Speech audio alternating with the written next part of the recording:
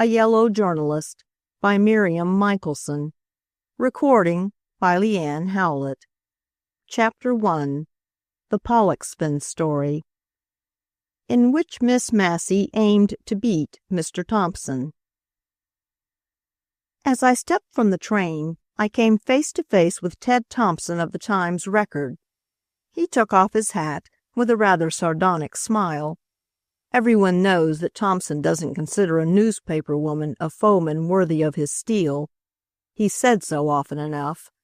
So I bowed stiffly and resentingly, and in my heart fearfully. But this last, of course, he couldn't see, and I'd have died before letting him know it. Oh, to beat Thompson on a story. "The Pollexfen story, of course, Miss Massey?"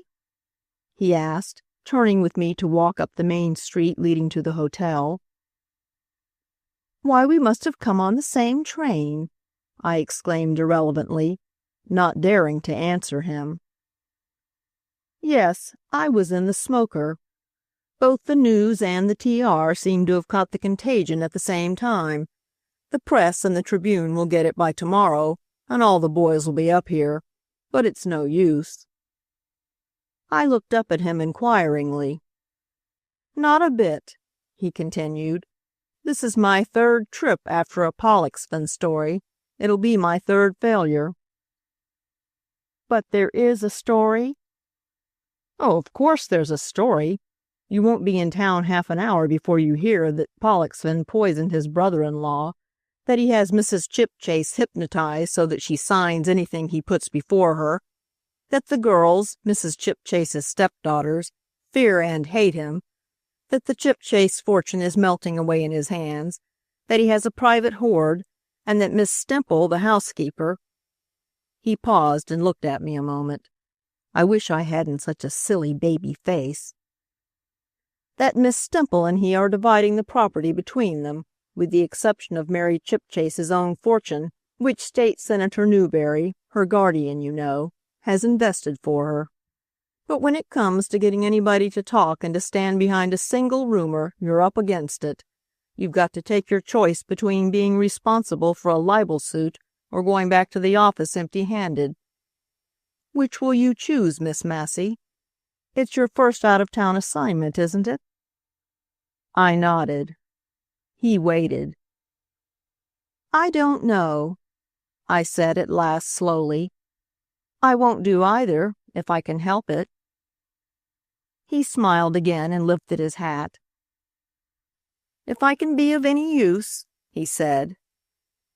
But I thanked him stiffly and went into the hotel alone, hating him for being so shrewd, for having such a reputation that it terrified one to be pitted against him, hating him for laughing at me, for patronizing me, for being so easy and carefree about his story, while, heart and soul, I was bound up in mine. It was 10 o'clock when I walked up the hedge-lined path toward the Chipchase place. I strolled up casually, as a visitor might. That was because I was scared to death and wanted to appear at ease.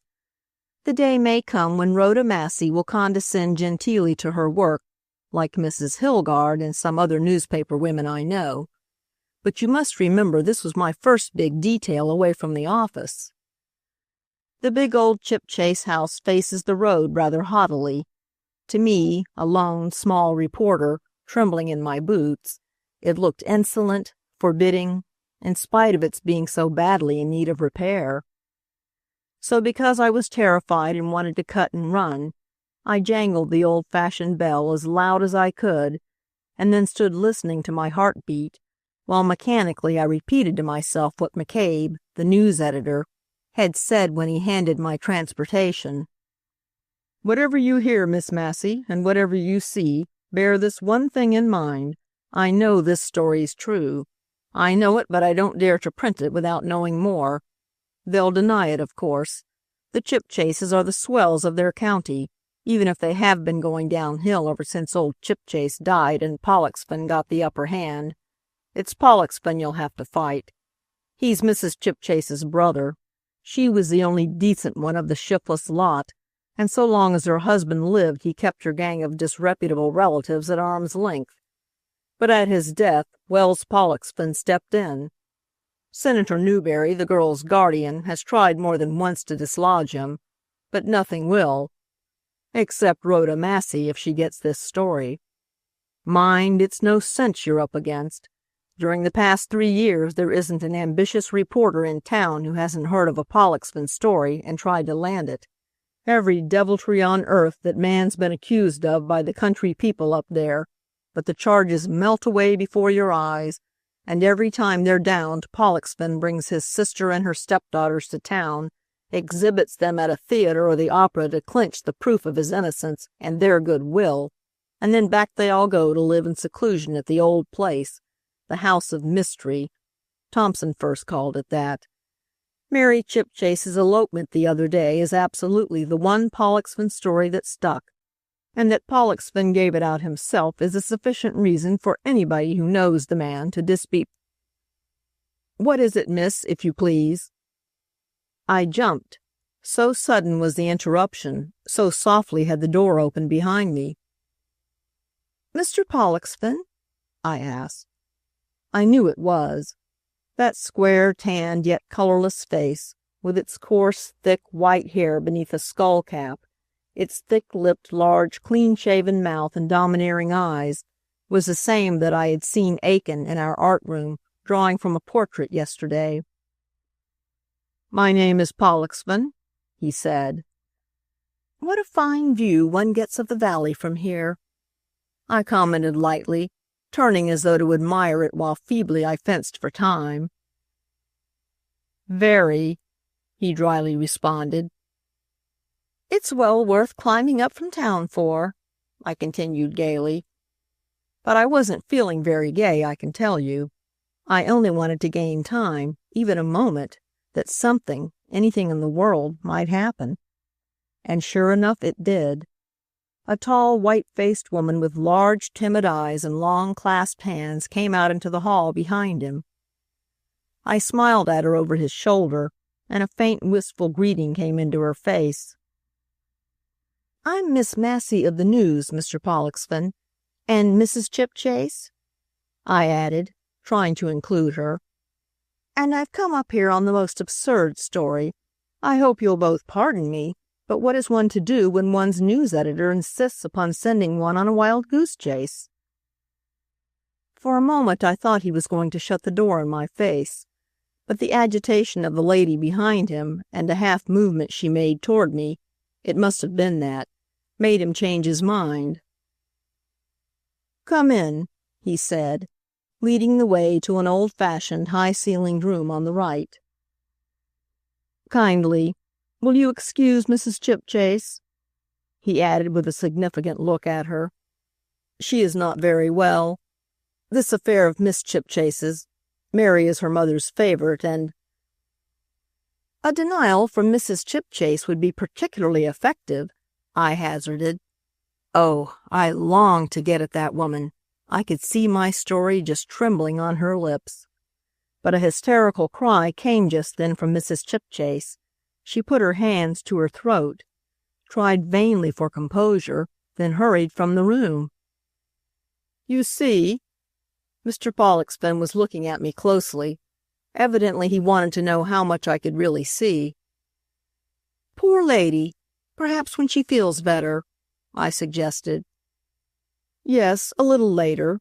Perhaps you can stay to lunch, Miss Massey, and afterward—" "Why, thank you." What a gracious villain it was. "And now for the story," he said, settling himself snugly in a big armchair. "What is the latest report for which I am indebted to a charming girl's presence?" Ooh, I wasn't a charming girl. I wasn't a girl at all just then. I was only a reporter, a creature with eyes and ears and possessed by curiosity, and to be set back into my skirts that way made me tingle with distaste. "It isn't so easy," I said slowly, trying to take his cue, "to tell a gentleman to his face that he is a scoundrel, or that rumor says he is. No, it is not a nice task for a pretty little woman like you, but I'm used to it in a way. whenever the beggars of the local press are out at elbows or down at the heel or in need of $1 to keep drunk on. His face wasn't pleasant to look at just then.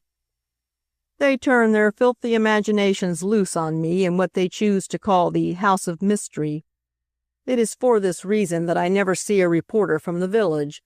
But when a beautiful lady journalist comes all the way— "Mr. Pollexfen," I interrupted, "how in the world do you suppose beautiful lady journalists get any work done if their heads are to be turned by compliments?" "The wonder is," he responded, "that newspaper men can get any work done for looking at them. But you, Miss Massey, you can't have much serious work to do. A girl with a dimple and—" "I have serious work on hand just now, Mr. Pollexfen," I said quickly. "I have to ask you and Mrs. Chipchase some disagreeable questions. Was there a violent scene between you and Miss Chipchase Saturday last, the day of the elopement? Did you strike her, Miss Chipchase, with your cane?" I looked at it now, a thick knob stick with a strong handle upon which his hands were clasped. And did she fall, crying, "Never, never, not even for her sake? You could kill me first? And as soon as Mr. Newberry comes back, I'll expose you? Yes, I will this time if I die for it?" I was watching him now.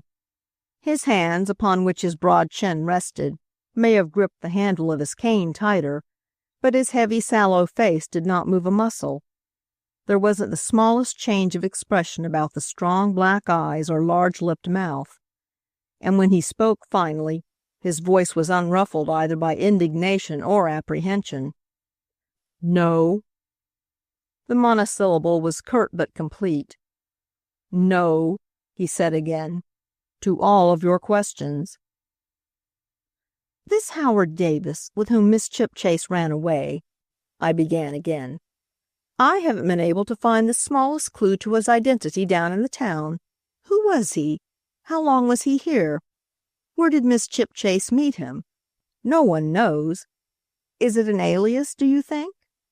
They drove down to the station below instead of taking the nearest one, I understand, in your own team, yet neither the conductor nor the station agent remembers seeing them, and the train boy insists that he heard—" "My dear young woman," Pollexfen had risen. His short, squat, yet straight, strong figure, as it confronted me, had something bull-like in its pugnacious solidity. "I must decline to be interviewed as to the reason why a senile station agent and a drunken conductor are unable to give reliable information. Is there anything more?" There was much more, but I didn't say it, for a woman came in just then. She was tall, with a full, slim-waisted figure, short brown hair, and prominent eyes. "Excuse me, Mr. Pollexfen," she said, looking curiously from him to me. "It is lunch time."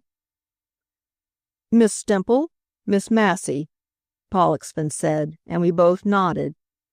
She didn't take to me, I could see that, but oh, how I didn't like her. "Miss Massey will have a cup of tea with us, Martha. Tell Mrs. Chipchase, will you, and Dorothea?" We followed almost immediately on her heels, Pollexfen and I, as she went across the hall to the dining room. Such a miserable luncheon that seemed to choke us all, so constrained, so hopelessly rigid, with Mrs. Chipchase sitting as in a dream on one side, with me next to her, and at the foot of the table Miss Stemple, very straight and executive, giving orders and making table talk in her place. Dorothea Chipchase, a girl of 15, red-eyed and sullen-lipped, opposite me, and at the head Pollexfen, hardly speaking, yet dominating every thought and word of all four of us. It was in sheer desperation that I began to talk of myself, after Dorothea said shyly, "It must be fine, being on a newspaper, almost as good as being on the stage, to go everywhere and see everything." "It's the one thing in the world for me," I answered quickly, glad of something honest and genuine I could say. "It's a standing joke in the office, how gone I am on the profession, but I do love it. I love the local room just before each of us goes out to bag his story, I love it when we all get back at night and pencils fly over the paper and typewriters click and the telephone bells go whirring. I love it when the newspaper's gone to press and those gossips, the newspaper boys. Never women in the world were such gossips as these fellows.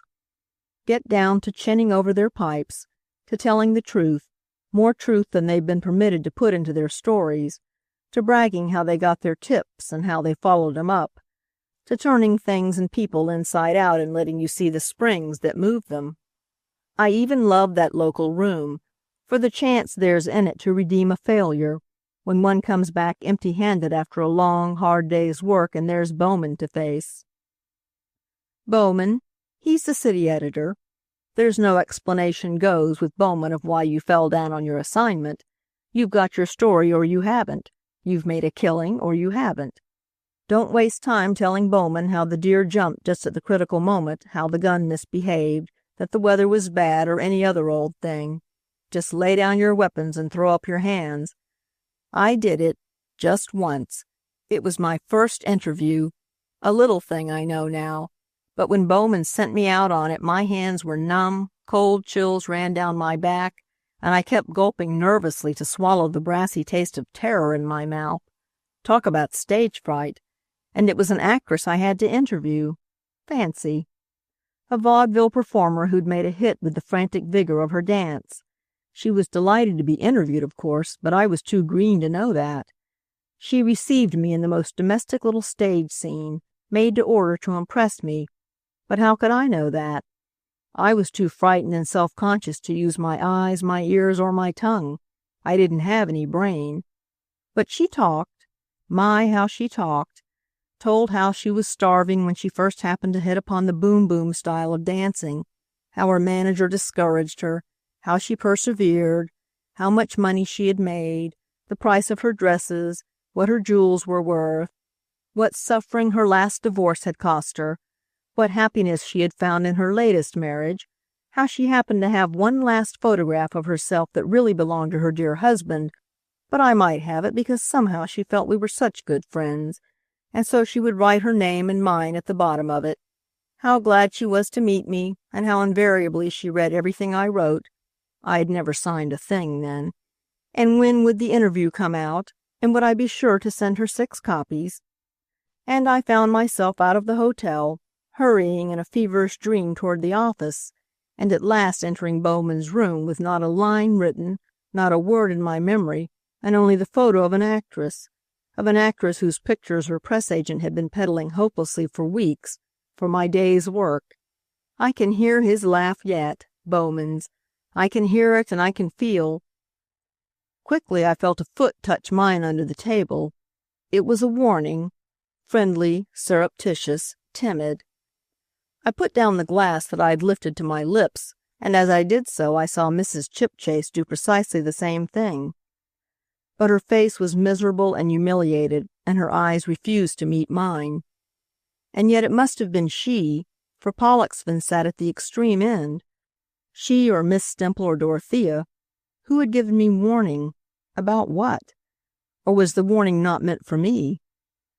It wasn't the housekeeper, I was sure of that. But was it Dorothea? I turned to her. And what happened then? She asked quickly. She did not lift her eyes to mine. She was looking at her stepmother. Oh, I had to stop and think a moment to get back to my story. Bowman just had Ted Thompson, he was on our paper then, write a fake interview. He did it in 20 minutes, and it was delicious, funny, clever, a million times better than I could possibly have done. I cried myself to sleep that night. And oh, how I loved the sight of that dear old local room the next morning that gave me another chance. Miss Massey, the girl's voice was eager. She spoke hurriedly, taking advantage of Pollexfen's talking to Mrs. Chipchase. Your work brings you into contact with all sorts of celebrated people? Well, yes. Perhaps. Oh, do you know Mr. David Lowenthal? The artist who's gone astray as a member of the theatrical syndicate? Why, of course. He did such a beautiful thing for a girl I know. she went on breathlessly. "This girl was stage-struck, I suppose you'd call it, and she wrote him a foolish letter. His answer was so fine, so fatherly, so almost noble. She must have fallen in love with him from your tone," I laughed. "But you're right, and that's like Lowenthal, a letter like that. Would you like to meet him?" "Would I? Would—" she began. But just then the others rose from the table and we all filed out into the hall, all but Pollexfen and Mrs. Chipchase. They stayed behind. Dorothea ran up the long, broad flight of steps that led to the upper story, as I followed Miss Stemple across the hall and into the front room, and Pollexfen called after me, "Wait a few minutes, Miss Massey. Mrs. Chipchase will want to make the statement you asked for." There was a note of simple, confident good nature in his voice that amazed me. If Pollexfen said a thing like that in such a tone, it spelled defeat for Rhoda Massey. Where was the weak spot? In despair, I cried to myself that McCabe was sure of the story. That nerved me again to believe in it myself, and in the meantime to sit in the shaded parlor with Miss Stemple silently watching me while I waited for Mrs. Chipchase. I heard her step in the hall at last and rose. Clearly my stay in that house was over now. But just before she got to the parlor door there was a swift patter of feet down the stairs, and I heard Dorothea's voice. "Mary says she won't eat a thing unless I cook." And then Miss Stemple flew to the door and slammed it as she went out behind her. For a minute I stood there alone, all a-tingle with excitement. Then the door opened and Mrs. Chipchase stood on the threshold. "Miss Massey," she said, speaking with a mechanical tonelessness that was like a child's repetition of a lesson, "I am grieved to hear that certain rumors derogatory to my brother, Mr. Wells Pollexfen, are being circulated. I authorize you to deny them for me in your paper, in my name. They are false, all of them."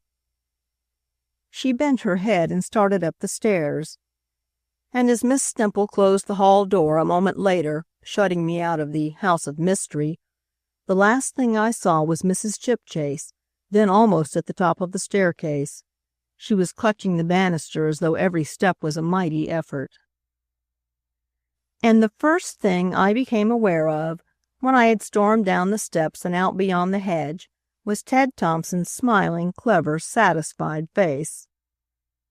"I should judge from your joyous manner, Miss Massey," he said ironically, coming up and joining me, "that you have lunched with the Chipchases, that you have met wicked Miss Stemple and clever stage-struck little Dorothea, not to mention that perfect gentleman, Wells Pollexfen, and that you are provided with a complete and circumstantial denial of the whole libelous tale, and not one line besides." I had thought I should want to cry as soon as I was out of the house, I was so mortally blue. But Thompson was so cocksure that I couldn't resist jarring his satisfaction a bit. "You're nearly right," I admitted modestly. He turned quickly. "Nearly? Doesn't that content you?" He looked sharply at me. "I don't believe you," he said after a moment. "If you had one solid fact to base a story on, you'd have flown down those steps instead of—" "That wouldn't have been professional." "But it would have been human. I'd be capable of it myself for a Pollexfen story, and I've had a few more years of newspaper work than you, young lady. Going to take the afternoon train back, Miss Massey?" "Thank you, no, Mr. Thompson. I believe I'll wait till evening." "So will I, then. But look here." He got off his high horse. "State your grounds, or your belief, or your hope of a Pollexfen story to me, and I'll give you my word of honor to go straight back to town and not make the least use of your tip. But just let me decide for you whether it's worth putting in your time, and your whole heart and soul, you insatiate little digger, on this forlorn hope. I hate to see a girl work like that." I shook my head, but I put my hand in his outstretched big one, and for the first time it occurred to me that one might really like Ted Thompson, if one were only in his class. and not a wretched little local room prodigy full of envy and ambition. "I can't," I laughed. "There isn't a lunatic outside asylum walls that would call it a tip, the tiny, tiny hopelet I've got. And yet I simply can't leave it. Go, leave me to my fate." "Good luck, then. I didn't know women had it in 'em, that terrier instinct to get to earth. I don't like it. Frankly, Miss Massey, 'tisn't womanly, and girls with sunny hair were made—" "Oh, I'll be womanly to beat the band," I interrupted, "after the paper's gone to press." I watched him as he swung off down the lane toward the village. It had exhilarated me just to talk with him. To be on the same story with Thompson made you feel almost like a special writer yourself, like one of the lofty, who sit in separate rooms and use individual typewriters, who reject this assignment and accept that one, and talk to Bowman in a baffling little superior way when they're so sorry they haven't time to do a certain story for him which, they intimate, is being just butchered by some incompetent, and then sit down with McCabe as man to man and find fault with the makeup of the paper and suggest a feature or a headline or an improvement in the artist's way of handling his part of it. Oh, I'll do it all and be it all myself some day. I looked from the poppy-decked road where I sat over to the Chipchase house. Oh, to force it to yield up the secret it held, the big, stubborn, dumb place. I just couldn't go back. So I stayed and stayed. And all I had, so little I had been ashamed to own it, was Dorothea's words in the hall. "Mary says she won't." Then Mary Chipchase must still be in that mysterious house yonder, and the story of the elopement must be only half true, or not true at all, and I felt my pulses bounding, for just then a tall, well-developed figure in a stylish coat and a picture hat came down the side steps on the south side, walked across the lawn out into the lane and down toward the village. It was Miss Stemple. Miss Stemple out of the way and the door lightly shut behind her and most probably unlocked, and the way Miss Stemple came out must be the way for Rhoda Massey to get in again. I didn't give myself time to think it over. I didn't dare, it was so impudent a thing to do. But before I got to the door I had a wee lie ready for an emergency. I didn't knock. No, I pushed the door open, and softly I hurried up the narrow flight of stairs, the servants' staircase. I got to the top and stood like a guilty thing, looking down the hall and longing for something to tell me which of the two corridors branching from it was the one I wanted, when I heard a step. My heart went down to my boots. At the thought of meeting Pollexfen, something seemed to clog within me. I might have been the sneak thief I looked and not the hardest digger on the staff of the biggest and yellowest paper in San Francisco, so unreasoningly terrified I was. But it wasn't Pollexfen. It was a housemaid, who looked surprised at the sight of me, but not amazed. I went up to her all abeam. I can be what Ted Thompson calls womanly, and just now I cared more to make friends with this big-toothed Irish girl than for taffy from any man I'd ever met. "Miss Stemple told me to come right up," I began quickly. "I met her just as she was going out. She said you'd show me Miss Chipchase's room. Which is it?" I said it casually. I really think I did, but there was a sound of rushing in my ears, I so held my breath to listen. And she said it. She said it. "Which one?" she asked. "Why, Mary's, of course. You know, we were roommates at college." I gurgled in my relief. "Dorothea's growing, though, isn't she?" She nodded, leading the way without a word. It may have seemed as though I walked after her, but really I danced all the way down the broad, dark hall. And then suddenly something sent the blood to my ears again. It was the tapping of the cane. Pollexfen's cane, I knew it, planted so firmly and slowly and regularly it might measure the beating of one's heart. I couldn't face him, not now. Within an inch of my story, anything but that. With a finger to my lips, I slipped $1 into the girl's hand and stepped into a big alcove at the end where the halls branched, in which, in the days of the Chipchase's splendor, There must have stood a great marble statue. "What is it?" Pollexfen cried. He had heard the noise I made scrambling into place. "What are you doing in this part of the house?" he demanded of the girl. She went forward and made some reply. I couldn't hear it. Pressed close. Oh, at times I'm mighty glad I'm little. With my head bent forward, I was posing as a yellow reporter frozen into a living statue of suspense. "Well, get your work done in a hurry and get downstairs," Pollexfen growled and stumped slowly past me down the stairs. "You're a treasure," I whispered to the maid as the door slammed behind him. "Here's another," and I opened my purse. "No, keep it, and this one too," she said, trying to push the coin back into my hand. Her own was trembling. "I won't bring ye to Miss Chipchase, I'm afraid." "But Miss Stemple," I objected. "Let her tell me so herself." "Oh, if you don't believe me!" I exclaimed haughtily. "Well, why then did ye hide from him? No, keep your money, I'm afraid." She turned from me and hurried down the hall. Oh, to have success so near! "Listen," I said, running after her. "You've got to show me which is Miss Chipchase's room. If you don't, I'll walk straight down those stairs and tell Mr. Pollexfen you let me in."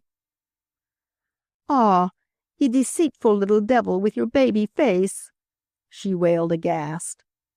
I wanted to laugh, or to cry, anything except to stand still and feel the chances of discovery thicken about me. "Nah, you're afraid of him yourself," she said at last, taking courage at the memory of my scare. "Not a bit of it, not a single bit of it," I whispered positively. "I'll go down to him after I've seen Miss Chipchase, if you like, and tell him you're not—" "The saints forbid!" "Oh, come on, do please," I coaxed. And suddenly she yielded. Catching me by the wrist, she almost ran with me up the corridor, and pointing to a door at the end of a narrow hall, she turned and fled. For a second I was afraid to try that door. Such jubilation was in me that, if it should happen to be locked, I knew nothing more to do but to dissolve in tears. A swish of skirts in the corridor below decided the thing for me. I just had to go in. I turned the knob and stepped right into the bedroom where Mary Chipchase lay. I knew her immediately. She was so like a glorified edition de luxe of little Dorothea. She started up suddenly at sight of me, then she fell back with a cry of pain. But before I had reached the bed, she put out a feverish hand that beckoned me to her. I know," she said swiftly under her breath. "You're the bright-eyed little reporter girl Dorothea told me about. For mercy's sake, how did you get here? No, don't speak. There isn't time. Listen, it's a lie. I didn't run away with any man. It's a lie. What Mother, my stepmother, told you this morning. Wells Pollexfen's denials are lies, lies. It's all a lie. Our whole life for years past and since my guardian went abroad, but we lied for her, for Mother. She has been a mother to us, that poor tortured woman, but if I tell you, promise, swear that you'll shield her, that no one will know that part of it. You're a girl like myself. Surely you wouldn't hurt us." "Oh, surely. Trust me," I gasped. She looked at me a moment. "You won't tell. I know you won't. She drinks, poor Mother, and when Wells Pollexfen wants her to do anything, he has wine served for her, as he did at lunch today, Dorothea told me, though he'd be kinder to give her poison. And that's why he kept you here to lunch, knowing that in a stranger's presence poor little Dolly wouldn't dare to protest, and could only implore Mother with her eyes and try vainly to— Oh, but it's all ended now. I've been trying to wait till Mr. Newberry should come back from abroad and help us, but I can't wait any longer. I did fly from the house when Pollexfen, he wanted to marry me. There. Did you ever hear anything madder than that?" She broke down, laughing hysterically and crying with passion. "But he couldn't strike you." I knew now that part of it was wrong. No one could strike Mary Chipchase." Strike me? Oh, no, no. He raised his cane at Mother. He often threatens her when she's not herself. It was in the little wood just before you get to the station. He had overtaken me in his cart and brought her along to persuade me to come back. But the brandy he had given her maddened her this time, and she cried to me to go with her blessing. Then I thought he was going to strike her, and I sprang forward. But my foot slipped on the wet grass and I sprained my ankle."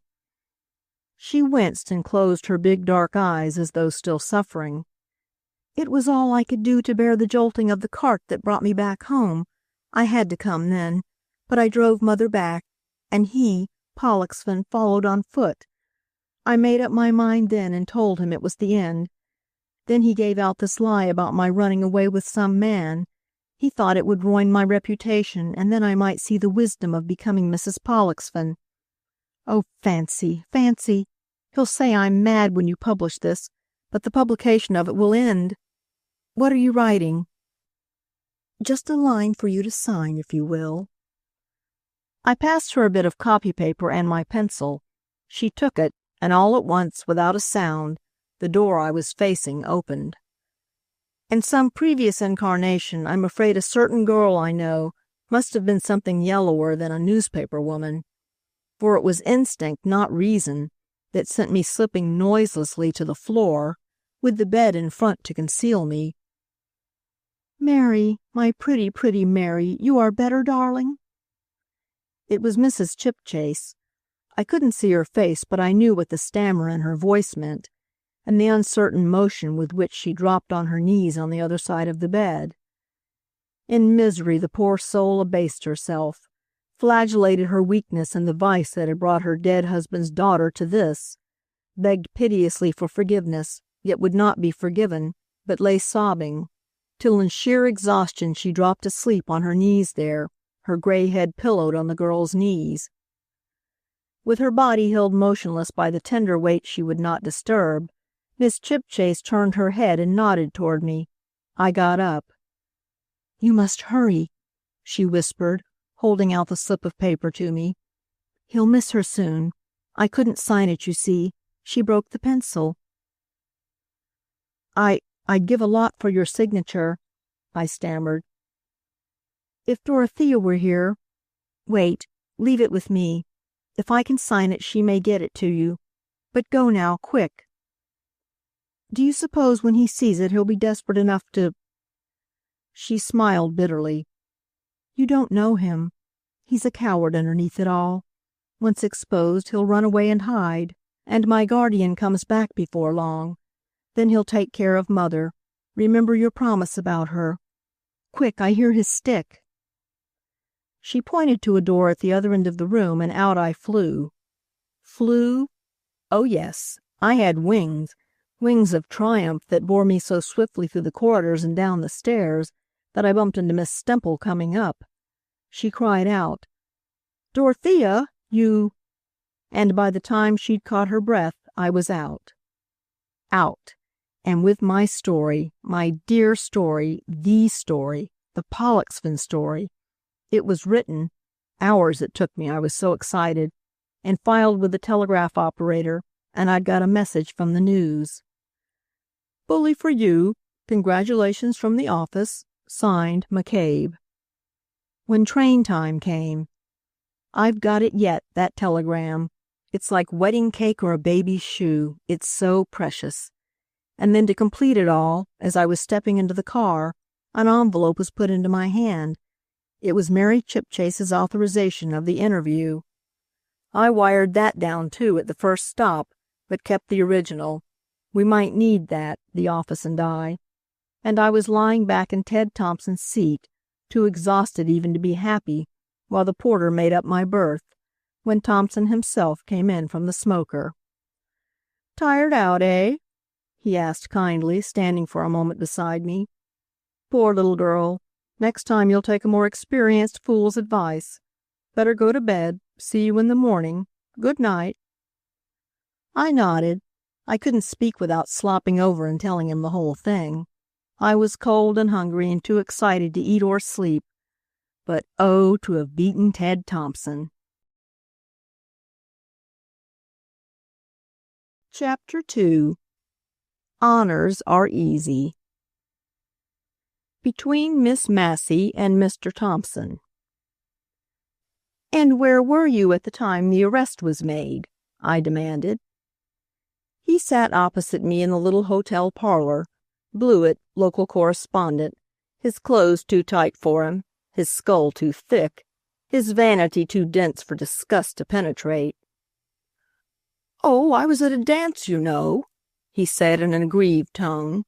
"It was after 11. 'Pon my soul, I believe it was almost 12. What the deuce the sheriff wanted to do the thing in the middle of the night for, I can't see, unless the Times Record bought him. Blamed unfriendly, I call it. I'll roast him good and brown for it some." "The office," I interrupted, "is not altogether charmed." "Well, they can't blame me." I looked at him, the picture of fat, self-satisfied dullness. "Why, I understand that fellow Thompson of the Times Record," he went on, "came up from the city and worked the thing up on the sly. Nice thing for a gentleman to do. They tell me when he was ready and had his story all written, including a faked interview with the prisoner, he waited purposely till 11 o'clock before turning his proofs over to the sheriff and witnessing the arrest. Then he filed his copy at the telegraph office and went off to bed. When I got wind of it at midnight—" "Oh," I groaned. "Yes, wasn't it beastly of him? I did try to send a message, but the operator was busy with his stuff. The telephone wires were down, and—" "And why in the name of peace didn't you ride to Grafton, rout out the operator there, and send us just a word, just a line, to save our face? We could have padded it out. We'd have done anything. Oh, if you could have seen McCabe's face when he got down at noon and saw that TR scoop." Blewett stared at me, blinking solemnly. "Why, do you know," he said slowly, "I never once thought of that. It was so late and such a disagreeable night, too, to go to the Grafton. Besides, I had taken a young lady to the party and had to see her home, you know. It was a bitter cold night. Don't you find it very cold up here, Miss Massey?" I find," I stammered furiously. "But San Isidro's a nice little place," he went on in his best society manner. "We have lovely parties here." I choked. Parties and a young lady and the weather and the time of night when the news was scooped on its very own story, the Dimling murder case we had ourselves uncovered. "Look here, Mr. Blewett," I said explosively. "Everybody connected with the news is in mourning. We're just writhing in defeat, and they've rushed me up here to do anything in the world that'll do good. Now, as long as I'm here, we'll do business, you and I, on this basis. No parties, no young ladies, no night, no day, no nothing till we get even with the Times Record. I can't sleep, you mustn't sleep, till we do them up. Understand?" "Of course," he said stiffly. "I am at your service." Evidently he didn't think I came up to the San Isidro standard of young ladyhood. "Thank you," I said dryly. "If we succeed in hauling the news out of this hole, you may keep your job." He flushed at that, and his ears were still red when he took his leave. I suppose it was nasty of me, but I couldn't bear his jellyfish complacency. At the station I had seen Ted Thompson shining in the morning after glow of victory, and to fancy his cool, audacious quickness matched against my lumbering, blundering aide-de-camp made me lose my temper. I could hear Ted's voice still. "Oh, how are you this fine morning, Miss Massey?" he had called out the minute he saw me get off the train. "Miserable, furious," I cried. "If I were a man, I could find words to express." "You want to swear? Quite natural. Can I do anything in that line for you?" "If you please," I said gravely. He halted. We were walking together up the one village street, and all San Isidro was gaping at us and pointing us out, and calmly extending a hand as though to command silence and invoke the wrath of the inky gods. He said in affected falsetto of dainty disgust. "Darn." The townspeople stared. I giggled in spite of my rage. "I feel better, thank you," I told him, and we resumed our walk to the relief of the populace. "And I congratulate you. There. Oh, what a scoop, what a bully scoop." Wasn't it? His gleeful admiration of his work was almost as impersonal as my own. Wasn't it just too full and sweet and rich for anything? The only drawback was that fathead Blewett.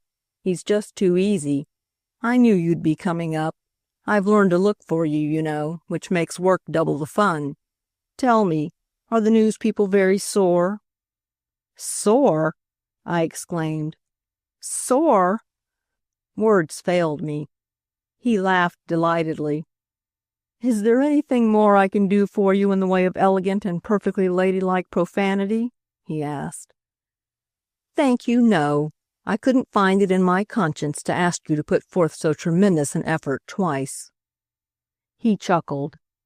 "Just the same, I'm awfully glad they sent you up. The place as a whole, deadly. But if you'll lunch with me and—" "No, sir." "Phew! The news must be sore McCabe savage." "It is, Mr. Thompson, they are. I'm not lunching, I'm not living. Wait till I get even." "Don't let it take too long, please," he laughed.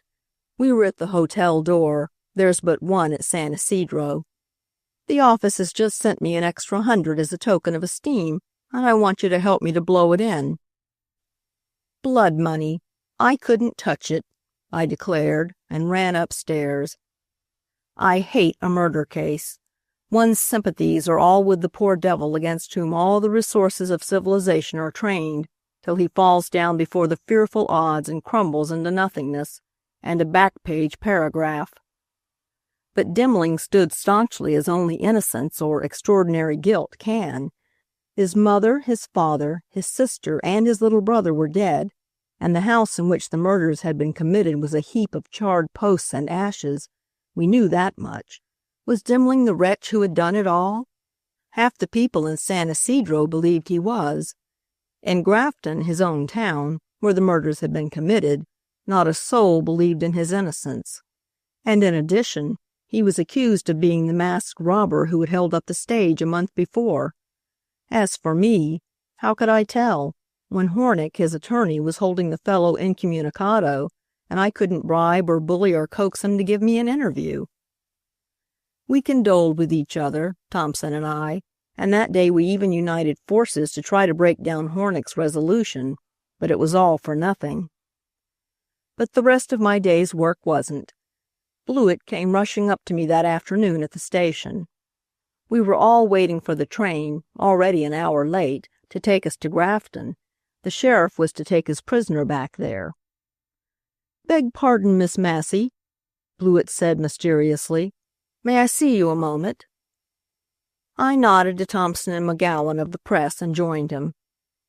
"I've got a corking tip. The Grafton people are going to take Demling from the sheriff and lynch him. There, what do you say to that?" "Do you think they really will, Mr. Blewett?" "Do I think?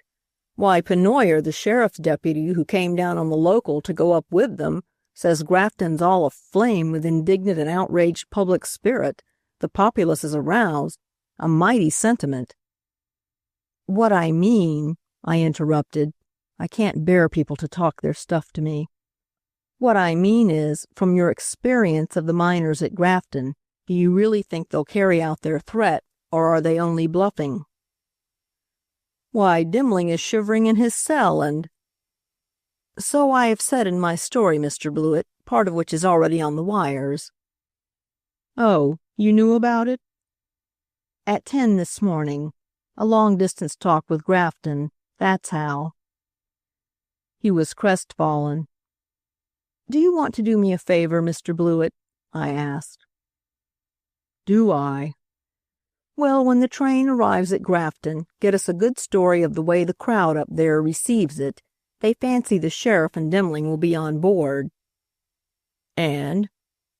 "And they won't. Look there." I nodded down the street.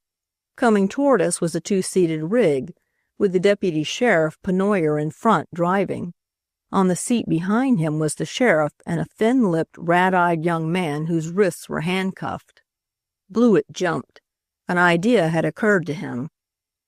"There is room for one more on the front seat," he whispered. "By jingo!" "Hadn't you better ask for that seat, Mr. Blewett?" I suggested softly. He hesitated. "There's no danger of the mob's mistaking you for Demling. He's lived in Grafton all his life, and everybody knows him," I urged. "Think what a story you'll get if they do try to take him from the sheriff. It would make up to the office for that awful beat of Thompson's. If you really want—" No, it would be of no use to ask for it," Blewett said hurriedly. "Thompson's got it fixed, I'll bet. Look there, he's talking to them now." The sheriff's team had pulled up, and while Ted Thompson pleaded and the sheriff sat shaking his handsome white head, Pennoyer was looking over the crowd. "Yes, Thompson's got that place, the beggar," Blewett repeated. "No, Mr. Blewett, Thompson hasn't," I said. A common instinct had driven the crowd close to the carriage to gaze upon the prisoner. We were so near now that I could hear the exclamation of disappointment Ted gave when I spoke again to the local man. "Look here, Mr. Blewett, if you want to go up with the sheriff, I can get you that seat," I said quickly. "It's mine. Yes or no, now? Quick." "Oh, there you are, Miss Massey," called the sheriff, leaning out. "Jump in now if you're game." I looked at Blewett. He colored and drew back. I jumped into the wagon. I wouldn't touch the hand he held out to help me. A murmur of amazement that broke into a laugh and swelled into a cheer came from the crowd. Ooh, I never felt so yellow in my life. The red flamed to my cheeks. I set my teeth and looked straight ahead. But I saw Ted Thompson rushing madly up the street toward the village stable before Pennoyer's whip flicked out, the crowd cleared, and we were off. Are there many good horses in San Isidro?" I asked Pennoyer anxiously. The deputy laughed aloud, a roar of appreciation. He was a young giant, beardless and bronzed, the muscles of whose great shoulders played beautifully beneath his shirt. He wore neither coat nor waistcoat. "There can't be many decent horses in a town like that," I pleaded. "Take comfort, Miss Massey." The sheriff leaned forward. "You've got the whole works to yourself, just as he had the other night. Thompson can't get a thing on 4 legs that'll get him to Grafton sooner than the train. It's behind time, but he'll have to wait and take it. We go by a short-cut, and so—" "Oh, thank you." I turned and held out a hand. My, how I loved him for a minute. That big, bearded, keen-eyed old California sheriff, so susceptible to woman's wiles, so appreciative of a situation, so full of relish for a joke, and so courteous in his dear old Pioneer 49 way. "Miss Massey," he said then with distinguished formality, "this is Thad Demling." We bowed gravely, the murderer and I. He shot a swift, suspicious glance at me from out his lowering, sharp eyes and shut his lips tight. But I was innocence and simplicity personified. I attempted to interview him now that his lawyer wasn't there to protect him and chance had thrown them to me. Oh no, not Rhoda Massey. The drive to Grafton takes nearly 2 hours. I could wait. "Oh, these girl reporters have got grit all right," said the sheriff to the world at large, while Pennoyer the Silent chuckled enjoyingly. "I promised her she should ride up with us when she found out we wasn't going up on the train. By gum, she deserved it. They wasn't a reporter in town that knew it. I was in hopes you'd tell Blewett, miss." "And I was in hopes you wouldn't," I returned. He laughed delightedly. "Cute, eh?" He appealed to Pennoyer's back, and the giant deputy's shoulders shook. "Well, if you had trusted that fellow," he went on, "the whole town'd have known it. And then Thompson had time to checkmate ye. He come after me, though at noon. Cute, I tell you, Ted Thompson. And he swore and he coaxed. He offered to pay the price of the rig for a seat. I told him he could have it for nothing." "You did?" I interrupted. "If the other fellow that was going with us didn't show up. He showed up all right, the other fellow. But I don't know. If they's trouble up there—" "Miss Massey." A new voice it was, Demling's voice, husky from long silence, timid but affecting bravado. "Do you believe there's any truth in these stories about a lynching? Will you tell me just what you know about it?" "Would I? Oh, to have your fish ask you to please be so good as to bait a hook for him. The silly fish, he didn't know that the man who asks an interviewer a question is lost. Poor, poor Ted Thompson. By the time the dome of Grafton City Hall was in sight, I knew all Demling had to tell me, though he remembered his attorney's injunction faithfully, and I was never so impolite as to mention such an ugly thing as murder. I knew his hobby, his vanities, his tastes, his prejudices. I knew his weak, hard face by heart, his mannerisms, his peculiarities of speech. I had his opinion of the world that had accused him. I had an order for his signed photograph. You'll scoop the news, Ted Thompson, will you? But we all got very still as we neared the town. The grinning young giant next to me straightened his buffalo-like shoulders and slid a Winchester along his knees. I heard the sheriff trying his pistol behind me, and I saw the gray pallor that overspread the prisoner's face. My own heart began to beat with the horse's hoofs as we turned up the road and into a side street, and I didn't spend so much time pitying Ted Thompson. When the men came up, and where they came from, I don't know to this day. There was a score of them on horseback, and they rode fiercely at us, only to check their horses suddenly and dash frantically down a cross street. I turned questioningly to the sheriff. I couldn't speak. My tongue was stiff and dry. Demling had slipped into the bottom of the wagon. Only his eyes seemed alive. "They must have seen you, miss," said the sheriff, "and thought they'd made a mistake. They'll be back, of course, but that's so much time lost, and we'll see, that's all." Another turn and we were galloping up the main street.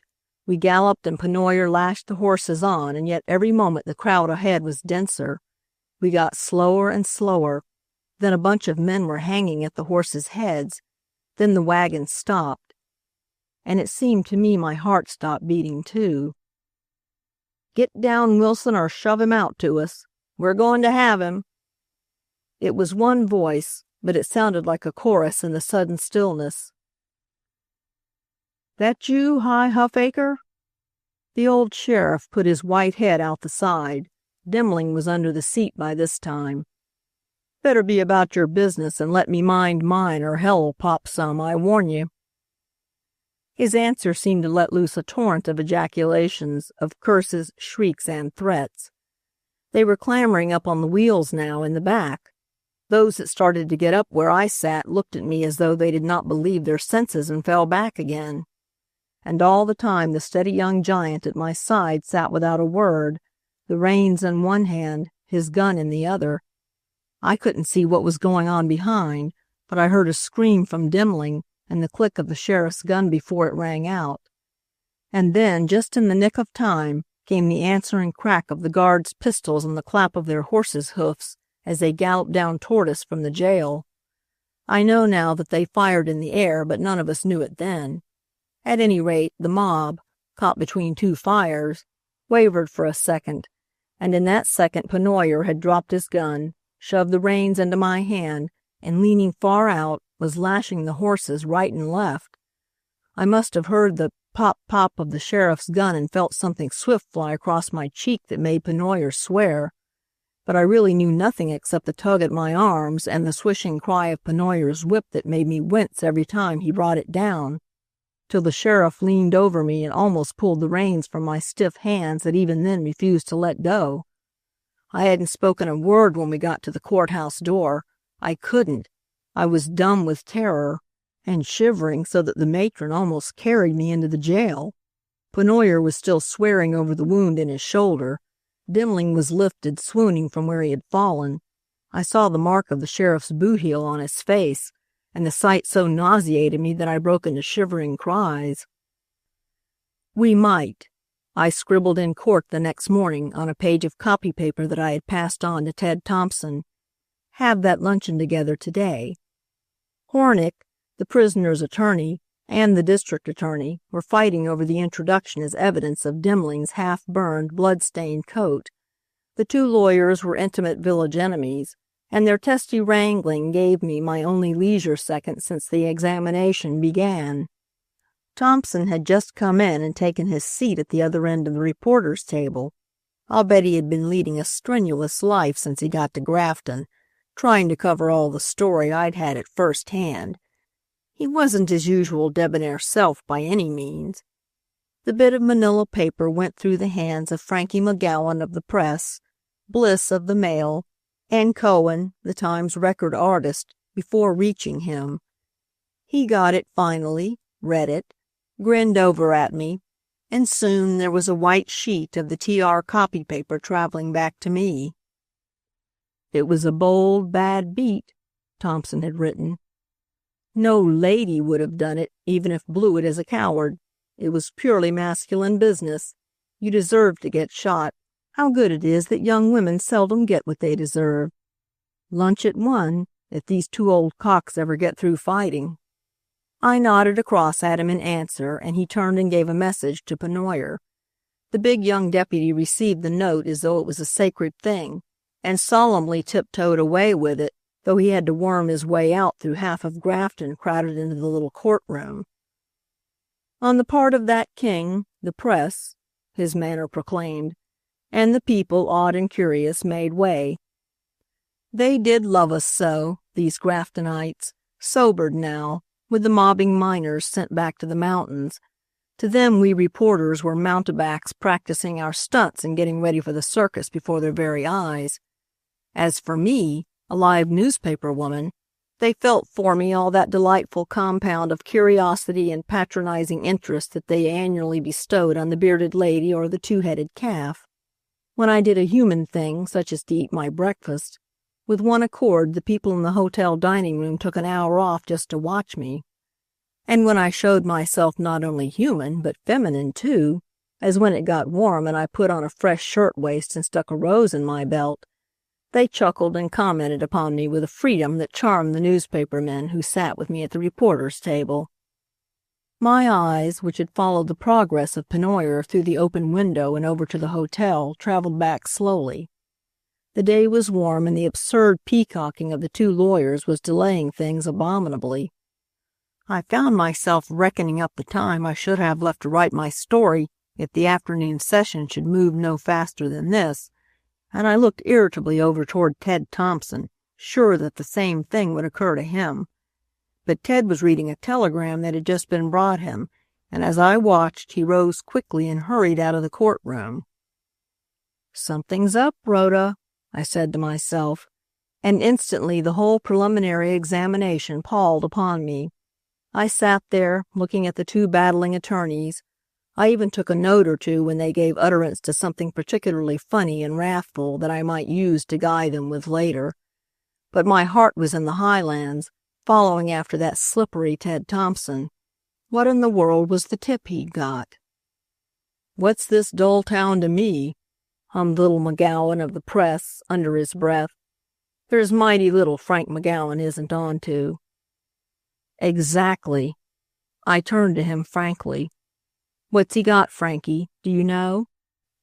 "Not I. It's something new.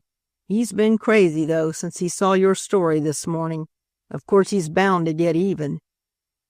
"Of course," I agreed faintly, "but—" Miss Massey," said a voice at my elbow.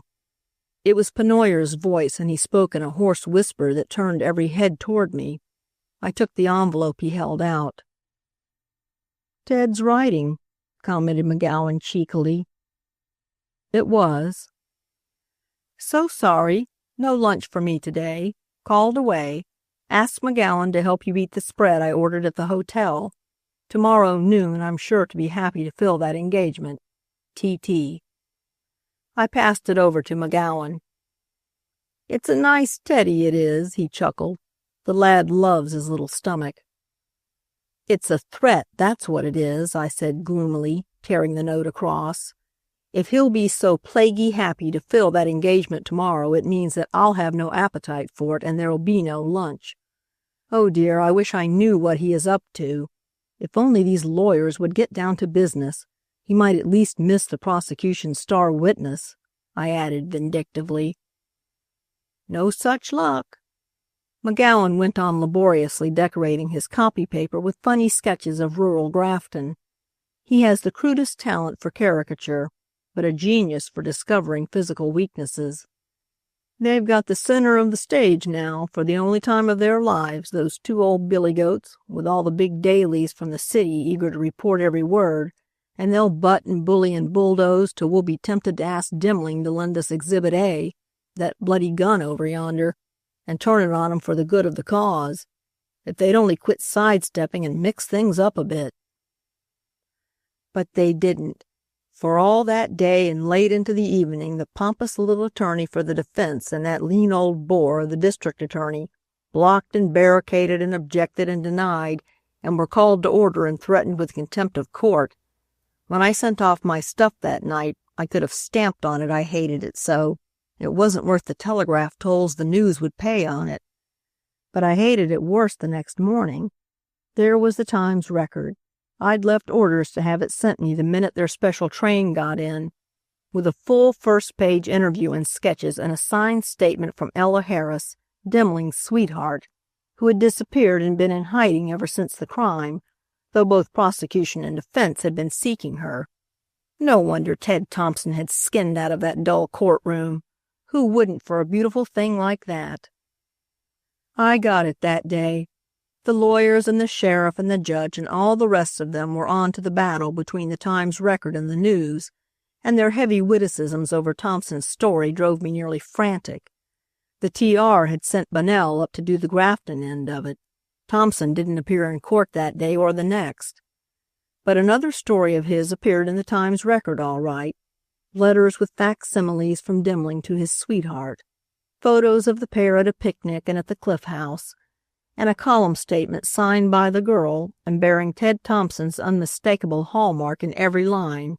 Oh, misery! I sent Blewett out to locate the girl. I told him not to dare come back without seeing her.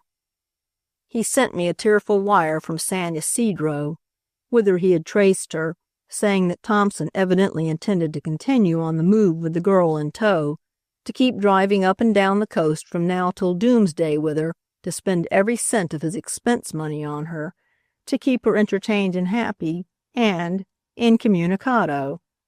And the following day, too, Miss Ella Harris held forth to the Times Record's readers, psychologically dissecting her lover's character in Thompson's best style. The court had taken a recess for a few days. The case in Grafton was dead temporarily anyway. The other newspaper people took trips up to the mines and down the valley. I went to bed sick of seeing the Times Record come out daily with its infernal Ella Harris stories. But I read them just the same, every word of them. It had a fascination for me, that stuff. Thompson had taken to faking largely now, for every idea in the girl's stupid little head must have given out days ago. The first thing in the morning I read it, though, and again just before I went to sleep, and even at night when I waked and couldn't get to sleep for fuming over the thing. Some phrase Ted had put in the girl's mouth stuck in my memory. But I could see what Thompson was and what was real. I hadn't studied that clear, good style of his for nothing. So I pored over it all till I got a complete understanding of Dimling's character anyway, till I knew the fellow, not as he had tried to make me see him when I talked with him, but as he was, with the one tenderness that made him kin to humanity, till the whole scheme came to me, and when court convened the next Monday I was ready to try it. The courthouse at Grafton is a noble structure, to the Graftonites. To us it was chiefly remarkable for the conveniences it afforded for newspaper work, for under its one roof it housed everybody and everything connected with the case. The coroner had held his inquest here. The preliminary examination was held here, and Dimling's temporary cell was just across the corridor from the sheriff's office, so that through the sheriff's open door one could see the prisoner sitting behind the bars, affecting not to hear what we said of him and his case, while we chatted with the fine old sheriff about this and other experiences of his full, long life, and waited for the judge to stroll over from his cottage across the way. "He's guilty, all right, Demling," the sheriff would quietly say each time a new clue was uncovered. "He did 'em both, the robbery and the murders." "But, Sheriff," I interrupted that Monday afternoon, speaking very clearly and raising my voice, "there is always a possibility." "Not the least in the world, my dear young lady. He's good as hanged now." "Don't you believe him, Miss Massey," shouted Demling's attorney. "The boy is innocent and—" "Then why do you keep him shut up for?" demanded Frank McGowan. "If he was innocent, he'd want to explain how that pistol with which the little boy was clubbed to death after the others had been shot came to be hidden in the shed. He'd want to tell why he pitched his old coat into the flames and how it came to be covered with bloodstains, how he could be in the lane behind the house as you admit he was and know nothing of the murder, and incidentally, how the express company's money happened to be hidden with that pistol. It's a trifle, but—" He does want to speak," interrupted Hornick hurriedly. "Sometimes I'm afraid he will in spite of all my advice to the contrary. The boy has got to be protected against himself." Sneered McGowan. "Well, for my part—" I had stepped to the door and was looking up the corridor now, but out of the corner of my eye I could see that Demling had dropped his book at mention of his little brother, and that he was listening eagerly. "For my part, I've got a theory myself that he's innocent." "Since when?" demanded McGowan, amazed. "Your stuff in the news—" "But I've changed my mind." I laughed out hastily.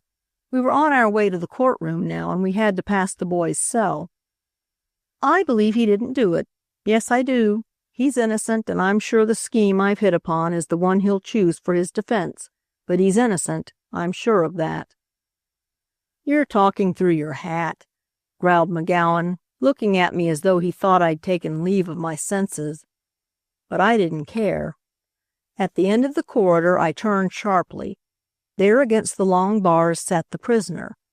His book had fallen to the floor, but his eyes were following me. He had heard then. I could do no more. Ted Thompson was sitting in his old place when we came into the courtroom. He was sharpening his pencils and whistling to himself, the image of contented industry. "All through playing the village beau?" I taunted as I passed him, not daring to let him have first blood. But he was too happy. He could afford to be generous. He only grinned and, leaning across the table, asked, "Does that celebrated luncheon come off today?" I shook my head. "Tomorrow, perhaps." He looked up quickly, but the prisoner was brought in just then and the examination commenced. I suppose I did pay some attention to the afternoon's work, but I knew I could get the shorthand reporter's transcript, and in my head a ceaseless questioning seesaw went on. Will he? Won't he? And the he was an even more elusive man to count on than Ted. It was Demling. I caught his eye several times that afternoon, and once I knew he was about to speak to me when his attorney interfered. But when court adjourned, he walked out between his attorney and the sheriff, and I gave up hope. Still, I couldn't go up to the hotel with the others without one more try. I told the boys I'd left some letters in the sheriff's office, and before they could offer to get them, I hurried away. I was going down the corridor when I met the jailer. "Demling wants to see you, miss," he whispered knowingly. "Hornick's gone to supper or he'd never get the chance, but—" "Hurry," I breathed. "Hurry." I got to the cell before him and had to wait while he unlocked the door. The bars in front reached from floor to ceiling. Demling waited till the guard had crossed over to the office and was out of hearing, though not out of sight. Then he spoke. "You said you had a theory, Miss Massey. Tell it to me." It was a week since our drive up from San Isidro, an afternoon of terror for the poor wretch that had been followed by days of slow torture, the crumbling of every hope he might have had and the steady upbuilding of the case against him. No wonder he rushed toward anything that looked like an outlet. I'm doing this without Hornick's knowing," he continued. I ain't got any confidence in him. He wants me to plead insanity, but I ain't guilty. Why should I? Tell me, what was that scheme? What did you mean?" For a moment I hesitated, shivering. Sheer pity for the wretch held me dumb. I looked at his haggard, unshaven face, his restless, frightened eyes, his powerful young body, its muscles relaxed as he stood slouchingly or shuffled his feet as he walked. It was that, the latent strength in him, that brought the other side of it quickly before me. The old father shot down, the mother in bloody terror of the monster she had given birth to, flying to the telephone and falling there, the sister cut off at the piano, the words of a song on her lips, the little imbecile brother clubbed to death with the butt of the same bloody revolver. "Mr. Demling," I said slowly, "I think the time's come for confession." "Confession?" The weakness fled from his face and wickedness stared brutally at me. "Is that all you meant? Well, you might as well." He nodded over his shoulder toward the grated door, which stood ajar, and sat down immediately, his back to me, at the table where the tray with his dinner had been placed. I looked at that back a moment, the great hulking mass of muscles bending over the table as an animal crouches over the food it tears. I wanted to beat him. Not for murder, but for discourtesy, the brute. But I walked quietly to the door, a false exit that made him look up, and asked simply as I was leaving, "What harm can it do to him now?" "Him? Who?" "Why, the man who is really guilty, the dead man you're trying to shield." He put down his knife. His hand was trembling so that he couldn't hold it.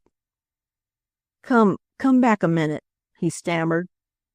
"Now tell me, you mean father?" I was trembling myself then, but I came back and standing next to the table I began under my breath. "Listen. At dusk on the evening of July 10th, a man of 55 came home, ill-tempered, out of sorts. At his best he was a reserved, surly, cranky fellow, known to be peculiar, domineering, never sociable or friendly with his neighbors, but close, grasping, suspicious. His wife was cooking the dinner, his daughter was at the piano, his youngest boy, my voice must have trembled in spite of me, was playing on the floor beside, no, he was out in front, Tim was." I caught the back of his chair to steady myself, but I dared not stop now, nor let him see I had heard. "Old Demling," I went on slowly, only half nodded in answer to their greeting.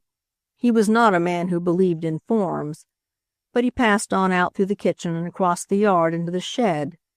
There he began to throw aside the rubbish and presently pulled out a sack. It was heavy with money, and that money he was just about to pour from the sack into a can he had placed ready, when the door behind him opened and his son Thad appeared. I didn't dare look at the fellow as he sat, his face upturned to me and studying mine, his ashen lips moving inaudibly, as though mechanically following the motion of mine. The sight of the golden 10s and 20s came upon the son like a revelation," I began again. "A month before there had been a stage robbery near the town, and the robber had never been caught nor the money found.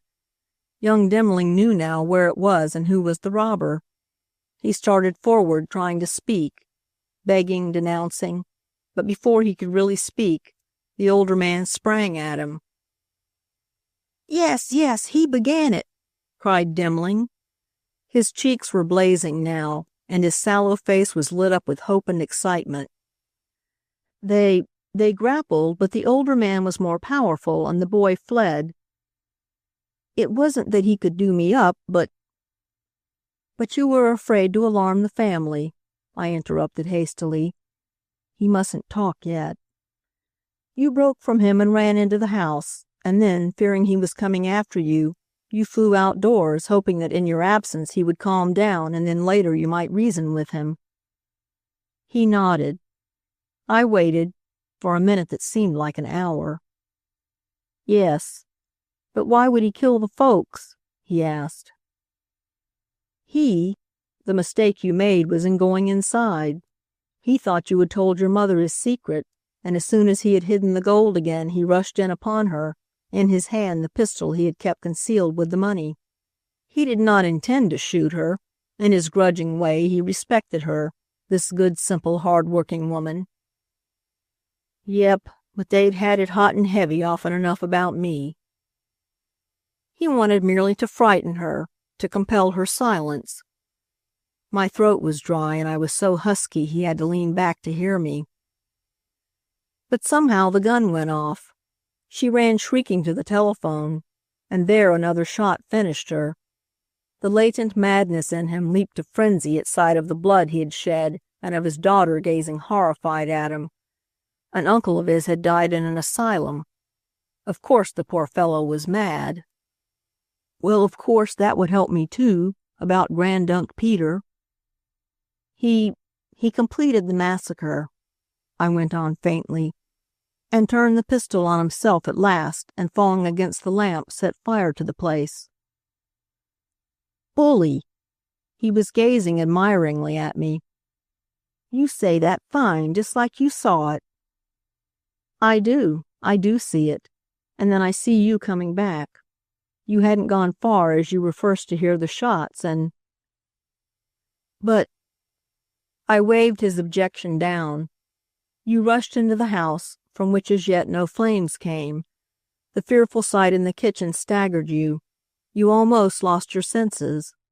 But in the midst of that awful scene one thought possessed you. No one must ever know that your father had done it. You seized the bloody pistol and ran blindly away to hide it through Tannery Lane. That old cat Mrs. Jennings saw me. Through Tannery Lane. You saw Mrs. Jennings, too, or at least knew someone had seen you, and suddenly the fearful thought struck you. You might yourself be suspected. Then you crossed back to the shed and thrust the pistol up in the rafters. You hurried downtown. Your coat was bloodstained, of course, from the pistol. You bought another, and rolling the old coat under your arm, you raced back to the house, all aflame now and surrounded by the crowd, and dashing the bundle through a window to clear a way for yourself, you leaped in. Great! And now you throw up your hands. I have stood it all, you say. The whole town's been against me. I've lost every friend I had. Nobody believes me innocent. I could bear all this for Father's sake, hoping the truth need never be known, but that in time I'd get my freedom, and then the whole thing would remain a mystery. But every day I keep silent seems to draw the net closer about me. My poor father would forgive me, but this is the truth. I am innocent. He did it. You bet. You print it, will you? Just like I'd said it. Promise me you will. It'll be a great scoop for your paper, but you deserve it. You're so smart and found it out while all those other reporters say I'm guilty. Then, something in the back of my head threatened, but I couldn't stop now. Then this is your story. This is the truth? That's what it is. He was pacing up and down the cell now, almost gaily, his evil young face alight with the braggart's confidence. It makes a hero out of me, don't you think? Why, when I get out of here, people'll be tumbling over each other to be nice to me. Why, I guess even theatrical managers and museums. Tell me, Mr. Demling, I asked suddenly in the matter-of-fact tone of the interview, why do you suppose the little boy was killed before his sister? He stopped still, as though a shot had struck him. He wasn't, he murmured. I held my breath, but he was quite off his guard now. Why, of course he was, I ventured, moving carefully toward the door. I tell you he wasn't, he repeated brokenly. I was right. The little half-witted brother had been the one tender spot in this brute's life. No one wanted to hurt the kid. He was a first-rate little kid, and his being weak in his head didn't keep him from making up to you gentle as a pup. A shiver shot through him at the memory, and I trembled too with nervous nausea. He'd heard the shots. His voice went on complainingly, while he dropped heavily into his chair. But he didn't know what it all meant, even though the place was blazing round him when he come in. Poor kid, he laughed at the fire. He was such a kid for fire. It was all you could do to haul him away from it. He kept dancing around, clapping his hands. I tried to drag him out, telling him he'd get burned, but that scared him and he broke away and ran for the kitchen, crying for his mother. It was in the pantry between that I caught him. It made me mad, his running in there where they all were. I'd got to get away. I landed on him then, not hard, but I'd forgot about the gun. It was still in my hand and it come crashing. His head fell upon the table, his arms outspread. I staggered out into the corridor. My feet were leaden as in a nightmare. And as in a nightmare, something caught my throat and held it tight so that I could not call the guard. It was Demling's sudden, realizing cry of fury that brought him running to the cell doors where the two grappled. "It's a lie! It's a lie!" Demling was yelling while he beat upon the door which the jailer had succeeded in closing. "Tell that she-devil it's a lie!" But I was out in the sunshine by that time, and the tonic of victory was dancing in my veins. It was 9 o'clock when I got through my story, and seizing my hat and jacket, started for the telegraph office. Blewett, who had been haunting the hotel, joined me. "Thompson's been flying about like mad," he whispered. He loved to whisper, as we turned up the street. "Let him fly," I said superbly. "They're up to something, he and McGowan." "McGowan in with him? That might be serious, but do they know?" "No one knows. Even I don't, exactly," he said imploringly. I laughed happily. "But the whole town knows you've got something Hornick don't want you to give out," he went on. "Oh, it does. But Hornick can't. He can't help. Hurry, let's hurry." Suddenly a cold fear came over me. I couldn't lose this story. I couldn't, but just then we reached the office, and I flew in and threw my copy on the operator's desk. "Rush it, won't you?" I asked. "I'll get the rest from Miss Eli, the shorthand reporter, and send it later." Why, he had made no move to take it. "What's the matter?" I demanded. "I'm sorry, Miss Massey," he said, ticking away at his instrument, "but I can't possibly send it till long after midnight. The wires are loaded now, and the Times Record having got in first, its order must be—" "Ted Thompson," I gasped. "He set you to telegraphing the encyclopedia." "There's the telephone, long distance," suggested Blewett. We hurried round the corner. "Give me the news, San Francisco, quick," I cried to the telephone girl.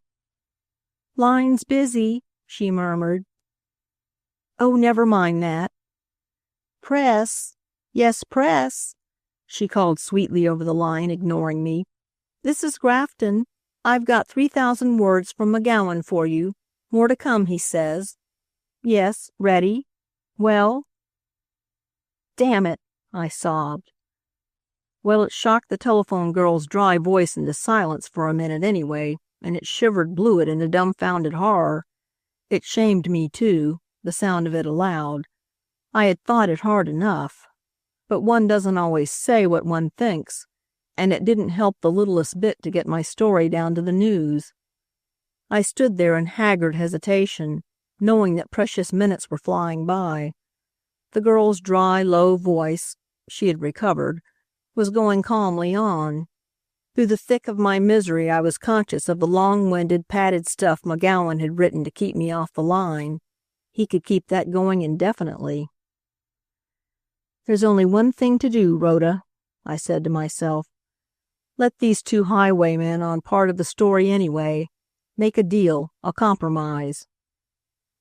I turned to Blewett.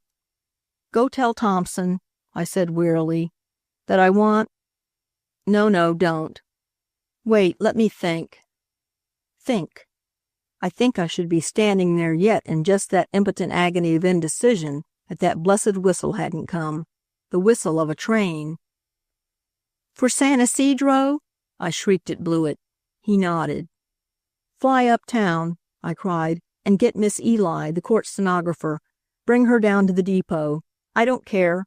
Bring her with her notes and have that typewriter I used at the hotel there, too. I tell you, you must." He demurred. There wasn't time.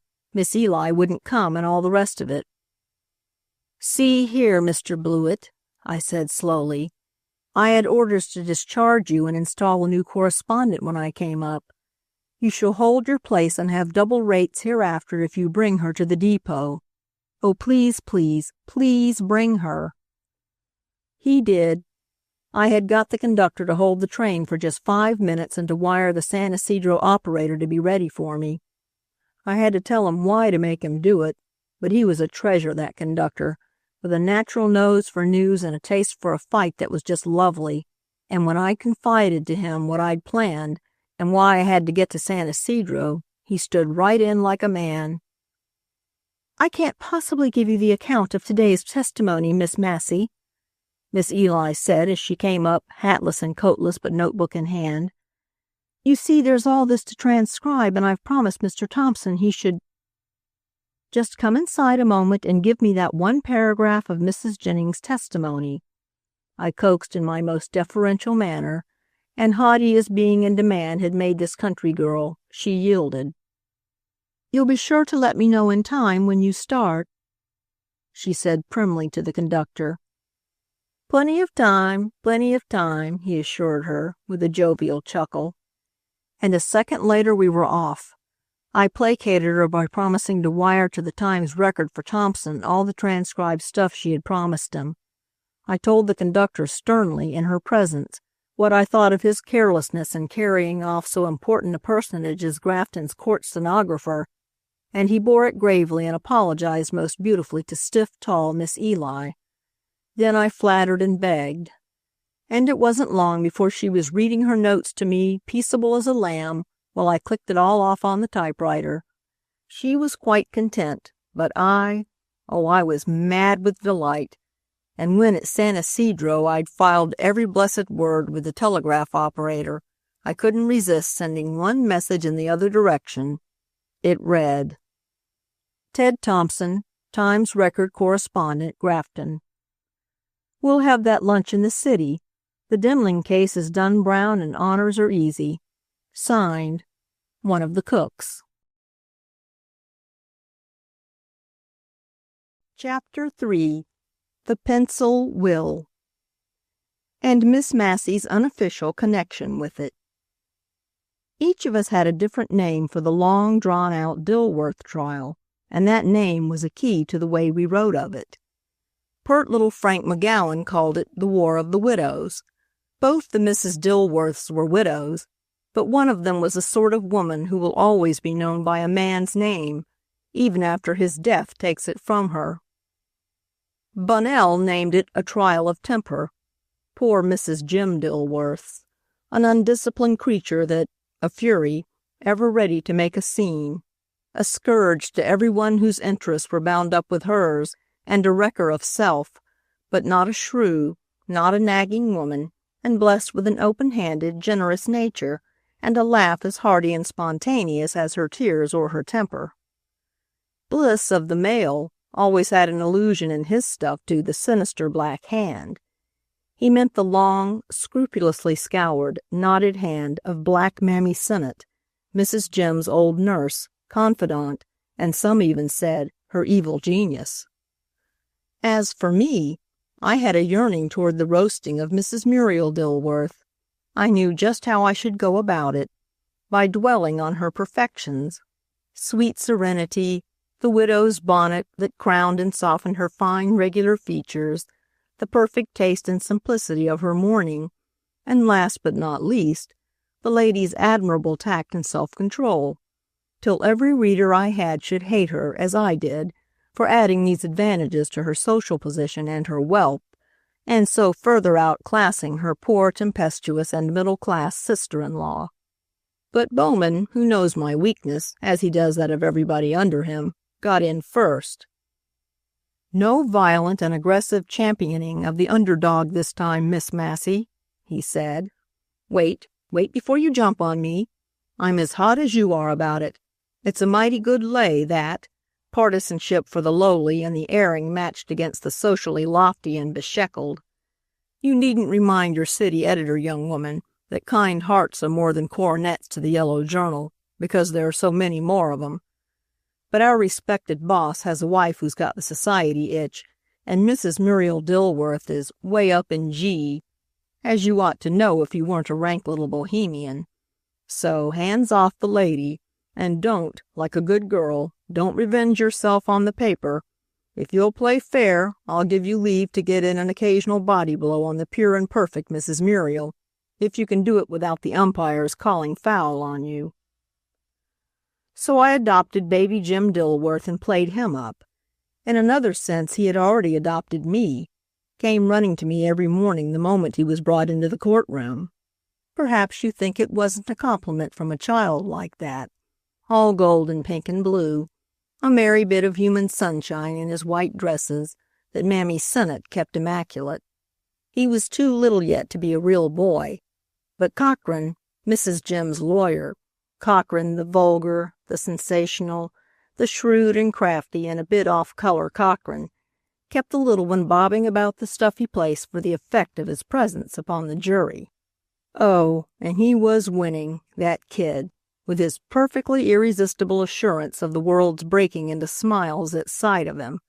There wasn't a human being in the courtroom who could resist him, except Mrs. Muriel Dilworth. Why, even Brockington, her lawyer, old Brockington, whose fees are five-figured, whose private life's a public scandal, who's a connoisseur of fine things as well as coarse ones, and whose exquisite manners and clothes put to shame the merely Western environment he honors, Brockington himself mercilessly cross-questioned Mrs. Jim Dilworth with baby Jim seated on the table before him, playing with his jeweled repeater.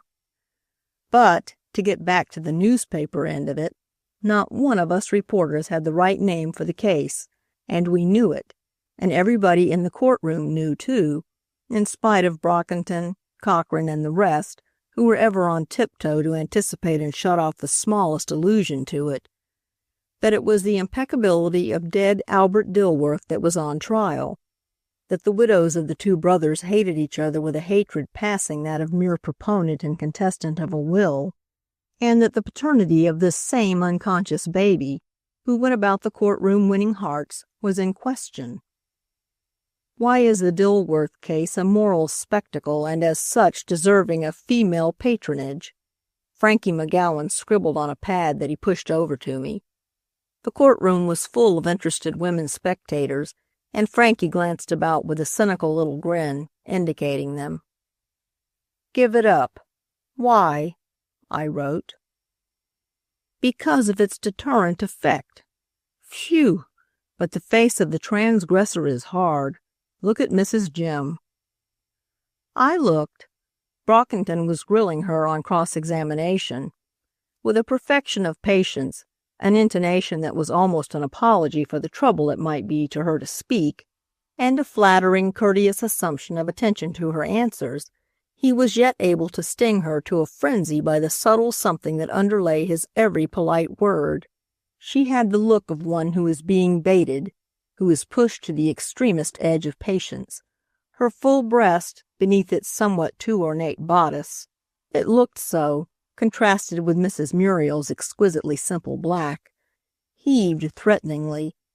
Her nicely booted small foot was tapping the floor in a nervous crescendo that prophesied storms.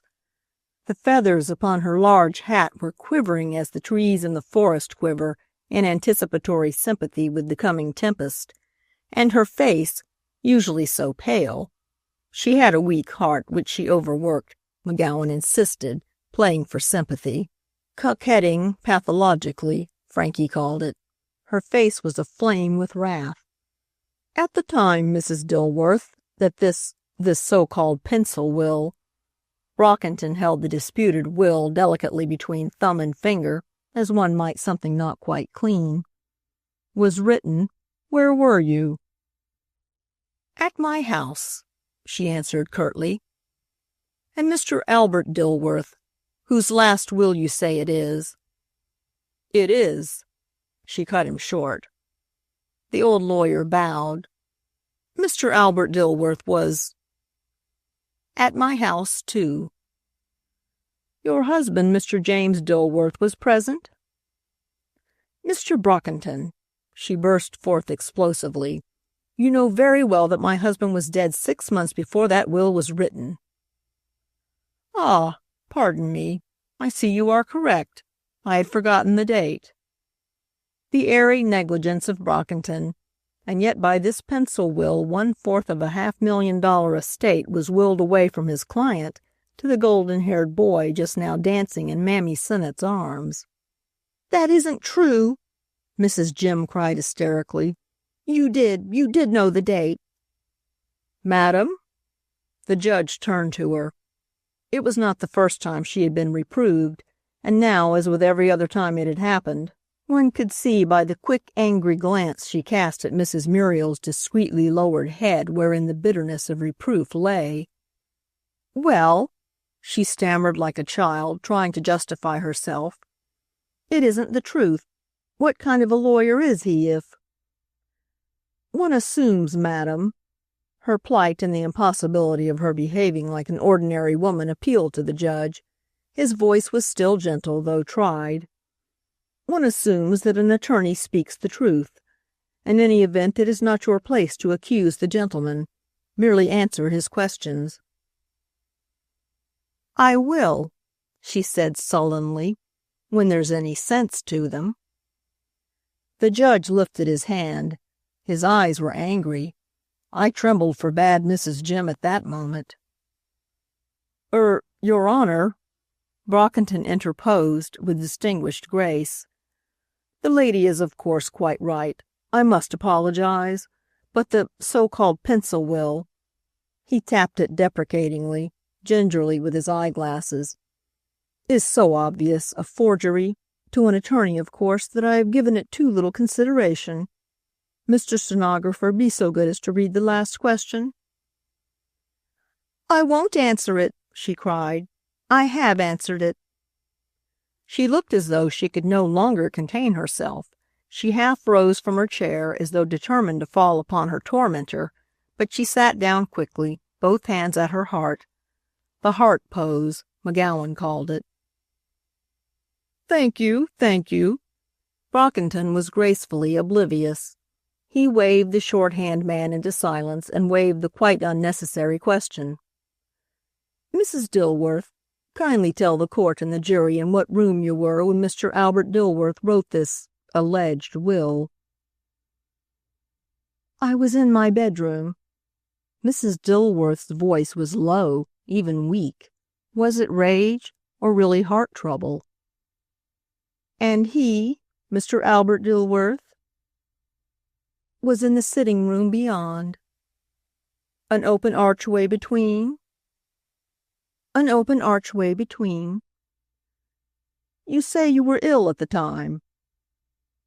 I was ill. My baby was a few days old. Ah, the little fellow. Hold the child up, if you please, Mrs. Sennett, that the jury may see him.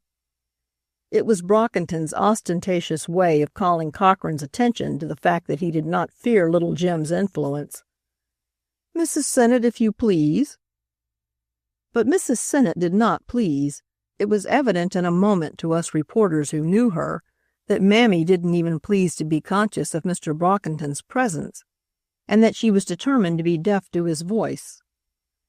Mrs. Jim interposed, a smile in her voice at her nurse's partisanship. It must have been sweet to her. She was so alone, while surrounding and upholding Mrs. Muriel was a group of ultra-respectables, women who were good form personified, good form in morals, in manners, in costume. That's the child, Mr. Brockington, Mrs. Jim said with a sneer. The jury has seen him all right, baby Jim. What? Mom? It was Jim's clear little trill. The child, hearing his name, had piped out the query, and the woman on the stand smiled back at him responsively, but putting a finger to her lip. I swear she was positively sweet in that minute. "Look, Frankie, look," I whispered. "Look at her now and see if your saintly Mrs. Muriel is half as much a woman." But Brockington had begun again. "You swear, madam, that you saw Mr. Albert Dilworth write this, will?" There was delicate unbelief in Brockington's tone. "No, I don't. I swore that he sat writing something in my sitting room when—" "Pardon me, with a pencil, Mrs. Dilworth?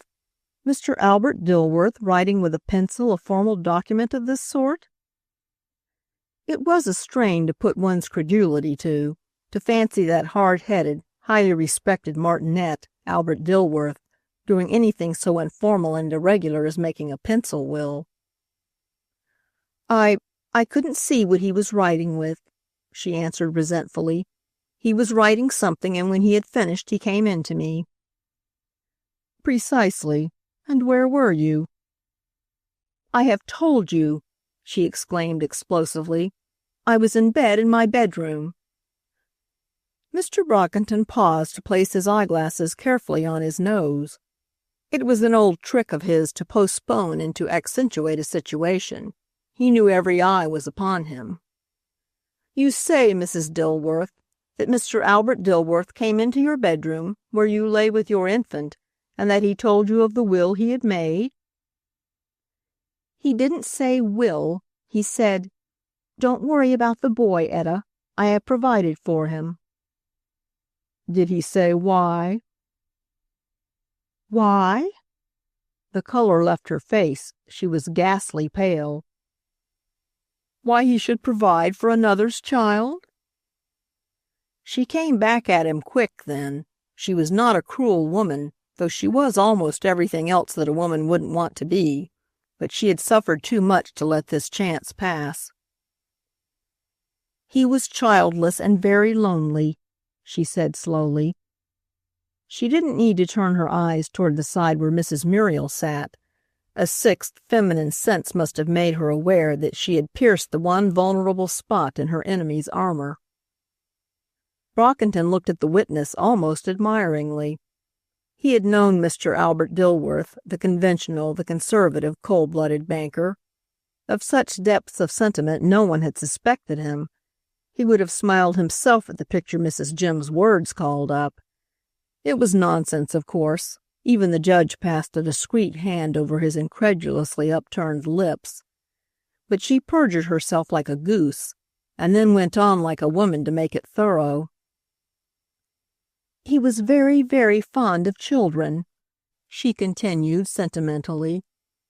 "Etta," he said as he came in from the sitting room, "all my married life I have longed for a son. I'll take care of yours now." But retribution came quick, in the very moment of her triumph. "Mrs. Dilworth," Brockington pounced upon her in a flash, "I call your attention to page 15 of the transcript of your testimony, in that you testify that Mr. Albert Dilworth said to you, 'Don't worry about the boy, Etta. I have provided for him,' and that he said not one word more. Not one word more." Her eyes flew to her attorney. Cochran had been doing everything short of shouting to her to attract her attention, but in her ecstasy of revenge she had forgotten him. It was too late now. "Madam," persisted Brockington, "may I ask you to explain the discrepancy?" She thought for a moment. She was not a stupid woman, but when her emotions were aroused she saw things cloudily. "If it please the court," began Cochran, sparring for time. But Brockington wouldn't have it. He fought then earnestly, no play-acting about it, and he won his point.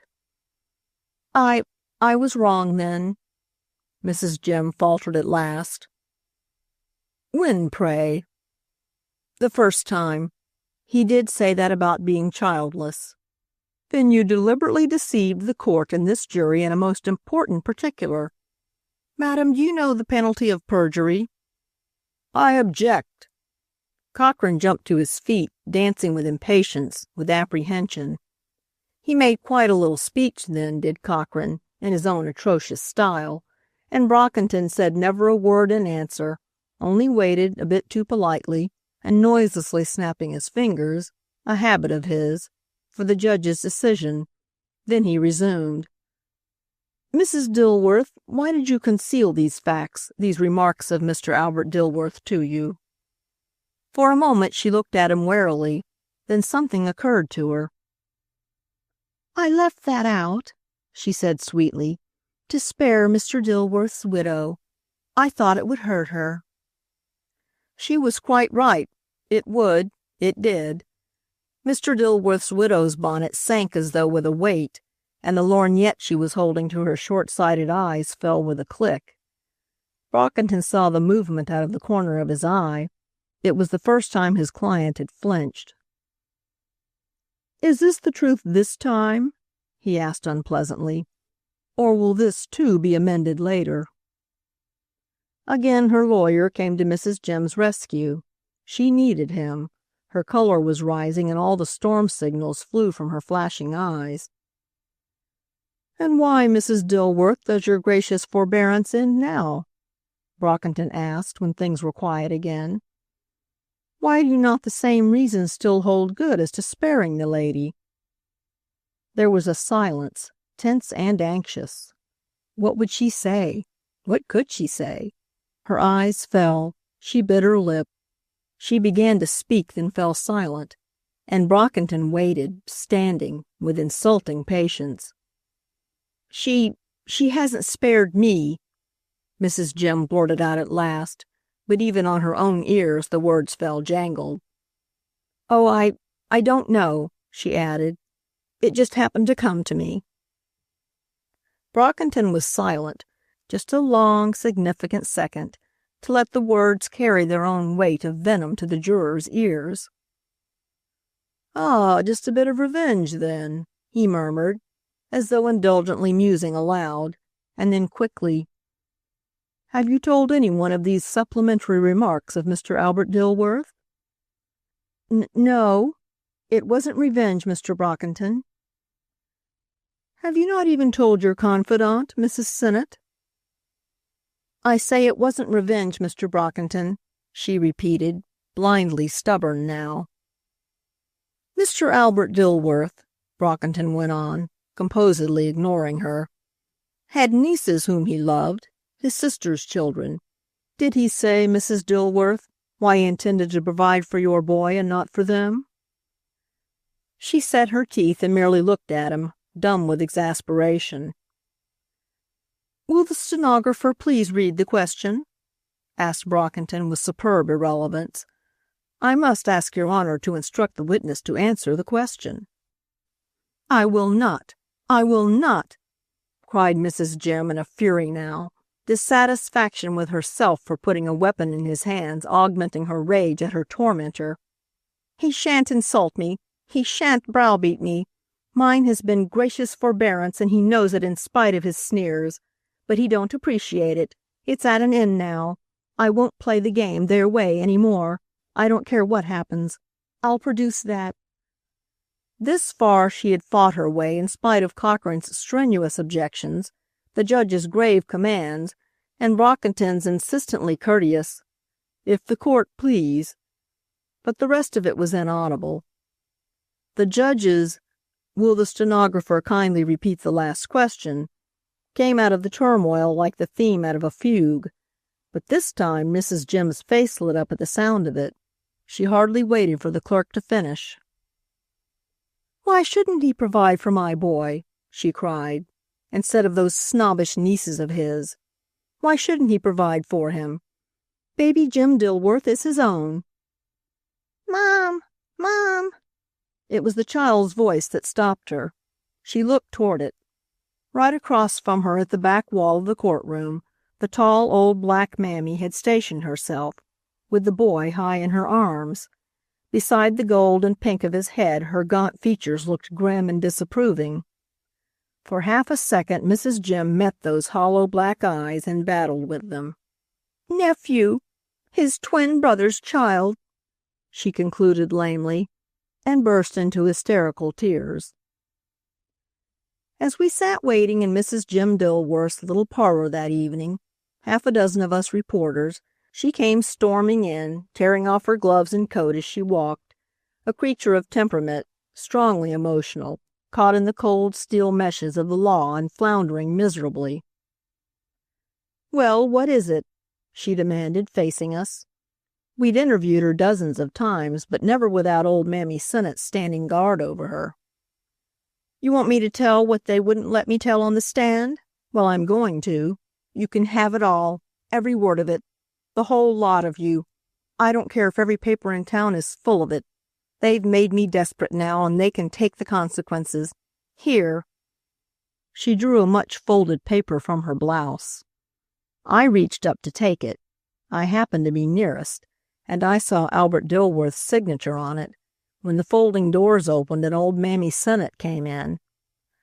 I watched the change that came over the men's faces. "Checkmate," it said. My own face must have looked enough like theirs to establish a pen and ink relationship. "Is that you, honey?" Oh, the sweetness in that old darky's voice. She came forward to take Mrs. Jim's things from her, but she stood a moment caressing her hand. "You must be tired. But won't you go into Jim for a minute? He's restless. That old cot room's mighty bad for a baby." Mrs. Jim hesitated, and we held our breath. She knew and we knew how much more than solicitude for the child lay behind the old negress's words. "You'd be furious yourself, Mammy, if you'd been treated as I have," she cried, but there was uncertainty in her voice. "Yes, honey, guess I'd just naturally spill over myself, but these gemmen will wait for you, Miss Etta, I'm sure." The men murmured, but Mammy affected not to hear, and before they could speak, she turned to me. "You'll wait, won't you, miss?" she asked. "You're always so fond of Jim. He's got your handkerchief that you made into a mouse for him in his hand now. He's mighty stuck on you." Bliss loves to write about Mammy Sennett's hypnotic eye. He had actually run a story that afternoon in the Mail to the effect that the old black woman had forged the pencil will and hypnotized Mrs. Jim into believing it genuine. It may have been my remembrance of this working suggestively, but I could have sworn there was a special appeal, almost that and a promise besides, in the old woman's cavernous eyes as she turned them upon me. "Why, certainly," I said, and I heard Bunnell swear under his breath. "Mrs. Dilworth will see us soon?" "Oh, of course," said the old woman soothingly. "Soon's he's asleep, eh, Miss Etta? Shall I keep the paper till you'll come out?" Mrs. Jim nodded, put the folded paper into the long black fingers that closed greedily over it, and left the room. She faced us then, stern and grim and defiant, Mammy against the lot of us. "Yo' reporters is just another kind of bloodhound," she snarled. "Yo' ain't got the reason the police has to hunt a man down. Yo' don't do it for love or money, but just 'cause yo's hounds and nothing else. Yo' kill for the sake of killin'. It don't do you no good. What's that woman inside done to you? What right yo' got to come snoopin' in here tryin' to ferret her secrets out? Ain't it enough that the code is against her and the biggest lawyers in the city bein' paid out her own money it ought to be her boys anyhow, 'thout yo' comin' in and houndin' her to death? Think shame to yourselves. You most of any of 'em. Yes, you they calls Rhody Massey." Phew, that was straight from the shoulder. "Why?" I gasped, while the men grinned, enjoying it hugely. "The truth can't hurt her." "That's a lie right there. You know it can hurt, and you want her to hurt herself. You know she's hot-tempered and oncareful. She don't mince her words like some that thinks they's so stylish. She just comes right out and yo lyin' in wait, the jackal lot of you, to get hold of anything. Why don't yo ask me questions? Old Mammy'll give yo as good as you send." "Mrs. Sennett," I jumped in a sweetly casual tone, Won't you kindly tell us the contents of the paper you have in your hand?" A gleam of humor came into her sunken black eyes. "Oh, yo's mighty ready, yo' little sass box. Pity yo' ain't had ole mammy to spank yo' good when yo' was littler," she growled, but almost tenderly. But the roar those men set up! They were having the time of their lives. Even Cohen stopped sketching the gaunt old woman in her plain black gown and big white apron to join in the chorus. It was in the midst of it that she had leaned toward me, and I just caught her whisper, "Get 'em away, chile. For God's sakes, get 'em away 'fore Miss Etta comes back. You won't lose. When I want you," she spoke aloud now, for the men had stopped laughing to listen, "when I want yo', Rhody Massey, I'll send for you." Oh, the imperiousness in that black woman's voice! It did make me feel like a child. "That, Miss Massey," sniggered Frank McGowan, "is a delicate mode of intimating that, so far as you're concerned, the audience is over." I looked at him a minute, but I wasn't hearing him or seeing him. It was Mammy that was pictured in my mind, old Mammy Sennett, who had never broken a promise, every newspaper man in town knew that, and who never forgot a kindness. "I guess that's about the size of it, Frankie," I sighed, shrugging my shoulders and walking away. "You're not giving it up?" he asked, amazed, following me to the door where Bliss lazily joined us. But I made no reply, and as they stood for a second talking, I saw Mammy in a swift pantomime make some agreement with Bunnell. It was done quick as a flash, so quick that I'd have distrusted my own eyes if Bunnell hadn't risen just then and walked out past us. "I say, what's up?" cried McGowan. "Nothing's up," Bunnell said indifferently. "Mrs. Jim's down, gone to bed, and I'm not wasting time tackling Mammy Sennett for a story." He turned with a grin and ran downstairs. I knew that grin. It made me uneasy, and I hesitated for another minute. "When I want yo', Rhody Massey, I'll send for yo'." The shrewd old negress had read me in a moment. Ain't that plain? It was. It had to be. There was a big chance in it anyway, and I took it. "Are you coming my way, Frankie?" I asked. "Good night, Mrs. Sennett." She nodded curtly at the lot of us standing now out in the hall, closed the door quickly behind us, and bolted it. Something in the action roused McGowan's suspicions. "I'm not going," he said. "Think I'll camp out for the night right here." Bliss lit a cigarette. Enderby of the Express took out his pipe, and they both sat down on the steps below him. They were still perched there when I turned up the street. But I didn't sleep well that night. Bunnell's grin haunted me. I dreamed all night that I was scooped, unmercifully scooped. I saw the Times Record's first page all broken out in 102 type.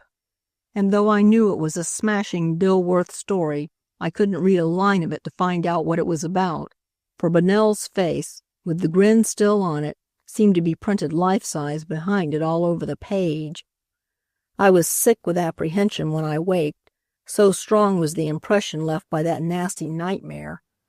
I flew to the door and got the Times Record, and there, sure enough, spread out even blacker and bigger than my worst dreams, and under a screaming headline, "Mammy Sennett confesses to a Times Record reporter the pencil will is a forgery," was a Dilworth story that would shake the town. It did. All San Francisco roared, with laughter, for that precious old rascal of a colored woman had confided in 4 different reporters, differently. She told Bunnell that the will was a forgery and that Mrs. Jim knew it was.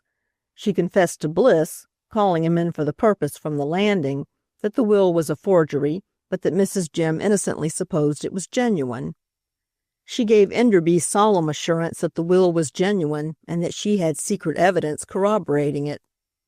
And she wisely chose little Frank McGowan for her confidant in the last variation, that the will was a forgery, but that it was a true and faithful copy of a genuine will that had been lost. Perhaps you think Rhoda Massey didn't hug herself and have the laugh on those bewildered men when, on the stand the next morning, Mammy was questioned about her various interviews, and responded with only a twinkle in the depths of her inscrutable black eyes. "'Tain't no lie to lie to a newspaper reporter that's gettin' a livin' by tellin' lies." When old Brockington's sins are forgotten, and the scandals of which he is the hero have passed out of newspaper men's memory, which is tenacious, they'll still tell of the great speech he made in the Dilworth case. I sat not 10 feet from him while he was addressing the jury in the last throes of the great struggle. The case had been on for months, and people crowded the courtroom, sitting crushed together in intense stillness to listen to the arguments at the end.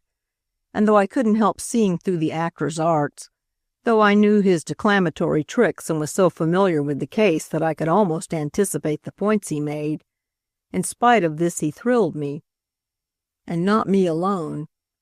I saw the young wife of a great theatrical manager, beautiful Evelyn Lowenthal, for whom Brockington had provided seats at his own table. Her wonderful violet eyes fixed upon the attorney while he spoke, with a fascinated intentness like that she herself used to bring to the faces of those who saw her on the stage before her marriage. And I saw Jerome Kirby, who was there with her, of course. Kirby, the debonair, the graceful and brave and reckless. I saw Kirby's handsome, cynical face go gray, and I heard the rending of his gloves when Brockington began to speak of the accursed interloper who makes marriage a mockery. Was Brockington killing 2 cuckoos with 1 stone?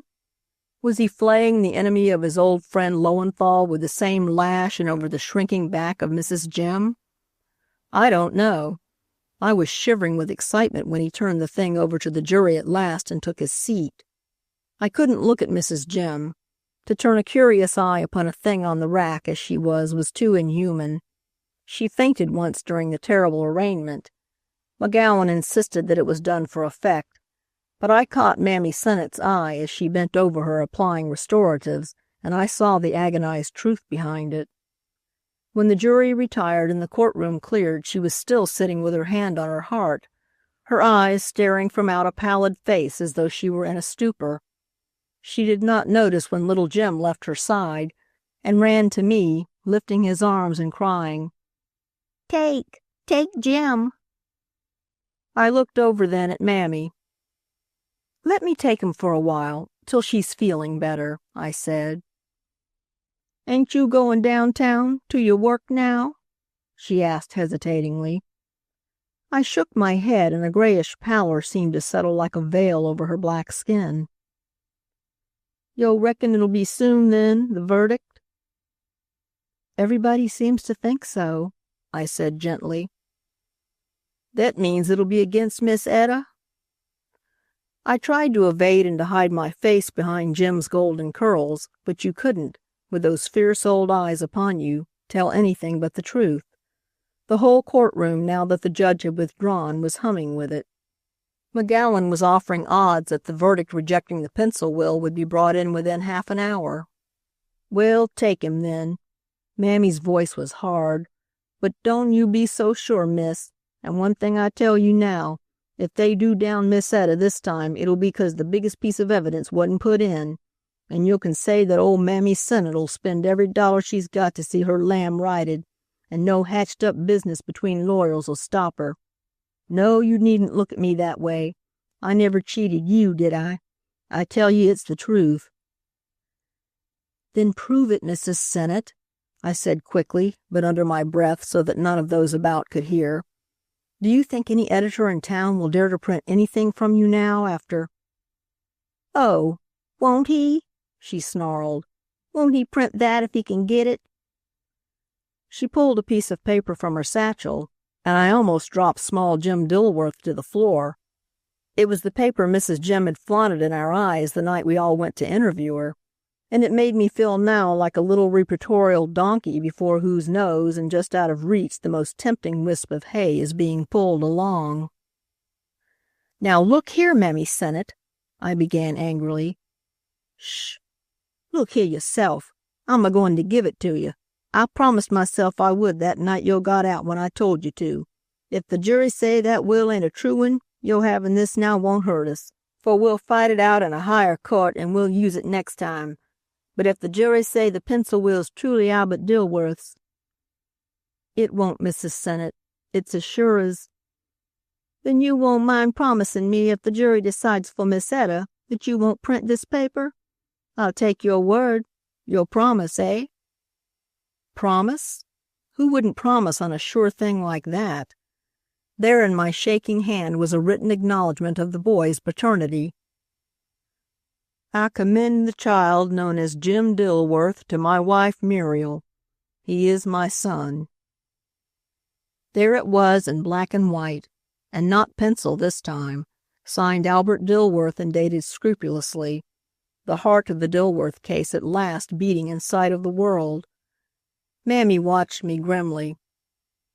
"I want yo' to say, if you do put it in the paper, that Mammy Sennett saw Albert Dilworth write that paper, that she told him if he didn't write it she'd tell that stuck-up wife of his the whole bad story before he died, that she kept it out of this here trial to save Miss Etta's name, but that if my lamb don't get his rights through the pencil wheel he'll get 'em this way or my name ain't Mammy Sennett. Mind your promise now." She turned back to Mrs. Jim.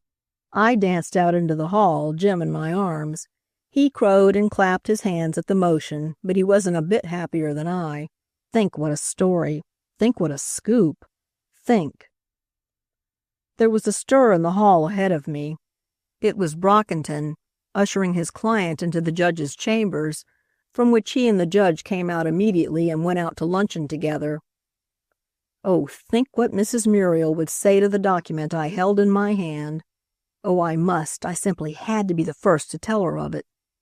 If the one forlorn chance in 1,000 should give Mrs. Jim the victory, her secret would be as safe with her proud sister-in-law as with Mammy herself. If the jury brought in the verdict everybody expected, Mrs. Muriel would know the story anyway as soon as the news came out. So she might as well know it now and from me. I'd heard the lock click behind Brockington and the judge when they came out, so with Jim still on my arm, I hurried back into the courtroom, up behind the judge's chair, and in a minute I had pushed open the other door and stood in Mrs. Muriel's presence. It didn't seem like a presence, though. The great lady's bonnet was off, her brown hair was prettily mussed, and her head lay bowed on the desk before her. She was crying just like an ordinary human woman. She looked up quickly at the noise Jim chose to make just then, trumpeting through his fists. "I beg your pardon, Mrs. Dilworth," I said in a rush. "I have just got possession of a document that concerns you deeply and—" "You will please excuse me," she said. Her voice was still husky with tears. They made it sound strangely soft, very different from the cold, contained utterance we'd heard from the stand. "On my lawyer's advice I have declined, as I supposed you knew, to speak to anyone connected with the newspapers. If you will see Mr. Brockington or Mr. Hewlett—" "Look, Mrs. Dilworth." I let Jim slip to the floor and held the paper before her. Mechanically she felt for her lorgnette, but before she could get it her short-sighted eyes had recognized the signature. And then Mrs. Jim Dilworth came tearing in like a whirlwind. You give me back that paper. What right have you got to show it to her?" she cried. And in a second, before I could think to hide it, she snatched it out of my hand and stormed out again, catching Jim up in a passion that made him hold tight as though the arm he rode was a ship in a typhoon. I turned, hopeless, to Mrs. Muriel. "I assure you—" I began. But she waved apology aside. "Tell me," she interrupted eagerly. "Won't you tell me what was in that paper? It is his signature, my husband's name. I caught only that. My eyes are so wretched. Will you please tell me?" No, I wouldn't. I couldn't, now. For this wasn't the Mrs. Muriel Dilworth I had been watching week after week in the courtroom, with her unchangeable composure, her pitiless ignoring of the other woman. The Mrs. Muriel who dwelt on cold, inaccessible heights where humanity's cries couldn't reach her. "Perhaps, Mrs. Dilworth," I stammered, "this paper may be a forgery, too." She shook her head. "That was Mr. Dilworth's writing. I know it. I am positive." Oh." Suddenly her voice broke and the tears rolled unhidden down her cheeks. "Do you realize what I am enduring? How I am groping helplessly for the truth?" I'm sorry," I began, but at that moment the door opened behind us and the judge walked in. "They've reached a verdict, ladies," he said. "The jury will be in a moment." I jumped for the door. "Miss Massey, please." It was Mrs. Muriel's voice, appealing, insistent. "But the jury—" "What difference does that make?" she cried. "I don't want the money. I want the truth. I want—" "Here comes Mr. Hewlett," I put in eagerly. "Mr. Brockington must have sent him for you." She wrung her hands. "You cruel girl," she sobbed. "Has your profession made you utterly heartless?" No," I protested, capitulating. I had to speak in a whisper, for Brockington's young partner was nearly upon us. "This is what the paper says. I commend the child known as Jim Dilworth to my wife Muriel. He is not my son." I couldn't help it. Up to the instant before I reached the last two words it hadn't occurred to me. But with that quivering woman standing before me, I fell down like the miserable little coward I am. When I got to the door of the courtroom, I found it so crowded that, instead of going to the reporter's desk, I let the bailiff make way for me to the first empty chair. From where I sat I couldn't hear the words in which the foreman mumbled his verdict, but I caught a glimpse of poor Mrs. Jim's face, white, drawn, incredulous, and agonized, before she fell defeated into Mammy's arms. It was just then that Mrs. Muriel entered. She passed her lawyer's table and came swiftly toward the spot where Mammy sat, chafing Mrs. Jim's hands and holding her heavy head to her breast. "Etta!" Mrs. Muriel's voice was shaken still, but it was whispered music, so thrilling it was with the humility of utter happiness. "Forgive me, Etta. The boy shall have all this and more. He'll be my son as well as yours if you will let me share him with you, whatever the verdict is." "The verdict is already in, Mrs. Dilworth," Hewlett's voice broke in. He had followed her. "We have won. Let me be first to congratulate you." But she hardly heard him. "Etta," she pleaded, putting out a hand to Mrs. Jim's shoulder. "Go away, you!" Mammy's eyes blazed furiously up at her. "You've half killed her." Instinctively, Mrs. Muriel fell back before the savage ferocity of the black woman's face. She might have yielded then to the pressure of her lawyer's hand, but suddenly she felt a tug at her skirt. It was Jim, lost, forgotten in the excitement of the moment, yet suffering intuitively, feeling and fearing the crisis. "Take," he cried with a trembling lip, lifting his arms to her. "Take Jim." She bent down and lifted him, holding his sobbing little body with a tenderness and yet a yielding strength that transfigured her. Through the crowd Cochran made his way with a glass of whiskey. Mammy put it to Mrs. Jim's blue lips, then let it fall crashing to the floor. "She dead! My God! Miss Etta! Miss Etta!" Her black hand crept to Mrs. Jim's heart, then in a second it lifted, knotted and threatening, over Muriel Dilworth's head. You," the old woman stammered thickly. But baby Jim, his blond head curled into the lady's neck, turned his wet blue eyes wonderingly upon Mammy, and lifting a hand like a dimpled snowflake, he touched the black woman's lips with a pleading caress. That same little tender hand still holds back the real, the awful vengeance Mammy Sennett might take if she would. It holds me back, too, though the office would fire me in a minute if it suspected, and serve me right, too. But since Mrs. Muriel has legally adopted the boy, what good on earth would be served by wrecking a live woman's faith and dragging a dead woman's name from under the sheltering benefit of the doubt? Chapter 4. The Fascination of Fantan. Wherein Miss Massey scents graft in Chinatown. It was 9 in the evening when we met at the corner of the alley. Sergeant Wyss of the Chinatown squad, Forbes, the big green reporter who had been sent along to take care of me, and myself. The sergeant was brave in his uniform. Forbes was undisguised, except that the linen he wore at the office no longer redeemed his shabbiness, so that with his soft hat pulled over his brows, his collar turned up, and his coat buttoned over the dark flannel shirt, his big, round-shouldered figure might have passed for a type of the depraved young white who haunts Chinatown, who plays the guide on occasions, but plays fan-tan and peddles lottery tickets oftener. As for me, well, half an hour before, when I left home, the Chinese laundryman was pushing the basket of soiled linen into his dilapidated old black wagon. By the time I had tottered around the corner, balancing unsteadily on my wooden Chinese slippers to where Forbes had a carriage waiting, the laundryman had climbed to his seat and caught the reins from his spare-ribbed old nag's back. Then he saw me, and the quick, swinging salutation he chanted out in Chinese made my painted face tingle and my long, blackened eyes dance with delight.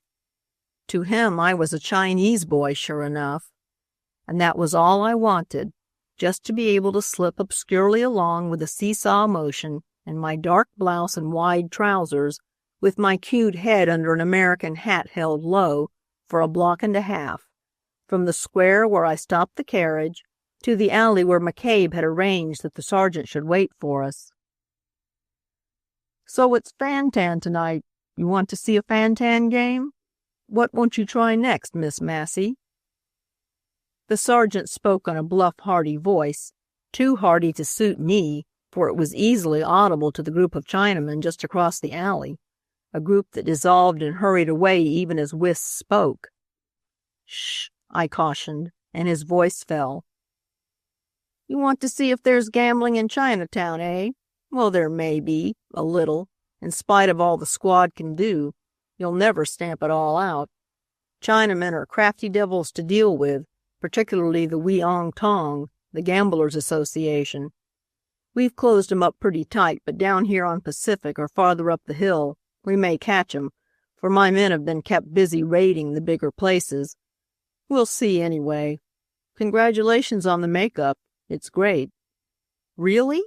I asked, eagerly looking up at him. A fine big fellow is the sergeant of the Chinatown squad. "It's such a comfortable rig.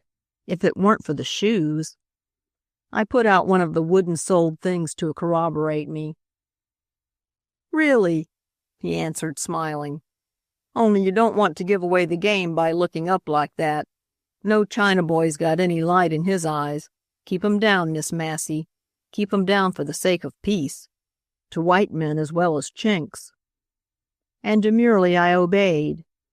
There was a flirtatious glint in the sergeant's own eyes and a challenging hint in his voice, but my head was too full of schemes and plans that went deeper than even Wyss suspected to do more than say to myself, "It's the subtle influence of the Orient, Rhoda, and the suggestiveness of feminine disguise. Men can't resist either, so the combination must be a hard one for a mere police sergeant to go up against.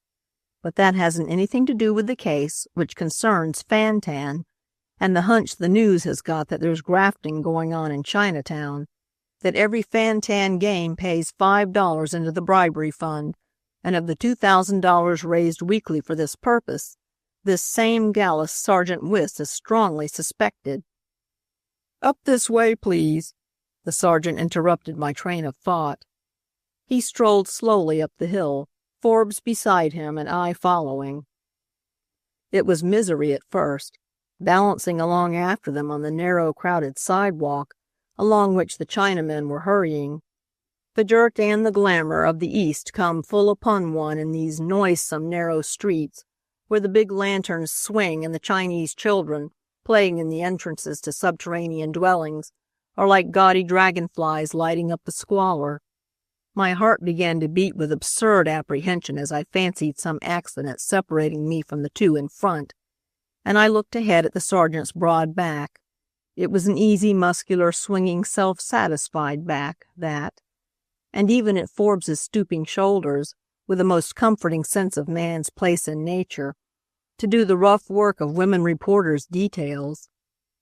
I said it to myself with a grin at the two unconscious backs ahead of me, but just the same I couldn't make believe to myself that I was at ease. The risk and the terror of Chinatown were upon me. In front of this red placarded wall that we were now passing, upon which the big black Chinese characters stood out boldly, Ah Lung, a member of the Chinese Educational Society, had been shot down night before last just at this time, even as he stood reading the notice of the reward for the arrest and conviction of Chinese murderers signed with his own name. And his two bodyguards stood behind him, the two without whom he had never dared show his head outside the door of his shop since a price had been put on his head. Where was the highbinder who had potted him from some nearby, discreetly shuttered window? The police hadn't been able to get him, nor had they a trace of the murderer of Fong, the Chinaman who had testified yesterday in court that 5 minutes after the shooting he saw old Chin-Back Yu, the head of the murderous Tong, open an underground door through which a fleeing hatchet man had passed. I was shivering within myself at the horror of it all as I tottered along, my cue's end tucked into my pocket, my hands hidden in the long sleeves of my blouse.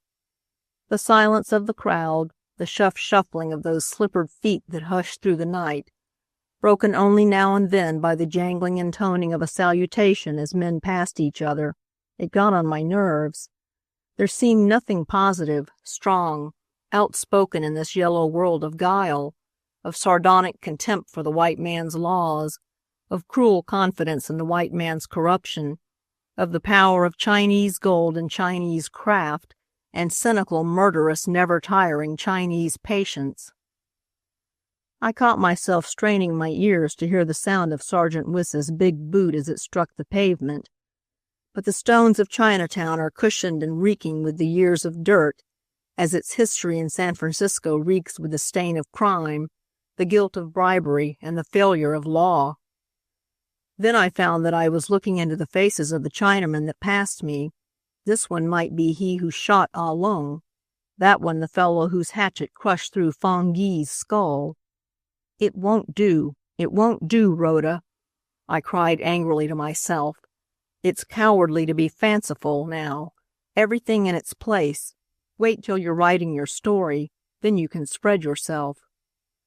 But I drew a long breath of relief just the same when the sergeant stopped at a door, or rather a blind square of heavy wood, and rapped, not authoritatively as is the manner of the white policeman in Chinatown, but discreetly, significantly, with that contributory caution which is the taint the yellow Chinaman's yellow gold leaves on white fingers.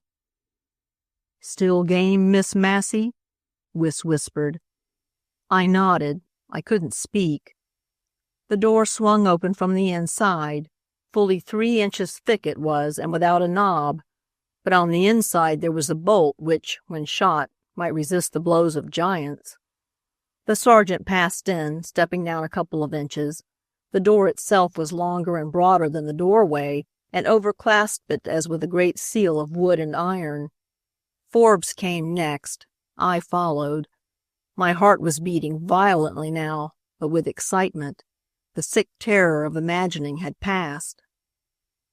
Across a narrow hall, then another door. In a moment it too swung open, thick, stout, like the first, and like the first, extending beyond the sill and beyond the sides like a trap-door. Along a bare corridor, and then the third door, like the others, and behind and above it, where he could look out into the street from his post of observation, the lookout man on his perch, who must have pulled the cords that opened the 3 doors successively and admitted us at last. To what? Why, to a most orderly, sociable, quiet meeting of half a dozen Chinamen, sitting amiably chatting in sing-song Chinese, drinking tea and smoking their pipes. Fan-tan? Not a trace of it. A lottery or even a ticket? Tut-tut. A malicious libel upon simple, conservative Chinese gentlemen, one of whom looked up blandly as we entered, from the farther end of the long, empty room, as though to inquire the meaning of our intrusion. "Oh, you! Sergeant, Sergeant Wiss." It was a big, good-looking Chinaman of about 35 who spoke the sergeant's name, with an addition of S's that hissed sibilantly about our ears. But the soul of good nature was this Chinaman, and a facile excellence of English was his that showed the value of the mission schools. "You come look for fan-tan game, eh, Sergeant?" He chuckled, clapping Wiss upon the back with an ease truly American, and an innocent facetiousness that would have robbed defeat itself of its sting. "Oh, I tell you, you bully officer, Sergeant, no more gambling in Chinatown now. No hot air. I no give you hot air either. Who's your friend?" He nodded toward Forbes, but he let out a cadence-roaring Chinese, at once guttural and nasal, at me. For excellent reasons I didn't answer, and Wiss's "friend" Forbes had caught the message in my eye. "Out. Let's get out, quick," it begged. And out we went, with a parting "jolly" from the loquacious Chinaman, an easy mixture of irony and appreciation of a joke. The life of the party he surely was. Not another man among them had vouchsafed even a grunt, and only one other had turned to look at us, an old Chinaman with a face of wrinkled evil, a black eye as cold as fear, and a thin-lipped, sagging old mouth pulled down in a deformed sneer on the side from the pipe stem that always rested there. "Who is he, that one?" I asked the sergeant in a whisper as the last door shut behind us and we stood for a moment in a dark doorway. "Chin back, you." "The head of the Sui Sings," I gasped. "The highbinder's Tong?" He nodded. "You evidently know your Chinatown, Miss Massey," he said, watching me closely. "And the other, the spokesman?" I asked. "Oh, you don't know him? I thought everybody knew Yet. That's Yet Kim Guy, head man of the Weong Tong, the gamblers' president, the Chinaman who has a passion for mathematics but who's a high roller and the Jerome Kirby of Chinatown? He has a real legitimate wife, hasn't he, who's a little foot woman, and her jewelry boxes are piled so full of gold bracelets that she can't open 'em without their overflowing?" "That's Yet, all right. Good-looking fellow, isn't he, for a Chinaman? You ought to see him in his banqueting regalia, long about Chinese New Year. He looks the Mandarin, I tell you. But I'm sorry for the sake of your story, Miss Massey, that the thing turned out as it did. Still, we've rated him pretty steadily, and as I told McCabe when he first spoke of this Chinatown detail for you, there ain't anything much doing just now. We might go up to Pacific Avenue and try another place I know." "No, thank you," I said. "I'm awfully obliged for all your trouble, but as you say—" "What? Have you had enough so soon?" he laughed. "Let's go up, Miss Massey," pleaded Forbes, interrupting. The boy was madly interested, but I shook my head. "I'm sure it'd be only a waste of time. The coupe will be waiting just around the corner here, so don't you bother, Sergeant. Mr. Forbes will get me in all right. I mustn't take any more of your time. I'm so much obliged to you. No, really, you needn't come." "But your article, you haven't anything to write about," said the sergeant, still watching me curiously. "Oh, I'll have to find something," I assured him. "It'll be descriptive, I suppose, which is a bore, but good night. Thank you. Yes, good night." He turned off and walked down the hill. Forbes and I went in the other direction. We didn't speak until we were safe in the coupe. The boy was almost sulky at being denied further adventure. The glimpse I caught of his face as we passed a lamp-post made me laugh outright. "Did it get cross?" I jeered. "Just 'cause no one would play with it any more?" "Oh!" He flushed boyishly and apologetically. "It is so interesting. I don't see how you can resist seeing more." "I can't," I said demurely. Then why didn't you let Wiss take us to the other place?" "I couldn't think of troubling the sergeant to that extent," I assured him politely. "Imagine how much he must have to do with all those gambling games to suppress." "What?" Oh, nonsense. What is it? Tell me. This isn't the way uptown. What's that driver? Don't. I held his arm as he reached out to call to the driver. Why, he's going in the most roundabout way. He's actually turning back into Chinatown, the idiot. I'll bet he's drunk. I'll bet he isn't, I giggled. I'll bet he knows that on the corner near the alley there are 2 policemen, not of the Chinatown squad, but from another beat entirely, in plain clothes. And there is also an old Chinawoman, a real one, but bought by the News, with dollars, and a passage on the next boat back to China already paid, for after tonight she'll live here in peril of her life every moment till the steamer sails. Bought partly, too, with goodwill to one Rhoda Massey, who, if you remember, was a country schoolma'am for a year before she became the gifted journalist with whom you have the honor, Mr. Forbes, of taking this drive. But he wasn't listening. Oh, tell me, he began. Who she is?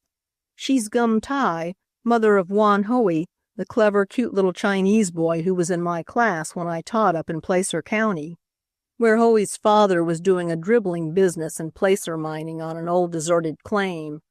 Gum Tai fell in love with me when I wouldn't let the little white urchin stone my Lord Wan Hoey, as she called him. Isn't it funny and delightful the way the Chinese women speak of their men children, Mr. Forbes? Miss Massey.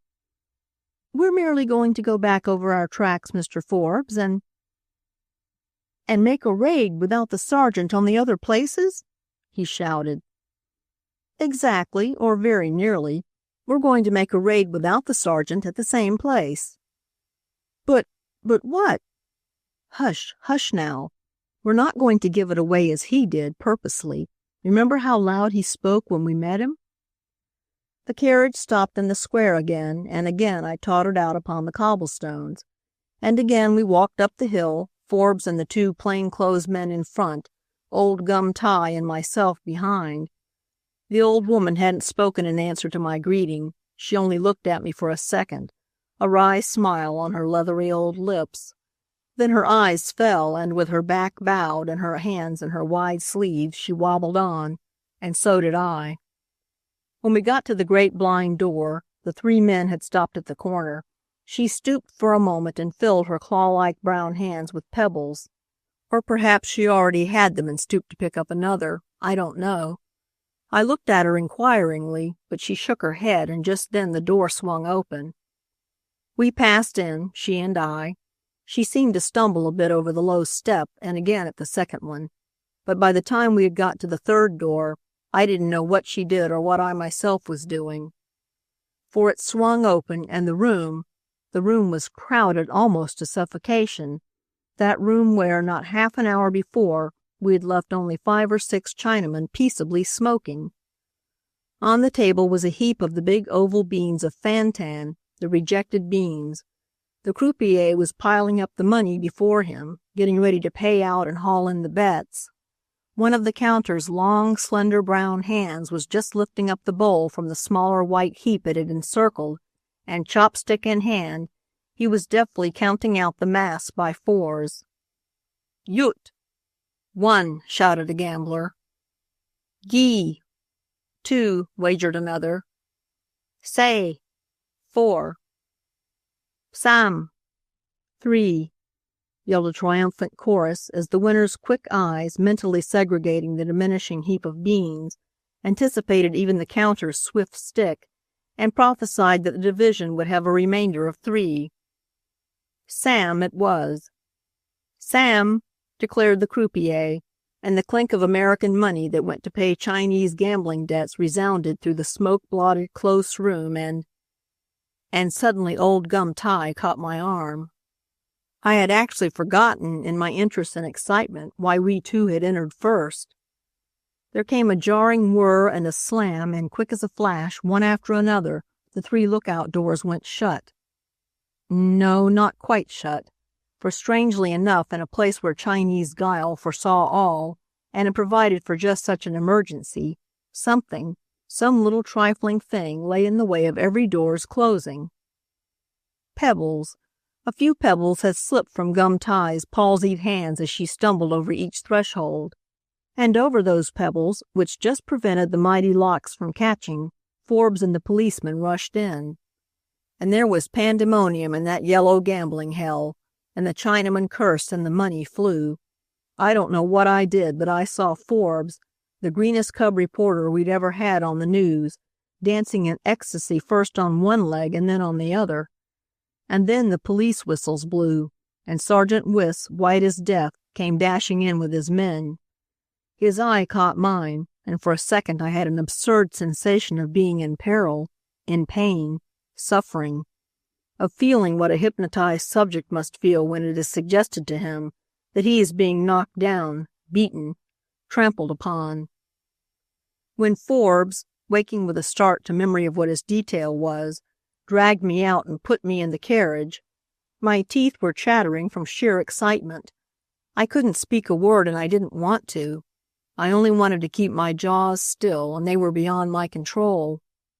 Inside, the tumult was still going on, though Wyss had placed nearly 80 men under arrest. And down the side hill toward the bay, I saw an old Chinese woman just disappearing down into a black-mouthed basement. It was Gum Tai. The quickness of her, the amazing celerity and cool-headed nerve of the old creature, who had been first to escape and was even now beyond pursuit. Graft in Chinatown? Well, I wonder. But I don't wonder at all that the Fantan game happened to be closed on our first visit in company with Wyss. I know what excellent use the Chinamen make of a telephone, and of a police officer who gives them a tip. Oh, if only Rhoda Massey might trace the graft a bit further. If she were only lucky enough and plucky enough to catch that same police officer in the act of accepting pay for police protection. I say, wouldn't the town sit up and take notice? Chapter 5. In Chai Fong's Restaurant, where Miss Massey meets a missionary. All sorts of queer, disconnected impressions kept coming to me as I sat there in utter silence.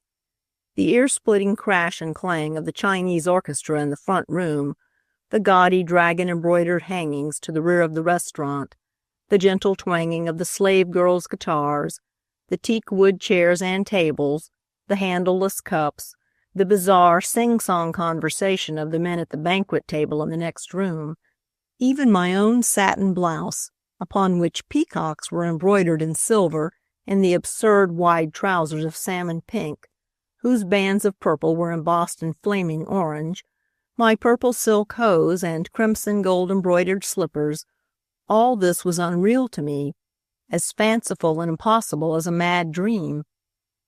Reality stood behind it, apart from it, and the strength of its impressions persisted in replacing even the things that my senses recognized.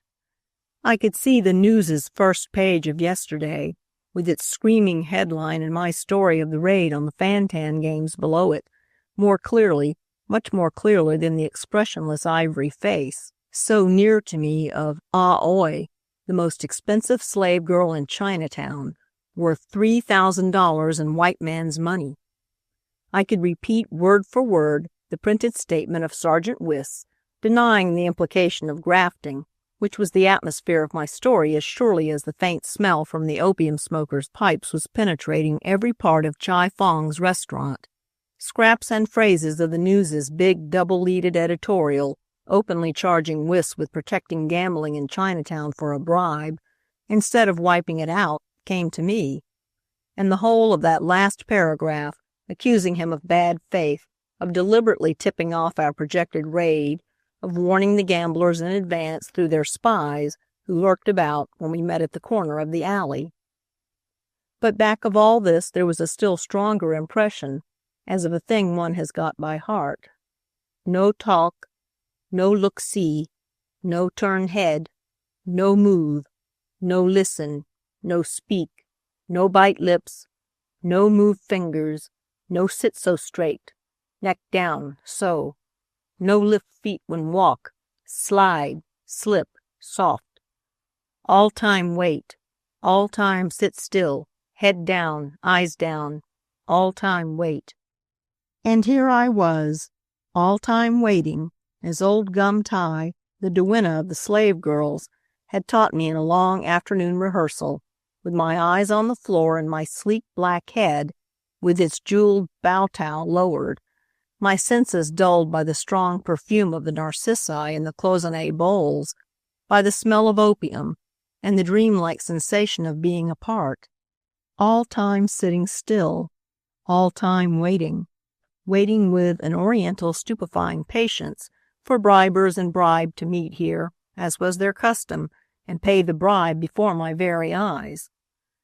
What lifelong rehearsals must these pale, quiet girls' mothers have gone through for centuries and centuries to bring to its perfection that yellow flower of repose that Ah-Oi is as she sits idly there with her guitar, ornamented with precious stones, in little hands, closely and compactly made as the sheath of a lily, with nary a twitch of limb nor turn of head, her soft, dull eyes looking straight ahead and down, seeing nothing, and hearing, smelling nothing, one would say, for her ears and delicate nostrils, the color of a softly yellowed magnolia before it falls overripe from the tree, seem less like organs of sense than bits of soft but perfect and exotic statuary. Look here, Rhoda Massey. Memory, the only faculty which seemed to survive in me the drowsy suspension of my wits, brought McCabe's voice and his words to me as I sat all time waiting. Go slow. Yellow journalism and the success you've made of it are turning your steady little head. You're out yellowing your master, and when I came on the news I held the record. The thing is impossible. You can't play the Chinawoman for a full hour's stretch. You can't fool the Chinamen, much less the slave girls up at Chai Fong's. They're the— But Gumtai says I can, I had interrupted eagerly. I'm just saturated with Chinatown, Mr. McCabe. I've taken tea at that restaurant every night this week. I know I can do it. I know I can. Listen to this. Shut your eyes and listen, and say I'm not Ah-Oi up at Chai Fong's. And in a sweet little nasal voice, more like the plaint of an insect than full-throated human utterance, I sang the Chinese of this. Make me good, O great Tin Hao, make me gentle, chaste, and witty. Make me all of these or none. But oh, I pray thee, make me pretty. Bully, encore, cried McCabe, tapping his blue pencil enthusiastically on the desk. But I wouldn't sing the other verses. I wanted too much to persuade him while his impression lasted. See, Mr. McCabe, I began hurriedly, surely that old Chinawoman knows. I'm to be a Hakka woman, while all the other girls are from Canton. Of course, then, I couldn't understand a word of their dialect, nor they of mine. Gum Tai will tell them all that, so I'll not have to say a word or understand anything. Besides, it's etiquette for a new girl just bought, a novice, not to say anything, and the older girls in slavery ignore her rather contemptuously and critically, much as at our fortnightly dances the debutante runs up against the buds of a season or two, and— I won't listen to your wheedling, Rhoda. You've a faculty carefully and artfully cultivated, I suspect, my lady, of making the melodramatic sound simple and natural and robbing sensation itself of its off-color. I won't let you try this scheme, I tell you. Am I the news editor of this paper, or am I merely the Home Secretary for your foreign, very foreign affairs, you conceited and rampant little yellow journalist? I declined to enlighten him, but went on coaxing. Do you see a page story, Mr. McCabe, I begged, with photos of the interior of Chai Fong's, Mr. McCabe? With Sergeant Nguyen and Chin Bok Yu and Yet Kim Gai's sketch from a description by Rhoda Massey? With a picture, Mr. McCabe. Yes, I'll even let you run a picture of Miss Massey in the costume of a Chinese belle, if only— Get thee behind me, Satan, and let me send for the Lunacy Commission. Please, I coaxed. He threw down his pencil and jumped to his feet.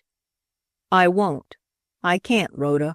The money's been paid there once and will be again, but I don't dare trust you to fool too much with these yellow devils. If you could have Forbes come along to take care of you, but to send you alone into a den like that, my God, girl, you're clean daft. You've lost your sense of proportion. You don't know the possible from the undoable, and you've forgotten the elementary rules of the game.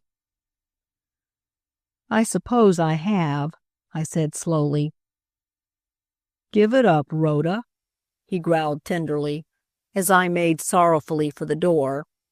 At the office they call me McCabe's white-headed boy since that gambling raid, and it's pleasant to know he hates to refuse me anything. We'll think up something else. There's a crisis due in the Lowenthal menage a trois before long. Young Lothal, the son, caught the two, Mrs. L. and Kirby, at the Hummingbird last night at supper after the theater. There'd have been a bully row then and there if Mrs. L. hadn't left the place with her stepson. Kirby came over to my table afterward, and I promised to keep the incident out of the papers. Charming fellow, Jerome Kirby. Built for the villain in the play. Gay and reckless, handsome and cruel and clever. Just fancy his getting me to... I made an impatient movement. You mean you're tired waiting for that scandal to ripen? He asked. So is the rest of the town. But here's something else that will really come off very soon. The Mission is going to make a star play. They're going to rescue Aoi. I'll find out from Miss McIntosh exactly when it is to be, and you can be in on that. It'll be a corking story. But you shan't do this other mad thing with my consent. We'll find some other way to trap Wyss. But not this. Never with my consent, Miss Rhoda Massey. Then without it, I cried to myself as I shut the door behind me and started for Gum Ties. I went over it all again now as I sat, all time waiting, at Chai Fong's. The slave girls were playing Pai Gow now, dominoes, gambling silently. It was some comfort to me just to think of McCabe, to feel that outside this opium-scented oriental dream a man lived, a big-brained, big-hearted white man, with his fingers playing at the buttons that set the world a-moving, with a head full of knowledge of human nature in all its variety, with a sense of humor that kept him and the rest of us well-balanced, and an irresistible strength and originality in his point of view. And this same man, this far-famed old McCabe of the news, was precisely the newspaper man whose commands I had disregarded, whose advice I had scorned. Oh, if he had only stood in! But to have to set oneself the hardest detail in one's whole newspaper life and to miss McCabe behind you. I gave a gasp at my own audacity. I wasn't conscious of making any sound, but instantly every eye in the room was turned upon me. I felt them, those black, ironical, impenetrable Chinese eyes. They made me glow and shiver, and involuntarily I made a motion to get to my feet. I believe I was terrified enough to have scuttled away then and there, if at that minute a dominating high voice, rolling out a chanting string of Chinese, hadn't broken in upon us all. It came from the stairway beyond and bore, even before its owner followed it, so strong and imperious a suggestion of assertive activity that the whole establishment seemed to respond to it. Chai Fong himself came to the door a moment and sang out an order. Doors were hurriedly closed all over the place. A screen was swiftly stretched across, shutting in our corner that gave on to the high little lacquered, lantern-hung balcony which overlooked the square, and in here a table, upon which chop suey, sweetmeats, tea, and rice wine were already set in fanciful porcelain, was brought and placed in the farther corner, while the waiters flew about like mad, and Aoi daintily touched her long pearl earrings and bracelets of jade and silver filigree with a slender tan finger and a long pointed nail, sniffing with nervousness just once or twice, as a deer might through distended dry nostrils. Yet Kim Guy, the first. I knew him. His walk was a bit more assured, more elegantly pompous than it had been the other night when we raided the game. In his long mandarin's robe, the new year must be near, he moved with the dignified roll of a sea captain aboard his own ship, even though he was smoking a cigar. I know the smell of a good cigar. McCabe smokes the best in town. Our respected proprietor, who owns the news and Lord knows what besides, facetiously declared to me the other day that he couldn't afford cigars such as his news editor smokes. But McCabe's specially imported, gold-banded darlings can't be any better than the one this big, young, fine-looking Chinaman removes from his lips to pour out an intoned roar of Chinese which awakens celestial echoes from his companions. One of them is Chin-back Yu, the fearful old death's head who presides over the sea-yups, the highbinders. It is one of his men, Chow La, who accompanies him, a great bulky beast of a Chinaman with a square face framed in the highbinder's locks, with a mouth that's a big brutal gash, a nose that's obscene, and eyes of black bestiality. We have his photo in the art room. We keep it to personify the yellow peril and that sort of thing.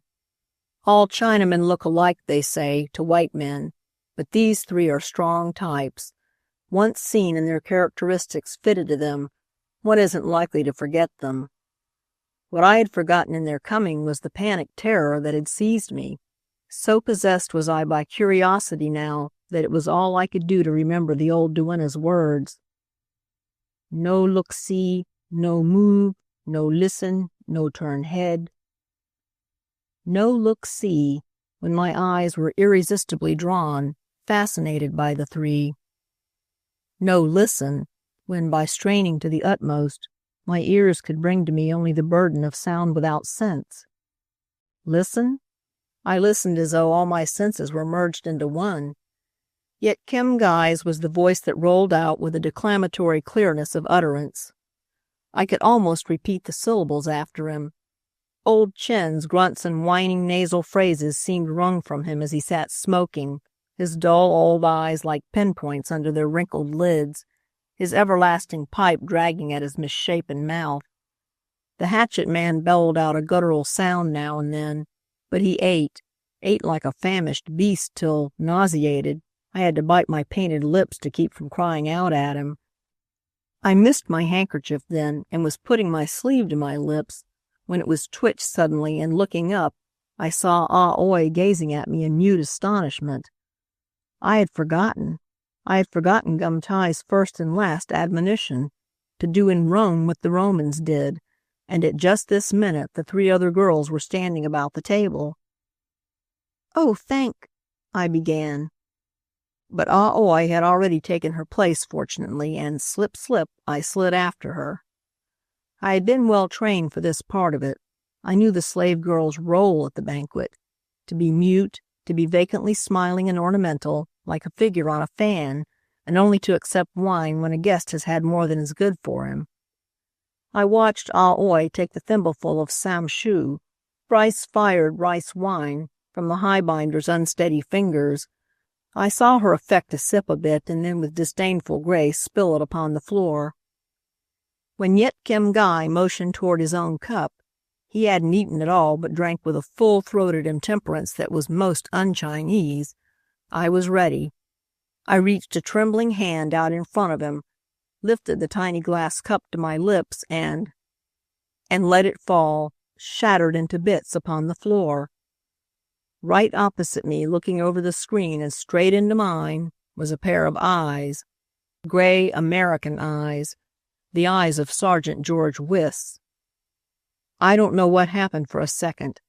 If the penalty for it had been his calling out my name and unmasking me upon the spot, I couldn't have done anything other than I did, put my shaking hands up to my face and sob in tearless terror and excitement and satisfaction.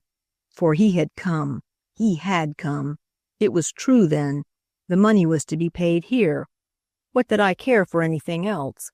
The slave girl's horrified hush at my clumsiness and fracture of etiquette, the scolding of the head waiter, I knew the accent as a dog might, but not the words, the amused laugh of the sergeant as he pushed the screen aside and entered, the good-natured interference in my behalf of Yet Kim Guy, who came to a poor girl's rescue, like the man of the world and gallant he is.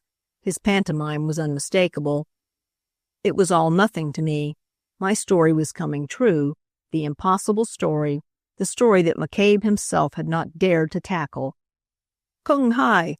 Fat Toai!" The sergeant cried out the New Year's greeting glibly, shaking his own hand cordially in the Chinese style, but refusing the chair a waiter offered. Old Chen grunted a recognition without removing his pipe. Yet Kim Guy waved his hand in an airy American fashion. Chow La nodded, taking the briefest respite from the business of eating. "Ah, there, Ah Oi," said the sergeant gaily. putting an arm around her and another impartially around the girl on the other side. And they tittered, these Chinese belles, and wriggled, complimented by the queer American attention. In great spirits was Sergeant Wyss, evidently. I watched with satisfaction the quick glances he threw about the place and the flash of intelligence between him and Yet. It was at a word from the gambler that Ah Oi had taken her queer little guitar and was singing a pale little nasal melody, the inevitable ditty, when Hui translated it for me, whose second verse put into English goes, "Make me noble, dread Tin Hao, kind to all, no creature harming. Make me patient, generous, faithful, but I implore thee, make me charming." Wyss crooned it with her. He did it better than I could, with a skill that bespoke practice and opportunity. He put out his hand at the end of the verse to pinch my arm, but I reached just then for a cup, and being a merry, easily pleased, gay gentleman of the police, he accepted the girl in the red gold-embroidered blouse as a substitute. But everybody was merry by this time, except old Chin. His death's mask never changed a line. His horn-toad's eyes had never a glimmer of light or life. "Wait, Sergeant, I sing for you," cried Yet, taking the guitar from Ah Oi's hand. "Ever hear this, bully song?" And to my utter amazement he strummed a few familiar bars and burst jovially into "There'll be a hot time in the old town tonight." A hysterical desire to laugh came upon me. It was so maddeningly funny, so absurd, so crazy a caricature of ourselves in our silliest season. Yet every stolid yellow face about me looked perplexed or contemptuous or bored, and only in Wyss's eyes could I read a reflection of that amazed and mocking applause that filled me. "Great, old boy!" Wyss brought his hand down with a thump on Yet's shoulder. "Eat leisurely," he went on, guying the Chinese method of excusing oneself. "Ho hang! A safe walk to you," answered Yet, entering into the spirit of the translation. Ho hang, the Chinese goodbye. I was still shaking with suppressed laughter, but that sobered me, for with a parting squeeze to the girl he still held, the sergeant turned on his heel, pushed past the screen, and was gone. Gone, and not a nickel, not an incriminating word had passed between them. I couldn't believe my senses. I couldn't realize it. I was frantic with disappointment, and I might have stood there yet like a gaping idiot, looking after him, if Ah Oi hadn't touched me again significantly, and I turned to see the other girls slipping away. We were to withdraw, evidently. Gum Tai had told me that when anything of importance was to be discussed, the slave girls were dismissed without ceremony. I followed Ah Oi dully. I was dazed. I couldn't readjust my mind to so unexpected a result. The sergeant, in the course of his rounds, had looked in a moment at Chai Fong's, not in the open part frequented by Americans, 'tis true, but there he had greeted his Chinese friends, listened to a song of Yet Kim Gai's, and patronizingly hugged a slave girl, not as a man might a woman, but as though she were a child, a doll, or any pretty, non-human, soulless thing that couldn't speak or feel. And that was all, positively all. A fury possessed me as I followed Ah Oi out into the other room. What did I care now for old Gum Tai's instructions and apprehensions and admonitions? Suppose I was discovered? The game was up, and I knew the way out this window to the veranda and down into the square. We had arranged that all right. But fortunately Ah Oi was unsuspicious, or perhaps she was preoccupied and didn't notice the dropping of my roll, for though I forgot all caution, she seemed hardly conscious of me. She was behaving queerly herself. Even I could see that. If she had been a human being instead of a passive Chinese doll, I should have said she had something on her mind. For when the other girls sank down into a corner and fell to eating greedily and drinking tea from a tray which had been put there, she gave me one swift, enigmatic glance, imploring, confiding, searching, and passed quickly out upon the veranda. I, too, slipped out. There was nothing more for me inside. But the narrow little balcony was empty. Evidently Ah Oi's guardianship of me, which shrewd old Gum Tai must have arranged for, was at an end. Now she was looking after herself. What could she be up to, I asked myself. In spite of my bitter disappointment, I had counted on bagging this story and throwing it triumphantly at McCabe's feet. I stood a minute there looking out. Evening had come and the young moon was shining a silver veil down over the hilly town, idealizing its crude, irregular skyline. It poeticized the untidy little square and touched a bit of nickel on a cab lamp that glowed in the dusk below. But it concentrated its soft luster upon the wide, wonderful shining bay beyond, where the ferry boats became floating castles of light, and Alcatraz, glorified into outlines only, stood out castellated like an Aaron Brightstein anchored on the water. In the reaction of the strain I had been living under, I stretched out my arms toward it all. It was beautiful. It was American. It was Western. It was mine. When clearly down in the street below I heard a whistled melody. Make me shy and straight and still, docile make me too and dutiful, make me perfect if you will, but oh, sweet demon, make me beautiful. Mechanically I had repeated the words to myself of the last verse to Tin Hal, accompanying the whistle below. But I was thinking hard. A Chinaman might hum that melody, though it was unlikely. A white man might whistle the classic Hot Time. But only one person I knew would be likely to whistle the slave girl's plaintive little nasal prayer to her goddess. Down I slipped behind a great potted palm. Out here, when Chinese guests have not monopolized the restaurant, white women from the eastern states came to stand for a moment beneath the huge swinging lanterns and look at Chinatown and the bay from on high. My heart was thumping an accompaniment, and over in my head the words went singing. I could hear someone coming softly up the first flight of steps and then the second. My fingernails, which had been growing untrimmed for a month, so seriously had I gone in for local color, were digging into my palms. I was trembling, so sure was I, so sure that— A sergeant's cap. He appeared above the top step. I was right. I was right after all. He passed me so close that I could see the 3 bars on his sleeve in the light from the window, and when he had gone in, I crouched there a full minute waiting till I could be calm again. By the time I'd got to the window, I had taken off the crimson boxes of slippers that I might be noiseless. He was seated at the table with the 3 Chinamen, and facing me, Sergeant George Wiss, head of the Chinatown squad, an American police officer bribed by dirty yellow money to betray his trust. Perhaps you think I didn't make vows to the gods of yellow journalism as I stood there. Perhaps you think I didn't compose a dozen different openings for my triumphant entry upon McCabe before I should throw down the booty before him. I couldn't hear a word, of course, from where I stood, but Yet and the sergeant were having it hot and heavy, evidently. Some dispute as to terms, some reproach for the last raid in which one Rhoda Massey had taken part, perhaps. I could imagine how the clever gambler would score his paid servant for not delivering the goods. I could almost fancy I heard him use the very words. But I did see him at last lift a heavy inverted cloisonné bowl from the middle of the table and uncover a pile of 20s. They must have been there the whole evening. I saw both Chen Bak-yu and Chow Law scowling in dispute, and I saw Wiss reach out his strong white hand among all those vile yellow ones, and all at once I couldn't see. I couldn't breathe. I couldn't cry out nor hear, except dully. Something had been suddenly thrown over my head, and someone had seized me and was carrying me swiftly down the stairs. I struggled.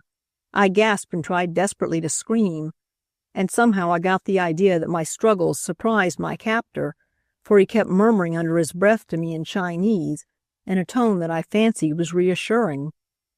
But I was so frantic with fear by now that I distrusted even my own instincts.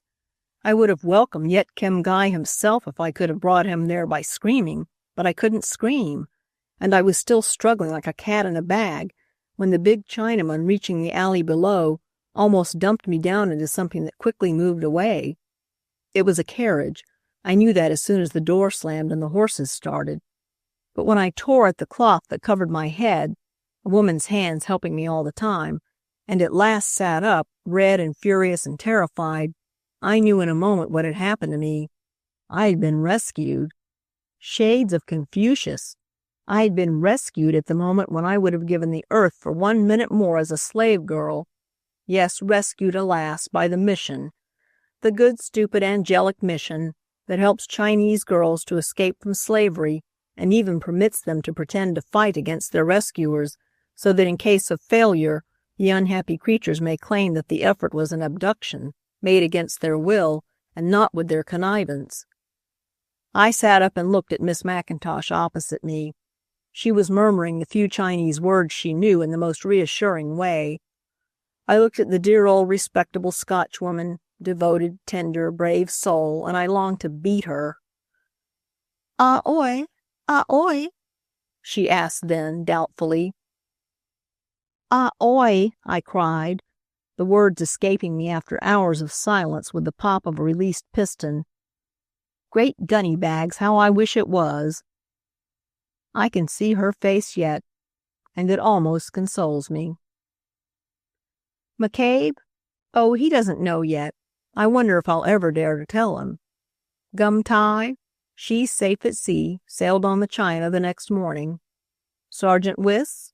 They say he's to be our next chief of police. The graft went up higher, and so will he. Miss McIntosh? She never can understand why I don't write up that story of the slave girls and the mission, which I told her I was after that night. She thinks me lazy and neglectful of the paper's interests, and incapable on the whole of real serious work. Rhoda Massey?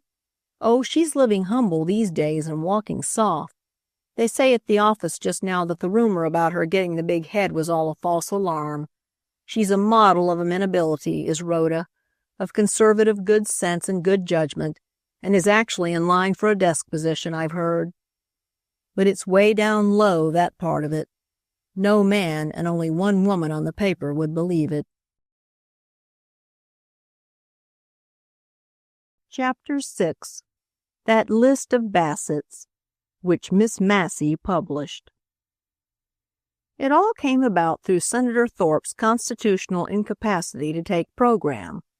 Newberry, the other candidate for the senatorship, looked at United Powers' table of facts and figures and promptly threw up the sponge.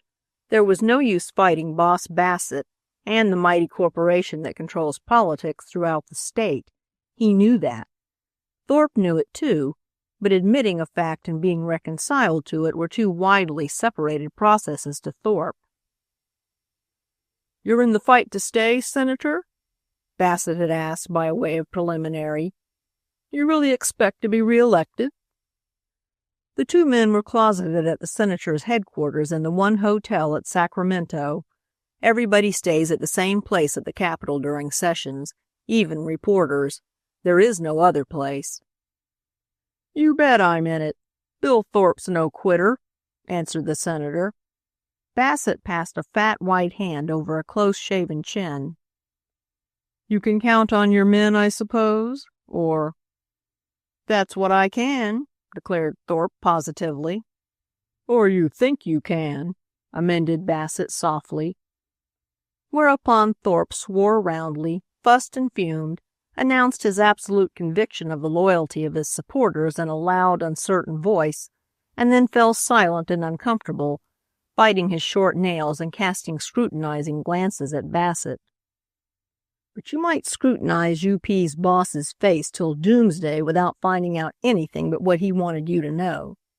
I've interviewed Bassett a number of times on the most delicate matters concerning the boss's boss, United Power, and he has sent me away empty-handed regularly, and yet with a pleased little sense of having been permitted to infer something special, a vague something of an intimate and confidential nature which, the boss intimated, would be caviar to the mere multitude of reporters.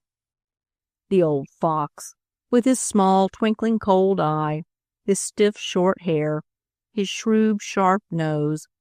Oh, I can fancy just how he looked at Thorpe. "Why, look here, Bassett." The senator began to bluster. The boss's smiling confidence disconcerted him. "These men are pledged to me." "Will you—" began Bassett, but Thorpe stormed past the interruption. And not only pledged in black and white, but they're bound to me besides. I'm no chicken in politics, but when you secure a man's election, as I did Allen's, when you've got a deputy collectorship of the port for a near relative, as I did for Brigham's brother, when you've shelled out money to pay a mortgage pressingly due, which is what I did for Kenify, when you've spent your own money in their counties, as I have for Grimman, Glass, Hires, Urton, Johnson, Jameson, and the lot of them, why, you ought to be able to count pretty hard on 'em." "You certainly ought," agreed Bassett, with the openness to conviction that made intellectual contact with him refreshing. Senator Thorpe got to his feet, puffed out his chest, dug his hand down into his pocket, and complacently jingled his money and his keys. "Well, that's where I stand," he declared, with pompous self-satisfaction. And Bassett looked at him. "Yep, that's where I stand," repeated Thorpe, a bit of irritation at the other's smiling silence betraying itself in his voice and manner. "Well?"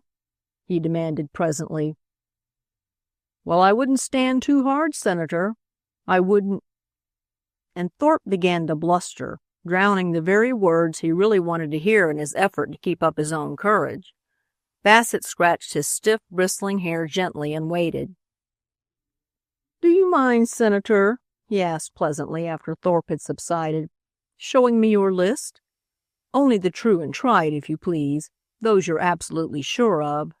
You can have my word that I'll take no advantage of your confidence, but I may be able to assist, to spare you some trouble and possible disappointment," he concluded, with delicate hesitation. Of course, Boss Bassett is a man of honor with certain well-defined limitations. Everybody knows that. And Thorpe knew it as well as anybody. A man isn't in politics in a corporation-ridden state for 15 years without learning the kind of boss he has to deal with. "All right, I'll show it to you. Not for the reasons you give, but to prove to you what good grounds I have for feeling confident of re-election." He pulled a slip of paper out of his wallet and, tapping it knowingly with his forefinger, said, "You're not the first man who has seen it. Newberry, who's got 20 votes." "Newberry did have 20 votes," put in Bassett quickly. Thorpe looked at him a moment, irritated, incredulous inquiry in his face. Then he hurried on. "Newberry thought some of these fellows might have been repeating on us. So yesterday we got together, he and I, and just quietly compared notes. By heaven, there wasn't a single name on his list that was on mine. The men pledged to him were true to him. The men pledged to me were true to me." "You mean true in your case so far as Newberry is concerned, and in his so far as you are concerned?" remarked Bassett imperturbably. "I mean, what's that? I don't understand you." Thorpe was agitated. "There's a third candidate, Truitt." "Bah! If I have 28 and Newberry 20, his votes are bound to come to me after a few ballots, and Truitt—" Of course, if you have 28 and he has 20. "What the devil do you mean?" Bassett held out his hand for Thorpe's list, then pulled 2 papers from an inside pocket and laid the 3 sheets side by side on the table. "Come, look," he said, nodding toward the evidence so openly displayed. And Thorpe looked. There was Newberry's list, with more than half the names significantly checked off, and beside it, on Bassett's list, boldly standing out and paralleling Thorpe's own, name for name, was the record of his men gone over to the enemy, pledged to Truitt. It ran something like this: Allen, $2,000. Brigham, Harry Brigham, son, and the mint. Ewing, Post and Railroad Office, San Francisco. Grimman, $3,000. Glass, can't be bought. Hires, $2,500. Urton, $2,500. Johnson, can't be got. Jameson, doubtful. Kenify, $1,500. Klein, $2,000. And so on down the list. No wonder Thorpe looked shocked. He had been outbid without even a notification that he must bid higher. How did I get it all? Through Thorpe, of course. State Senator Newberry had taken his defeat like a philosopher. A base, truckling coward, Thorpe now called him, and was working busily in the Truett camp with an eye out for future contingencies. But Thorpe, Thorpe was just dancing with rage, just piping hot, brimming over and a tiptoe to pour his tale of woe into a sympathetic ear. And instead of one, he found two, or rather four, mine and Ted Thompson's. Aiken was there, too, to sketch the rampant Thorpe in action while we listened and questioned. But artists don't count, and Aiken, anyway, never hears a word that's going on. But really, Ted and I hadn't much questioning to do. Thorpe was so ready. If we had caught him 10 minutes later, he'd have had time to bethink himself that a corporation outlives individuals, scandals, charges, proofs, and popular indignation, that united power has a long memory, and that a certificate of political death from Bassett is all that's necessary before burial promptly takes place. But when Ted and I overheard Newberry on the Capitol steps inveighing against Thorpe for cutting him dead in the Senate chamber that morning, with one accord we turned and made for the hotel. While Ted scurried through the bar, the billiard room, and up to the senator's headquarters at last, I phoned for the artist, and when we got to Thorpe's plush parlor, Teddy had him neatly corralled and not another reporter on the horizon. "You can have it all to yourself, you lucky girl," Ted said, when Thorpe had been turned inside out and left for remorse to seize upon him. "The Times record's committed, you know, to the belief that UP is the noblest and most generous of public benefactors. I'll give the office the facts, of course, but they'll only print an obscure paragraph vaguely alluding to rumors, etc., so you've got a bully thing for your own. I won't give it away. We'll keep it in the family." "Whose?" I asked, thanking him with a look. "Why, ours. Yours and mine," he chuckled. "Oh, you know it'll come to that one of these days, Miss Massey," he added. The bold-faced conceit of him. "I don't know anything of the sort. I'm wedded to me art, Mr. Theodore Thompson," I said haughtily. "Tell that to McCabe," he jeered. "Mr. McCabe would be interested," I remarked demurely. "Rhoda," it was half appeal, half affected dismay, "you haven't been and gone and taken a base advantage of my being busy to go and get McCabe to fall in love with you. How do you know that I won't get a little leisure one of these days?" "I do know," I interrupted, "that we're both a bit intoxicated over this lovely grind on the whole senatorial situation. And I know, too, that I'll never be able to hold you in a breach of promise suit, Ted, for you could always claim that the offer had been made, or scantily implied, rather, under intense excitement induced by the prettiest scandal that ever scandalized scandalous Sacramento. I'm off to work. I want a denial from Bassett. Of course he'll deny till he's black in the face. But there'll be senatorial investigations, won't there, and deputations from the city and mounting in hot haste all over the political battlefield. Oh, dear." "Yes, darling," he said attentively. "Ted Thompson," I flared at him, "take care. I see signs of paresis and—" "No, you're too modest, Rhoda. It isn't invariably a symptom of alcoholism or approaching imbecility to care for you. Shoo! Oh, there comes Thorpe," I cried. "He'll want to retract, scoot.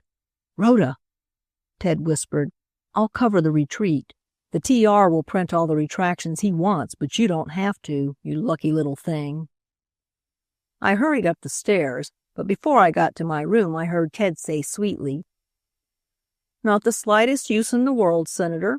Of course, so far as the TR is concerned, I'll fix it all right. But I just left Miss Massey at the telegraph office. The whole thing's on the wire by now, and the news will have it sure. The only way you can stop it is by reaching McCabe himself. Suppose you get the next train and go down to see him." "Suppose he did," I grinned. "It would keep him out of the way of the other reporters. As for reaching McCabe, that duck of a Ted Thompson knew as well as I that McCabe simply can't be reached, and that the News's whole policy is a rabid anti-UP paper made this bit of news so valuable that all the senator's horses and all his men and barrels of money couldn't buy it back again. Now, a secret investigation is a direct challenge to the press. It's an insulting way of telling newspapers to go about their business, which of course is to find out by surreptitious means the very thing which is surreptitiously being kept from them, or rather, which someone is attempting to keep from them. For I never yet knew of a Star Chamber session, from a grand jury meeting to the solemn silences in the United States Senate, that kept secret things. They're the one thing sure to leak.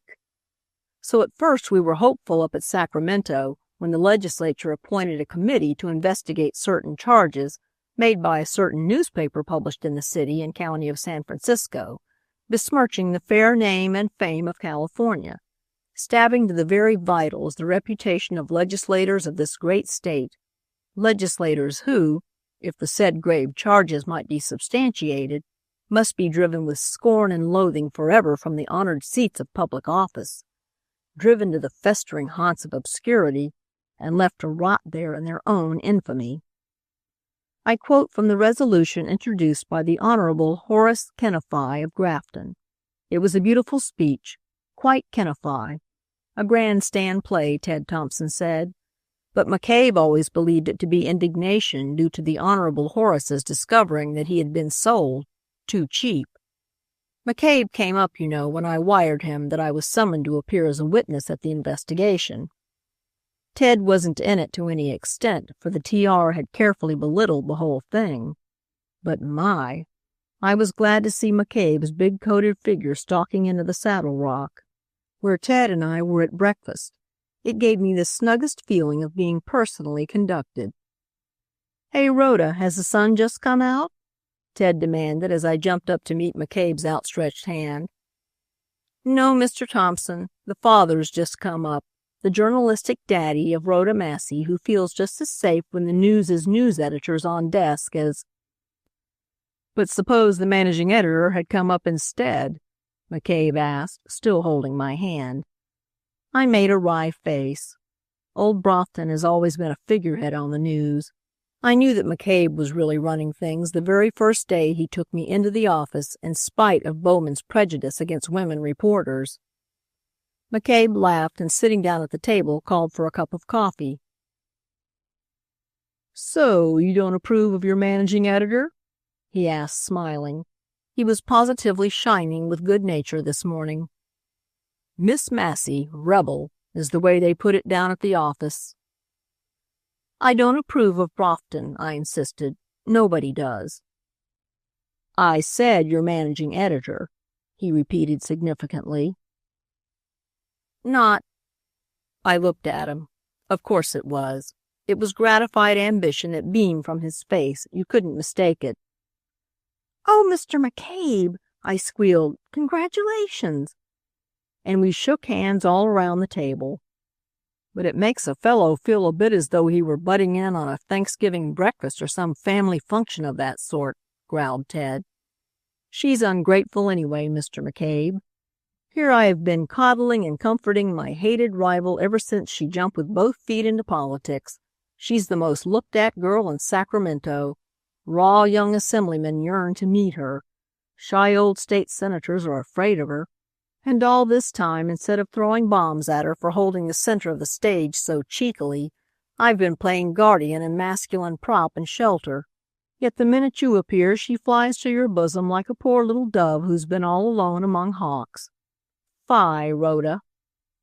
With a nod, he was about to leave us to talk things over when McCabe put out a hand to detain him. "I say, Thompson," he said slowly, "why not really butt into the news family? There's a news editorship vacant since Saturday. Bowman's too limited or he'd have it. What do you think?" "Oh, jolly!" I exclaimed. Ted hesitated. "Thanks, I'm awfully obliged, Mr. McCabe, and appreciative, too. Will you let me think it over? A desk position doesn't tempt me.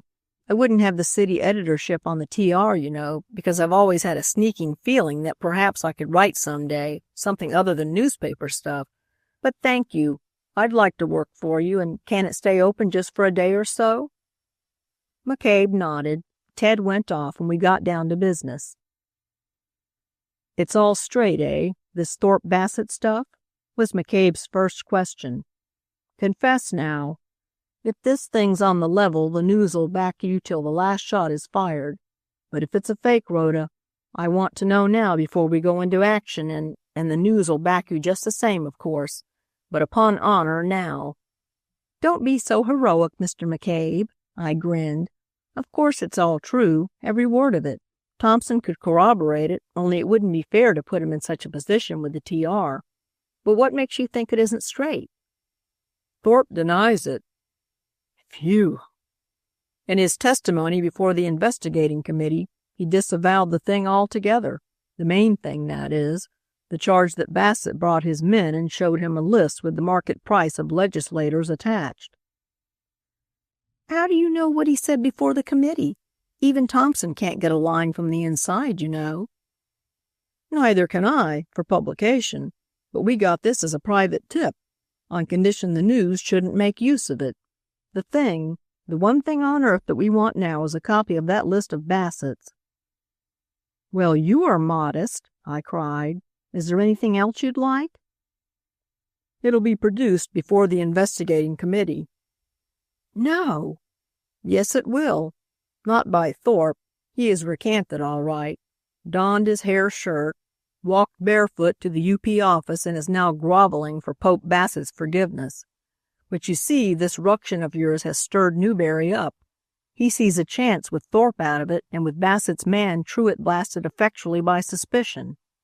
His usefulness to united power impaired by the very fact of his being labeled a UP man. So Newberry, to whom Bassett showed a copy of that same precious document, of which Newberry promptly made a copy, is going to produce it, or rather to get it indirectly before the committee, have it found by someone in some mysterious way that won't connect him with it, and then, posing as the great reconciler by instancing his submission to Bassett as evidence of loyalty to united power and the fact he was not Bassett's candidate, as recommendation to the independents, just naturally gather in the senatorship." "Oh, he ought to give it to us, that list," I cried. "He'll owe it to us. He was out of the running before." "Yes, he ought, but he doesn't dare. Bassett'll watch him like a hawk after this, and connection with any anti-UP paper right after the Thorpe expose would be too evident. No, there's no thoroughfare there. But I'd give my new baton for that paper, Rhoda Massey."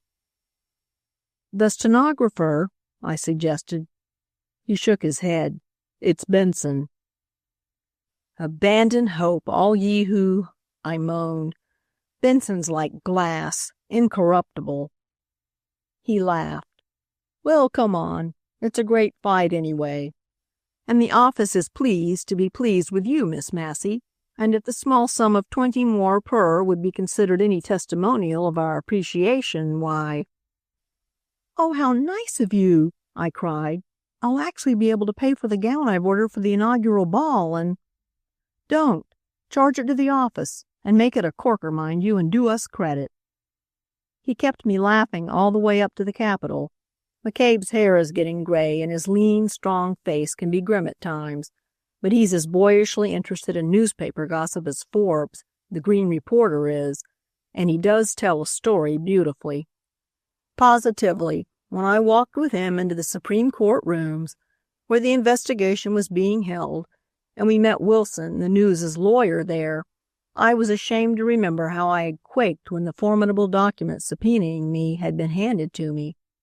Even if my story had been a fake, with McCabe to back me, I think I could have gone on the stand and lied like a senator. McCabe was called to testify first. Where had he received the information that he published January 3rd? From Miss Massey at Sacramento. Had he investigated it before he published so grave an accusation? The News had never found it necessary to investigate Miss Massey's stories. Did the gentleman mean to have this august body infer that merely on an irresponsible reporter's gossip, on the sending in of a fake, such, his questioner had been informed, was the technical term used in journalism to describe this sort of tale, A newspaper would blast the reputation of honored and honorable men? The News employed no irresponsible reporters, McCabe answered quietly, and for every word Miss Massey had written, the News was as responsible as though it were signed by its proprietor. Very well. The time would come, Mr. Kennefi remarked ominously, when that responsibility would be tested in the courts of this great state. In the meantime, the News's managing editor was excused and Miss Massey was called. Miss Massey came. She had been primed by Jack Wilson, the cleverest lawyer in all the West, and her heart was beating with gratification at McCabe's testimonial. But she trembled like a little idiot, just the same, when she was sworn, and she had a curious double sense of ridiculing herself from the reporter's desk at the very same moment that she sank gasping into the chair McCabe vacated, and to which he led her with ostentatious formality. It was the Honorable Horace Kennefi's lawyer who came to her rescue. He bullied. He started in with a truculent roar, and that gave Miss Massey time enough to get a grip on herself, so as not forever to disgrace the dear old News. And really, after one had sat for a moment in the witness chair, the awful investigating committee faded away, and you just saw through the official mask they had put on. Just 1,500 Kennefi, as he was called now. Top-notch Grimmin, stanch, kindly old Judge Glass, Lamson, the Lion of San Isidro, Mooney, the boy orator from Siskiyou, and all the other familiar faces that appeared daily at ordinary legislative sessions to furnish copy for newspaper people. "I call upon you, Miss Massey," Kennefi's lawyer shouted melodramatically, "to produce the document referred to in the News of January 3rd. "I can't." "You can't? Do you mean to say there is no such document?" "I mean to say that Senator Thorpe told me there is such a document, but—" "He showed it to you?" "No." "You took it down as he read it to you?" "No." "Where are your notes?" "I didn't take any." "Of course I didn't. It would scare confession from volubility itself to see itself being taken down in black and white." "Miss Massey, you don't intend this distinguished body to understand that you wrote your interview with Senator Thorpe, so important an interview, from memory?" "Yes, I do." "Ah, then being fallible, you are liable to be mistaken?" "Inexact quotation occasionally, but not in the matter reported." It was then that State Senator Loder sprang to his feet. "I demand," he shouted, "that this committee ask for its discharge. I demand that the absurdity of considering so flagrant a case of journalistic irresponsibility be recognized. Is so frail and uncertain a thing as a girl's memory to be made the basis of attacks upon the probity of legislators whose honor has never been impugned? Is it possible that this body will further dignify with its attention so trivial a charge, emanating from a notoriety-seeking girl who—" Both Wilson and McCabe were on their feet then, but I wouldn't let them speak. It was my turn now. "Mr. Loder," I cried, "if I were to think very hard, perhaps I could remember names that came alphabetically lower down on that list. Perhaps if you give me time, that same frail and uncertain memory of mine—" But neither Senator Loder nor half a dozen others whose names begin with letters in the last half of the alphabet would give me time. They were mighty anxious now to excuse Miss Massey, and Miss Massey herself was not anxious to remain. "We come off with flying colors, Rhoda," McCabe said as we walked down the Capitol steps at the foot of which Wilson's automobile was standing. "Wilson's going to take me to the train. Will you come?" No, thank you. I've something I want to do." "Thompson," he asked facetiously, "or the ball gown?" I shook my head. It wasn't anything so easy as Ted or the gown. As I stood there preoccupied, watching the two men in the bubble as it jumped, snorted, buzzed, and reared preparatively, and then dived off down through the grounds, all I really saw was a bald-headed little man with a shorthand reporter's notebook on his knee and a page of hieroglyphic hooks and curves. My testimony, which I had seen Benson transcribe while Senator Loder was delivering his oration, and then mechanically tearing the page across once, let it fall into the wastebasket. From the reporter's desk during sessions, we had often watched Benson transcribe a narrow page of pothooks, when his assistant came to relieve him, and then, tearing it with deliberation across, let it fall into the basket at his feet. And this very afternoon, within an hour, Benson would have just such another page of hooks and curves which, transcribed, instead of revealing the remarks of one Rhoda Massey, would show the cost price of legislators as set down by Boss Bassett, an expert in buying and selling. And when that slim little page of hieroglyphics should be transcribed, where would it go? Into the wastepaper basket after being torn across in that methodical, deliberate manner from which systematic little Benson never departed. But really, that narrow page torn in half would not yet have outlived all its usefulness. To any other shorthand man it would reveal the same absorbingly interesting exposure that had startled Newberry and Thorpe, and would startle the members of the committee this very afternoon. The sessions were over at 4. By that time I had hired a stenographer. "You're to have your typewriter in my room and be ready to transcribe another man's notes," I told him, "from 6 in the evening till 2 in the morning. If during that time I want you, I'll come down for you. I've taken another room for tonight. If I don't want you, you can go home at 2. But you're not to mention my name, nor to let anyone know that I've hired you, and you can set your own terms for the evening's work." I left him then and went upstairs to my new room. It wasn't nearly so large nor so airy as the one I'd had ever since the legislature assembled, and it was 2 stories higher, just under the roof, in fact. But it had some advantages.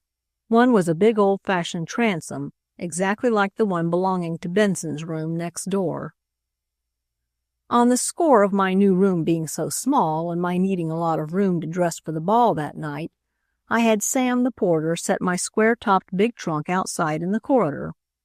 Sam misunderstood the number of my room and set the trunk in the little blind square off which Benson's door opened.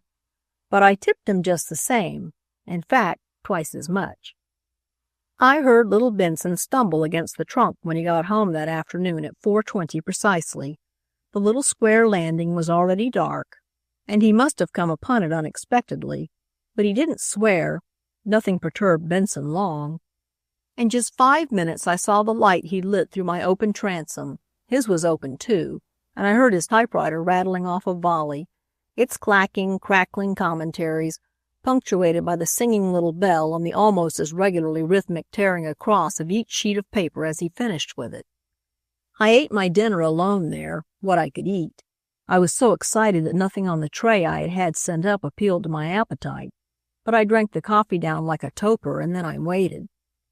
I waited years of moving the typewriter carriage back at the end of a line, years of insertions of new sheets, and in spite of my excitement and the tension of my nerves, I laughed at myself as I sat there in a snug, short golf skirt and trim knit jacket, looking like an athletic, even acrobatic Cinderella, while my new, my first, my only ball gown lay spread in dainty fluffiness on the bed, waiting its chance, too.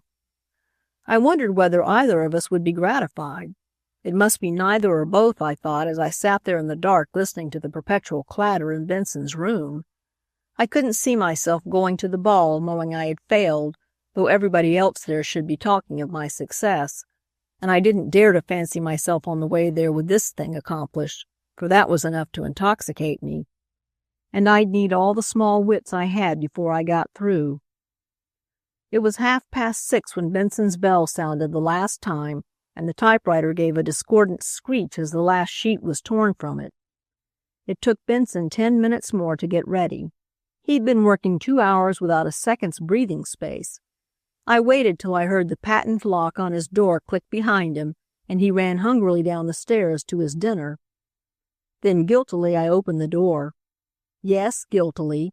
I felt as though the dim corridors were alive with suspicious eyes. They weren't. Everybody was downstairs at dinner. All I could hear was the opening of a door now and then and the porters scurrying busily about in the hall below. It didn't take me a minute to get to Benson's door and on the top of my trunk, and, with a good grasp on the lower edge of the open transom, I was just about to slip through when when I heard a heavy step in the hall behind me. Oh, I'll never forget that minute. "It serves you right, Rhoda Massey," I cried bitterly to myself. "It's a nice, dignified detail you've chosen. You will be famous now. The whole town will ring with it, and when you're laughed out of Sacramento, you can go down to the city and meet it at every turn. Your very own office will hoot at you. You greedy little pig, why couldn't you be satisfied?" But I didn't have much time to scold Rhoda Massey, for the steps came nearer and nearer till I could see Black Sam, the porter, a heavy suitcase in either hand. He saw me, too, in the same minute, and the necessity for a quick fib almost made me dizzy. Can't you take time to fix this transom for me, Sam?" I gasped, sliding to the floor.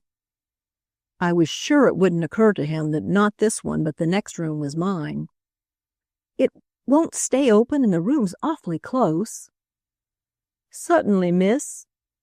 He sprang upon the trunk and wedged the thing open with a wad of paper. "My purse is inside," I explained as he waited expectantly. "Tomorrow, eh?" "Oh, that's all right, miss. You newspaper ladies ain't so stingy with tips as plain common ones," he chuckled. Just as though a newspaper woman could afford to be stingy with tips. I waited as he shuffled off, and the banging of my heart seemed to die away with the lessening sound of his footsteps.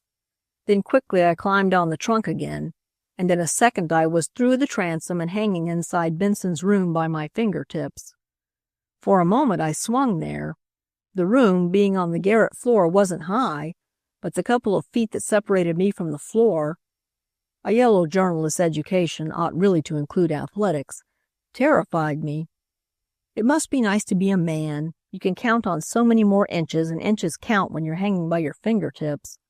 When I did let go, it was because I had to, and the fall gave my ankle a nasty twist. But I limped gleefully over to Benson's desk. There was that blessed basket full to the brim of half-sheets, just as my fondest fancy had painted it. I took a towel and, spreading it on the floor, turned the basket upside down and dumped every bit of paper into it. Then I knotted the ends tight and slung it over my arm. Oh, it was easy, easy. All I had to do then was to open the door and, instead of letting it latch itself behind me, leave it slightly ajar. I had got my back to the door, fortunately, most fortunately, and I was giggling to myself with delight when, as though shot from out of the blue, Benson's dumpy little figure appeared before me. What to do? He was within a few steps of where I stood. There wasn't time to get to my room. I'm not proud of it. Still, it oughtn't to be charged up to me, but to that vice of secret investigation which piques reporters into doing things you couldn't hire them to do under other circumstances. I bent over quickly, almost double to hide my bundle, and in a voice of anguished uncertainty, the voice of the female in distress because something's given away, I stammered, I beg your pardon. Have you got a pen?" Oh, and to Benson, bashful Benson, as the boys call him, who can't talk to a woman without blushing to what was once the roots of his hair. In spite of my terror and agitation, I wished I could see his face. I couldn't, but I could hear his embarrassed voice, which was almost as good. No, ma'am," he bleated. But will I go downstairs and get you one?" "Please," I faltered, and with a fleetness that betrayed his emotion, he ran downstairs. By the time he got back, I was safe in my own room. How relieved he must have been not to find me. I waited there in the dark, listening. I was wondering, should he notice the empty basket under the desk, whether he'd conclude that some housemaid had been cleaning up. But I needn't have worried. He was able, evidently, in his methodical old maidish way, to put his hand on the thing he wanted in a minute, and slamming the door behind him, he was out again and down the stairs. So was I. I got to the door of my old room and had my shorthand man at work within 5 minutes. While he transcribed, I was matching ill-assorted halves. We must have worked together for hours, and we didn't hit upon that list of purchasable legislators till nearly the last page. I didn't realize how long we'd been at it. I was so absorbed in it all, till a bellboy came up with a great bunch of roses. From Ted. I looked at my watch. 9, and we were to have started for the capital at 1:30.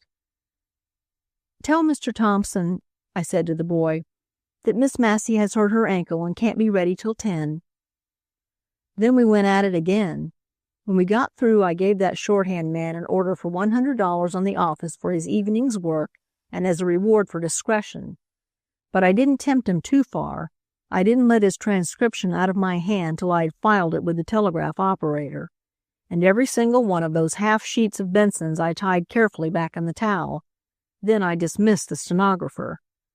Then upstairs once more, up on the trunk. I hadn't counted on Benson's springing the lock of the door again.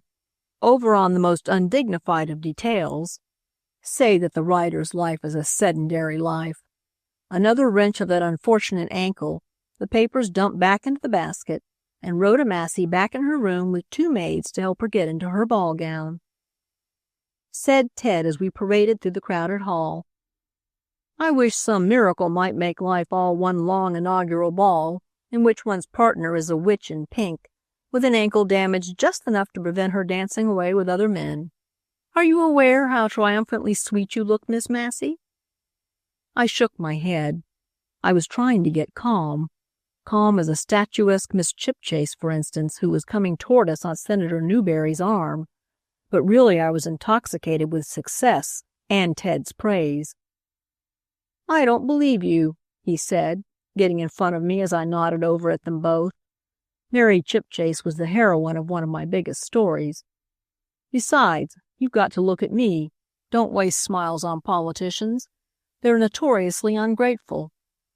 Rhoda, when are you going to give up newspaper work?" "Never. Fancy me with nothing doing day after day and year after year, with nothing to find out and nothing to crow over. I just couldn't. The old habit would come strong upon me at the first temptation, and like a well-trained fire horse, I'd run away from home at the signal of a story. No, I'm afraid to try." "I say, Rhoda." He was bending down now, and there was something shining in Ted Thompson's eyes that I'd never seen there before. "Try. Do try. Let's try together. I'll accept McCabe's offer and reform and be a solid, substantial, stiff old desk man. I'll get in and write the things I've only talked about hitherto. I'll basely undermine McCabe if you say so and take his job away from him. I'll set the bay afire. Oh, Rhoda, I'll worship you all my life, sweetheart, if you'll only let yourself care for me." It's the gown," I stammered. "Ted, and the music and the flowers. You wouldn't have said all this if you had seen me an hour ago." He looked at me quickly. "What are you up to?" "Oh, what do I care? What do I care? You haven't said no. Glory hallelujah. Rhoda Massey, you haven't said it. And you would have said it quick enough if—" "Miss Massey," it was Newberry's voice, "what's this latest sensation that's been wired up from the city? Are you going to keep us stirred up with a daily bombshell?" He was smiling delightedly. "I thought you two were deadly rivals. What are you plotting together?" he added, looking at Ted while Mary Chipchase and I renewed acquaintance. "Oh, that's all done." There was a break in Ted's voice that melted the very heart within me. Oh, it's wonderful that a man can care so much for a girl, as wonderfully glorious as it is to be the girl. "We're all in the same family now," he went on merrily. "I've gone over to the news. Behold, Ted Thompson, news editor." "I congratulate you. Then perhaps you can compel this young woman to tell us how she got the complete report of this afternoon's secret session, including a verbatim copy of the Bassett list that the whole state's mad to see." "No." Ted looked at me. "Scooped me, have you, Rhoda Massey?" Taking base advantage of my preoccupation, he went on quizzically as I looked up apprehensively. "Tell us, how in the world did you do it?" But I wouldn't. Do you suppose I'd tell this new Ted Thompson a thing like that? I might have yesterday, but now. A page skimmed over the polished floor while I stood there hesitating. I saw the telegram in his hand, and somehow I knew it was for me. I tore it open and gave just one glance at it. "Oh, Ted, Ted!" I cried, gathering up my train. No more playing lady for me.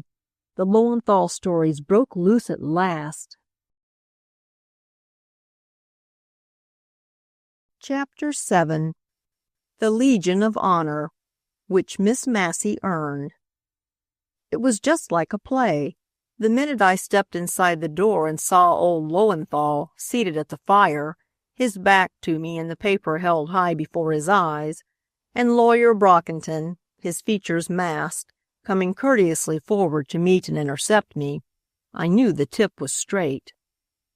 "Rhoda," I said to me, "something's up as sure as there's a theatrical trinity of which Taussig is the brains, Isadore Braun the hands, and Lowenthal the artistic temperament.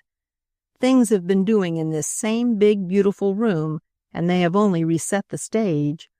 It looks as though your knock had crystallized things, sent some of the actors flying and posed the two that are left, posed them in altogether too ostentatiously careless attitudes. It's too good to be true, this stage setting. Don't you believe it." I was shaking hands with Brockington all the while, of course, and listening to the stately sort of flattery which he considers suitable to the vanity of my kind of woman. "Ah, Miss Massey, the Miss Massey, Lowenthal, the Benvenuto Cellini of journalists, who puts on finishing touches as a rule, and only accepts a bit of work as a whole when the subject particularly pleases her." Lowenthal laid aside his paper and rose. His face was ghastly. The hand with which he pushed back the thick white hair from his forehead, a characteristic gesture, shook so that his haggard eyes stared at it in impersonal astonishment for a moment before they met mine, but he did not speak. "It is quite an honor," Brockington went on smoothly, but of course it was only to give Lowenthal time. "It is distinctly a privilege to have Miss Massey investigate one's affairs. Have you any affairs, Lowenthal?" he asked with an excellent imitation of his own stately smile as ha-ha. And then, turning again to me while he placed a chair for me over by the bookcase, "Just what is it, Miss Massey? Some ingenue's disingenuous doings or a star's matrimonial puzzles, eh?" he asked easily, thrusting his hands into his pockets and balancing lightly on his patent leather toes as he carefully placed his sleek, well cared for big body between me and the theatrical man. "Would you say," I answered lightly, peering around his broad white vest to where Lowenthal sat, manifestly struggling for composure, "would you call Mr. Lowenthal a good lead on theatrical scandals? Not a bit of it. And all the time I've been a newspaper woman, I've never heard of a real vicious bit of gossip about the stage that came from Mr. Lowenthal. Isadore Braun, the middleman of the syndicate, is the man for that, Mr. Brockington. Let me tell you, if ever you contemplate becoming a journalist, or even Taussig, I found that out when he was in charge of the theaters here. Mr. Lowenthal is altogether too tender-hearted and conscientious to give away a fellow creature's frailties. Aren't you, Mr. Lowenthal?" I demanded squarely. And Brockington just had to get out of the way. "I hope so," said Lowenthal.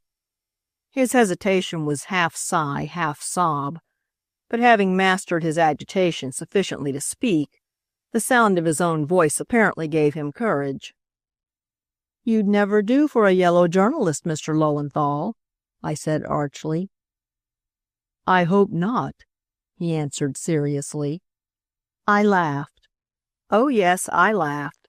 Partly because it's always funny to me to hear people abuse the newspapers, particularly the people who are yellow themselves in their methods and don't dare admit it, and partly because a woman's laugh's a mighty good weapon when she's dealing with a man. It sounds so light, so giddy, so altogether silly, that he wouldn't for a moment suspect her of having either brains or purpose. I vowed to myself to prove to these two, the renowned artist manager and the biggest lawyer in town, that I had both, but not just now, not till it was too late for them to benefit by the knowledge. Of course, Brockington was on, partly. He didn't know how little I knew, but he'd had cause to read my stuff in the news, and the one drawback about showing how smart you are in print is that you can't successfully go back on your reputation, even when it would be to your advantage to be taken for a fool. Yes, Brockington was on guard. He didn't know just what I wanted, but he knew me well enough to be sure that I had something to go on. He must have had some purpose in letting me get at his client. He knew probably that I'd reach Lowenthal one way or another, and he preferred the interview to take place when he himself was there to guard him. But evidently something unforeseen had just happened. What? I looked down a moment, trying to frame the question for which Lowenthal was bracing himself. I looked down, but in a second my eyes had lifted. Had they seen too? No, for Lowenthal's eyes were lowered as though he feared I might read too much in them, and Brockington's eyeglasses were just then giving him trouble. He stood, his lips pursed impatiently, his eyes squinting at the tiny screw which, with a long, well-shaped fingernail, he was trying to tighten. I breathed easier, and with the slightest movement, merely as though a fidgety girl were rearranging her draperies, I lifted the edge of the old Persian rug with the toe of my boot, pushed the pistol a few inches to the right, and let the rug fall again, covering it. A pistol! A pistol lying on the floor in Lowenthal's library! And Lowenthal, a man all poetry, all sensuous delight in beautiful things, a dreamer, not a man of action or business like his business partners, but an artist in whom the genius of his wonderful race manifested itself in stage productions that were embodied masterpieces. If you'd find a pistol in little Isidore Braun's house, you'd suspect that someone had at last come near murdering the cowardly, amiable little blackguard. If it were in Tausig's office instead, you'd fancy that the shrewd head of the syndicate had determined to do some shooting himself. But Lowenthal, I looked at that fine long hand of his, lying nerveless just now over the side of his chair. It was a hand to wield a violin's bow, or with the touch of a connoisseur to handle royally rich stuffs, or to hold a woman in a strong, passionate embrace. But a pistol? No, not Lowenthal. "I must beg your pardon, Mr. Lowenthal," I began cautiously, "for the sort of quick—" I got no further. The door was flung open violently and a young man came in. He started when he saw me and drew back. Brockington hurried forward to intercept him, and Lowenthal, who had been leaning forward in a listening attitude, fell back, every drop of blood drained from his face. "Excuse me," stammered the young fellow. I am looking for something." Leo Lothal it was, of course. I recognized him now. Lothal, who had dropped a syllable of his father's name when he went on the stage. Lowenthal's son by his first marriage with the little Jewish wife, who had accompanied his life till great success came, and then faded away as though before the anticipatory splendor of the present Mrs. Lowenthal. "We are much occupied, Mr. Lothal," Brockington broke in hastily. Evidently he dared not let the young man speak. "Miss Massey, Miss Rhoda Massey of the News." He spoke with such deliberate emphasis that even Lothal comprehended the warning in his voice. "This young lady is—" I bowed prettily as though it were an introduction. Mechanically Lothal bent his head, but it was only for a second that his attention was diverted to me. Instantly his eyes left mine to flit searching about the room. I had wondered that so delicately able a fighter as Brockington should use so obvious a weapon as the tone in which he had spoken. But as I looked at Lothal, I saw that only the directest words and tone could reach him. In a daze he seemed, as though the self-centering wall of strong emotion had shut him in from the world. Something had happened, had just happened, something that must have a vital bearing on my story, a development of it surely. "Perhaps, Mr. Lowenthal," I suggested sweetly, "the rather painful subject I have to speak of might better be discussed with Mr. Lothal." Something fell with a slam. It was a book that Lothal had lifted from the table in the quick, fluttering search his nervous hands had been making. "You've told her?" he cried. "You can't have." "No," interrupted Lowenthal steadily, facing me. "I am ready to answer your questions, Miss Massey. I appreciate, though, the delicacy which would spare me direct knowledge of them." Brockington didn't, though. His face was set and sardonic when he came forward, after a quick pressure on Lothel's shoulder, and again stood between us. "It is that very delicacy," he said with ironical courtesy, "that makes me think that perhaps Miss Massey might excuse us all this evening. Oh, I'm aware," he went on hastily, with a lifted hand to anticipate me, "that the appointment was for tonight, and that the young lady's time is most valuable. But," he went on, turning to include Lowenthal and so give authority to the dismissal, "as you may have noticed, Miss Massey, Mr. Lothal, whose professional engagements have been as trying as they were successful this past season, is nervously in a very bad condition and, on the whole, you agree with me, Lowenthal? I'm exceedingly sorry, Miss Massey. Some other time." I rose. There was nothing else to do. Lowenthal put out his hand with a gesture of acquiescence and leave-taking.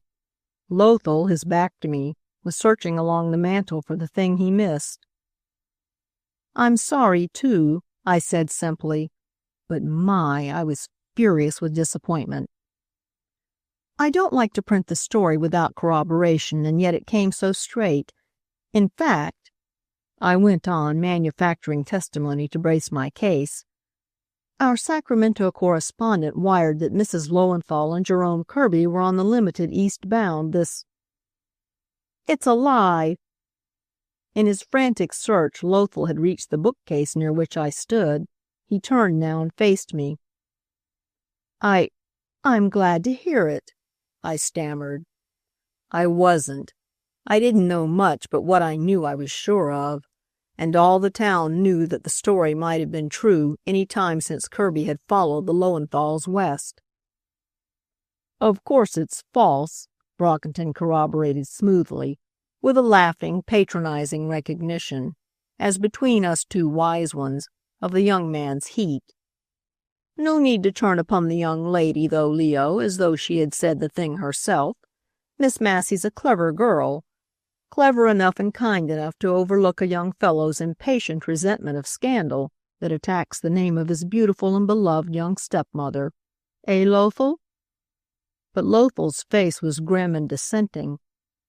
"You can say from me, Miss Massey," Brockington went on, "that the story is utterly false. As the legal adviser of my old friend Lowenthal, and in the family's name, I deny it in toto. Mrs. Lowenthal isn't present." "She's upstairs," blurted Lothal, "nursing that—" "Exactly," Brockington went on, inaudibly snapping his fingers. It was a habit every City Hall reporter in town knew. It came unconsciously to him whenever he feared that a client on the stand was on the verge of a damaging self-revelation. "As Mr. Lothal says, she is upstairs in her own apartment." "She's not ill?" I asked quickly. "Mrs. Lowenthal is quite well." "Of course, then." It was the signal for retreat. "There's nothing to it. I'll say good night and thank you, Mr. Brockington." My voice was sugar, and I did actually withdraw as I spoke to the door. Lowenthal, who had risen courteously, subsided like a broken man in his big chair, and his son resumed his search. Even Brockington had drawn a breath of relief, I verily believe, when with my hand on the door I spoke again. "But about Mr. Kirby," I said, turning suddenly. "I have positive information that Kirby's trunks went east on the overland, that he hired a closed coupe and drove up here, where he was joined by a golden-haired lady of Mrs. Lowenthal's height and that unmistakable, striking, graceful figure we all admire, and then—" I looked down pensively, and as I did so, my foot struck against something under the edge of the carpet there by the bookcase. The pistol! It was that Lothal had been looking for in vain. In a second I knew it. I was sure of it. I looked up then, hazarding a guess. "There's a rumor," I said deprecatingly, "that Kirby has committed suicide. It isn't true, is it?" I asked, turning directly to Lothal, who stood almost behind me. No," his voice wavered. "He's not dead yet." Ah! I couldn't help it. That "yet" was too significant. With his agitation and the pistol lying concealed almost at our feet, and outside, as I live, at that minute outside the window, toward which his back was turned, old Dr. Norris coming up the stone stairs. I flew out then. Brockington himself couldn't have wished me away more sincerely than I did myself.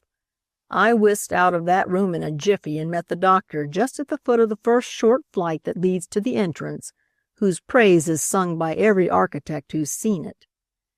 It took me a full minute to get just the tone I needed in my voice, the tone of the busy, careless reporter who is too experienced to expect news of his patient from one of these secretive, technical, and pompous balkers of journalists, but who merely in passing, in the most hurried manner, as though one's own story were the most important thing under the sun, and one could hardly spare time to be conscious that anybody else might know something concerning it, comments on news familiar to both.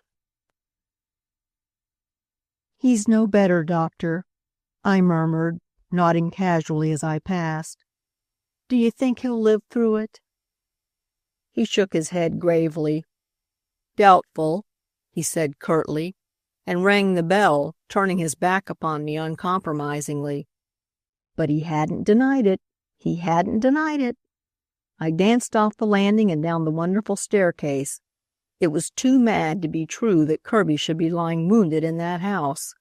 But it was madder to keep separate all the tiny clues that pointed that way. Our tracing of him and his disappearance beneath Lowenthal's lofty porte-cochere, Lothal's preoccupied search, his declaration that Kirby was not dead yet, Brockington's unconcealable desire to hide things, old Lowenthal's pitiable agitation, and old Dr. Norris's admission that some man was lying dangerously ill in that house. Who could it be if not Jerome Kirby? Jerome Kirby, bohemian, man about town, hero of many scandals that had crossed the continent before him, the lover of Evelyn Randall long before poor old Lowenthal fell bewitched by the power of her bad, beautiful face. Jerome, the idol of the Tenderloin, a pattern for rakes and macaronis, literary dilettante, patron and friend of artists and chorus girls and all that Philistia condemns. And this the end, to die in the house of the man he had wronged. Oh, what a story! What a story! Positively, I ran down the street.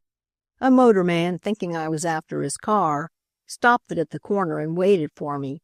I got on. I was too excited to do otherwise. I was mad with the chances the thing offered, and I couldn't stand still long enough to find out what I wanted to do. I found out all right before I had traveled 2 blocks. I had nothing to go upon. Nothing, absolutely nothing. I was sure of the facts. But what managing editor in his senses would print such a story, on such hints as I could give, about one of the great ones of the Theatrical Trust?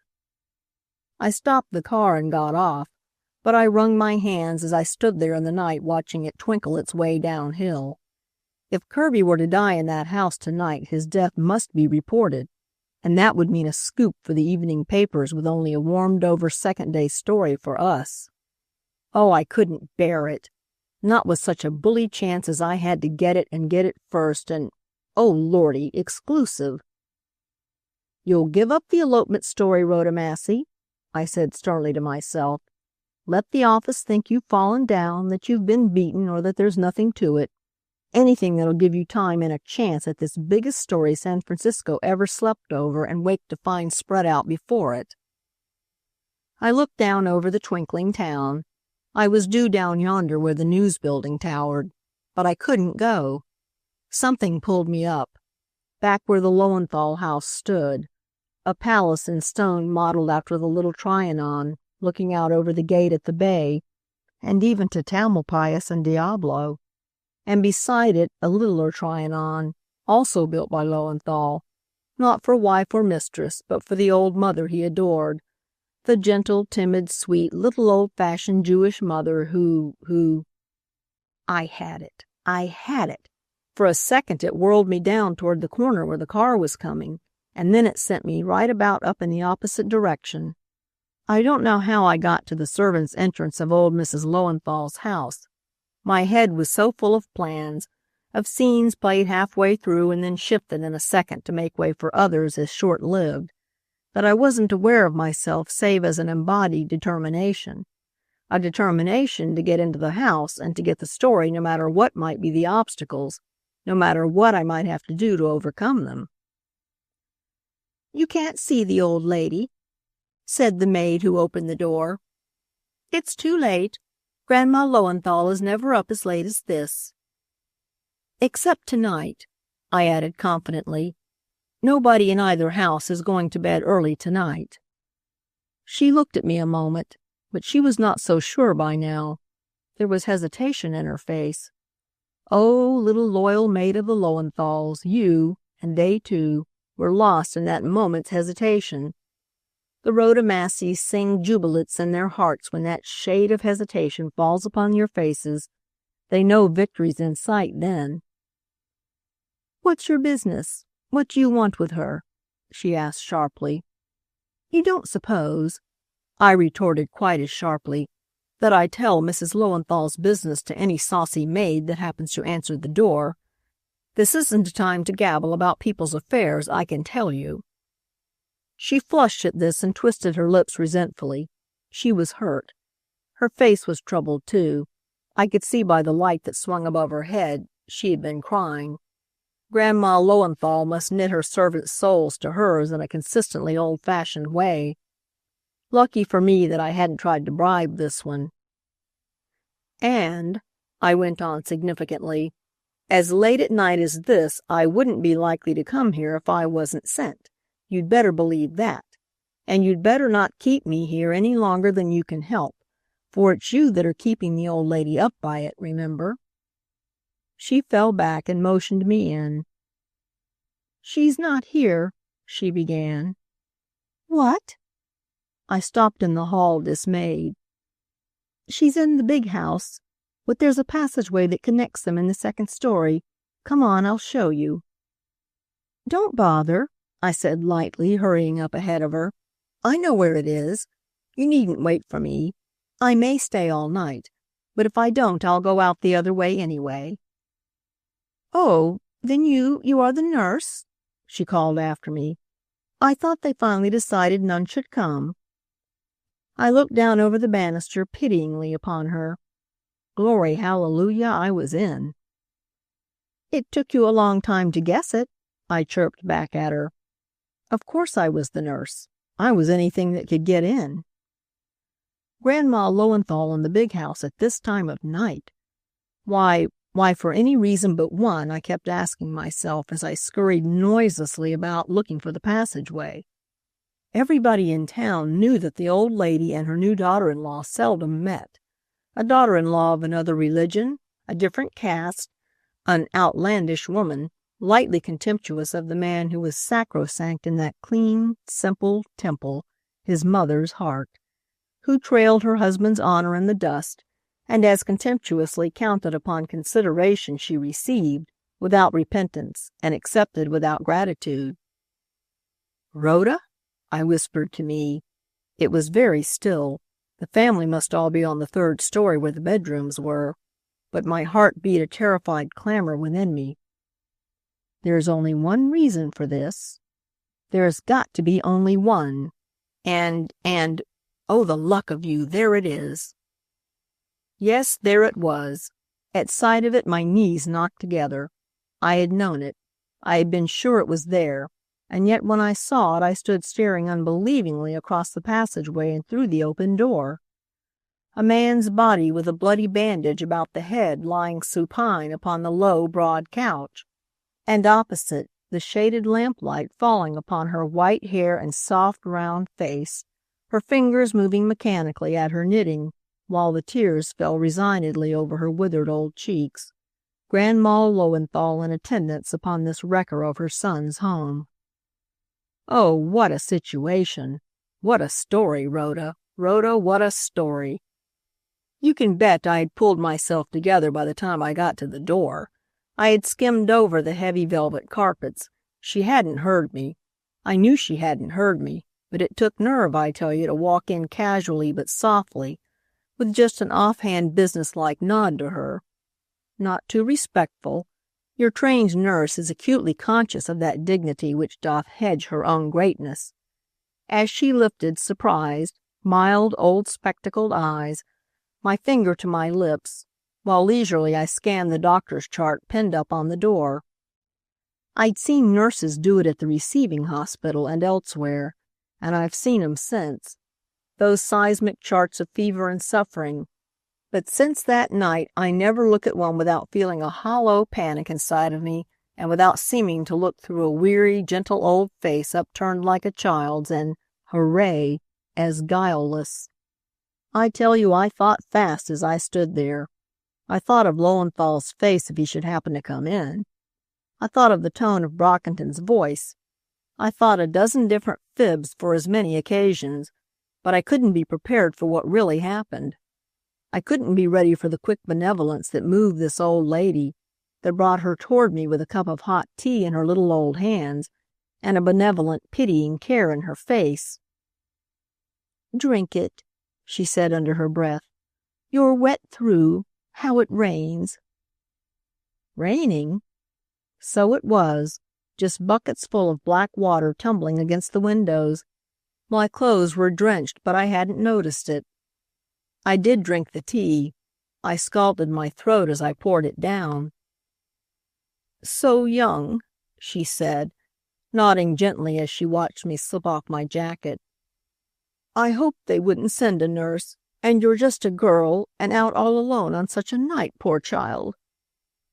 Again I put my finger to my lip and motioned toward the couch. It was all I could do, a blind battling for time. She shook her head sorrowfully. "It will not wake him. Nothing will, you see, any more. He will be like that, the doctor says, till the end. It is no use my being here, but—" She put out her hands and then clasped them together. "Hadn't you better leave the case to me now?" I asked. Pity knows I wasn't anxious to be left alone with that still breathing, bloody shell that had once been Jerome Kirby, but I could see she was exhausted, this poor little old lady, by the agony she must have lived through this day. But just then a shivering sigh came from the couch. In a moment she was beside it, a soft-footed, light little thing, a healing creature whose touch could have been no more soothing, whose sweet old face could have shown no greater compassion had it been her own son over whom she leaned. When he was still again, she came back to me. "See, child," she said, stroking my hand apologetically, "you must let me take care of him. It is not an atonement, but I must. All that knowledge you trained nurses have I lack, but an old woman like me has here." She put her worn old hands to her breast with a passionate emphasis. "Something that teaches. But neither of us, you with your fresh young body and wise little head, and me with my age, my sorrow, and my experience, neither of us can do anything. Only, I have worked too. Hard, very hard in my youth. It will be well earning your day's pay, my dear, to stay with me and comfort me with the sight of your bright young face. Yes?" She drew me down on the lounge beside her.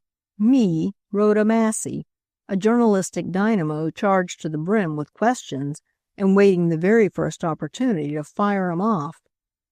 But how to begin? She was simplicity itself, but you can't drag in such a topic as I had to deal with by the horns. "Oh, I promised the maid to tell you, Mrs. Lowenthal," I said in an abstracted, gentle little tone of respect, "that 2 reporters had called to see you." "To see me?" she exclaimed, startled. "Oh, I couldn't. I'm very sorry not to be polite to the gentlemen, but—" "I know," I said sympathetically. "They happened to come just as she opened the door for me. They tried to question me, but I wouldn't give them any satisfaction. And as I didn't come in nurse's rig on purpose, why, they—" About, she gasped. "Yes." I nodded over toward the couch. Her poor little hands flew up to her face. "Do they know," she whispered, "that Leo—" Loathful! I knew it, I knew it. But I caught myself and only answered in as careless a voice as I could. "Oh, yes, one of them said he'd talked over the phone with young Mrs. Lowenthal." "Evelyn." Her hands fell onto her lap, uncovering a face that had gone gray. "We haven't suffered enough through her yet," she mused, nodding her head in miserable abstraction. I had a qualm, but I buried it. The interview I was faking as I went along would be an accomplished fact, of course, within a day or a week. I was merely anticipating it. "I suppose it is natural, though, that she should blame Mr. Lowenthal," I said thoughtfully. But not in a questioning voice, not Rhoda. My tone was merely a continuation of her own, and I got up as I spoke and walked away from her toward the couch, as though preoccupied by professional solicitude. In a second she had followed me. "To blame my son. The reporters told you that. She blames my son," she repeated in a horrified whisper. "Why, she knows poor Leo did it. She was there when—" "Oh, not for the actual fact," I interrupted quickly. I was in for it now and had to go on. "But for driving her to destruction." She looked at me dazed, too dazed to speak, but her whole quivering body was an eager question. "By his stinginess," she said, "his cruelty to her, the difference in religion which he would never forget, his devotion to you and his family by his first wife, and affairs with, well, actresses, you know." Phew! It was a large order, and for a man like Lowenthal, but I had to fill it. The only way to get some women to talk is to outrage the things they value most, to imagine the bill of wrongs the other party might have filed, then to consider it filed. After that, retail it to the lady in the case and blandly wait for her to retaliate. She'll do it all right. She wouldn't be human if she didn't, and women who come up for newspaper attention are usually very human. I thought poor old Grandma Lowenthal would faint for a minute, but she didn't, plucky little soul. I wish," she said slowly when she could speak, "that I had seen them, after all, those reporters. God in heaven, that she should say such things about my son. Yes, yes, I should have seen them, the reporters. It would have been terribly painful, but it was my duty." She sighed, wringing her hands. "But what could you have said to them?" I asked, in open-eyed innocence. I knew it. The effect of my apparent belief in young Mrs. Lowenthal's griefs was the one touch needed to open her lips. "Said." She held herself very straight in that minute, and her white head was haughtily erect. "I should have said nothing. His old mother cannot say any more for David Lowenthal than all his life has said. But I should have shown the gentleman Evelyn's checkbooks. She threw them at my feet this afternoon just before that man came in the carriage. I should have sent for Evelyn's maid, her confidant, the flighty little Frenchwoman who was devoted to her. I should have Nanette tell them how my son would have carried her upon his hands, how he forgave, what everlasting patience he had, and how at last, he actually gave his consent to this separation, hoping that the passion she truly had for this strange man might redeem her from that terrible morphine, and only imploring her, by all his love for her and pity for herself, by his heart she had broken, by her faith in the stranger, to wait only till a separation could make her legally that man's wife." "Oh," I gasped. I could not help it. "But she would not. She could not wait. She was maddened by the scene, by his discovering. Something fearful was hurrying her on to complete her misfortune and ours.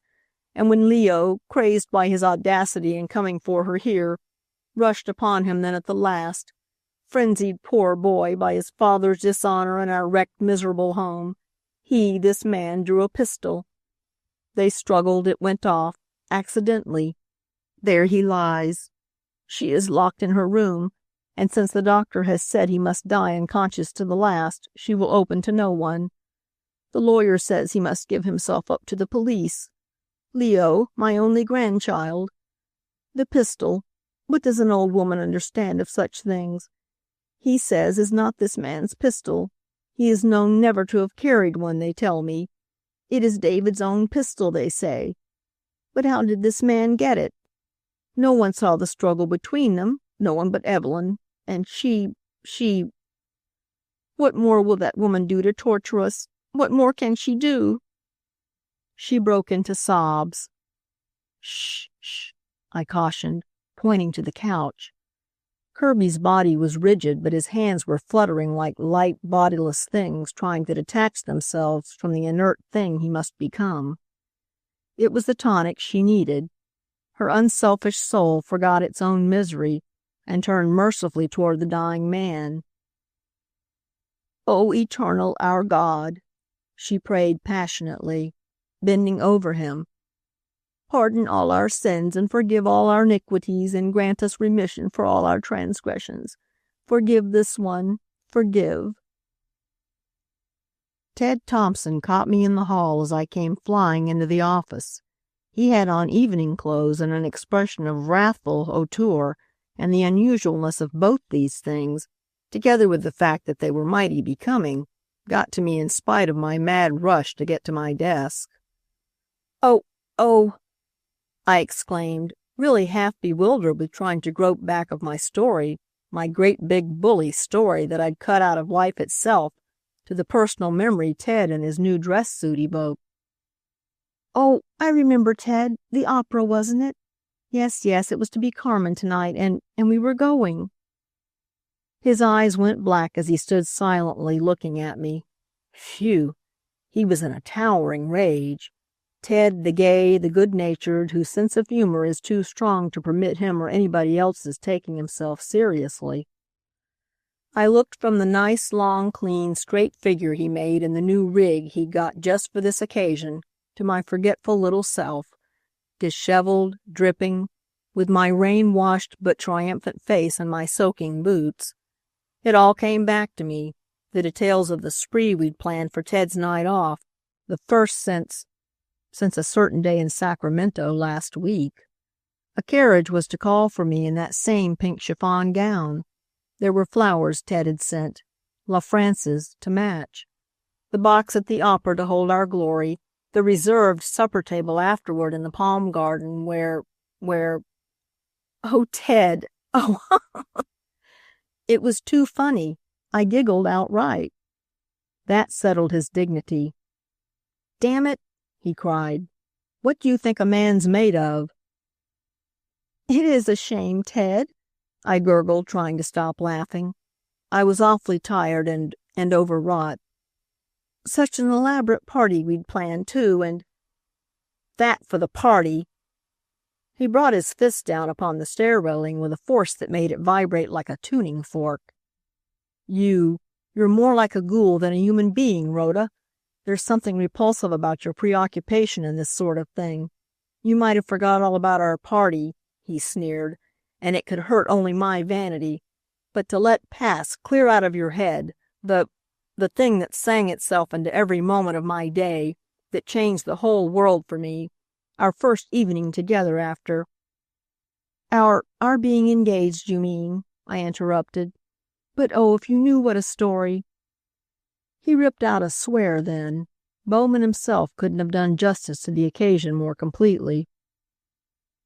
"Say, Ted," I said slowly, I guess I haven't time to be engaged. I may marry somebody some day, but really What's that?" I cried suddenly. A buzzing shiver shook the building. The presses! The paper going to press without my story! "Oh, stop them! Stop them!" I sobbed, and turning my back on him, I dashed into McCabe's office. He gave me 2 shorthand men, McCabe did, to dictate to alternately, so that one of them could be reading off notes to the linotype man, and we worked over the stuff, we 5, for an hour and a half. The paper was late, but oh, what a stunner it was when we did get it out. There were 2 pages of it. The story of the elopement and the murder played up big on the right half of the first page, and Rhoda Massey finds the missing revolver, a flaring head for the other half. Of course, we'd built this part of it on the assumption that the police hadn't found the gun. Still, they were so much obliged to us up at the city hall when McCabe's phone reached them, telling them to lift the corner of the rug close to the bookcase, that Chief Wiss would have let us claim the whole works if we'd wanted to. But we were modest, we were. We had everything in sight. Chapter 8. Hanged at the Yardarm, which penalty Miss Massey suffered. I read the news in bed next day. It was all I was good for, to lie there and crow hoarsely, for the cold I'd caught pelting about in the rain had shut up my throat. There was fever, too, and in spite of that glorious first page, I was cross and peevish. Way at the bottom of my cup of delight there was a bitter drop. So bitter that at last I got to hate the sight of the wretched story that had made me forget what women don't forget. Just the same, I put on my new checked gown and my sauciest hat and sauntered into the office just before 5. You always go down to the office the day after a thundering scoop. You pretend it's to get your letters or to blow up the artist or to look after some pictures which are in the clutches of the art room and which you've promised to return. But it was none of these reasons that brought Rhoda Massey downtown with a hot head and a strained throat to the local room when the place was full and every editor, small and great, on deck. Nor was it just a greed to savor the last drop of honey in the bucket, to get the satisfying second round of applause, to listen to the deliriously sweet echo of success and get the full flavor of the aftermath. But she got it that day all right anyway. There wasn't an office boy that passed her without an appreciative grin and a heartier pride in the office borrowed from her achievement. The whole local room exploded in one magnificent hoke when she opened the door and stood there, smiling a bit deprecatingly before them. The stars of the office and the editors and that same Rhoda Massey, in her checked gown with the elbow sleeves, held an informal powwow in McCabe's room, and our shifty little boss himself joined the party. The story was talked about. Talked about? It was discussed fore and aft. Every great scoop in the history of journalism was dragged from its grave and compared with it, and it held its own triumphantly. A thing bigger than precedent, a challenge to posterity. Perhaps you think Rhoda Massey wasn't happy? Well, she wasn't. She was miserable. The lack of one clear, dominant tone from the chime of bells made discord of the music. "That's what happens to a girl, Rhoda Massey," I said crossly to myself as I sat down at last before my desk and began to tear open letters. "When she quits watching stories and makes an item of herself, when she stops editing a page and becomes a miserable little paragraph, when she opens the gates of her heart like a simpleton and lets the floodwaters of another individuality bear her off her feet, when she gives a man the right to make her miserable and he takes it. Oh, he might have been magnanimous, Ted Thompson. Not last night. I deserved what I got then. But in the morning, when wrongs don't look so big as they do the night before. If he'd have got a scoop like that in the days when he was a journalistic freelance like Miss Massey herself, I'd have forgiven him anything he could have done to me. The moment I had read the thing, I'd have rushed to him to pat him on the back, to exult in him, to give him the pleasure of telling me how he did it, and me the delight of listening. Somehow a scoop hardly seems a scoop if you can't tell one man about it, if you can't know he's proud of you and admiring and glad to call you comrade. I didn't know it. I suppose it was depression from my heavy cold and the fatigue and reaction from the strain of the night before. One good thing was that Colburn, the commercial editor who shares my room, never comes down in the evening, so no one saw me. Still, when the tears came plashing down on an envelope I had just torn open, obscuring the news letterhead in the corner, I was furious. "That's right, cry, Rhoda Massey." I sneered at me and wiped my eyes fiercely. "Cry like all the women you've written up because of some man. Oh, you beastly little coward, you're like all the rest of 'em." But I wouldn't be. I wouldn't. I tore the letter out of its envelope and then, oh, fancy a city editor crying. A city editor in her best checked gown, with a tiny new polo turban perched upon the proudest head in the office. In the office? In any office. A city editor. Rhoda Massey, city editor. Oh, I say, do you know that for one woman who gets to the city editor's desk, 999 go down to death and obscurity in the woman's page? Do you know there's not another woman in the West holding such a position? Do you know that reporterettes, as Bowman calls them, Bowman, who trampled upon a poor little green girl reporter when she chirped her first hoarse, timid note, Bowman had evidently been superseded. By whom? By that same small Rhoda Massey he'd scorned. Oh, nuts. "Mr. Bowman, will you just take the waterfront detail for this week? I'll see what can be done later to make a change." Or, "Who's responsible for that rot from the city hall? Bowman? Now look here, Mr. Bowman, the news won't stand for copy like that. A little more news and a little less Bowman hereafter, if you'll be so good." Or, "Mr. Bowman, I'm awfully sorry, but you're scheduled for the late watch again. Now there's no use kicking any man in this local room who doesn't like the way it's run." But this last was too much like a quotation. Did he know, though, Bowman? Did anybody except McCabe and the boss know? Did Ted Thompson know? I jumped from my chair. This was a way, a natural, a bully, an irresistible way, it seemed to me.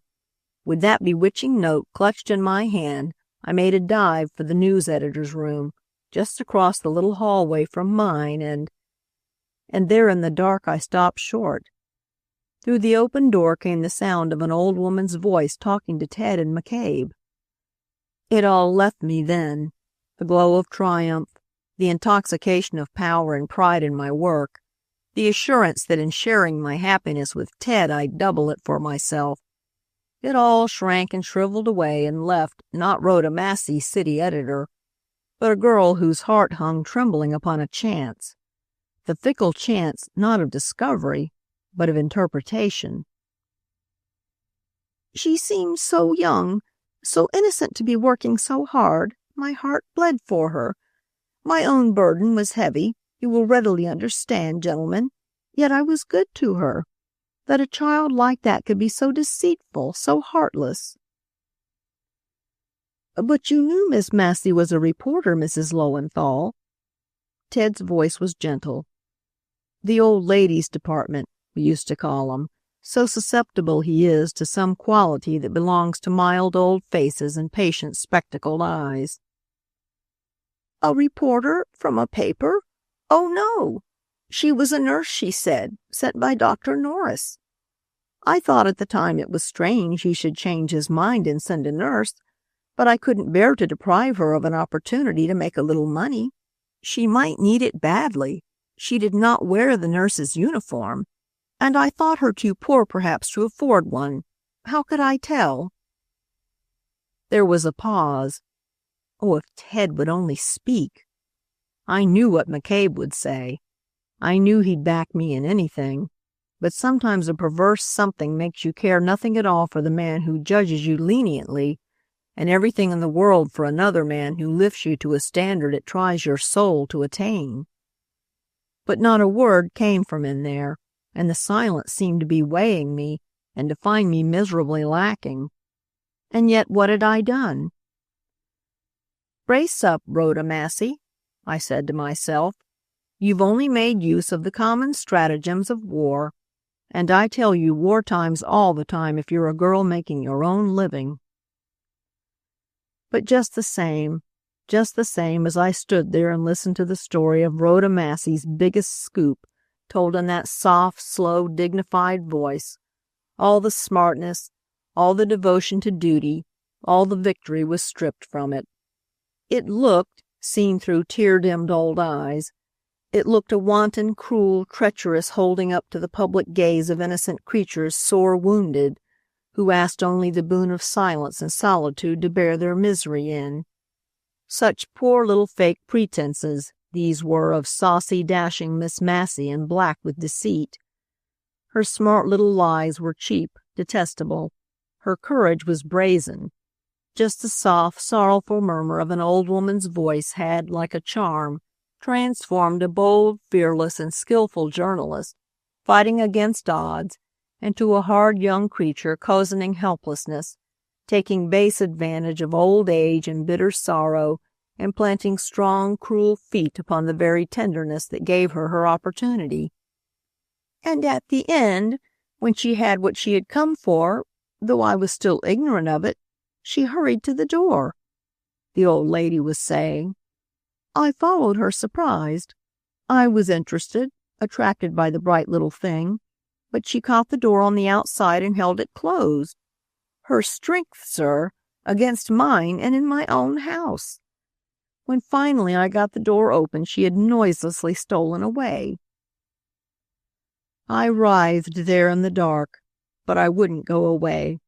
Something held me. It was a craving to know, not what Ted would say, but what he thought. "It does sound rather bad, Mrs. Lowenthal," McCabe said lightly. "But you must remember that a newspaper reporter has no choice but to report what he sees and to see as much as he can. He holds a commission to make public a certain matter. The details of its execution are left to him. A newspaper is a business property, not a school of ethics. All that the office knows of Miss Massey's manner of doing things is that she never fails." "I can well believe that," she said slowly. "She is heartless." There was a moment's pause. McCabe shifted his big body in Ted's chair. I heard it squeak. "No, I wouldn't say that," McCabe laughed. "Heartlessness implies malice, personal malice. To Miss Massey there is not the least personal element in a case. It is merely a story, and to make a painful story public does not give her pleasure. Nor pain," she added. "There is something inhuman in that." "No," he contradicted cheerily. "It is merely the essence of newspaper success. It makes an excellent reporter." "Success," she repeated. "And you are not going to discharge from your paper a young woman capable of such an action? I beg you will not, though I—" "Hardly," replied McCabe with perfect good nature. "We couldn't consistently, seeing that we have just promoted her for it." Grandma Lowenthal rose. "I am much relieved to hear it, even though I do not understand," she said with soft sincerity, and I squirmed out there listening to her weary, bewildered voice. "It almost prevented my coming to you, the thought that I might be injuring a friendless girl. But I promised myself to befriend her, to see that she was not thrown helpless out into the world, poor child. And as I said in the beginning, since it is my weakness and simplicity that have brought this terrible publicity upon us, I thought it was just that I should try to do what I could, though I know Mr. Lowenthal would disapprove. But I am merely asking your paper to be fair to my grandson. That article in this morning's paper made me fear what more you might write about him. There are circumstances which justify the boy.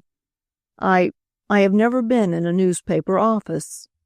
In my foolish inexperience, I thought I had only to explain the way in which this girl procured her facts to make you disapprove and even—" I am very old, and as you see, I don't understand these things. Wish to atone. I see my mistake. Good evening, sir."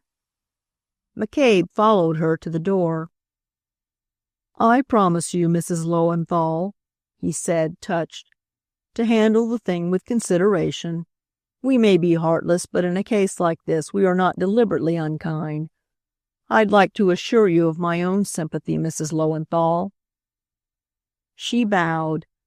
Ted opened the door for the old lady, and drawing her hand within his arm, he took her to the elevator. McCabe called out to him after the elevator had gone down. "That's straight about Rhoda's promotion, Ted. City editor. Saucy Rhoda Massey. How's that?" Ted waited to answer till he got back into the room and closed the door behind him, and my heart stopped beating and waited too. "She's earned it, hasn't she?" McCabe went on. "Earned it? Of course she has. She's earned more than that." There was a thrill to Ted's voice that terrified me. "She should be decorated with the ribbon of the Legion of Honor for such an achievement, for being a journalistic hero, and then hanged for an unfeeling blackguard at the Yardarm." Chapter 9. A Way Out, which Miss Massey discovered. "Why, certainly, Rhoda, take your vacation," McCabe wrote. "The office will wait your convenience. Bowman's just the sort of man to agree to keep the desk temporarily after he's been bounced. He'll run things till you're ready to come back. I enclose transportation for you. If there's anything else the office can do to make things pleasant for you, call me up like a good little girl and let me know." I sat with a note in my hand. It was addressed to Miss Rhoda Massey, City Editor, News, and it was the first time I had been officially addressed. But it gave me no pleasure. Nothing did. Something had gone out of the world. Something that used to make everything in it intensely, deliciously worthwhile. "You're a chump, Rhoda Massey," I declared fiercely. "What do you propose to do about it? Go on a pilgrimage barefoot and beating your breast? Join the Salvation Army and tell thrilling tales of the time when you were a bold, bad reporter? March up to the mourner's bench and whine of your sudden conversion? Confess your journalistic sins of bad taste, indelicacy, and insensibility, and be pointed out as a star convert, as well as a warning to would-be newspaper women? How do you like it?" I didn't like it. Its humility held something of weakness and surrender that didn't appeal a bit to a fighter, and something useless after all, for it didn't alter facts. And that was all I wanted, to make things be as if they had not been. Oh, to fight a way out, to plan, to scheme, to plot a way that might cure the sting of it all and make me whole again.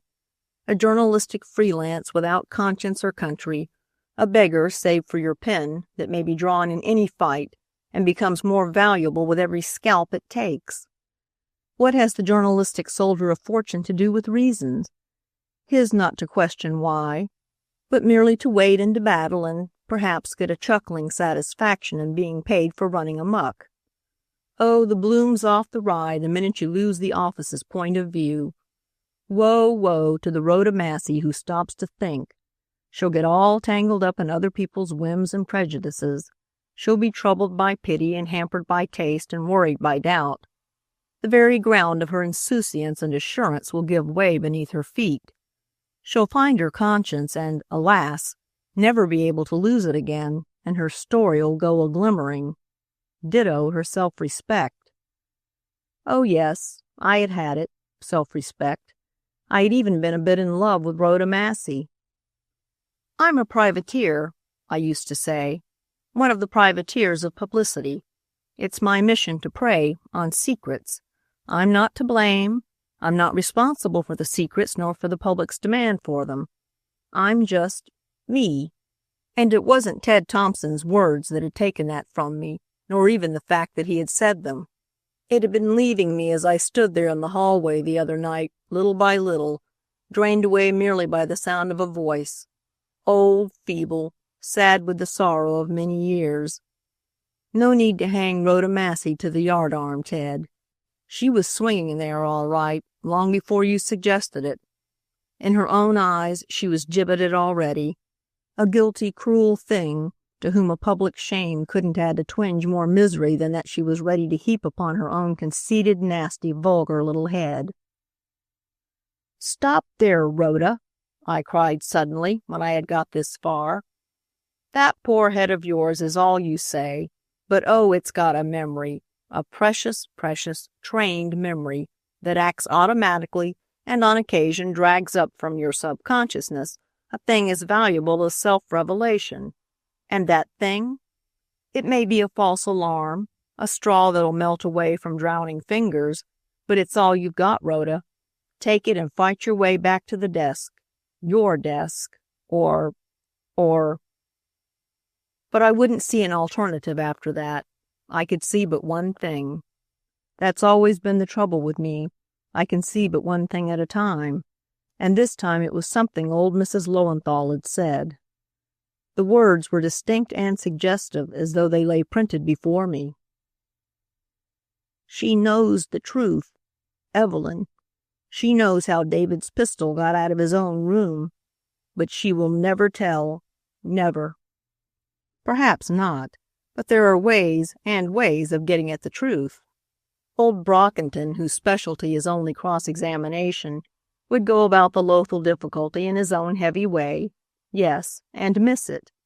He'd scorn little useful subterfuges and neglect play-acting and needlessly antagonize young Mrs. Lowenthal and I got on my hat. Oh, to have a story in sight again.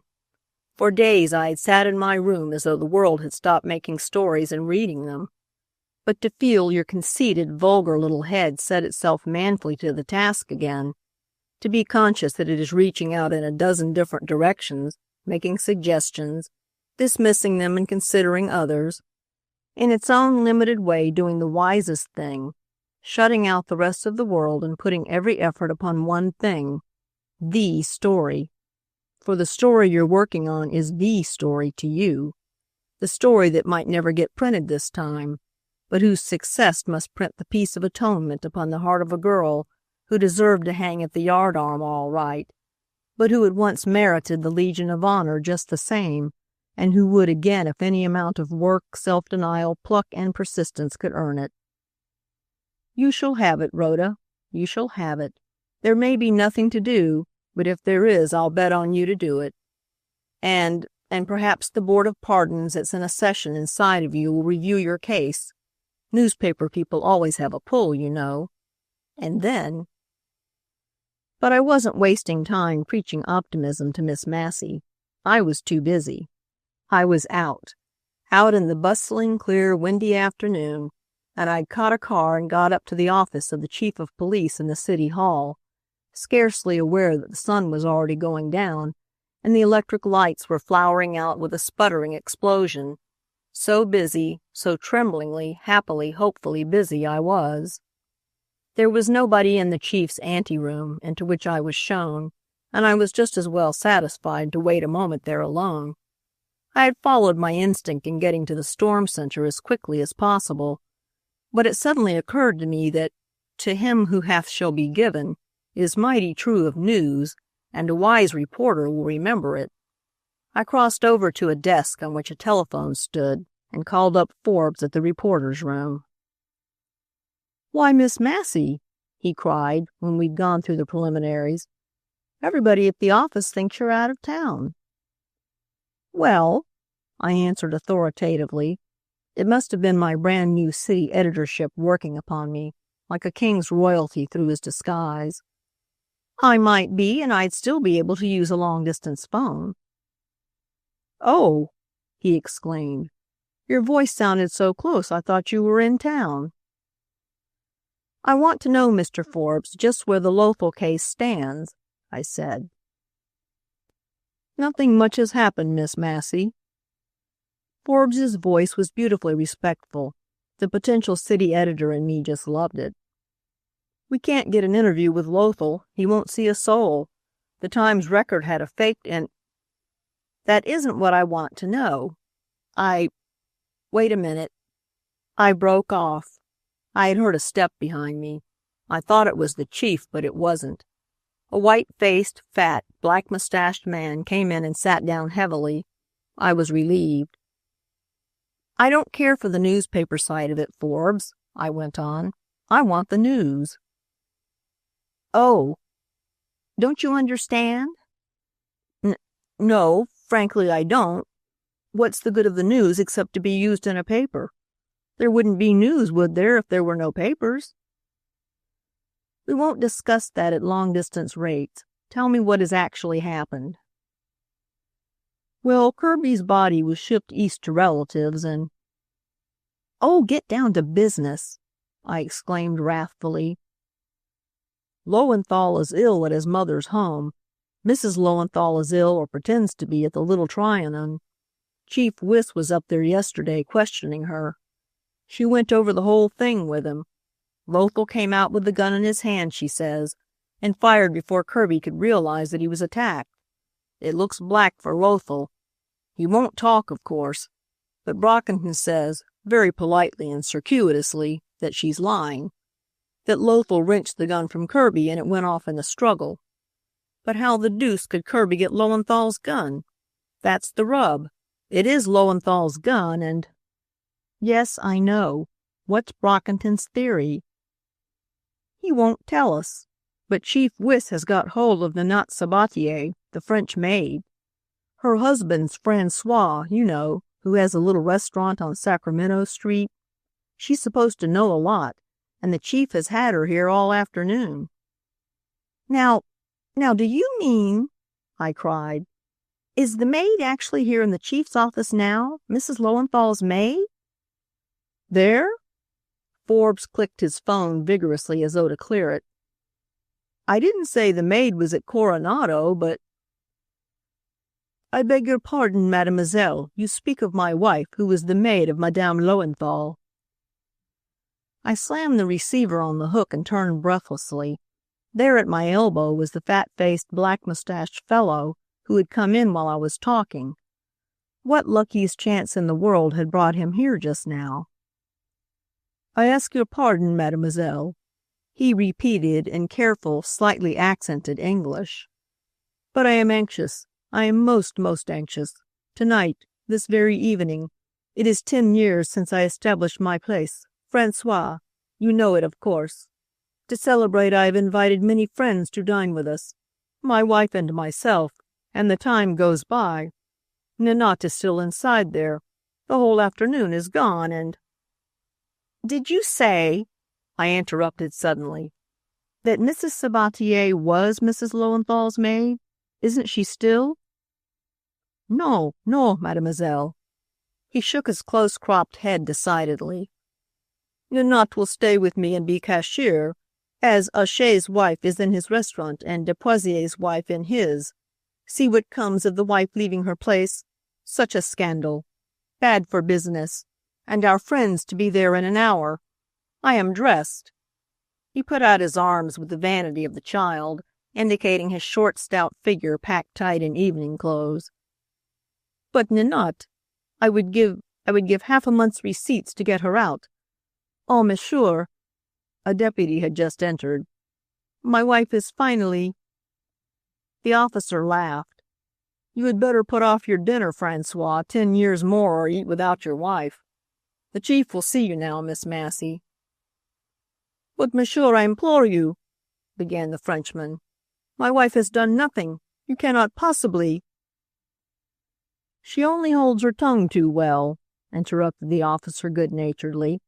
"The chief's got a dinner on hand himself, Francois.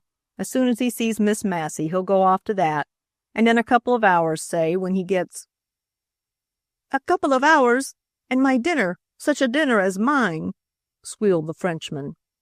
But the deputy only gave a roar of laughter and led the way toward the inner office. "Do you really care a great deal to have Madame with you this evening?" I asked Francois in a quick whisper. "Do I care? It is my reputation, my pride, my shop. My neighbors will laugh at me. Like mistress, like maid, they will say. Old Henri Hachet will shrug his shoulders. Eh bien, we unfortunate husbands, My poor Francois, he will growl. We must at least pretend that we believe their excuses. These women. It is better for the world. Without doubt it seems absurd that Monsieur le Préfet de Police should detain Madame. But me I will not admit. I will burst with rage. I will—" "You will wait here," I interrupted. "Perhaps I can do something for you," I said, and passed on into the office. Behold Chief Wyss at his desk, a fine, imposing figure, broad of back, big of chest, long in limb, a dash of early gray just powdering black hair that has all the vigorous tang of masculinity and youth in it. The sergeant's stripes were gone, of course, paled before the splendor of promotion. The easy familiarity of the head of the Chinatown squad was gone, too, but those same merry, shrewd, tricky eyes met mine that had looked down so flirtatiously at me one night in Chinatown months ago. They did try to assume a dignity and sternness appropriate to Wyss's new role and his recollection of my estimate of him in the old anti-chief days. But it is the charm of the grafter that he never takes himself very seriously, and so cannot be a good, determined hater. In his own estimation, his is only a venial sin, and the gulf is wide between the tragic consciousness of guilt in a self-confessed criminal and the tolerant recognition of the thief in office of his own peccability. Still, the sight of him there in the old chief's chair, consciously stiffening a bit when I entered, and even flushing rememberingly, yet inclining his handsome head gravely and motioning me with dignity to a chair, it was all too funny. "I assure you, Chief," I burst out flippantly, "I never bear malice against anybody I've roasted. Is it all right?" The fake gravity of his big face broke into good humor. Even a small pebble will send a pond's surface to smiling and shimmering in early winter, when the ice on top is hardly more than a coating. "What can I do for you, Miss Massey?" he asked heartily, leaning forward and stretching out a big, broad hand. "Sure, that was a great scoop of yours, that Lothal case. Is it about that you've come?" "It is. It was, Chief. No, it is yet. But since I've got here, I've a more definite idea of what I want. Can I have it?" "Not an interview with Lothal. I couldn't help you there. Brockington's on guard and he's up to all the tricks. I can't see him myself without—" "Oh, I don't want an interview with anybody," I exclaimed contemptuously. "It's funny, though, how circumstances do alter cases. I might have been turning the world topsy-turvy to get this very thing I scorned now, if only that uneasy newborn conscience of Rhoda Massey's hadn't butted into the game." He looked at me queerly. Trust me? Not a bit of it. I'd bamboozled my way to the thing I wanted so often, and he knew it so well, that he saw only a move in the old game. It sort of disgusted me. Oh, there's no fastidiousness like that of one who has just turned over a new leaf. The perfectly pure cannot resent suspicion as he does who knows how well-founded it may have been once. It's the maid, Nanette Sabatier, Chief, that I'm after. It's not exactly a story that I want either, yet. You've got her here. If you've really wiped out old scores between us, you can prove it by letting me hear you put her through the 3rd degree. "Miss Massey, since I've been chief," he began. "You've done away with all that barbarity?" "Yes, of course, I know. Every chief has. It's understood." "Oh, you're not going to take the trouble to tell me that sort of thing, Chief," I exclaimed appealingly. "Listen, I will not print a line of it. I'll never let anyone know I know anything that I get this way. I'll never use the thing itself against you or the department. I'll only make use of what knowledge I get in a matter that isn't for publication. I won't get facts, I know that, but I may get something more valuable. An understanding of the sort of woman this maid is, and that's what I'm working for. That, and to put her and her husband under obligations to me by getting you to let her off after she's told you all you can get from her. I'll be grateful," I added slowly, "as effectively as a newspaper person can be. How's that?" He shook his head. "It can't be done. It's impossible. I wouldn't do it for a paper that had been as friendly to me as the News has been nasty." You don't trust me, Chief Wiss? Too bad, isn't it? I went on lightly, leaning forward on his desk and smiling over into his fine, knowing eyes. And yet I must be very trustworthy if the News thinks enough of my discretion and judgment and experience to make me city editor. Oh, didn't you know? It's a fact. I'll take the desk as soon as I have had a little vacation. It's a bully desk, the city editor on the News, you know. You couldn't hire me to be city editor of the Times-Record, for Derby, the news editor, has so encroached upon the province of the local room that the city editor there is a mere copy reader. But on our paper, every desk mans the head of his own principality. And I dropped my eyes to pull up my long glove. In spite of all I knew about him, I wouldn't give it to him too straight. And Rhoda Massey intends to be the boss of every line of news at City News. Don't you think I'm right, Chief? He didn't answer for a minute. He was thinking hard, playing with the paperweight and looking absently out of the window. Bowman's Chinatown fight hurt the News like everything, didn't it? He said at length. Don't go in for digging up musty old fights, Miss Massey. It don't pay. It ain't good policy. I looked at him squarely, and his eyes, meeting mine, agreed. All right, I said, I won't. Personally, I'll keep out of that sort of thing, as far as one can individually, you understand. Thank you for your advice, Chief. I congratulate you, he said, rising and reaching for his hat. And I congratulate the News, too. You'll set a pace, Miss Massey, for a few of these fellows that are soldiering their way through the other offices. I'm going out to dinner. Sorry, but I've got an engagement. If you have any writing to do for the next half hour, say, I hope you'll use this office. Take my chair, you'll find it more comfortable.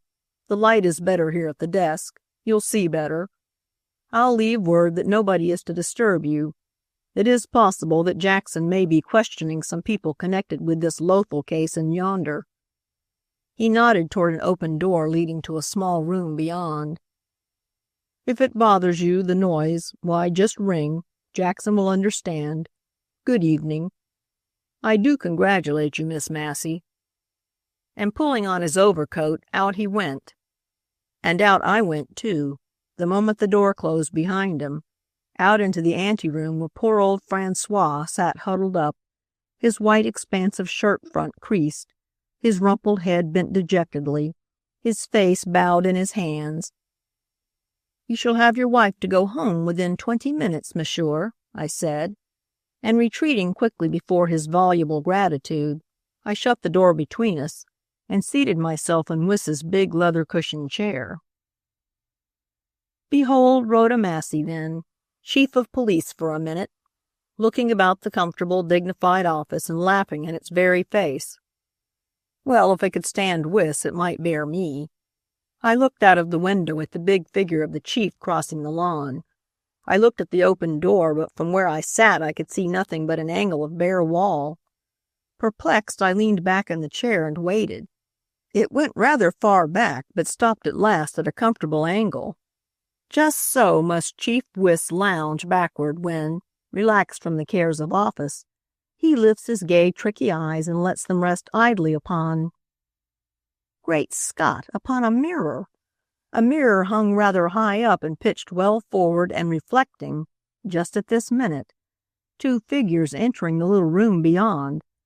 Grim old Captain Jackson in his blue and buttons, and a fascinatingly dimpled, alert little woman, French from the heel of her pretty little pumps to the tiny toque that was set anywhere upon a mass of bright brown hair. I leaned back, charmed. Oh, there's nothing like the service a rogue will give you for value received. Some day Rhoda Massey may have to do only with honest men. Let's hope by then that she won't want much. But the show had commenced.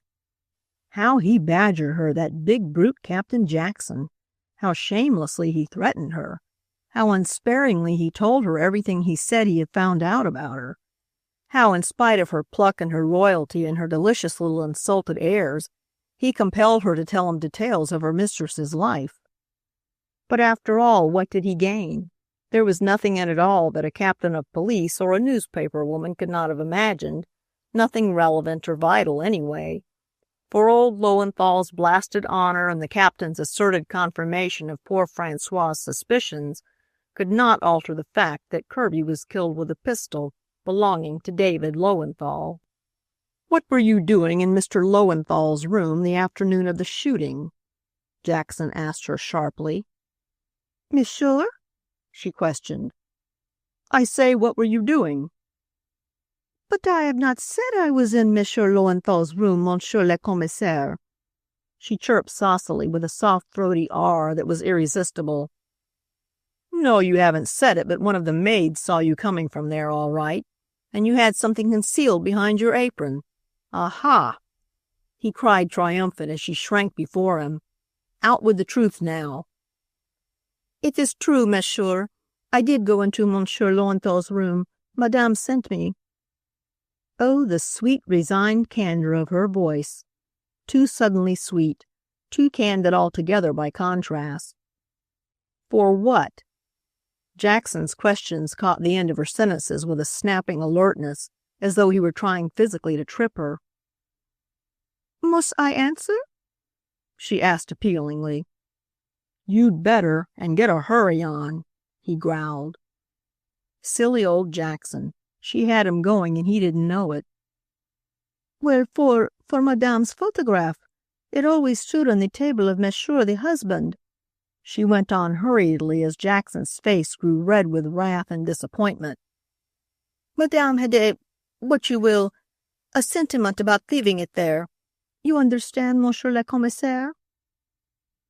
Poor Monsieur le Commissaire. He did understand.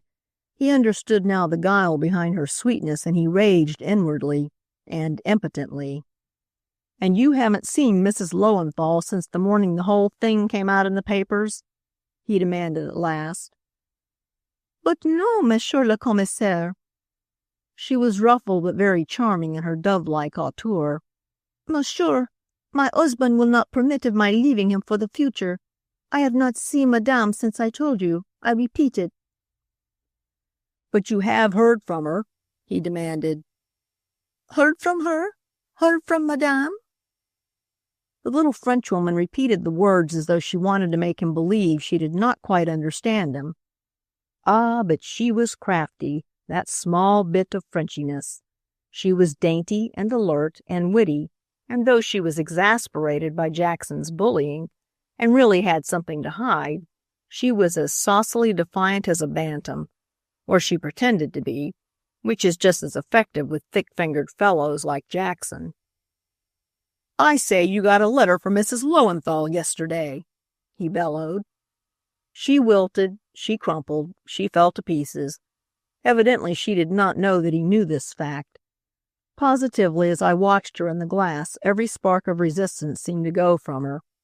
What could have done it, I asked myself. For it affected me, too, that bellow of Jackson's. If there was a letter from Mrs. Lowenthal to her confidant that Jackson wanted, Rhoda Massey wanted it harder, and should have it. I jumped to my feet and lost the tableau up in the air so speedily that it made me almost giddy. Quickly I got back into position. The little Madame had recovered. "But certainly I got a letter yesterday," she sang back at him. "Give it to me." He held out his hand. "But, monsieur—" Oh, the shocked, the grieved intimation of indelicacy in her voice.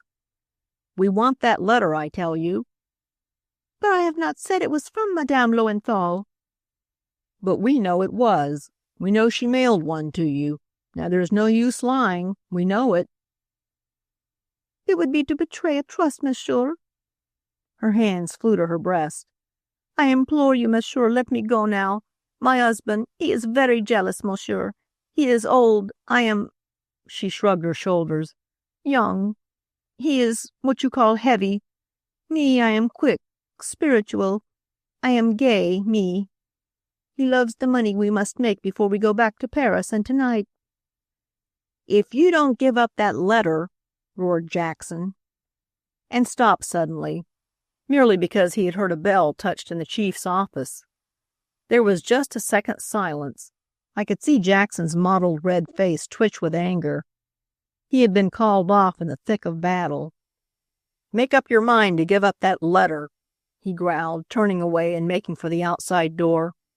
"If you don't want Francois called in on the case, and don't you dare to destroy it, or you'll regret it. Now go in yonder. It's the chief's bell. No, you're to go alone." She came in slowly, her eyes downcast. Oh, it was a play to watch her. As soon as the outer door closed behind Jackson, she gave herself an unmistakable shake and toss, preliminary to coming into where I was. All the coquetry, all the natural theatrical instinct the little thing had, and it must have been considerable if Jackson's record of her was true, was brought to bear. Plainly she intended to fascinate the chief, and really if Wyss had been there. But he wasn't. There was only a city editor now at the big desk, a city editor who was something of a woman herself, and whose eyes' amusement at the little feminine farce must have been so apparent that Madame Sabatier's astonishment changed to confusion. A quick blush overspread her face, but I giggled outright then, and in a moment her face dimpled appreciatively. "I am surprised, mademoiselle," she stammered. "So am I, madame," I retorted significantly. "But I assure you, mademoiselle," she began. "You needn't," I interrupted. "I'm not your husband. He's outside, a wreck of a restaurateur pining for his wife. I promised to give you back to him." "Oh, thank you, mademoiselle." She held out her hand eagerly. "You are perhaps the shorthand lady for Monsieur le Préfet?" "I am perhaps not. Oh, it would be very natural, mademoiselle," she hastened to assure me, "that Monsieur le Préfet should have much confidence in his secrétaire who, it is plain, is a young lady of esprit. Very natural I find the case. You will not be embarrassed if I say so. I understand thoroughly." But I had opened the door to the anteroom and hurried her out with me. Oh, the joy of Francois! He fell upon her like a treasure regained. He talked French and English at the same time, pouring voluble thanks upon me, and the little madame smiled delightedly and impartially upon us both. "But," I said at last, and most regretfully, "Madame cannot go home with you, monsieur." "Cannot? Oh, it is infamous!" he exclaimed explosively. "But, mademoiselle," began the little Frenchwoman. "I'm so sorry," I said gently. "The chief would permit her to go home only on one condition, and that, of course—" Catching the contagion of gesture, I threw out my hand expressively. "But what is it, this condition?" he cried. "Why, that I accompany her, monsieur, that I be with her every minute. You see how impossible." But no," cried Madame. "You shall come with us as our guest to the dinner, mademoiselle. She shall be an old friend, Francois, just arrived from, what do I know, from Guatemala. No one will guess. Mademoiselle is discretion itself. She has wit. "Oh, I really couldn't," I deprecated soulfully. She was so determined and he was immediately so inflamed with the idea that it was pure joy to interpose objections. How could I intrude upon you at such a time? "Intrude, pardon!" exclaimed Monsieur. It will be an honor. We are much indebted to you, mademoiselle, and we were going to ask you anyway," lied little Madame prettily. And upon that triumphant bit of mendacious flattery, the inspired Francois whirled us into a cab, the three of us, and down to the restaurant where the kitchen, with its white-capped Frenchman bending over the ranges, is in front of the shop, and guests coming in from the street must walk through it to get to the tables beyond. But not the tables beyond for us on this gala night.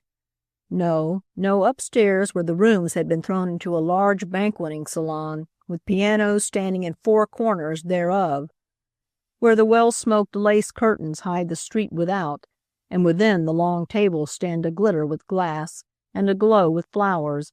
The guests already gathered are waiting, when in bursts Monsieur, perspiring but happy, dragging Madame after him. her little powder puff, which she has tried vainly to use in the dusk of the hall without, still in her hand, and dragging, too, Madame's devotedly intimate, dearest, best friend, Miss— "Why, Mademoiselle Henriette Pommier, certainement, you stupid," supplies the ready little Madame, and her husband blinks reflectively at her adroitness, yet quickly profits by it. Then Madame, going about among her friends, flows into a soft little torrent of explanation in French that fills up every chink and cranny of doubt or suspicion. "I am tell them," she whispers to me as she draws me down to a seat beside her, "that your father was a Frenchman, but he die, poor man, very early. So you are left a half orphelin, as we say, and your mother, that excellent lady, she knows no French, and it is you that have detained us to find you that make us so late with the dinner. Enfant, Henriette, I really love you." She squeezes my hand delightedly. But that is nothing. Everybody soon is squeezing everybody else's hand delightedly, and the champagne flows. Plain vin ordinaire the guests downstairs are drinking, and the waiters fly about abeam with good will and on excellent terms with those they serve, and the crackling nasal French seems exquisitely adapted to express good cheer, high spirits, and that spice of gallantry and coquetry which little Madame Sabatier provokes and radiates by merely living. Oh, it was a charming function, I assure you. Everything went beautifully.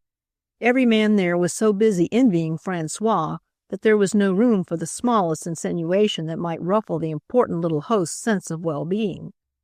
Only one thing marred the occasion, but that was most unfortunate. Mademoiselle Henriette Pommier was suddenly taken ill. Perhaps because she was only half a Frenchwoman, and so not a reliable table d'hôte diner, or perhaps it was due to a weak heart, as she explained to Madame Sabatier, who helped her from the table and down the back stairs into her own bedroom, where Mademoiselle was made to lie down and rest after being drenched with cologne and offered all sorts of tisanes. "No, no, I'm all right if I lie still," declared poor Henriette presently. "Only I'm miserable to think I'm keeping you from your friends. If only—" "If only one could say she never did lose sight of a lady, even though she did a very little," Madame suggested anxiously. "I know," I murmured sympathetically, "and I could if—" "If? If it weren't for that letter, Madame," I said, stumbling in my eagerness. "That letter of Mrs. Lowenthal's. They fear you might destroy it." "Pouf!" she exclaimed airily. "Is that all? Oh, that letter is there in that top drawer of my bureau, locked up there tight and safe. Wait, I prove it to you." And she opened the drawer, let me glance at the envelope, replaced it, and locked the drawer. "It is well?" she asked then in her saucy bird-like way. Well, I should say it was well. It was better than the best that a runaway yellow journalist could have dreamed. In fact, it was so miraculously good that I lay there after she left, content merely to look lovingly upon that drawer and plan ways of getting into it. It was an old-fashioned marble-topped bureau, like a dressing case, low in the middle and high on either side. Oh, almost any key in the world ought to fit a lock like that. Would mine? I jumped to my feet and hurried to the door. Ah me, it wouldn't bolt. Of course it wouldn't, and I did so want that letter. It seemed to me that I'd never in my life wanted anything so badly. It stood for more than mere success to me, more than a newspaper triumph. In that envelope was contained Rhoda Massey's forgiveness to herself, the most precious thing on earth, the thing that would permit her to live again on good terms with herself and her world. Oh, I must have it. I set a chair against the door and flew to the bureau. My desk key. Almost. My own bureau key. No. The desk key again. No, no. It turned, and once or twice it almost caught, but the drawer wouldn't open. And yet it rattled exasperatingly as though the least touch would make the old lock yield. "Oh, Rhoda, Rhoda," I wailed, "think of your opportunities and how you've neglected them. Remember quick-fingered Peters and all he tried to tell you the day you interviewed him about his methods? And you obstinately kept him pinned down to the story of his escape from jail? Remember Dobie the File, who grinningly assured you that with an inch of wire he could persuade any lock. I danced over to Madame's hairpin box. Not one, not a single old-fashioned hairpin. Bone ones the little coquette must have, limited, specialized, foolish things like those in my own hair. I tried her nail file, her button hook, in vain, and I was feverishly searching for a hat pin when I heard a rap at the door. I flew to it. I had to, or have someone come stumbling in over the chair, but my cheeks were aflame and my heart was in my mouth.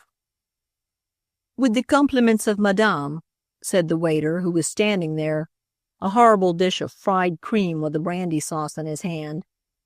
"She hopes Mademoiselle is feeling better." He set the dish on the bureau, touched a match to the brandy, and left me. Mechanically, I stood there dipping the flaming sauce over the cream. No, decidedly, Mademoiselle was not better. She was worse, much worse, for the diners upstairs must have progressed to the dessert already.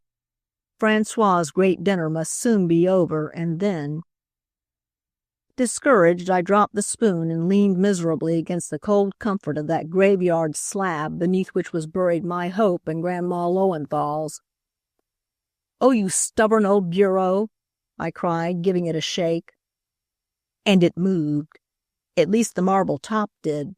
Yes, it moved, and ignoring the burning cream, I jerked the slab back and forth delightedly. "Hallelujah, Rhoda, you didn't need those lessons from Peters and Dobie after all," I chuckled. In a minute, then, I had cleared the few traps from the top. In a minute I had that heavy piece of marble slid to the side, and there, innocently exposed below it, yet naively locked in, was the contents of Madame's safe and secret drawer. I giggled outright. Oh, what fools we mortal women be when it comes to keeping our valuables. It must be enough to tempt a handcuffed saint to think how easy it would be to get at our possessions. But just the same, Madame's box that held the letter was way in the back part of that drawer. I had to pull up my sleeve and thrust my hand far in the depths before I felt that precious envelope under my fingers. I skinned my arm cruelly, but I got it. And just as I did so, I heard Madame's high, gay voice on the stairs. I lived an hour, a bad, long hour, in that next second while I stood debating there. It was only a second, for almost immediately I heard the rustle of her skirts outside. When she came in, the bureau was straight, and I was lying down, of course. Is it you, Madame?" I stammered without looking up. Thief was written all over my face. I was sure of it. But she only cried out a merry inquiry after my health, stepped past me, and went straight to the bureau. I heard the click of the key in the lock of that top drawer. "I want to show the bracelet Francois has given me last Christmas to my friends up above," she said as she bent over the drawer. I waited. I clenched my fist and bit my lips, but I waited till it came. "Francois, Francois, et moi," screamed the excitable creature. "Vite, vite, Francois!" I jumped up then, but she would not listen to me, only shot suspicious, outraged glances at me and screamed for Francois. He came, and she flung herself sobbing upon his breast, jabbering inarticulate French. He soothed her and tried to get her to listen to him, but with him there her courage came back and she turned upon me. She hadn't English enough to say it in, but she expressed what she felt. Hers was a speaking little personality anyway. Her eyes, her hands, her very body lent itself to expression. And I quite understood.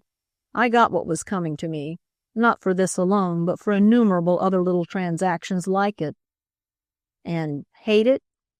Oh, hate's no name for it.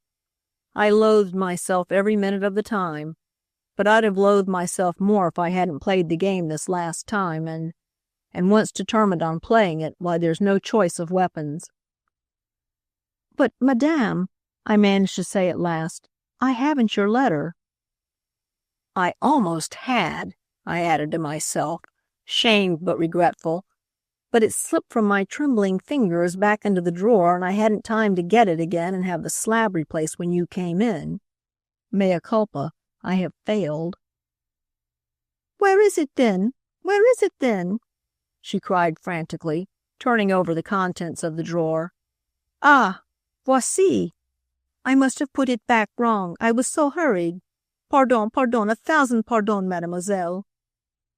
"Tut, tut," Francois clucked deprecatingly. His dinner was over. He was radiant with wine and satisfaction. "After all mademoiselle has done for us, too, to accuse her of taking a letter which was not there, my little one." "Not there?" she cried, holding it up before him. "Oh, the envelope." He shrugged his shoulders. "I did not say anything about that. That I left you, chérie, to comfort you." He patted her cheek apologetically. "But the letter was too valuable. It might be too valuable should Madame ever wish to redeem it, to be trusted to such a lock." "You have it in your safe," I cried. I couldn't help it. "No, no, miss." He shook his sly old head. "One time my safe was broken open, robbed. I have a sister who is soeur de charity. It is she who keeps my papers for me. Better than a bank is so de Euphrosyne. But you are sick, miss." Yes, Miss was sick, really sick this time. The way had been made so easy that she had lost all judgment and counted upon the thing as won, when fate was only luring her on to disappointment. She mumbled a few words, that miserable miss, about there being no necessity for her remaining on guard, since the letter was no longer on the premises, and quickly she left the place. Chapter 10. A Dream Trousseau, which Miss Massey ordered. Pretend you see the slanting road around a high hill, which bursts into twin peaks at the top, the convent of St. Anne brooding in a comfortable crotch of the hills to the west, and camped out on the roadside leading to it, Rhoda Massey. Rhoda Massey, tramp journalist, once a reporter, not yet a desk man, officially still out of town on a vacation, but really, and with that fixed idea of digging up the Lowenthal letter, hovering like a little lunatic about the place that held Sister Euphrosyne and the precious things she held. "Oh, a convent's the easiest place in the world, Rhoda," I sneered at myself that day. "No rules, no regulations, no distrust and independence of the outside world. All you've got to do is to sail in and tell any old fairy story to Sister Euphrosyne, and she'll be charmed to give you anything you want." I sneered, but I sat there just the same at the side of the road, looking out over the city and the bay beyond, and wondering how in the world I was going to get inside those gates. A nun who had passed me twice a day for the past 3 days with the uniformed little girls out for a walk, told them in a whisper that I must be an artist studying the view, and in a sense she was right. I was an artist in my own yellow little way, even if the view in question was the one that you see yearning with half-shut eyes and wide-open fancy, the land of desire where you get what's coming to you. What was coming to me? Why, just a bit of paper with a few lines scrawled on it. That was all I wanted. Instead of that, I got a nod from a woman inside a blue coupe that had already driven past me up the hill and stopped now at the bend of the road on its way back down again. A blond little boy was jumping up and down on the cushions inside, and a woman in black leaned out to say a word to the driver. "Why, Miss Massey," she said as she faced me, "you don't know me." I looked at her. Some story of mine she was, of course, but stories have a way of erasing their predecessors in your mind when you do a lot of them. "I hope," she added prettily, "you haven't forgotten Mrs. Dilworth?" "Oh, indeed I haven't," I exclaimed. "Nor baby Jim. How is he?" Mrs. Muriel laughed and pointed to the fine little fellow beside her. Happy she was. Anybody could see it. Happier than she had ever been during James Dilworth's respectable life. "I'm just turning to go back to the convent again," she went on. "I'm going out of mourning as soon as Sister Euphrosyne—" "Sister?" "Yes. She looked at me queerly. I know the blood must have rushed to my face. As soon as she can get me ready. But I've come away without leaving some fur with her she will need. Jim caught up the bundle and was playing with it and carried it off with him. So, Grant, she called up to the coachman, we'll have to go up the hill again. Oh, no, no, no, I exclaimed, the words tumbling over themselves in my eagerness. Let me take it for you, Mrs. Dilworth. I'm on my way up anyway. Why, how very good of you, she said, hesitating. But no, the best way if you are going up too is to get in and let us carry you up, won't you? I'd love to, I answered quickly, but the exercise is very good for me, you know. I suppose it is, she said pensively. Writers lead such sedentary lives. Don't they? I thought of the strenuous times I'd been having. Won't you let me take back the bundle? Well, if you will be so kind, she said, taking it from the child and handing it to me. Just tell Sister Euphrosyne how it happened, won't you? Tell her? Oh, depend upon it, I'd tell Sister Euphrosyne everything she ought to know. While Mrs. Dilworth said pretty polite goodbyes and baby Jim danced for pure joy of living, I hugged that precious bundle to me and didn't hear a word she said. I only knew when I was free to go on, and then I took to my heels. So glad and grateful I was for this bit of a chance. The convent gate's a massive affair, seemingly. I suppose it patterns in wood some great bronze door of the Middle Ages, when timid nuns sought shelter behind it in the world ward outside. Today, though, and on this particular day, a haughty nun stood within, and a timid, despairing, and very yellow journalist cringed without. But Sister Euphrosyne is occupied, the inexorable, placid-faced warder was saying. I know, I said gently, but it is most important that I should give her the bundle into her own hands. Why? It isn't about a fitting, is it, that you've come? A fitting, I gasped. If it is, you ought to have gone around to the other building, the side entrance. She motioned to the right. But I will take the bundle to her if... It's a fitting, I interrupted hurriedly. It must be a fitting, I guess. She looked at me disapprovingly for a moment, then she motioned again to the right, and with a nod left me there. It's you for the side entrance, Rhoda, I cried to me as I hurried around to the right. Oh, if your early education hadn't been neglected, you'd know what sort of religious exercise a fitting is. I wonder. But I stopped wondering.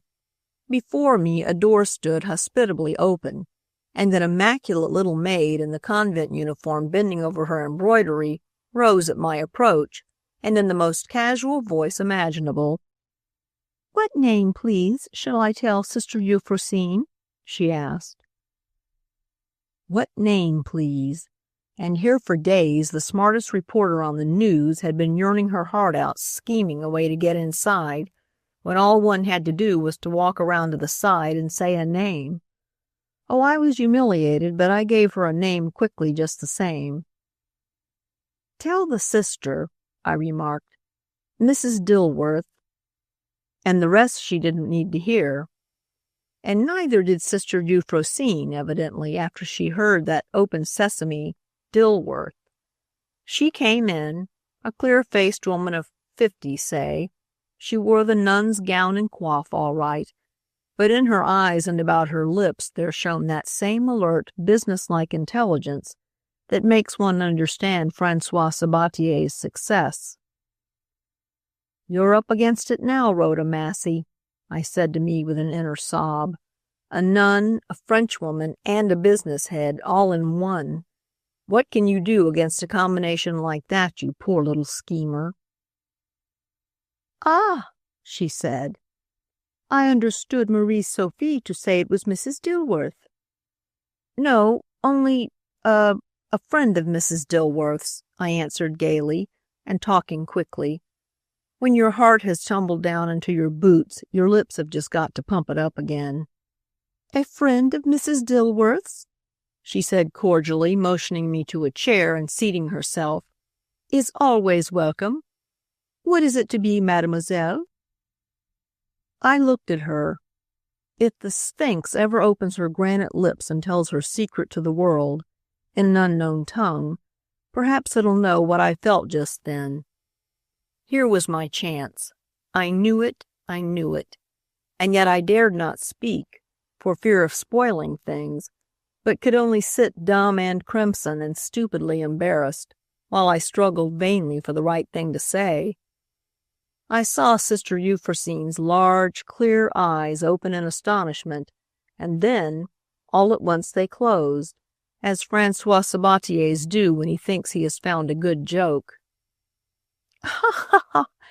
she laughed enjoyingly. "But, mademoiselle, I have guessed your secret. It is not a crime. Ha, ha, ha!" I half rose from my chair. Oh, how could she know? How could she know? "Tell me."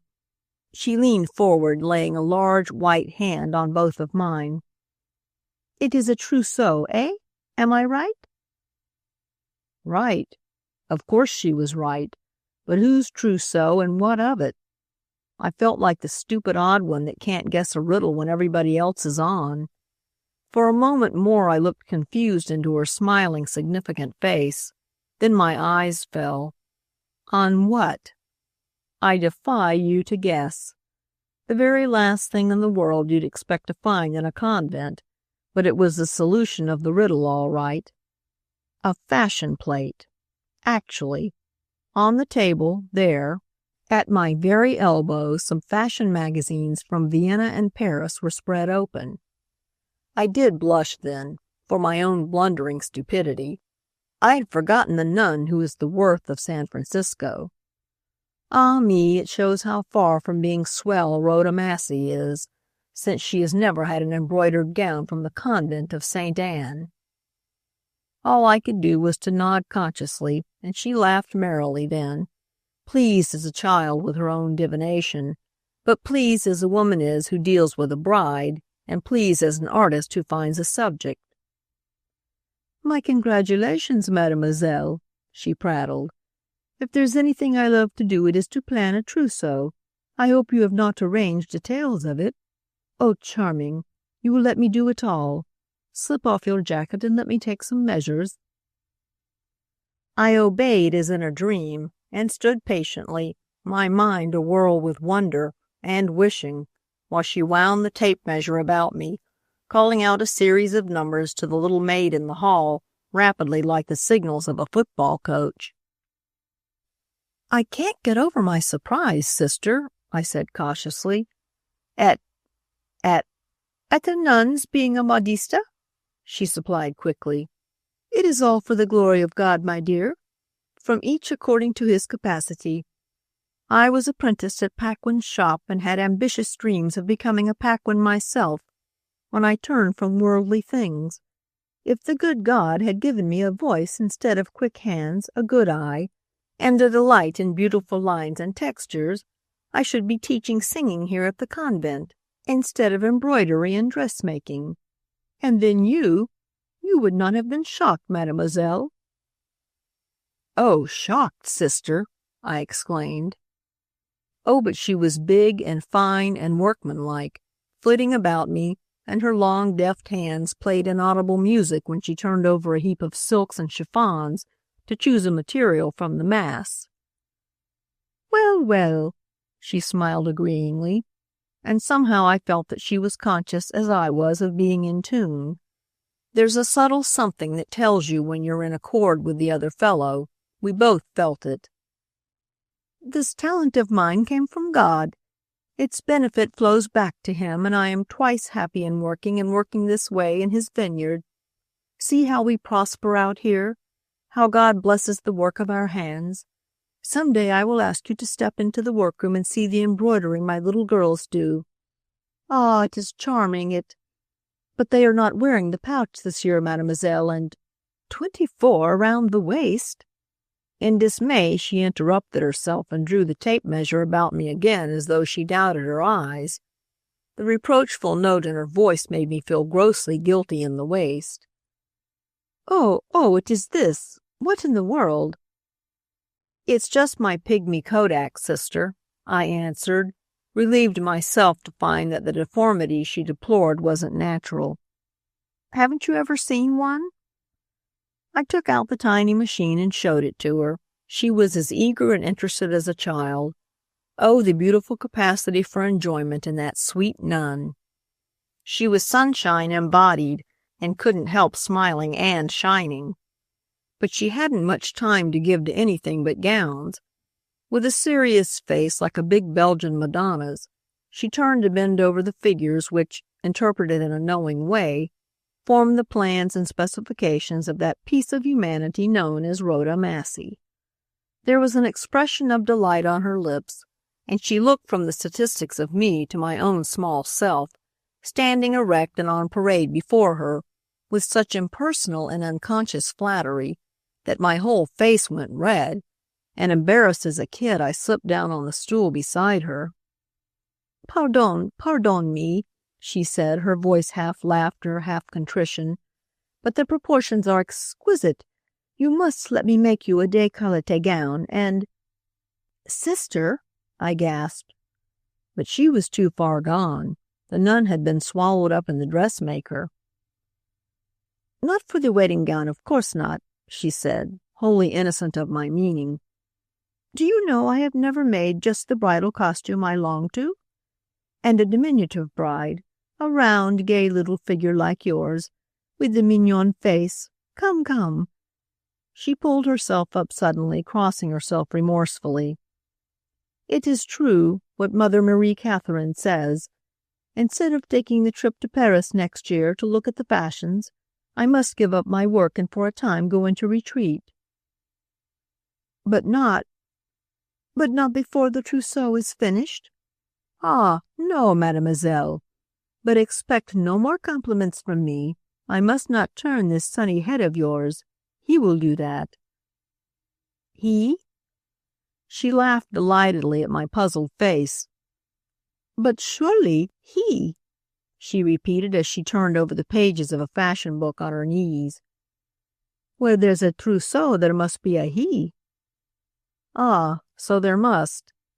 I looked down pensively at the slim-waisted figures in their modish gowns as her fingers rapidly turned the pages. Her face, too, was pensive, absorbed. For the moment I had become merely a lay figure, a living fashion plate, just a frame for her art to hang pretty things upon.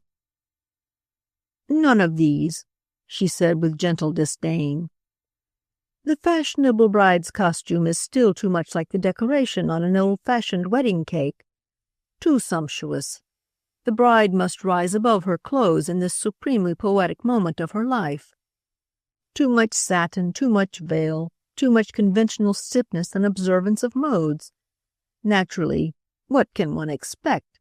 It is designed by a man dressmaker. She shrugged her shoulders beneath her coarse serge gown, a perplexing, fascinating gesture in a nun. Now, my idea for a bride. I have it. Impulsively, she laid a hand on my shoulder, while she used the other to sketch her conception, in the air or about me as the lines suggested themselves. This skirt, she said with the solemnity of inspiration, is round and full and very, very girlish, just a bit of train, nothing stately. It is not the awe of maidenhood, but its sweetness, its humanness, its approachable, perfect modesty that we wish to express. At the edge just 3 bands, narrow folds of the material, at the waist the softest, vaguest shirring. The bodice, too, is full, dainty, youthful, with a sweet, round, lacy line at the throat, like in the Virgin's pictures. Simple as that. In the sleeves, mademoiselle, we will permit ourselves just the smallest play of fancy. To the elbow, of course, but not too full, and the lightest, finest Valenciennes, I think, or— My child, what is it? What is it? Nothing. I sobbed and buried my face in my hands. But she couldn't bear that, the loving, generous soul. She drew my head into her lap and laid her still hands gently upon it while When the big things come into a girl's life and fill it full to overflowing, there isn't room for much else. It was only the husk of a wedding her words painted, but to me they brought a forlorn, ghastly picture of a girl walking miserably in the supreme moment of her life, alone.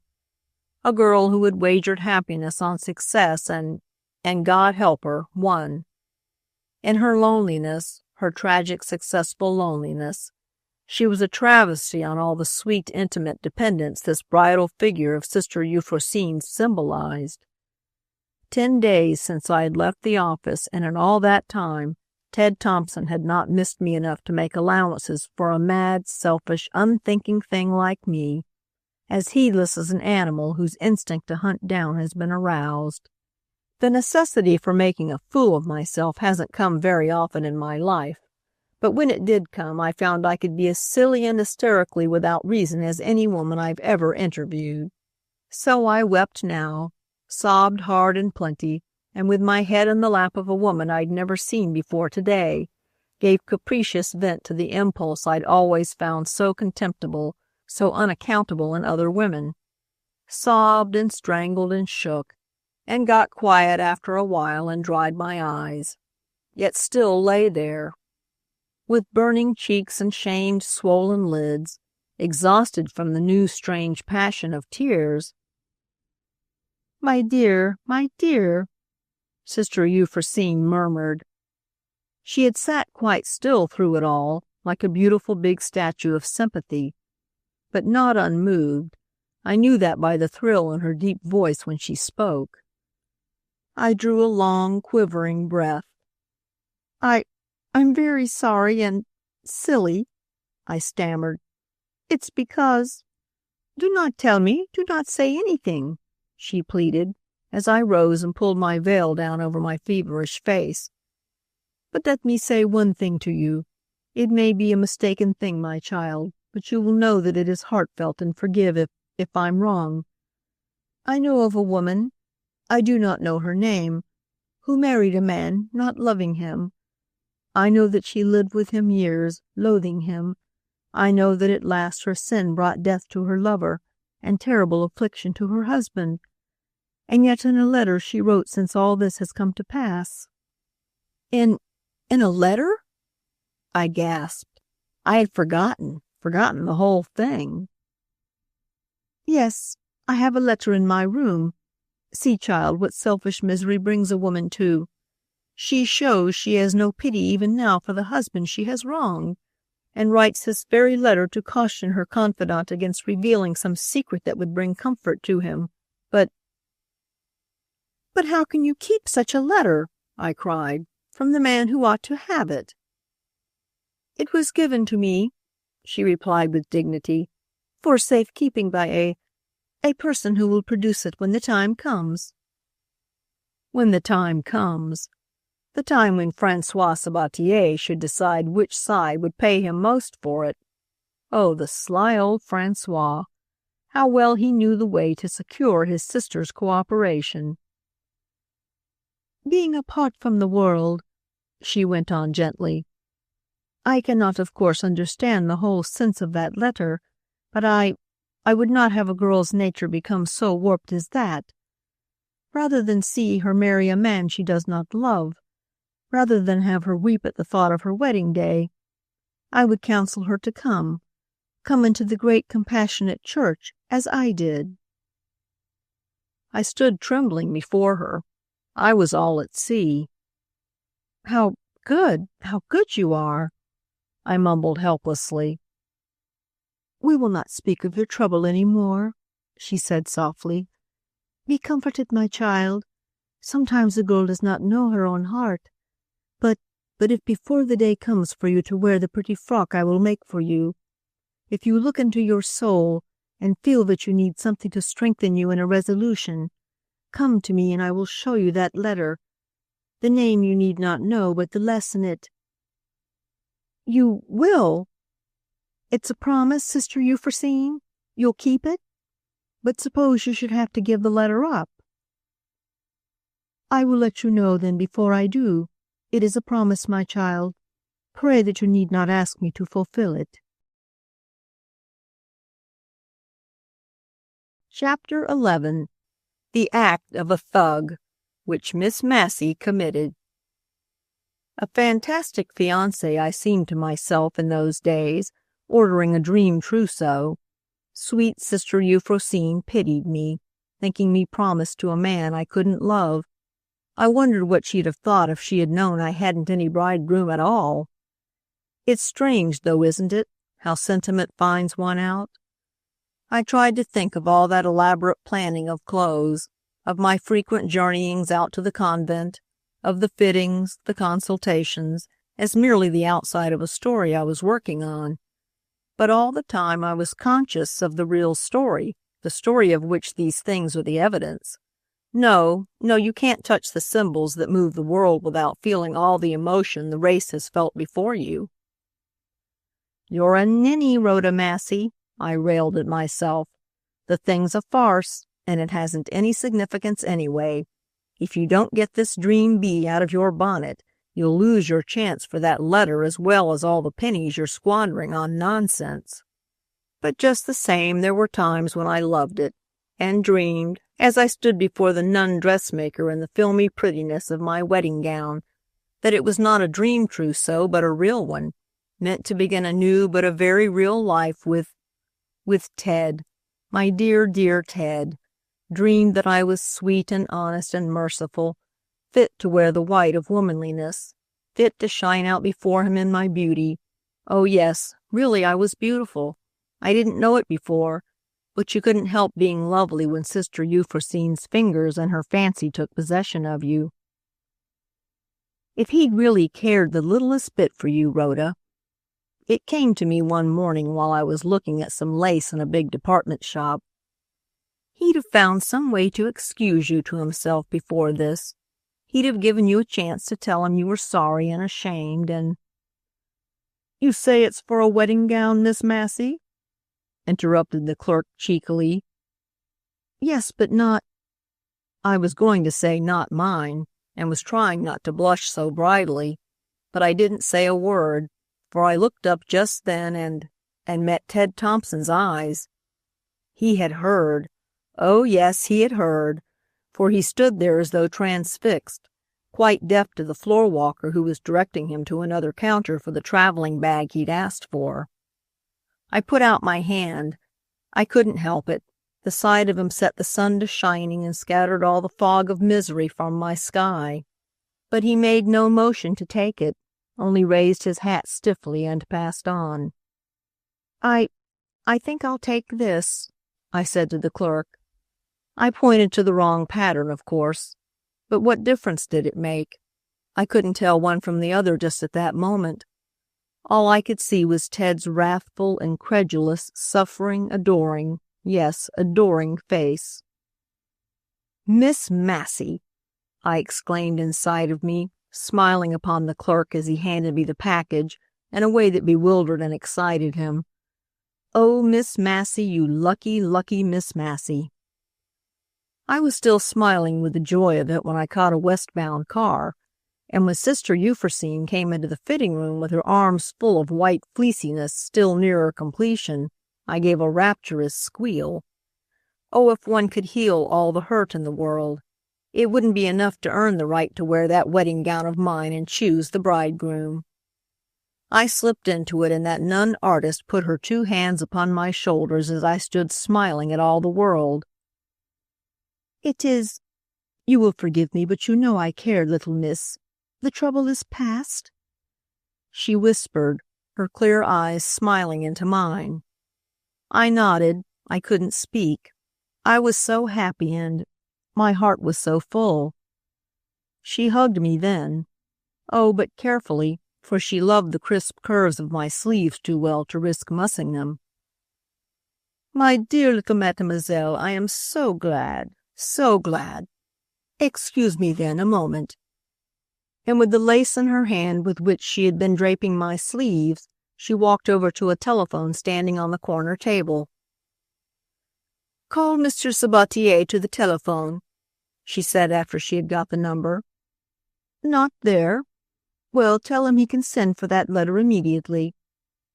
"What is it?" "Oh, I cannot understand. Do you say he is just coming in or has just gone out?" "Oh, all right. I will hold the telephone."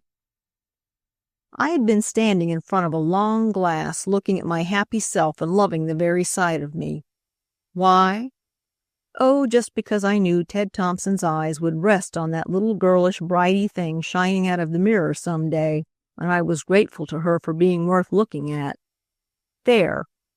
Conceited if you say so, but true just the same. But the picture in the glass melted away with Sister Euphrosyne's words. Like a flash, the youth went out of the face and figure and all the happiness, and in its place there seemed to be a white-haired, sad-faced little old lady whose accusing, miserable eyes looked out at me reproaching me for her misery. "How dare you be happy?" she seemed to say. "How can you smile and be glad, you selfish, cruel girl?" And trembling, I looked back at her and knew I couldn't. I couldn't. "You are tired. Oh, pardon me," Sister Euphrosyne said when she got through chattering French and came back to me. "You are not very strong, are you? I should not have kept you waiting. But that same letter of which we have spoken has been demanded of me. I told the person that it was not quite convenient to let him have it this morning. I wanted to see you first, mademoiselle. But now, there. It is perfection, is it not?" She had been deftly shaping the lace at my neck, the while she talked in a preoccupied way, hardly conscious of what she said, so absorbed was she in her work. "Ah, but you will look sweet and dainty for him, child. But pale." She pinched my cheek affectionately. I smiled back at her. I knew she liked me. How could she help it when I was so fond of her? Yes, truly, genuinely fond. But I wished I wasn't. I wished I wasn't. For every scheme that came into my head ran plump against something intangible yet insurmountable. A tone of her voice, a look of her eye, the placid fall of the black lines of the robe she wore, and never for an instant thought of changing for the silk and lace draperies her big, capable hands used so artistically. But I fought against it. That sorrowing old face in the mirror. It was gone now, but somehow I fancied it being there still when I looked, but overlaid, as it were, with my own. Seemed to give me no choice. "I'm tired, sister," I said slowly. "The fitting has been long and—" "My poor little mademoiselle," she exclaimed. "Let me get you something." No, thank you. I want only to rest. If I could lie down a minute," I added shamefacedly. Ah me, the fun I used to get out of playing the subject for my story, of hedging him in and leading him on, of laying demure traps and slyly pushing him into them. "So you shall, child. Come this way." She caught up my own gown and led me out into the hall. "To your own room?" I cried. "How nice!" No, I was taking you to a little fitting room we don't use just now, but—" "Oh, please, Sister Euphrosyne," I begged softly, slipping my hand into hers and pressing it appealingly. "Please, I'd just love to lie down there for a minute in the sweet, peaceful place your room must be." She stopped to look at me. "I wonder," she said slowly, "if you know how charming it is to an old woman who has never been a mother to have a young thing like you seem fond of her. The good God knew best when he made me a nun. If I had been a mother, he knew well it would have been such a worldly, idolizing mother." You will let me?" She nodded. "Dear little mademoiselle," she said, turning with me off the main corridor. "You have a way to wheedle this sternest sort of creature. How much more a self-indulgent woman who has never outgrown her passion for making dolls' dresses. Tell me, does everybody grant you everything you wish? Do you always have your way? Or is it only to weak-minded old nuns that you are irresistible, you winning little thing?" Is this to be my punishment, I wonder? To deserve to be hanged at the yardarm whenever I earn the thing the whole of me longs for? I think, I began slowly, confused and miserable. I'm better. It isn't necessary for me to rest. Let me go home, dear sister. She shook her head and playfully pulled me along. On the threshold of a simple little room, she paused a moment after unlocking the door. "Ay, my dear," she said softly, as though in prayer. "Keep your heart pure and true and pitiful. If ever such gifts as you have be put to ignoble uses. But I must hurry away. Lie down, child, till you feel quite rested. This is not really my own cell, you understand. I only occupy it during the season when we are very busy, and it is not fitting that I should carry the hurry of worldly things into the peace of the convent. So here is my office. Here I keep my accounts. Here I sleep, so that the discipline of the convent may not be disarranged. So rest." She helped me out of my finery and went off, carrying it over her arm. And I stood there after the door had clicked behind her, not moving, not thinking. I knew so well the race was run. There on the open desk before me lay the nun dressmaker's account book, her sheaf of bills, her memorandum of engagements, a few samples of silks and chiffons, all the incongruous vanities of her profession, and all incongruously, methodically, systematically arranged. It fascinated me, that desk. There it was, the end of my struggles. If the fairy who grants wishes had fallen out of the sky and lighted in that spotless saint's spotless little room, she might have offered me anything in the world. But if she had left out the letter that must be inside that desk, I'd have refused it all. Truly, I don't know how I got my hands on it at last. There must be a magnetism in the thing you want when you want it hard enough. And oh, I wanted this. Even while I was glancing over the first part of it, I saw, not the passionate, revengeful words before me, but just Rhoda Massey dancing off with it.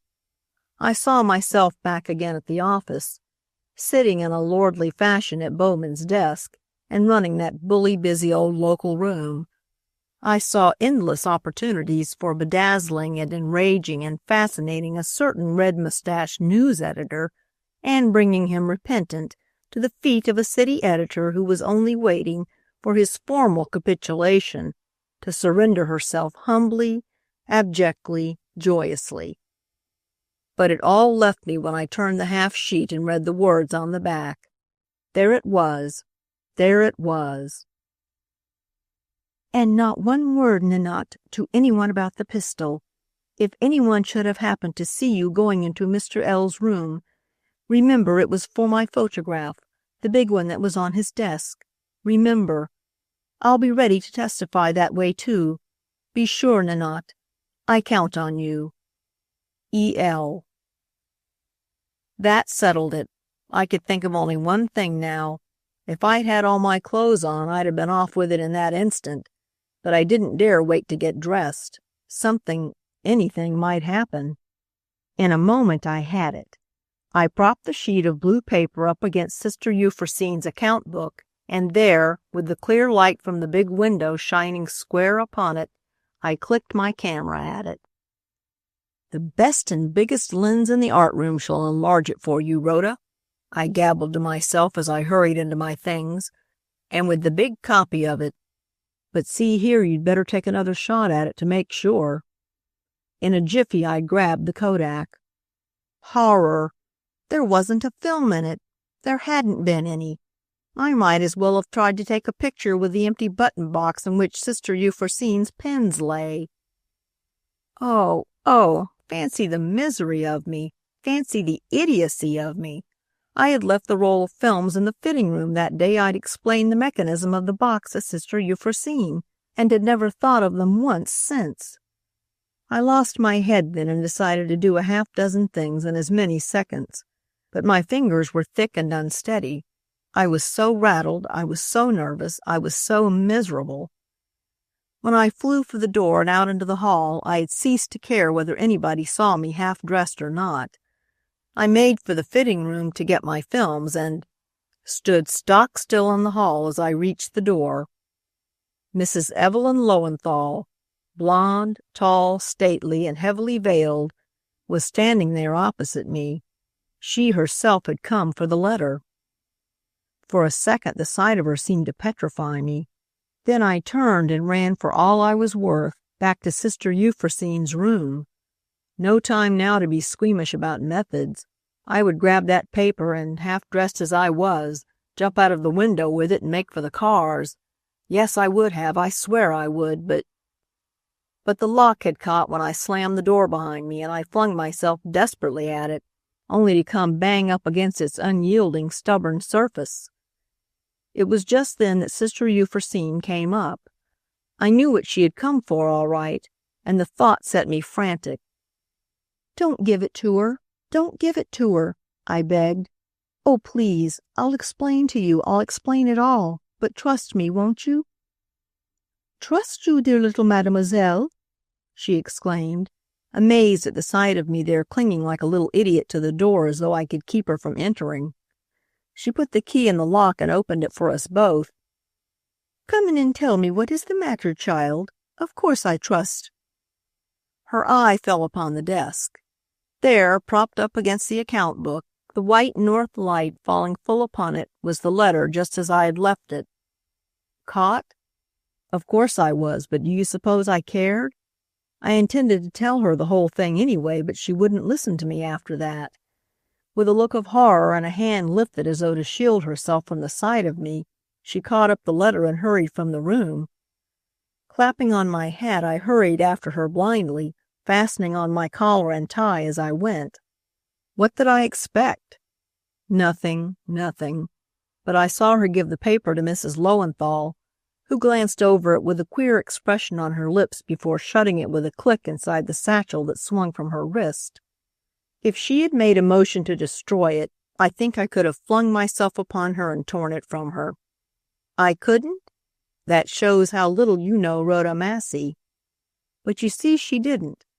With a nod, she swept across the hall and out the open door, and I followed.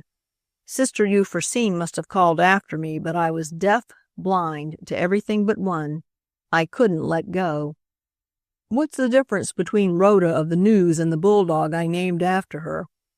Is a riddle that pert, facetious Frank McGowan loves to spring, in my presence too, on journalists who have too strong a sense of dignity and perhaps a bit of a crush on me.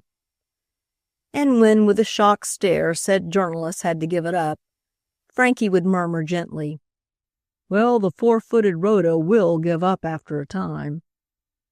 As I ran a step or two to catch up with Mrs. Lowenthal, I thought of Frankie's wretched little riddle. But it didn't amuse me any more. It terrified me. Perhaps I was holding on hopelessly.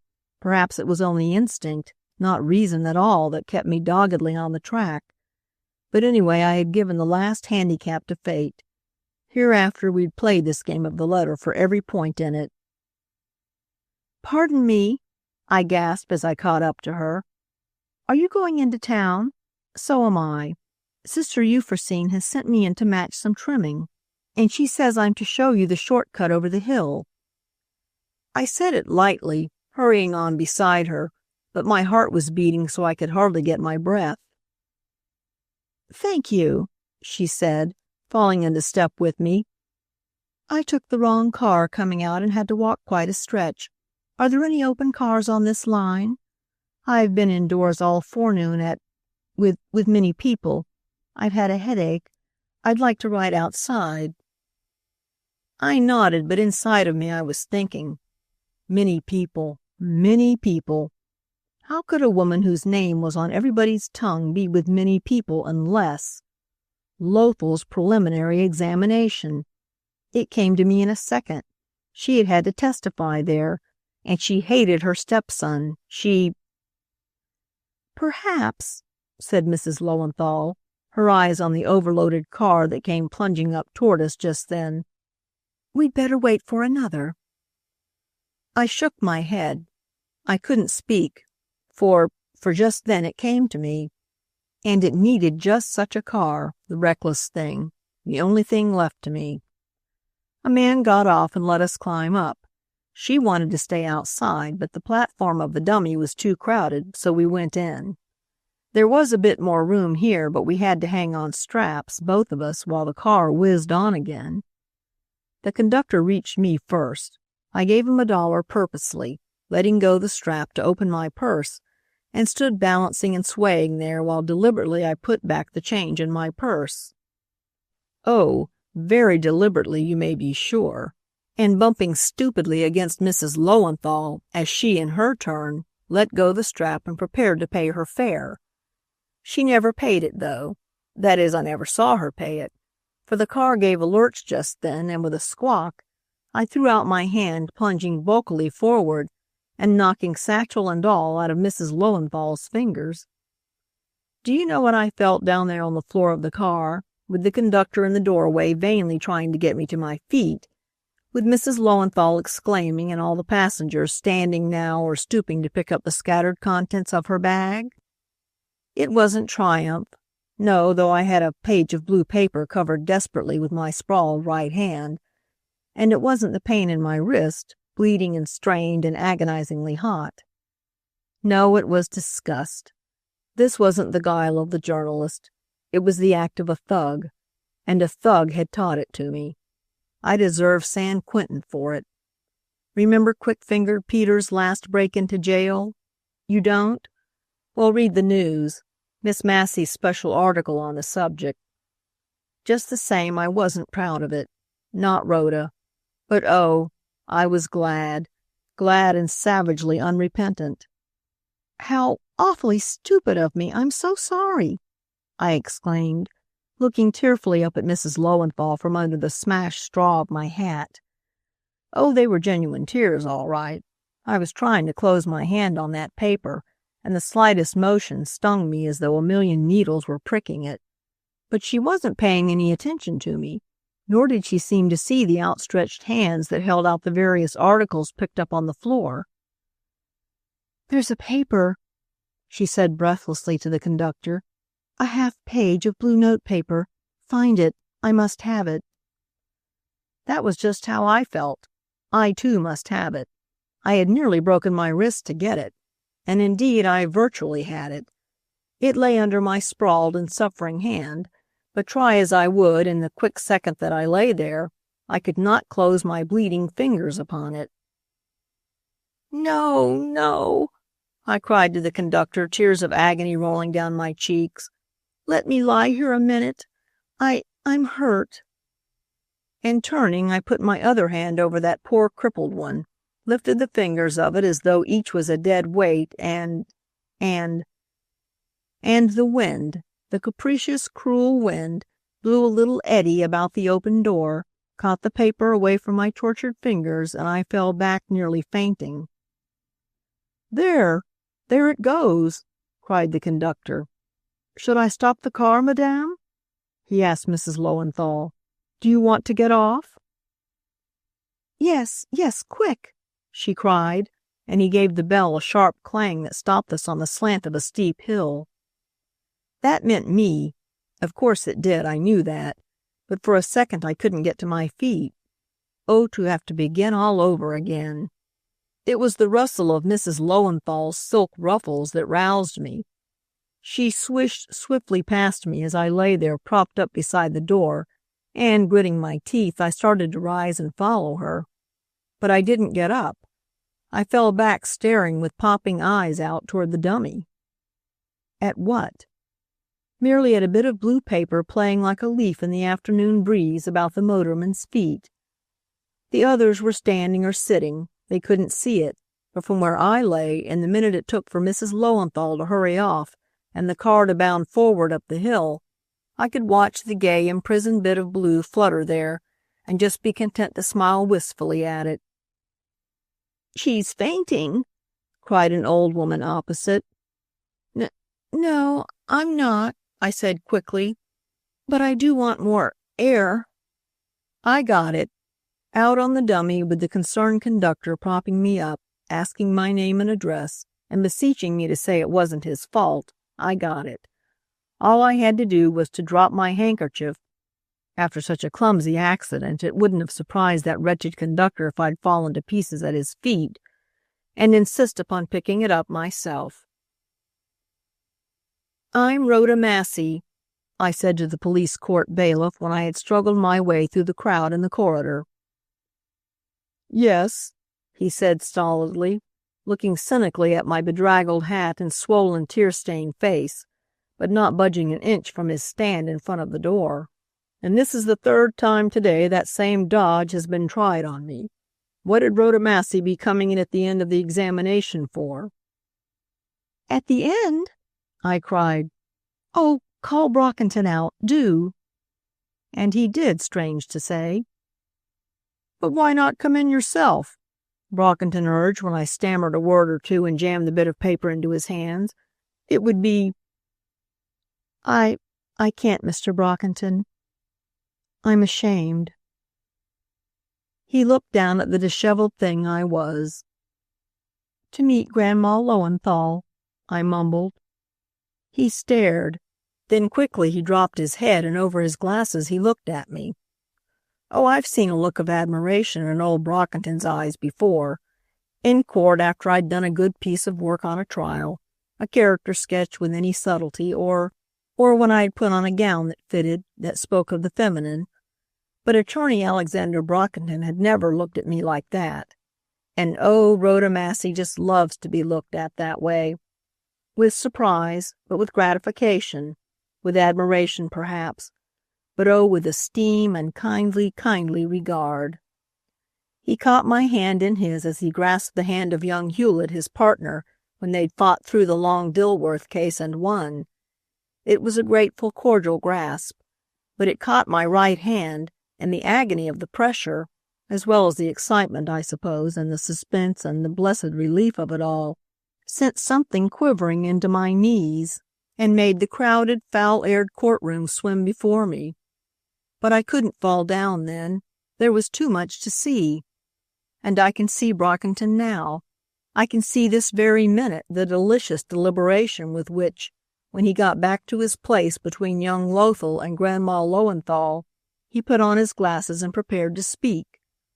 The whole courtroom was in a state of suspense, but he looked around gravely to invite the district attorney's attention, as though even in that supreme moment the ethics of legal courtesy must be observed. And then I heard him, oh, with the most beautiful aplomb, begin. "It appears, Your Honor." Chapter 12. The Ex-City Editors Club, and How Miss Massey Became Eligible for Membership. The list of members, a select one, was pasted up against the local room door. It was Ted Thompson who had found the name for it. He wrote out the list one night late, when he was on the paper before, the night Halsey was discharged, and Frankie McGowan, who was our office boy then, cheekily pasted it up there where Halsey's eye couldn't fail to see it. Ever since my time it had been there, a mute history of the evanescence of the power to hire and fire, as McGowan called it, a threat to the incumbent and a consolation to the reporters whom he harried. As we lost a city editor, his name had been added to the list, sometimes fittingly in blue pencil, occasionally, as though to testify to some bullied reporter's gory gratification, in red ink. But no entry was ever made with the satisfaction that must have animated the anonymous historian who wrote at the bottom of the list. Proposed for membership, Edward K. Bowman. It's natural, you see, that a city editor should be the best-hated man on a paper, but it was Bowman's forte to provoke the very flower of detestation. I remember how it used to comfort me in my early days, when he trampled upon everything I did, to look up and see that mute legend on the wall, and to read therein a prophecy. The day it came true, when Forbes scratched out the words, "Proposed for membership," and with a connecting line, added Bowman's name to the gallant company of had-beens, was the day the press scooped the town on the grand jury's investigation of United Power's bribery of supervisors. The moment I opened the paper with Frankie McGowan's almost verbatim account of what had happened at the secret meeting, I was sure, as though I had seen McCabe's bye-bye note on his desk, that Bowman's temporary head was off, and that it was time for me to get down to business. It was just as well, too. The news editor was still out of town, on his vacation, and the city editor wanted to be back at the office and very much mistress of herself and her surroundings when she should become aware again of a certain quick, masterful presence, when she would listen to the one voice in the world which could fuse the most commonplace words into something exquisitely and unforgettably significant. Oh, I knew how it would be.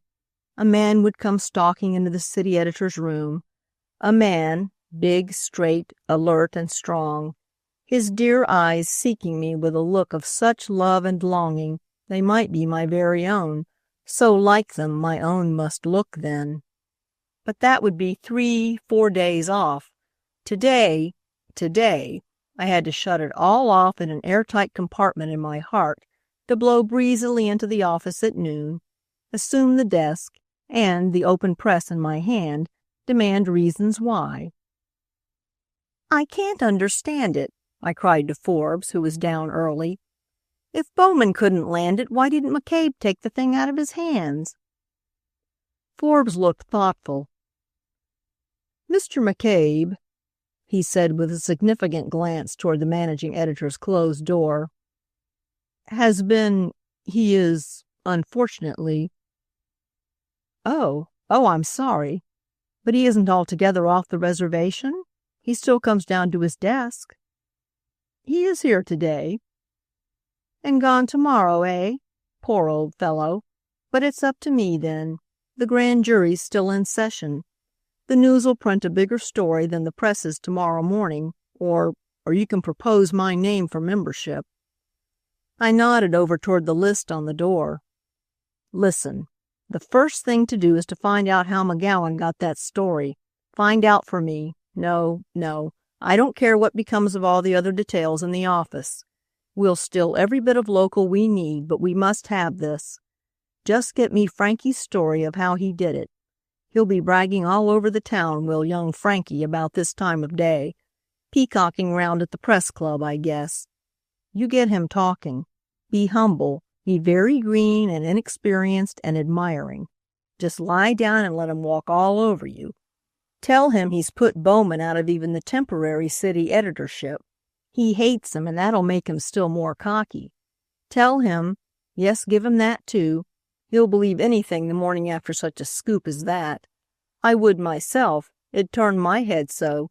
Tell him the boss has raked McCabe fore and aft about it, and that McCabe's gone down against the bottles in consequence. The vain little wretch. He'll actually believe you. Tell him Rhoda Massey is wild-eyed and threatens to clear out the local room. Oh, just pile it on. He'll grin delightedly. You know the Frankie grin. I can see him prance about and ask you what you'll take and rub it in a bit about our defeat. And then when everything's soft and comfy, then's your time. By Jove, it was great, McGowan. How in thunder did you manage it? Like that. Not for the sake of inquiry, you know. Merely an unconscious explosion of admiration from the beaten but wondering foe. See?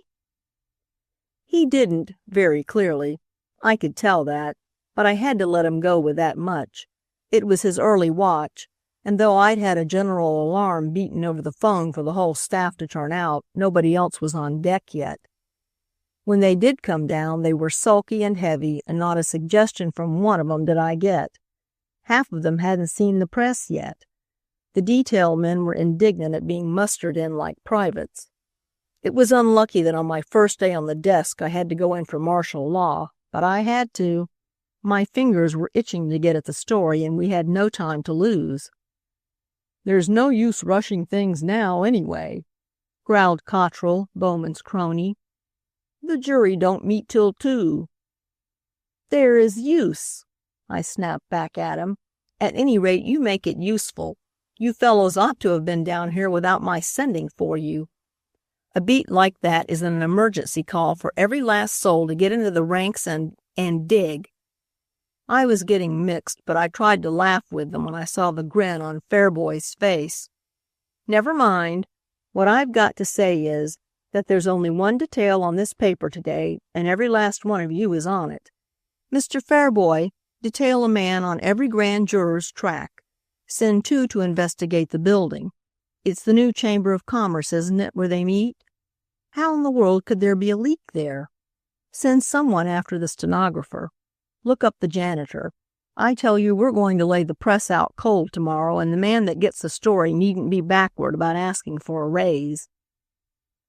I was dancing with excitement myself by this time, but that lazy mass of men only shuffled off, talking among themselves without the least bit of contagion. Oh, I know now why editors used to take to Rhoda Massey. She was so ready to enthuse. She caught the eagerness in the voice of the man who gave her detail, and in a flash she had all the symptoms, the hankering, the tantalization of the thing, harder than he. And yet it was a good staff, the News, the finest fellows in town. What in the world? Suddenly it came to me. It wasn't being routed out. It wasn't that they were sore at being beat. The News's local room has too often carved victory out of defeat. It wasn't Bowman. They weren't resenting his downfall. They were resenting me. Yes, they were. They wouldn't stand for me, for my skirts. They were remembering what I'd clean forgot, the thing that I'd always been first to forget in all the years we'd worked together, these boys and I. And because it never occurred to me to remember my petticoats, because I had grown to think myself one of them, I took it for granted that they, too, had accepted me, taken me in. And now they were banded against me, not because I was stupid or inexperienced or a freak or a fool, but because I was a woman. Oh, but it made me indignant when it got to me finally. Of lately, you see, since the heart of her has been living its own full life, the office part of Rhoda Massey has been, well, atrophying. Stories and scoops and things have gone down in her market, and the bulls have been out buying shares in futures. But this strike, this sullen, silent strike of those prejudiced men under me, had roused the old fever in me. Beat the press? I'd beat the press in spite of them, if for no other reason than to make them ashamed of themselves and proud of their city editor. I hurried into McCabe's office to talk over a campaign with him when all the men had gone, leaving only Fairboy at the assistant city editor's desk and old Enderby, whom I had coaxed McCabe to make a copy reader when he was dismissed from the mail. But I saw immediately that there was no first aid to the injured to be got here. McCabe was at his desk all right. Very gravely and imposingly he was seated there, writing. Can he write? Nonsense. You ought to know better by this time. What does it profit one to be associated with a renowned yellow journalist if you haven't learned that a managing editor never can write? He's like the stiff old ballet master who never danced, like the singing teacher who never had a voice, like the professor of literature, in short, who cannot lit. No, the managing editor only knows it all. He cannot even tell other people how, but he knows good stuff when he sees it, which isn't such a common faculty as you might fancy. McCabe has it, that sort of echo of talent, that left-handed gift for directing others to do what he can't do himself. The other, the real capacity, he has only, or rather fancies he has, when, poor fellow, he has fallen by the wayside. After he sobers up and is McCabe again, clean, strong, sure, with a sense of humor and unerring taste, if of a yellow cast, the biggest toady in the office couldn't make him believe that he could write more than an ordinary stickful of commonplace reporting. But now, listen. Good morning, Rhoda. Glad to see you back again at the old stand. Your coming in is most opportune. That dignity which doth hedge the managerial desk is very much in evidence when McCabe is ghost dancing. It affects his speech and makes him pompous. At other times, of course, he laughs at it. I wish to ask your opinion of a little essay, an epistolary essay, one might call it, which I have written. Do you mind? I sighed, told him I didn't, and sitting down, crossed my hands and feet to listen. It has always been my ambition, he went on confidentially, to leave the, mechanical side of journalism for the higher sphere of composition. to discard, as it were, the scissors for the pen. I am telling you this," he added, looking hazily at me over his glasses, "in confidence. Apart from this present mention of it, I have never breathed the matter to a living soul." I nodded gratefully. McCabe's alcoholic confidence is given to the first one who happens upon him in the labor of composition. Last time it was Peter, the office boy, who had to listen to his stuff and save him from the consequences of it. This time it meant me. "And the reason that I consult you, Rhoda," he said with emotion, "is that I have noticed a literary distinction, a discretion about your work that is a thing apart from your character, yourself. You have, what shall I say, a conscience of the pen, an intuitive sense of the fit in writing that is conspicuously absent in your conduct." "Thank you, Mr. McCabe," I said appreciatively, but sarcasm couldn't reach him where he'd gone.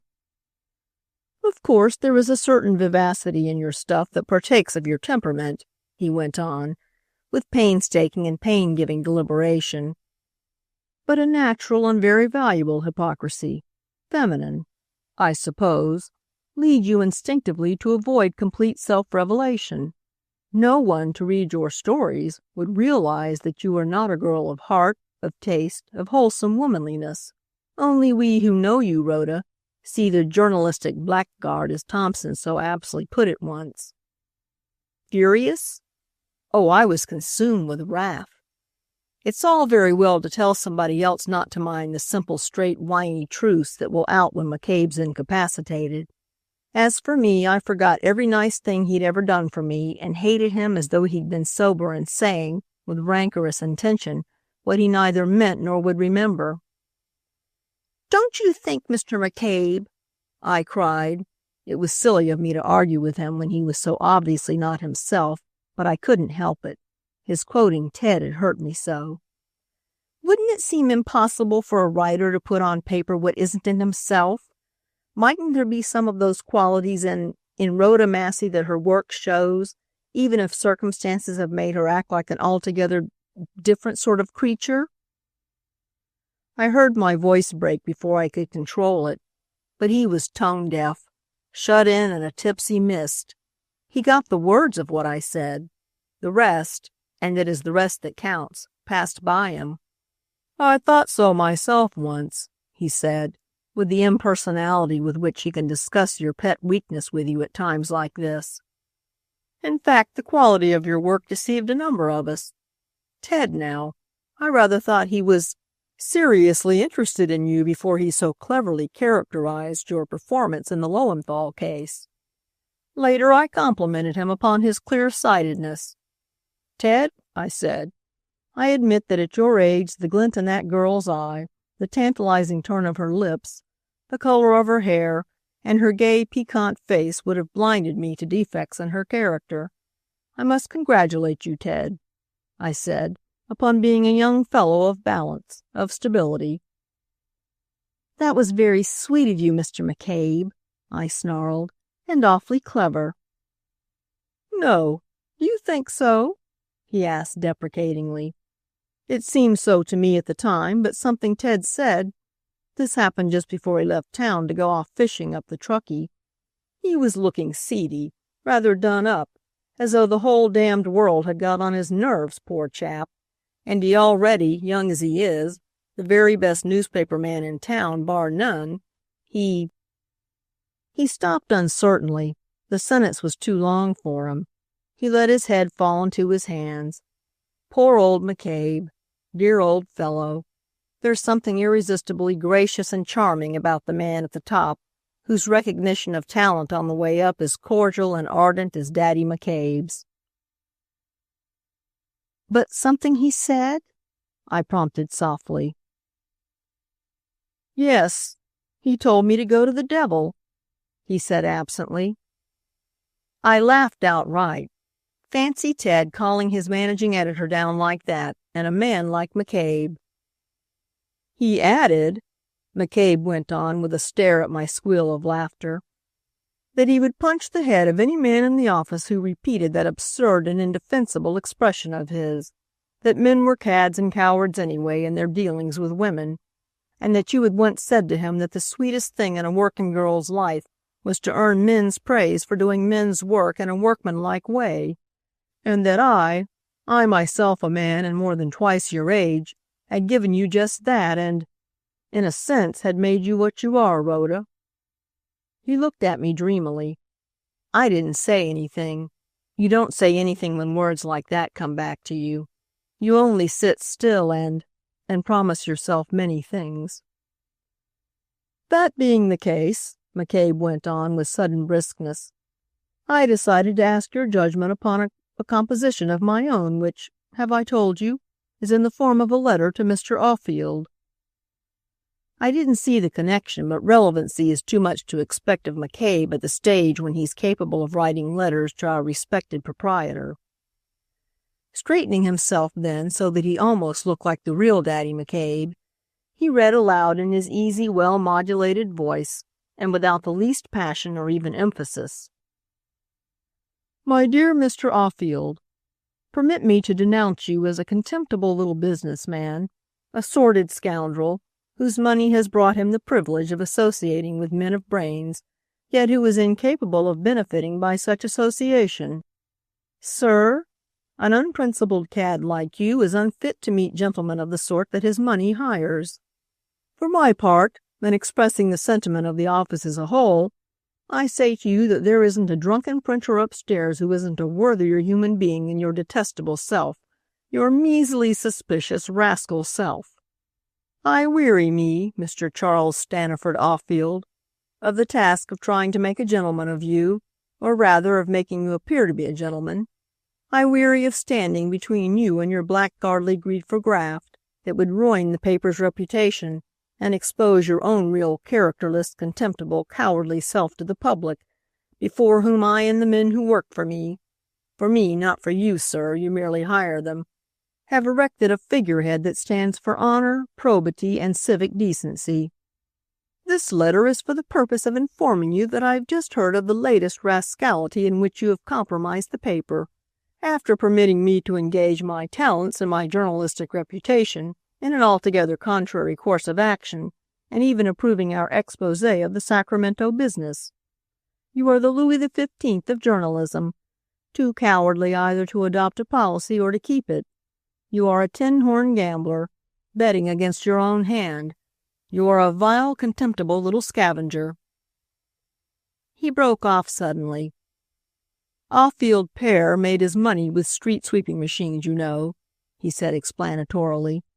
"Still, the old man had some starch in him, but the sons—" "Yes, I know," I answered breathlessly.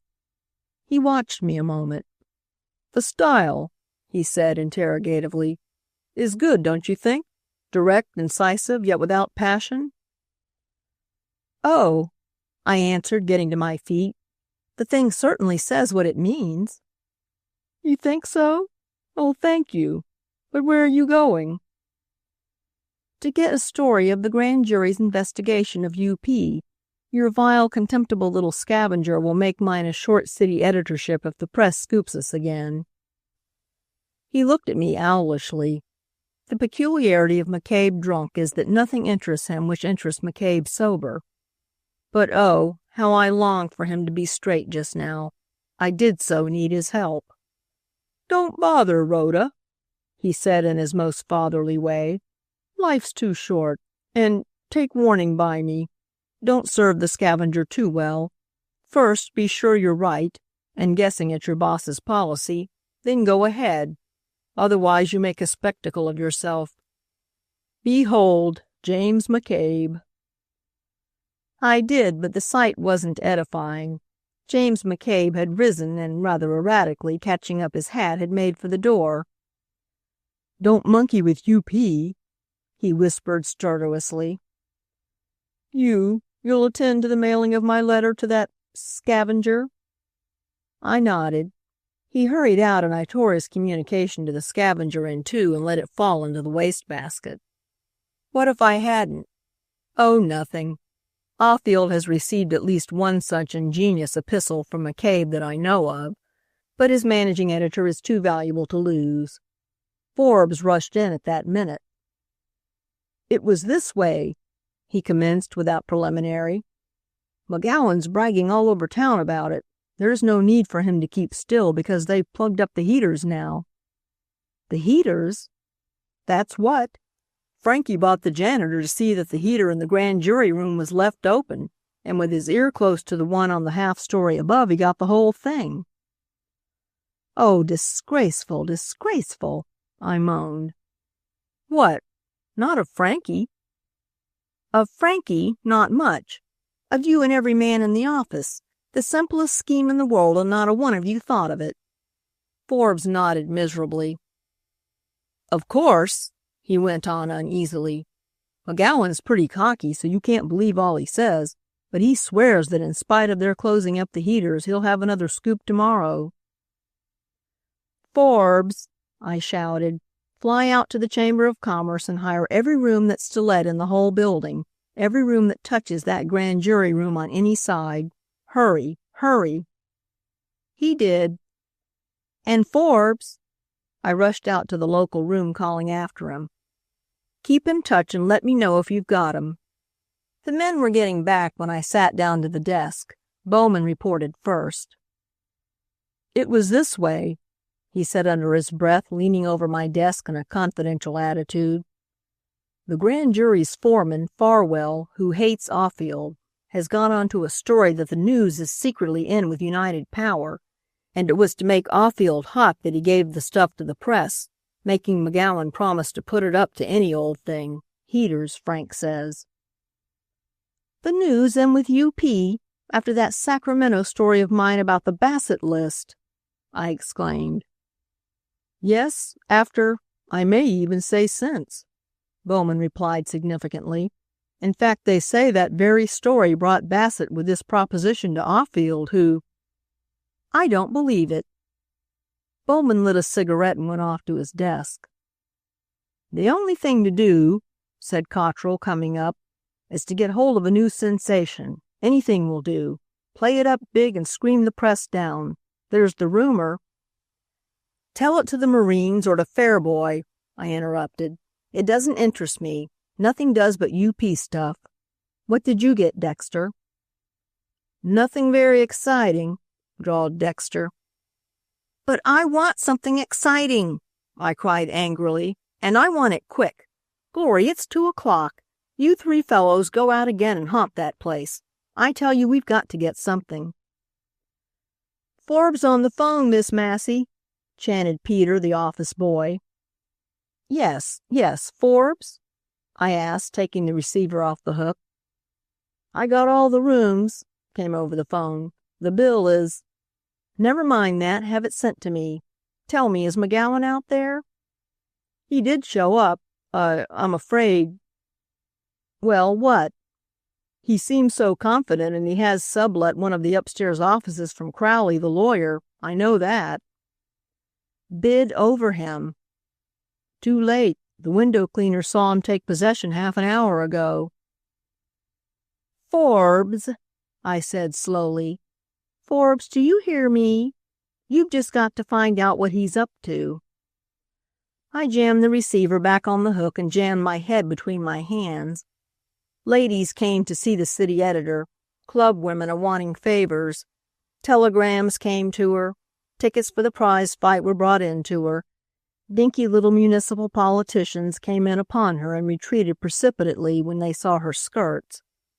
Offield himself, just before he left for his country place at Burlingame, put his head inside the door, but I passed everything over to Fairboy that I could, and even tried in vain to wave our respected proprietor in that direction. He's a nasty, slinky little R.P., ours, a mean-spirited manling who accepts the situation his socially ambitious wife has contrived to get him into, or rather herself. Society doesn't know our R.P., is not aware of his existence.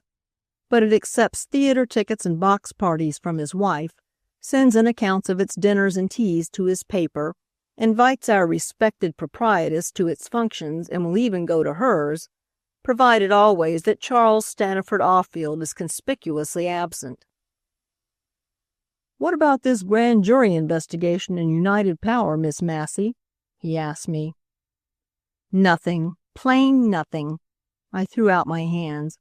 "The thing's hopeless. We can't get a line, Mr. Offield." He looked at me.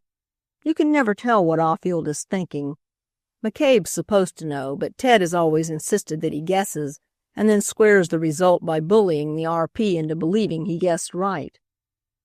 On the rare occasions when both guesses and bullying fail, the RP takes to walking soft-footed about the office and putting his finger into the journalistic pie, which of course drives McCabe to ghost dancing and writing voracious letters.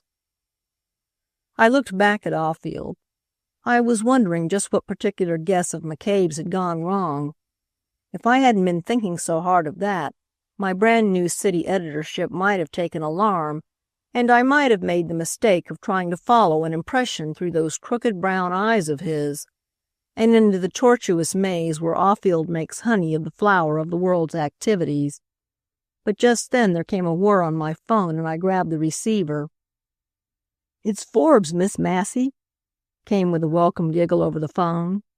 "Say, Frankie did have a scheme all right, and he's been caught red-handed at it. He was in Crowley's room and was boring a hole with an auger down through the floor when bits of the plaster he'd loosened fell plump down on Farwell's head. Yes, Farwell, the hardware man. He's foreman. My, but he was hot. He got up and made a speech about the shamelessness of newspaper men and advocated the jury's moving back to the old Chamber of Commerce. You know old Farwell's a Silurian who voted against the new building. He did succeed in having an officer sent up to catch Frankie, but McGowan's wise all right. He'd skipped. And now—" "Now," interrupted Offield in his most amiable tone. I put down my phone to stare at him.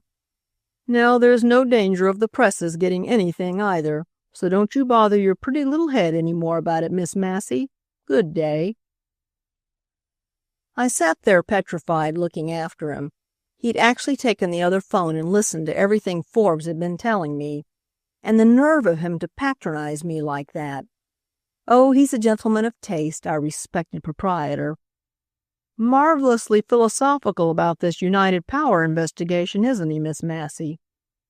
Fairboy asked with a grin as the elevator carried Offield out of sight. "Is it merely consideration for the new city editor's pretty little head, Miss Massey?" "See here, Fairboy," I growled. "It may be a pretty little head, but it's your city editor's just now, and it isn't safe to guy it at this present time of writing. Just you begin planning an alternative first page. I'll sink or swim on this UP business. But we've got to have something ready if I go to pieces on it. Why, if the press is out of it, that's just double the reason for us to Glory! I've got a scheme. 'Pon my soul, I believe. Hello, Forbes," I cried into the phone. "Yes, Miss Massey," he answered. "You know the bridge across the alley that connects the old Chamber of Commerce with the new one?" Yes," cried the boy eagerly. "Well, listen. That bridge is on the second story, isn't it? And the jury rooms, too, are on the second. And a slender man— No, you're too big. Listen to what I tell you. I'm going to send Enderby out to you. Get him out on that bridge and tell him when he crosses to lie down under the window and— Exactly, you've got it. Get Enderby there for me, and you can choose your detail as long as Rhoda Massey runs this local room." I cut off and rang for Peter to send little Enderby in to me.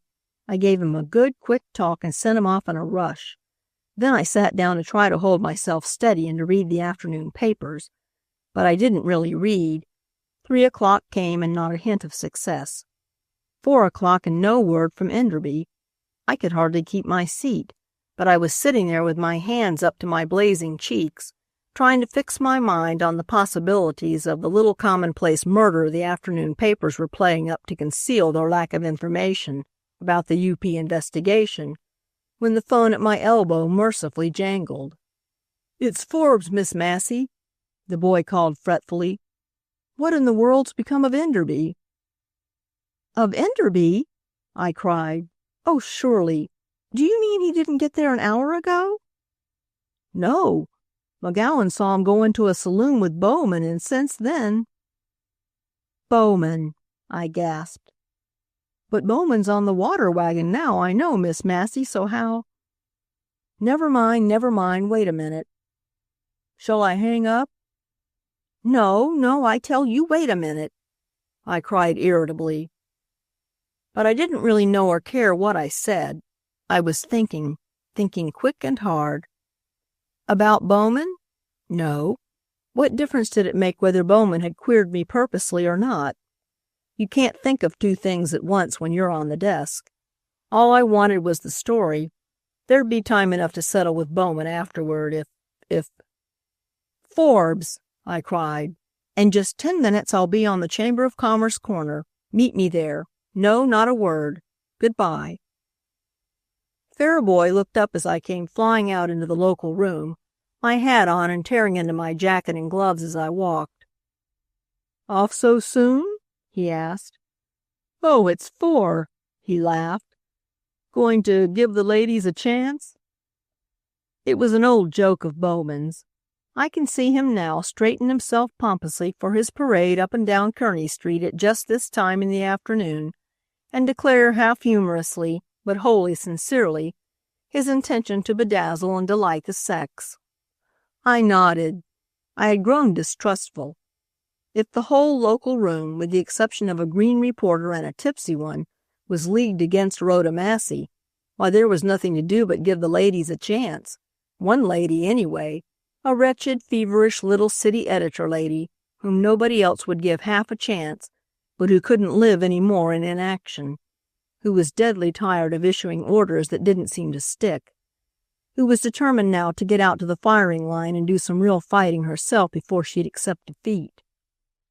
When Forbes heard my scheme, he declared I couldn't do it, but that didn't make any difference. We got into the old building the back way and then climbed through an open hall window upstairs. My, it was hot.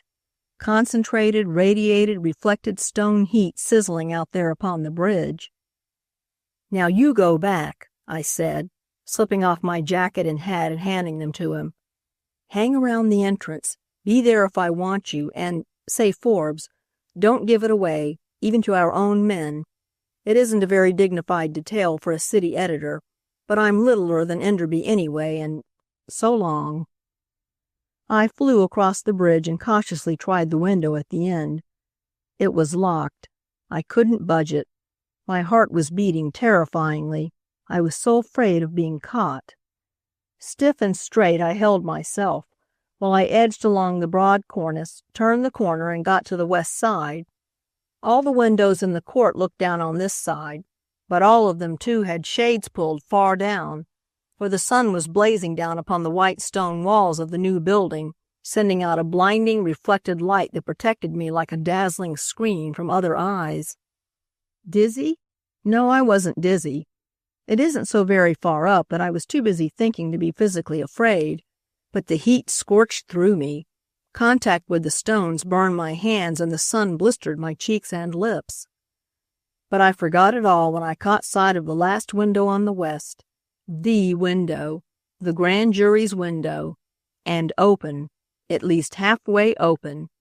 They'd had to shut all those that looked on the corridor because of the crowd of reporters hanging about, and they'd even remembered the one giving on to the bridge. But they'd have stifled without a single open window, and on the west side, who in the world would guess that a light little body could slip along the cornice and find room below the ledge of that same open window? No one but Rhoda Massey, evidently, and she wasn't giving it away, I can tell you. With a sigh of perfect content, I let myself down softly, and on my knees now peered into the place. Oh, nuts! His back to me, so near I could have touched him with my finger, sat vain old Farwell, who never would use an ear trumpet, his hand curled about his ear, his suspicious eyes questioning everything. And with reason, for UP had its men there all right, his dominating soul insisting upon a repetition of every phrase that escaped him. And me. Was it hot? I didn't know any more. The invariable afternoon wind, whose cessation had caused these 3 days of cruel and unusual heat, Might have started up again, and I might have been drowned in fog or frozen stiff. I shouldn't have been conscious of it. I was simply in heaven. The heaven of the reporter where you see things from the inside. And it was the inside, surely. All that delicious sense I'd had of being behind the scenes during my newspaper life. All the tang of the seamy side that takes hold of you when once you get the chance to know men and things as they are. It was all nothing to this, to the turning inside out and upside down that the grand jury gives to secret things. And oh, I love a secret. There's only one thing more fascinating than to know what nobody else knows, and that is to give it away in a glorious, self-conscious, jubilating scoop. Why, Newberry himself, Senator Newberry, was on the grill there, confronted with Supervisor Gregory, who had been bought by Boss Bassett, but who hadn't stayed bought and had confessed the fact. And now... "Do you mean to say, Senator," Farwell was shouting, "that Supervisor Gregory is lying?" "A man who'd accept a bribe would lie," said Newberry deliberately. "But since he says he accepted a bribe, I don't doubt it. He's quite capable of it. Only I'm not sure neither Mr. Bassett nor myself would offer him one. He's not worth it." "But suppose," snarled Farwell, leaning forward still farther to catch Newberry's words, "suppose that another man, quite another man, supposed to be absolutely loyal to United Power, had confessed also." "Now look here, Farwell." Suddenly Newberry's voice grew indistinct. Things began to sound queerly far off.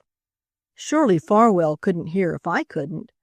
Quickly my eyes switched from the senator's handsome, grim face to the foreman's, and then I saw what was up, or rather down. Slowly, but relentlessly, the window was being closed. And there, facing me on the other side of the slowly descending window, his broad bulk almost obscuring the whole space, was one of the grand jury's policemen. There was a grin of enjoyment on his face as he looked at me. But his eyes. In a second I knew it. His eyes were alert, eager, curious, greedy. Yes, greedy. The eyes of the grafter, the bribee, the silent seller. Instantly I put a finger to my lips. He grinned knowingly and winked. I pointed to the window questioningly and lifted one hand slowly as though raising a weight. The other I put in my pocket. He gave me a swift, comprehending nod, turned his back upon me, and slipped his hand, open palm upward, out through the crack that still remained between the window and the sill. Oh, that broad red palm, that coarse, thick-fingered, greedy hand! How I hated it! How I longed to beat it, to hurt it, to crush it for its cupidity, its baseness! But I didn't. I giggled instead. The situation was so funny. On one side of the window, the grand jury, in the very act of investigating the bribery of a public servant, while at the same moment on the other side, Rhoda Massey was feeling for her purse and, oh pity, not finding it. The giggle died a swift, horrible death. I hadn't a nickel with me. My purse was in my jacket pocket, and Forbes had that, and the bribee's impatient hand. It twitched suddenly, angrily, and in a moment that cop's face, furious now, was turned upon me. A yellow journalist has got to be rather versatile, something of an actor indeed, and he gets the essence of acting, the strategical joy of it, the one thing that makes it worthwhile compelling belief in spite of, and not with the concurrence of his audience. Verily, if the great theatrical trinity could have seen the pantomime I went through just then, I'd have had an offer and a contract and right-of-way on the syndicate tracks straight into the big syndicate theaters. In dumb show I apologized for my temporary, oh, very temporary and accidental and amazing impecuniosity. Without a word I explained to him that the wealth of Tonopah was nothing to what the news stood ready to lay at his feet later. Oh, the least bit of time later. I offered him a bit of paper, scribbled there in utmost haste, with the window sill for a desk and the gutter for a chair, a blank IOU, to be presented at the News Business Office, signed Rhoda Massey. With a melting eye, It's a wonder the whole of me wasn't melted. I tried to appeal to his great and noble heart, his pity for beauty and distress and all the rest of it, but squeak, squeak, squeak, the remorseless window frame came down, and at the last I scooted away quick as I could, knowing that in his disappointment he'd call someone to the window to see what he'd withstood. I cakewalked back across the bridge and down and out the back way. It was a sorrowful cakewalk done to an appropriate melody. If you ain't got no money. I always hated that song. "They've actually adjourned to the old building," cried Forbes when I joined him. "What happened? You did get something, didn't you?" "Something? You better believe I did. Just enough to make me thirst for more. Come, there's no use hanging round here. Lightning may not strike twice, but if it does, it'll be close to the spot where things are doing. We'll adjourn to the old building, too." We walked leisurely about to let them get settled, and then strolled around the corner to the entrance of the old building. A moss-backed relic of '49, dear to pioneers and professional reminiscencers, is the old Chamber of Commerce. No wonder Farwell was fond of it. Here, before the town grew big, and younger, more pretentious fellows hustled him out of the way, was the scene of Farwell's departed civic glory. Here he was nominated for the mayoralty he was destined never to attain. Here he made his famous speech against the vigilantes, and when half the chamber rose and made for him, he escaped. He escaped through— "Forbes," I breathed, clutching him by the arm. "There's a chance. Oh, be ready to take it. I'm going to try to get it for you. The doors, the old-fashioned swinging doors, watch 'em, and me." "But look at the man they've got on guard. It's hopeless," he remonstrated under his breath, yet helping me all the time up the broad stairs. "There isn't money enough in Offield's new bank to tempt Wilson." "Wilson?" I looked up at the officer on guard. A handsome, white-bearded old fellow with the sergeant's stripes on his arm stood, his back to those fascinatingly swinging doors, his alert, clear, honest eyes amusedly watching us as we approached.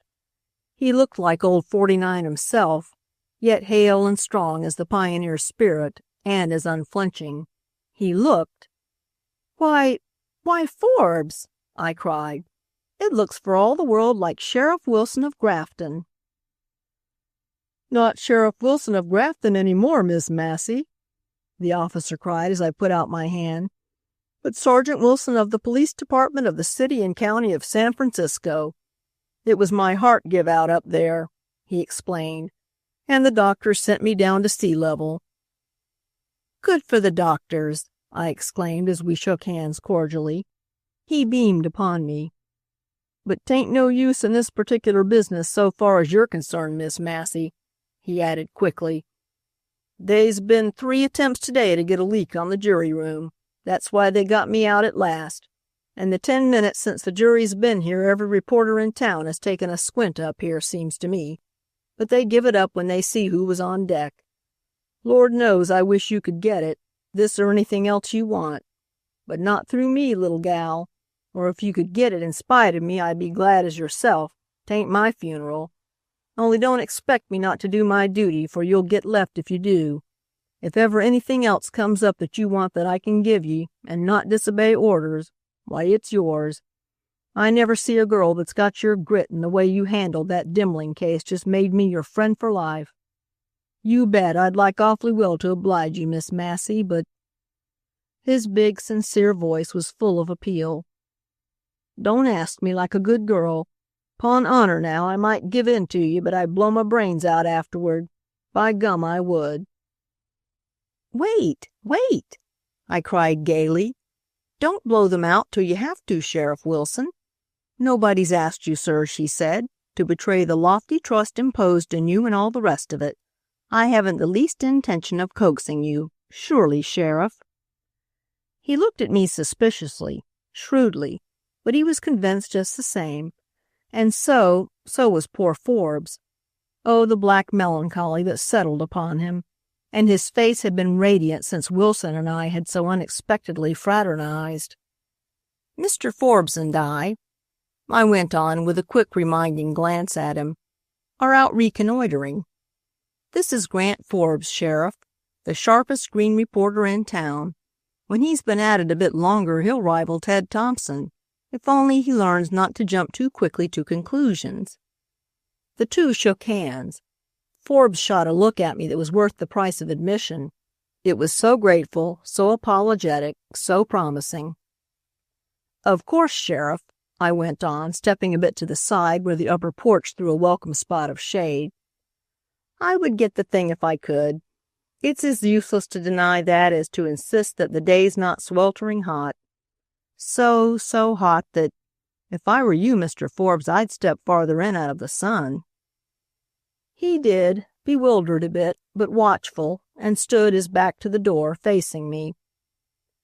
"We might as well wait here for the adjournment," I gabbled on, trying to be oh so very natural and indifferent. "Mr. Farwell may be a bit communicative just as he comes out. You don't mind, do you, Sheriff?" "Mind?" His fine old blue eye beamed welcome at me. "I've often promised myself that some day when I had time and you had too, we'd sit down and have a chin together over that old Demling case. What gets me is how you could make a cross-grained old maid like Ellen Ely leave her dinner and, without hat or coat or gloves, go off on the train with you when them fellas. But you can't stand there. Say, Bub," he turned to Forbes, "go over yonder, behind the first pillar, and get a folding stool that's there." "Yes, please do, Bub," I said with a laugh. "The sheriff and I are in for a good long confab, and all you can do is to bear it and—" I stopped and looked squarely up at him. "And listen." Did he understand that? Not a bit of it. And yet his eyes were steady, unwinking question marks. But he did go over and get the stool and set it up awkwardly for me, his face a study of bewilderment and eagerness, while I objected fussily to this spot or that, complained of the sun, the reflected light from the building across the way, and finally, with an exclamation of impatience at his stupidity, seized the chair myself and set it down where I wanted it with a thump. "Boys are such clumsy things," I said to the sheriff, who had watched us with an enjoying eye. "It's the hardest thing in the world to get them to understand what you want them to do." And seating myself, I threw out my arms with an exaggerated gesture of irritability, and, with my elbow, knocked ajar the swinging door. Did Forbes get that? Well, I wonder. In that second, before the door swung gently back again, we both heard old Farwell's bellow. The boy's face went white. Perhaps mine did too, for I thought, in his sudden enlightenment, he'd give the whole thing away, and I tell you I talked fast for a minute. But I needn't have worried. The sheriff, his elbow against a pillar, was looking down at me, his shrewd, smiling face full of interest as I plunged into the tale of the gulling of Miss Ely, and from that went on and on as I do, you know, when I get to telling newspaper yarns. My back was turned to Forbes when I really got down to playing Scheherazade to the dear old sheriff's caliph, but in a second's glimpse I had caught the tense attitude of the boy behind me, his shoulder pressed slightly against that blessed swinging door, and holding it just a scant inch from its mate, his head inclined as though he were listening, with half-closed eyes, to the tales I was spinning, and yet all he heard was in the news the next morning. And to this day nobody knows how it got there. Chapter 13. A boss, a respected proprietor, and a whipping boy. How Miss Massey linked the three. But sensation? Whoop! Sensation's no name for it. Do you know what Rhoda Massey's exposure of United Powers Bribery and Corruption Fund did? It sobered McCabe. In a personal note to me, he congratulated me on being the best managing editor the News, not the News's proprietor, had ever had, telling me I'd understand the distinction before long. He said he'd be back in a day or two, and that in the meantime I should sit tight. I didn't know then on what. It brought our respected proprietor back to town in the morning, for the first time since I'd been on the News, with a copy of his own paper in his hand, and a face so scared that, really, I was sorry for him. It stirred the press to issuing an extra before noon, accusing Offield himself of having sold out to United Power, declaring that he had entered into a contract with boss Bassett to abstain from roasting the company in the future for the sum of $40,000 a year, to be paid in the guise of advertisement and special editions. It brought Bliss of the Evening Mail over to interview our poor respected proprietor, and Offield, wriggling in McCabe's big chair with self-consciousness and discomfort, was closeted with Bliss for half an hour, and then the newspaper man came out, red-faced and angry, leaving Offield white-faced and angry within. Why? That's what I asked myself when Bliss hurried off with a look at me that mystified me. What in the world could our RP have to say? I found out when the mail came out. There it was spread on the first page. Offield puts blame on his news editor, Theodore Thompson. Oh, for all the typed bombshells, big and little, that I've let loose over unsuspecting heads in a long career black with printer's ink, I paid when I saw that lie in print. I knew then how it feels to be the woman who cares for the man in the case. And care, oh, I cared so much that I could have better borne the whole world's reviling me than that one miserable voice should doubt him. And here was the one thing that comforted me. There wasn't a man in the local room, and Ted had been brought in from a rival paper, remember, and put over every head there, that did believe it. Even Bowman threw down the mail with its double lead story and cried out, "Oh, that's too thin." I gulped when I heard that, and tore in two the discharge note I was writing him at that very moment, and instead I sent him off on the Quillinan story, the cream of the day's details. It was just then that Gibson, the business manager who had happened in, sang out, "Well, it may seem thin to you fellows, and it's decent of you to stand up for your own order, but if you'll watch things from now on, you'll notice that Thompson's dead journalistically. There isn't a paper in the state that'll dare to hire him. Oh, yes, I know all about his cleverness, but he'll have the reputation now of being altogether too clever. And there isn't a newspaper proprietor in town who, if he gave Thompson a desk, wouldn't have an uneasy doubt that he was grafting instead of leaving the grafting to the respected proprietor himself," I burst out, charging into the hall after him.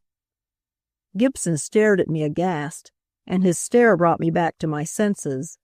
"After all," I added, "it's a proprietor's own paper to have and to sell out, to lie about and cheat and blackmail with, if he wants to be that kind of man and own that kind of paper.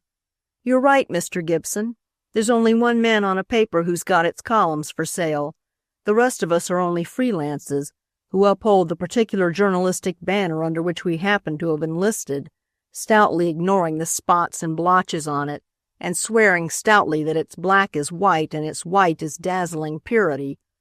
But all the same, there's one thing neither Mr. Offield nor any other newspaper proprietor can do, and that is to use one of his men, and a man like Ted Thompson, as a whipping boy when his own sins are found out." "Bravo! Bravo!" came in a shout from the boys in the local room, banging vigorously upon their desks. "Speech! Rhoda Massey, speech!" Gibson looked calmly at me.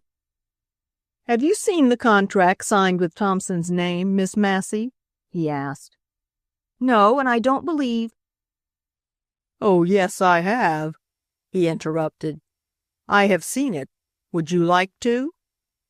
"No, no," I gasped when I had quieted something inside of me that seemed to be crying aloud. "You see, Mr. Gibson, a contract Ted had signed wouldn't make the least bit of difference, for of course he signed for Mr. Offield with Offield's knowledge and under Offield's orders." "Mr. Offield had given the whole management of the special edition into Thompson's hands," Gibson said quietly. "There happened to be one man in the business office who was connected with the business end of the special edition. I discharged him this morning." "Poor fellow!" I exclaimed wrathfully. Our RP's sin must be a mighty big one since it calls for 2 whipping boys to suffer for it instead of 1. Only Ted Thompson won't take the whipping, Mr. Gibson. I'll bet you on that." And I turned and went back to my desk. Haughty? Not a bit of it. I was shivering in my boots. Ted's word against Offield's, that would be how it would stand. There wasn't a working newspaper man in town who'd have hesitated for a second which one to believe. But working newspaper men don't own newspapers. It's working millionaires who do that. And the public is what they work, and newspaper men are what they work with. And Ted Thompson has to have a newspaper. It's the tools of his trade. And how in the world was he going to get his name clean again? Savagely, I pulled out a sheet of paper from my desk with the news letterhead at the top. Mr. Charles Staniford Offield. Dear Sir, I wrote. And then Peter banged at my door and, throwing it unnecessarily wide open, laid 2 cards in front of me. Ben Bassett. The top one's announcement was like a challenge. It had a bulldog brevity and sternness for all the world like the face of Boss Bassett of United Power. Senator Archibald Leonard Newberry's card, which lay humbly beneath, hadn't half the imposing force of the top one, and yet since his election Newberry had been made president of UP. I looked at those 2 cards. The men whose names they bore must know the truth of this business, the most serious thing in Ted's life, and mine. "They don't want to see me, Peter," I said peevishly. "Oh, yes, they do," he said. "When they found Mr. Offield was out, they asked for the managing editor. I told 'em he was off, on a vacation. Then they asked for the fellow that comes next. I told 'em he was off on a vacation. See the difference, Miss Massey? So then I told 'em the city editor was holding the fort and they said they must see him." "All right, send them in," I said, and went on with my letter. Oh, I say, in the midst of all my misery, it was good to see the start those 2 men gave when they saw a woman city editor instead of a man. And because that start flattered me and insulted my sex, I looked up in a preoccupied way, told Peter to set chairs, and begged them to excuse me for a moment as I had to attend to a matter of the utmost importance. And it was important, mighty important to me. I was about to join the only club I ever belonged to, the Ex-City Editors Club. The way you go about joining it is to write a thing like this. Mr. Charles Staniford Offield.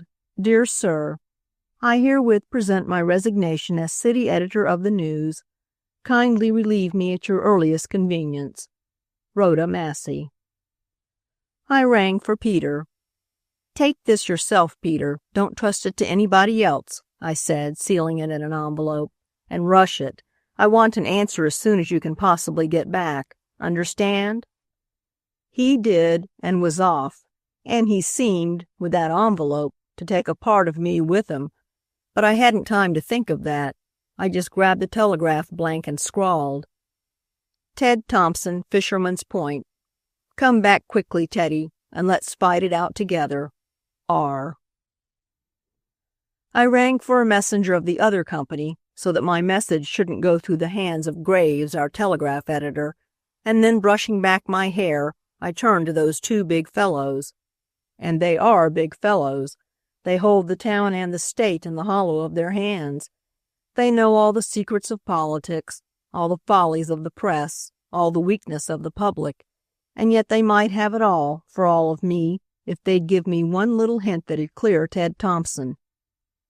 "My congratulations, Miss Massey," Newberry began pleasantly. He'd been watching me with an odd mixture of amusement and respect. "I didn't know the News had a lady city editor." "Thank you, Senator, but city editors don't last long on the News, you know." I laughed and rattled on, telling him about the Ex-City Editors Club. I didn't tell him I'd just joined. Why not? Because any information relating to his own office must be in the hands of your RP himself before a white man has any right to speak of it, and because your boss is black is no reason for you to match him in color. That's why. But Newberry laughed with me, and even old Bassett grinned appreciatively as I ushered them into the next room, Offield's, where we could talk undisturbed. "We have been looking for Mr. Offield, Miss Massey," Bassett said at last, speaking with his usual deliberation. The boss is a man of elegant leisure, if you believe the tone of his voice. "It is rather essential that I should see him, but he's not down at Burlingame. He's not at the hotel, or says he is not. And though I have telephoned a dozen times, I can't seem to catch him here nor at the club." I remarked. "That being the case, just why did you come to call, Mr. Bassett?" The boss looked at me sharply, but Newberry interposed suavely. We hoped you might tell us where Mr. Offield is. It happens to be as important to him as to us that we should meet." "There are times, Senator," I said with a smile, "when no one on the paper knows where Mr. Offield is." "Yes, I know," Newberry agreed with a knowing smile. "Times of stress when Mr. Offield, like a certain great military commander, reposes full confidence in the officers he has left behind him. But past experience has taught us that there is always one person on the paper who knows Mr. Offield's whereabouts. Mr. McCabe knew." "Mr. McCabe is—" "On a vacation, yes, I know that, and so is Mr. Thompson. But it is simply incredible that at a time like this, Mr. Offield should not be in touch with the office. It is almost certain that the next person in authority—" He stopped suggestively. I sat there a moment, cogitating. A boy or two came in with proofs, a card, some telegrams from McCabe, which I tore open and sent orders to Fairboy about, and I had to answer the phone twice. But all the time I was thinking in the back of my head, and when I turned to him I was ready for him. "I think, Senator," I said at last, "you'll have to take me, part way at least, into your confidence. You don't know me very well, and—" "Oh, pardon me," he interrupted graciously, "but I have a lively memory, Miss Massey, of certain obligations up at Sacramento during the last legislative session." "But, Mr. Bassett," I began with a smile, remembering the part the Bassett list had played in the story that landed the senatorship at Newberry's feet. "My dear young lady," the boss said softly, "though I have always denied the existence of such a list as you published, and as you know, the senatorial investigation resulted in a vote of confidence in the accused senators. Still, all this does not preclude my being capable of admiration for a good fight well fought. I take off my hat, therefore, to Miss Massey, both as journalist and as pugilist." We all laughed at that. Coming from the boss, it was meant to be excruciatingly funny. Old Bassett was immensely pleased with it himself, and we had quite a little love feast there in Offield's private office. "All right, then," I said finally, throwing out my hands. "Now, hands on the table. I may know where Mr. Offield is, and I may not. In either case, he's my respected proprietor, and, as it's evident he doesn't want you to know, I wouldn't tell you if I could where he is. The only thing you can do is to trust me as you would have to trust McCabe if he were here. Then I'll forward your terms to Mr. Offield, making sure, of course, there's no leak. And as for myself, no, you've got to take me or leave me. I'll give myself no letter of recommendation to you or anybody else. Now this is how we stand. Treat me as you would a man who's entitled to confidence by virtue of the position he holds, or, well, frankly, let me get out the paper. There's a lot to do." What a pity you're not a man, Miss Massey," said Bassett, rubbing his chin reflectively. "Not at all, Bassett," interposed Newberry gallantly. "What sort of a man is it that would wish such a girl as Miss Massey not to be a woman?" "It's awfully nice of you both," I said dryly, "but just now I'm neither man nor woman. I'm just a temporary managing editor. What's your business with the paper, Mr. Bassett?" That reached him, straight. Without another word of preliminary, old Bassett drew his chair up close to the desk, put his elbow on the corner of it, and giving his short, stiff hair an aggressive rub upward, he got down to business. "I want from the News, Miss Massey, Just what the senatorial investigation gave Allen, Kenify, and those fellows up at the legislature. I want a vote of confidence in united power. That's what I want, and I want it to be the leader on tomorrow morning's editorial page." "Phew!" I exclaimed thoughtfully and sat there a second looking right at him. "Of course, Mr. Bassett," I went on when I got my breath, "there's this handicap for me in talking with you. I don't know just where UP and the news stand. I did know when I was up in Sacramento all right, and knew just how my story of the Bassett list would be received at that time, but that's some months ago. Still, I do know, it was common talk at Sacramento, you remember, how much that vote of confidence up there cost United Power. I do know that that amount won't buy the editorial columns of the news." His small, twinkling, cold eyes positively warmed to me. "You're quite right, Miss Massey," he said gently.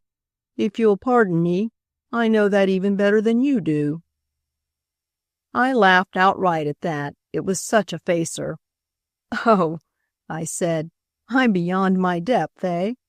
Well, as I understand it, you want me to tell Mr. Offield that an editorial—" "Not editorial, Miss Massey," the old fellow interrupted in a quick and positive voice. "Not any editorial, but a strong, confident editorial, with a backbone and an unmistakable intention, not only to show belief in what it says, but to take sides. In short, I want a thing that, as you've said, can't be bought, and more, that doesn't sound as if it had been bought." I stared at him, but admiringly. No wonder he's Boss Bassett, a man that's got the audacity to ask a thing like that. "I'll tell Mr. Offield," I said. "I'll tell him just what you say." "Thank you." He got to his feet and so did Newberry, and we stood there a minute while Fairboy came in to get me to okay the payroll. "There's a quality in Mr. Offield, or a lack of it," Newberry said slowly after Fairboy had gone, "which makes him susceptible to the manner in which things are said to him and which makes him most responsive to the last argument that reaches him. Eh, Miss Massey? One more confidence, if you please. This isn't for publication, but you may have it to print first when the time comes. I am going to buy a newspaper here in town. I think I am going to buy the News. I need it and—" "Why," I burst out, "Offield will never part with it. It's his dearest vanity, next to his new bank." "I know," he smiled, "and yet I have hopes of persuading him." I looked at him. Blackmailing a blackmailer. That's what I wanted to say, but I didn't say it. The blackmailer happened to be my boss, till Peter should come back. He did come back just that minute, bringing me my unopened letter of resignation. "Not in," he said with a significant look as he went out into the next room, McCabe's. Ooh, but the sight of that overdue letter made me cross. I had so counted on getting away. I stood there frowning till Newberry said softly, "Well, Miss Massey?" I looked up then. The trouble with me is that it's so hard for me to put my whole heart and soul into two different schemes at the same time. "You've got a lot of things to attend to, haven't you?" he went on lightly. "It's unconscionable of us to take up so much of your time. 3 editors in one, aren't you today? You must be a valuable newspaper man, Miss Massey. When I get the news, I hope I'll have the benefit of your services, too." I got it then. Oh, I got it all right, though I had been a bit slow. But you see, it was the first time. You hear tales of the bribes offered to reporters, but I've always said that the newspaper man whose professional honor is so often in danger is of the same breed as the woman whose virtue is constantly threatened. In all the days and nights, too, that I've been running round the town hunting stories, the villain still pursued her has never bothered me. I was too busy, and he probably guessed as much. "I am valuable, Senator," I said to him then. "Not so much because I know the business from the ground up and served my apprenticeship under a good master, if a hard one, that's Bowman. No, the journalistic woods are full of experts. It isn't that, but it's because I happen to be honest. I may serve as scrub, but so long as he's my employer, he gets the best service that's in me.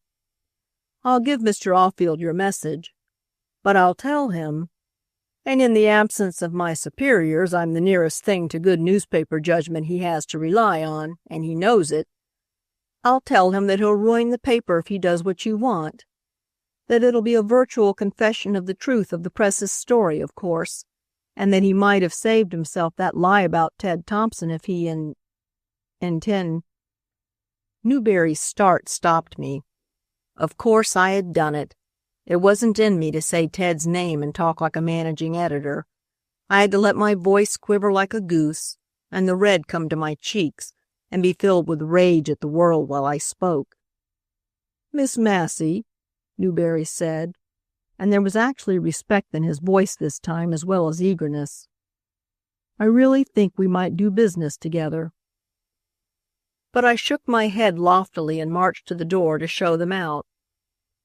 Afraid of his tempting me? Not I.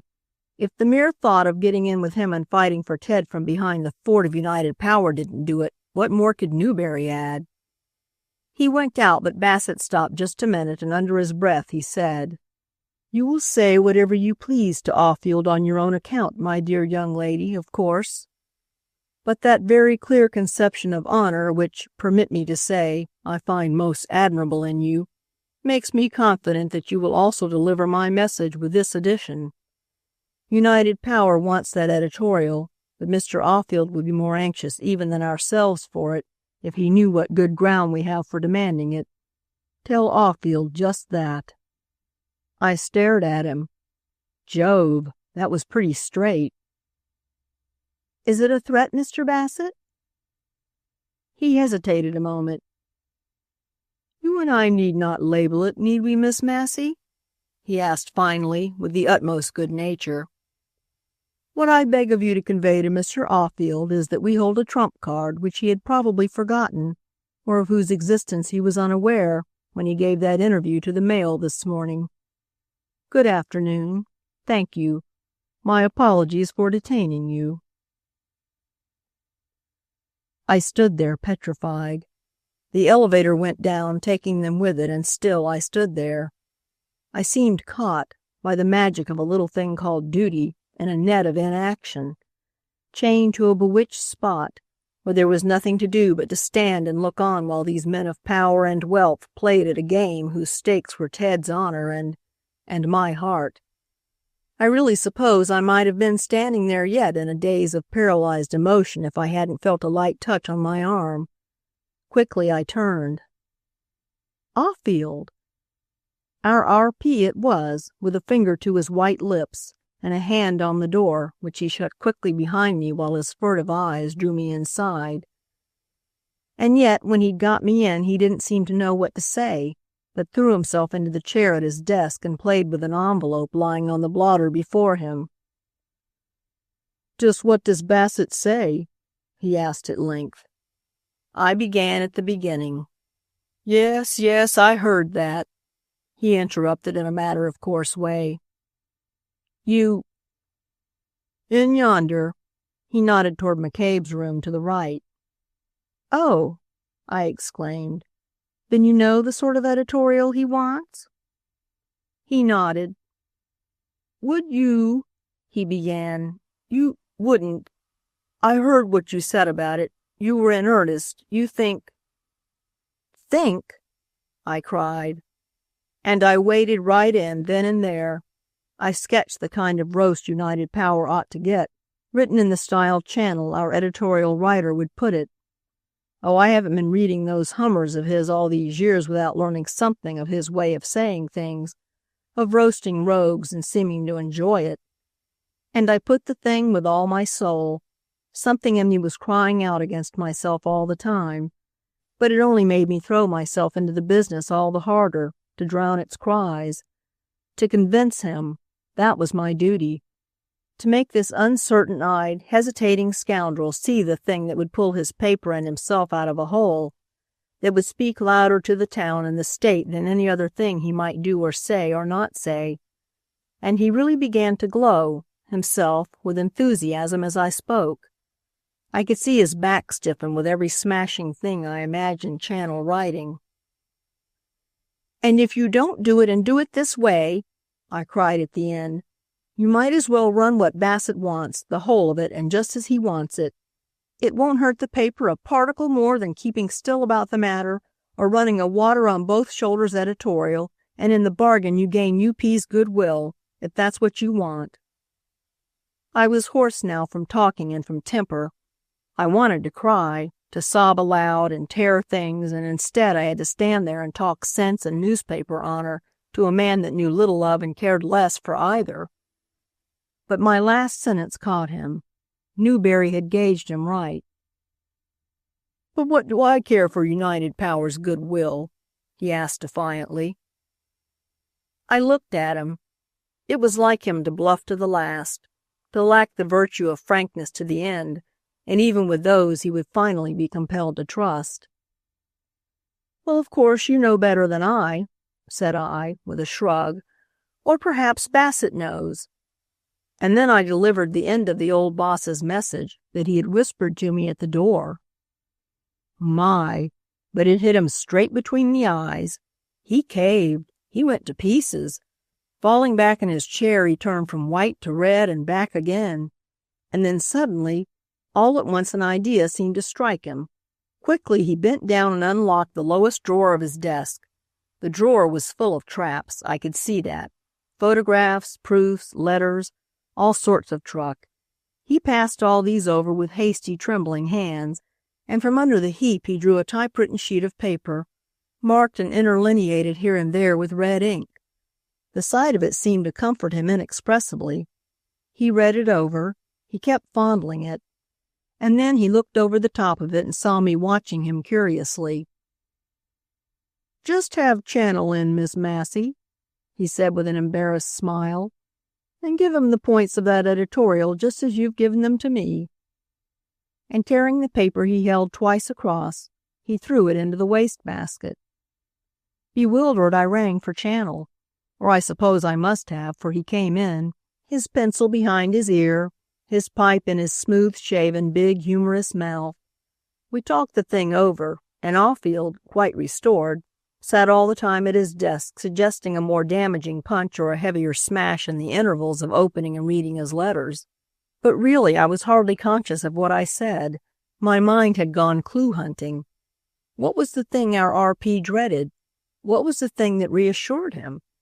And what good in God's world would it do to me to know the answer to either question, seeing that I couldn't make any more use of such knowledge than I had of Bassett's plain talk from the hills or Newberry's insinuations?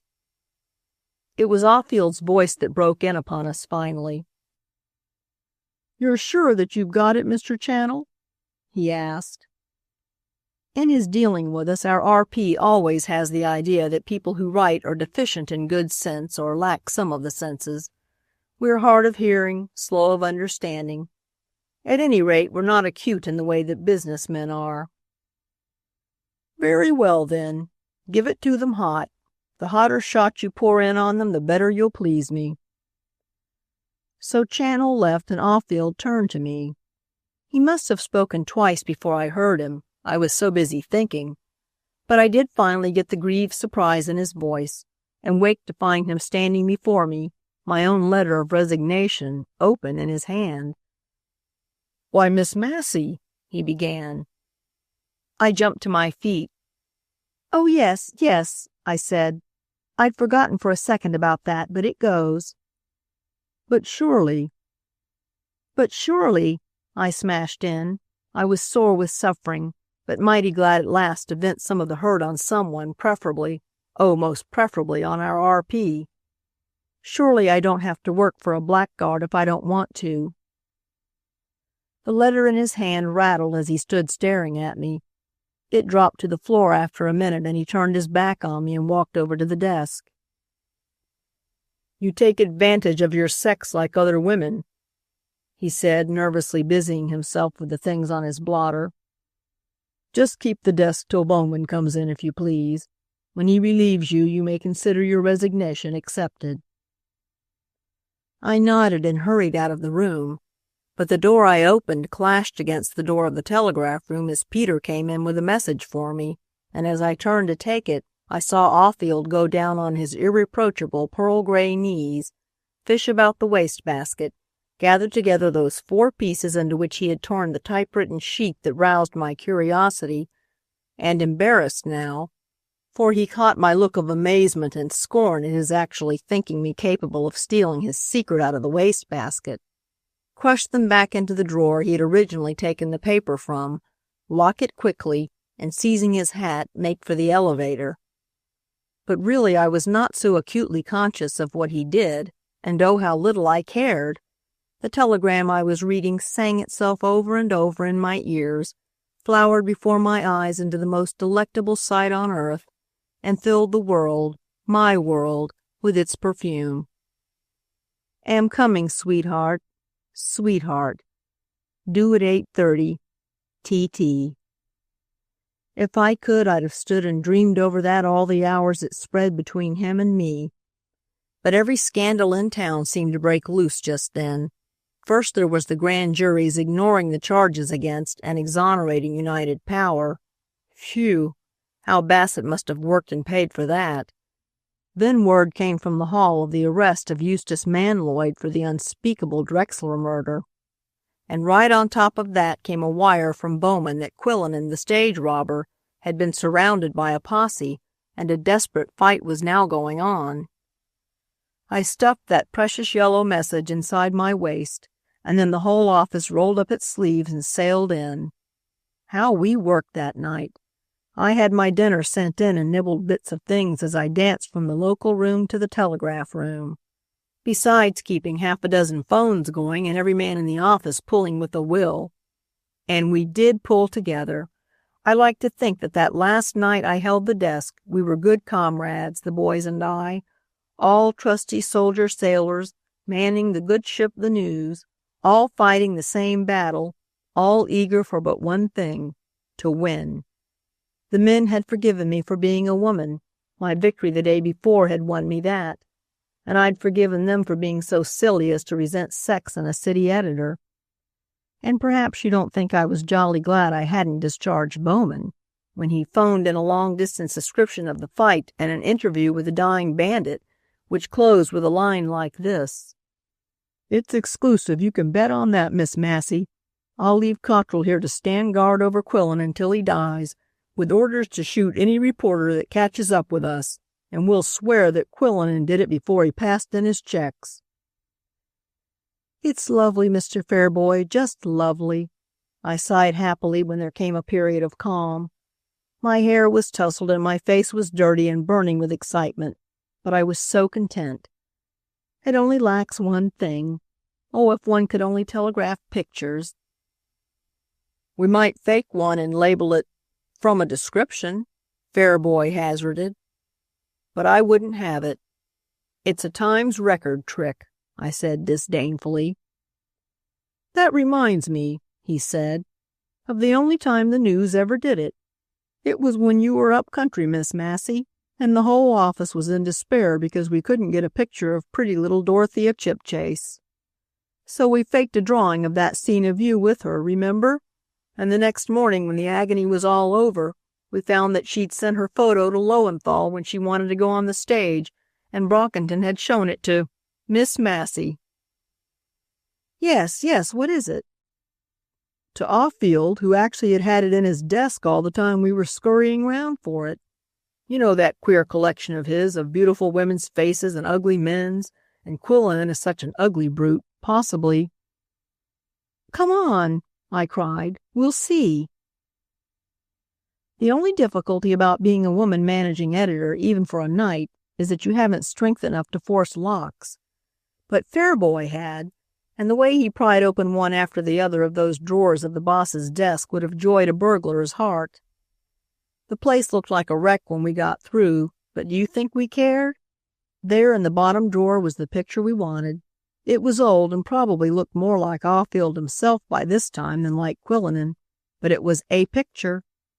I cleared away the torn pieces of paper that had covered it, gave the precious thing to Fairboy to take up to the art room, and on my knees before the desk began to put back into the drawers the things we'd tumbled out. Not that any newspaper proprietor in his senses would object to his desk being rifled for the good of the order, but that he mightn't be charmed with its being left all at 6s and 7s. My, what a lot of truck Oldfield had got together. Such odds and ends, such a queer collection of unnecessary trifles, such. Suddenly, as I was in the very act of replacing them mechanically, my eyes fell on the 4 pieces of torn paper Oldfield had thrust back into the drawer a couple of hours before.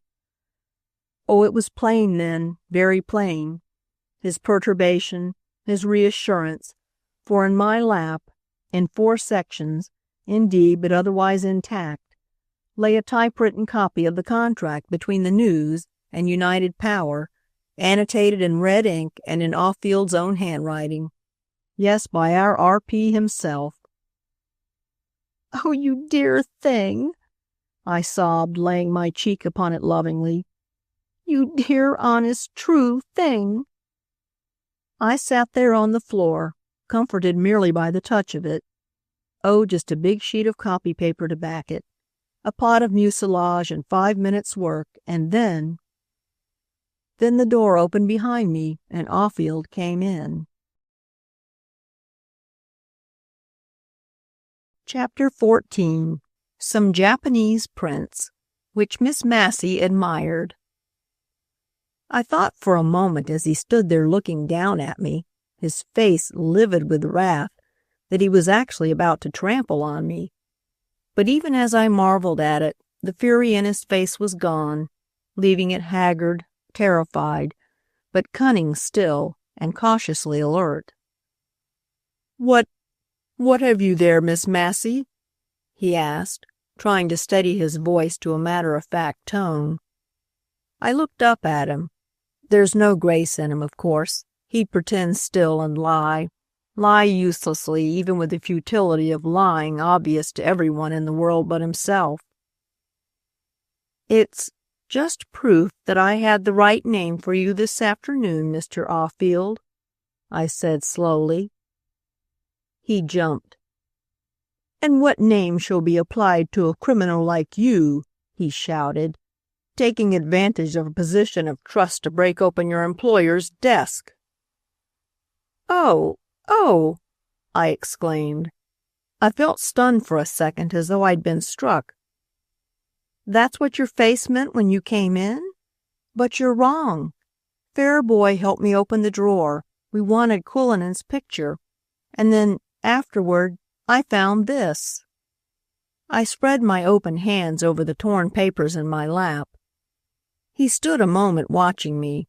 I fancy he must have believed me, but then I was so simply sure of speaking the truth, and so preoccupied thinking of what might have been and couldn't, just couldn't be, that it never occurred to me he might doubt. I beg your pardon, Miss Massey," he said with an effort. "May I help you to rise?" He reached out his hand, but I scrambled to my feet without touching it. Oh, it's a blackguard hand, that well-cared-for, white hand that was shaking so visibly now he himself noticed it and rammed it down into his pocket. Then he stood there, a gross little frightened figure, watching me while, with careful deliberation, I matched the torn pieces together on top of his desk and stood bending over them. No, it wasn't the constructive instinct that makes one put fragments together again. It was just that I was hungering for the sight of it all straightened out, with Oldfield's unmistakable M's and K's, with his initials adding emphasis to a question mark he'd placed in the margin, calling attention to an underscored word, just as he does in a proof, and at the bottom of the page written squarely out, "Stand pat on the 40,000. The risk we run, the hurt the ad itself, even in a special edition, may do us, is worth all of that to us, and more to Bassett. UP will pay up all right. CSO."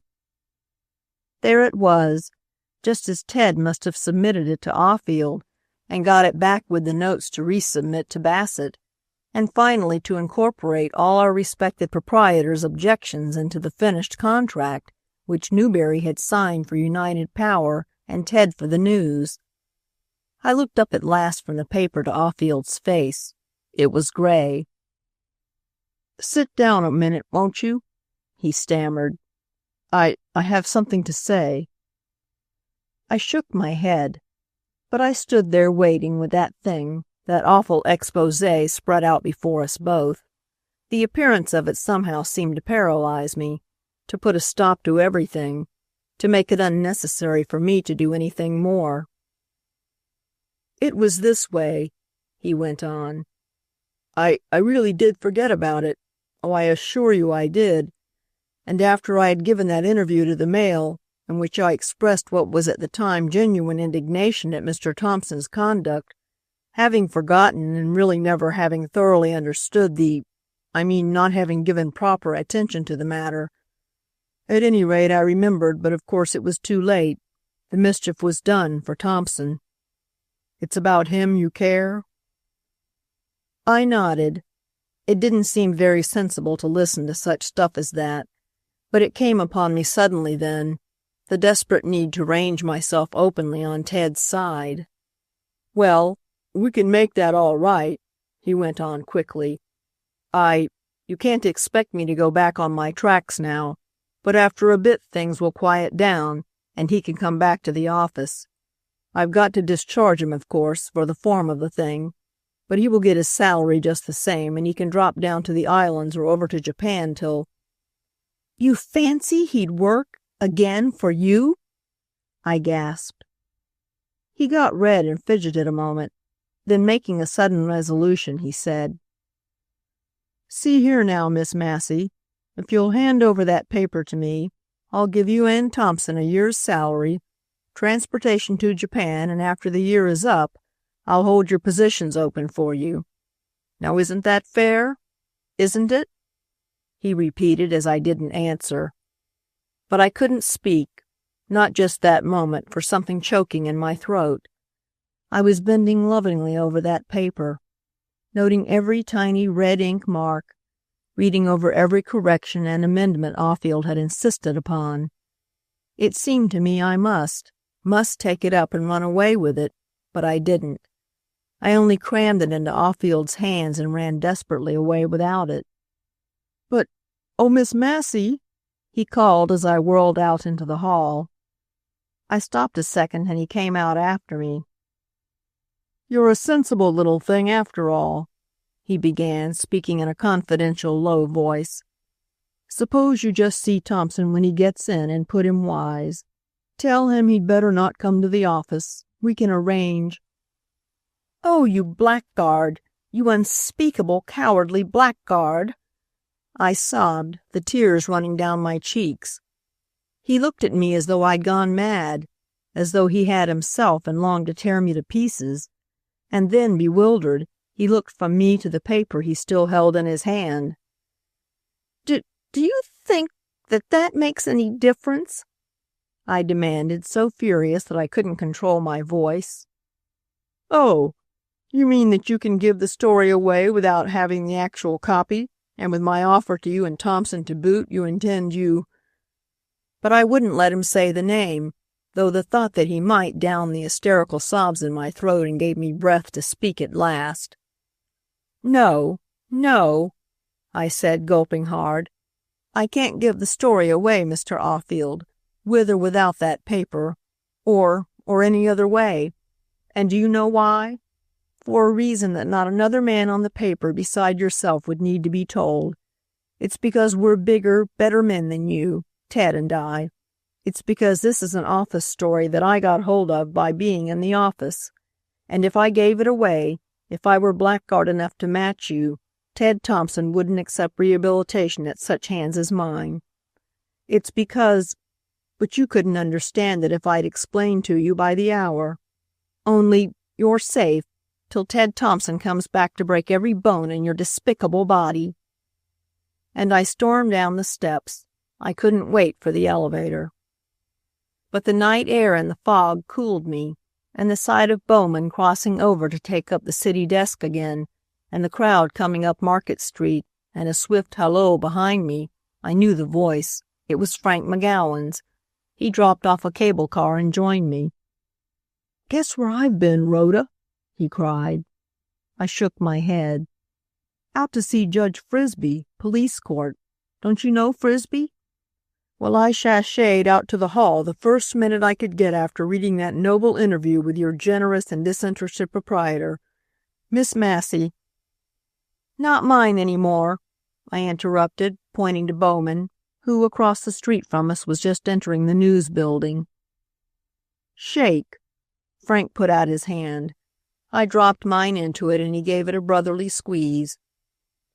"You're a man, Rhoda, and white," he gurgled, satisfied. "So am I. Listen. How much does it cost, Judge?" I whispered to Frisbee in a lull in court, pretending to be consulting him about one of Brockington's bulky briefs, but really showing him that dirty wipe at Ted in the mail. "How much to lick Offield?" $20, says Frisbee, frowning judicially and diving down into his pockets. $20, and I'll lend you the money. Ain't he a corker? I nodded delightedly. "But you're not—" "On my way down to lick Offield? That's just what I am, Miss Massey. A bit late, but here's the judge's 20 to pay the fine I'll have to put up for it. Cheap at double the price, ain't it? And if you want to see the prettiest and speediest little scrap—" I shook my head. "I've had enough of the news," I said. "I wouldn't go back there for the pleasure of seeing its RP licked, Frankie. I don't want even to see the paper tomorrow morning." "Why? What's the paper going to say about UP?" "Oh, just roast the life out of Bassett editorially and—" "What?" "You didn't think," I cried with a last flicker of leftover pride in the poor old paper, "that the news was going to lie down under all these charges?" "I've just bet a week's salary, week after next, that it would do just that same. Up at the Press Club the odds are 5-3 that Offield won't dare pipe a note in self-defense." "Because?" I challenged. He looked at me queerly. "Just where are you at, Rhoda?" he demanded facetiously. I laughed. "It's a little hard to remember, Frank. The change has been so sudden. But do tell me like a nice child." "Well, nobody seems to know where it came from. Perhaps it was a hint of Newberry's, but everybody appears to have an idea that UP's got some esoteric sort of cinch on Offield. A duplicate, I think it is, that he signed and for—" "Frankie!" I squealed, stopping short in the street. "Oh, Frankie, say it over again." "I didn't give UP the stranglehold, Rhoda," he reminded me. "I'm only glad they've got it, if they have. But you don't mean to tell me you were city editor and news editor and managing editor a whole day and never got an inkling that your boss was in deeper water than he'll admit? Where are your wits, Rhoda Massey?" "Oh, they're all right," I chanted in gleeful football fashion. I was so happy plain talking didn't seem adequate. "But know it? Of course I know some few things, but only officially. Officially, you understand, Mr. McGowan. But now I do really know what you've told me, and, Frankie, I could hug you." "I don't believe it," he said with challenging cynicism. "Well, I won't try to convince you just this minute," I laughed happily. Because there's Senator Newberry crossing the street, and he might—" I stopped for a minute as Newberry raised his hat, passed us, hesitated, and then as Frankie called out to him, "Say, Senator, guess what Rhoda Massey just said?" He turned and came back to where we were. He laughed when Frankie shamelessly repeated what I had said and looked inquiringly at me. "Oh, yes," I answered gaily. "I did say it, but Frankie's got the pet press failing. He's given to misleading half-quotation. I did say I could hug him, if he wasn't such a cheeky little beggar, I was going to add. But he's altogether too impudent to be huggable, isn't he?" Newberry looked sharply down at me. Once before this afternoon he had looked at me like that. "Your mood is very gay, Miss Massey," he said slowly. "You seem much happier than you were a few hours ago." Naturally, I laughed. I've lost me job. Newberry stared. I've joined that club, the ex-city editors I was telling you about at the office, I added. I see, Miss Massey, Newberry said. He'd been doing some quick thinking, and so had I. At the risk of becoming monotonous, I really think we could do business together if— I'm sure of it, I interrupted. Wait a minute. And hauling McGowan off to one side, I whispered, Look here, Frankie, there's something you've got to do for Ted Thompson that may cost more than $20, but it will be worth infinitely more than what you were thinking of, for he couldn't do it himself, and I couldn't do it for him, and so— But you shall have the story if there is one, and— What's up? What's up, Rhoda? The boy cried eagerly, looking inquisitively toward Newberry, who had walked slowly to the corner. I can't tell you, and you've got to trust me, Frank, and help me. I want a proof out of the news composing room of the editorial about United Power that's to be run tomorrow morning. You've got to beg it or buy it or— I don't care how you get it, and I wouldn't tell you how to go about it even if I had time to think out how. I can't help you to get in and loot the pantry, where I've been acting as butler, but Frankie, you're the dearest little expert burglar in the profession, and if you bring me that proof soon, right away, if you do— If I do? I bet the judge is 20 I do, Rhoda Massey, he said, strutting a bit. Then afterward can I lick Offield? There mightn't be time, I stammered, for by that time, Ted— Will be home himself? Hooray! Then I'll go mitt and watch him do the beggar up. No, you won't. You'll get this thing for me and bring it to the hotel where I'll be waiting and— Oh, please, Frankie.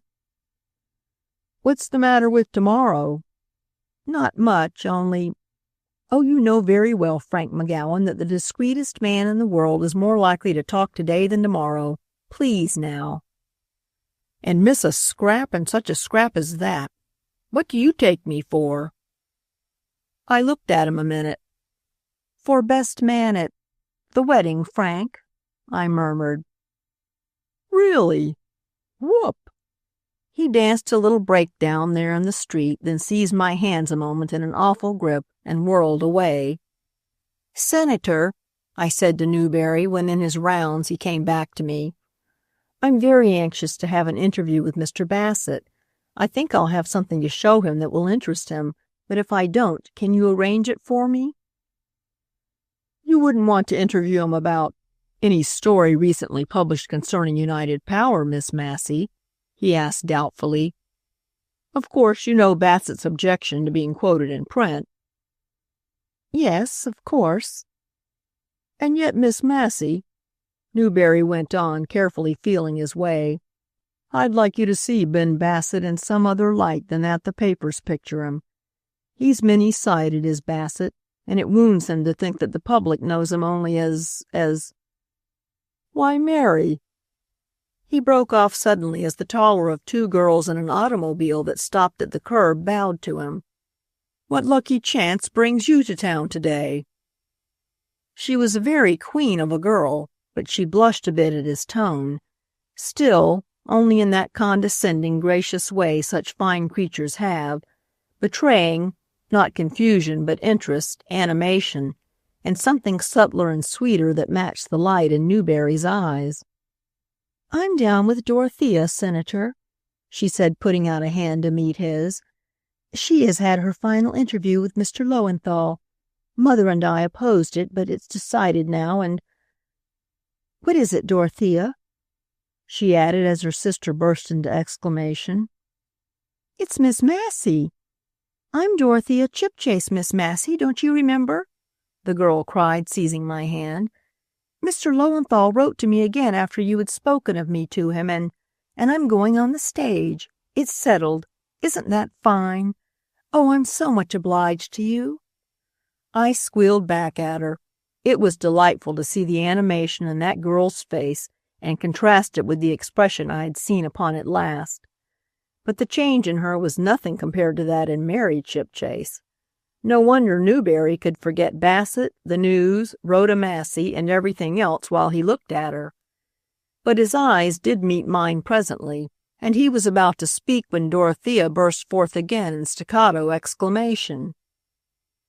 "Oh, and I want to tell you," she cried, "about Sister Euphrosyne. Yes, yes, she's making the frocks for my stage debut, and oh, Miss Massey, we got to talking about you the day your big grand jury article came out. Do you know, she takes the news and is exquisitely, delightfully ashamed of it and just as proud of you. How in the world did you contrive to make friends with a Jesuit?" By being something of a Jesuit myself," I murmured, shamefaced. She was interested in the Lowenthal case, and I sent her the paper that told about the turning up at the last moment of the letter that cleared young Lothal," Newberry broke in. He had been talking eagerly to Mary Chipchase. "I remember all about it. But listen, Dorothea, you and Mary are going to dine with me. Won't you come too, Miss Massey?" I saw real appeal in his eyes. Rhoda Massey Gooseberry was what was written therein, and positively I'd have enjoyed playing the part and being monopolized by Dorothea in order to give Newberry his opportunity if it hadn't been for something far, far more important. "No, thank you, Senator," I said slowly. "I can't. I have an appointment with Mr. Bassett. Didn't I mention it? At his office at 7:30. His eyes met mine agreeingly. "Yes, I believe, come to think of it, you did," he said. "I'll call him up and remind him of it." And then he added as he stepped into the car, "Bassett's a peculiar fellow, Miss Massey. It doesn't do to expect things too confidently from him. He's old caution itself, you know, and no one can tell when he'll cool." "So the safe way is to heap on more fuel," I interrupted quickly as I nodded good-bye to them all. "Have you got it?" Newberry's eyes demanded. The chauffeur had swung around, but Newberry's curiosity swung him with it. I wavered a second. Then I caught sight of Frank McGowan coming down street on a run, a galley-proof fluttering triumphantly from his uplifted hand. I nodded then to Newberry, and he lifted his hat and smiled back an unmistakable congratulation. You bet I had it. "Good for you, Frankie. Now listen," I began the moment I had hold of him. "Who's the pretty girl?" he demanded, looking eagerly after the automobile. "She's nameless and homeless, and you'll never see her again if you don't do what I want, Frank." "Well, didn't I get your old proof for you?" he cried resentfully. "And isn't Blake in the composing room already half—" "Blake? Was it? The wretch! Never mind that. It's your own old proof, Frankie, and you're to hie with it to the gray building where Boss Bassett—" "Not on your—" "Where Boss Bassett spins spider webs for United Power," I went on quickly. "You shows him the dreadful thing the news is going to say about him tomorrow morning, calling particular attention to certain expressions likely to draw blood. 'Now, Mr. Bassett,' you says, striking manfully when the iron is hot, 'Mr. Bassett, be you a-goin' to stand for such goings-on and never once get back at 'em?' And then he'll rub his hand over that smug chin of his and say softly, 'I take a great personal interest in your career, Mr. McGowan. I have watched your work and predict fine things for you in the future. It is a weakness of mine to love to pose as the patron of youth and talent. That is why it is peculiarly painful for me to refuse you this small favor. But I really cannot, in justice to the great corporation I represent, be interviewed on this subject nor any other. You know my invariable rule." Bravo, bravo! I applauded the really excellent imitation of the old boss's best manner.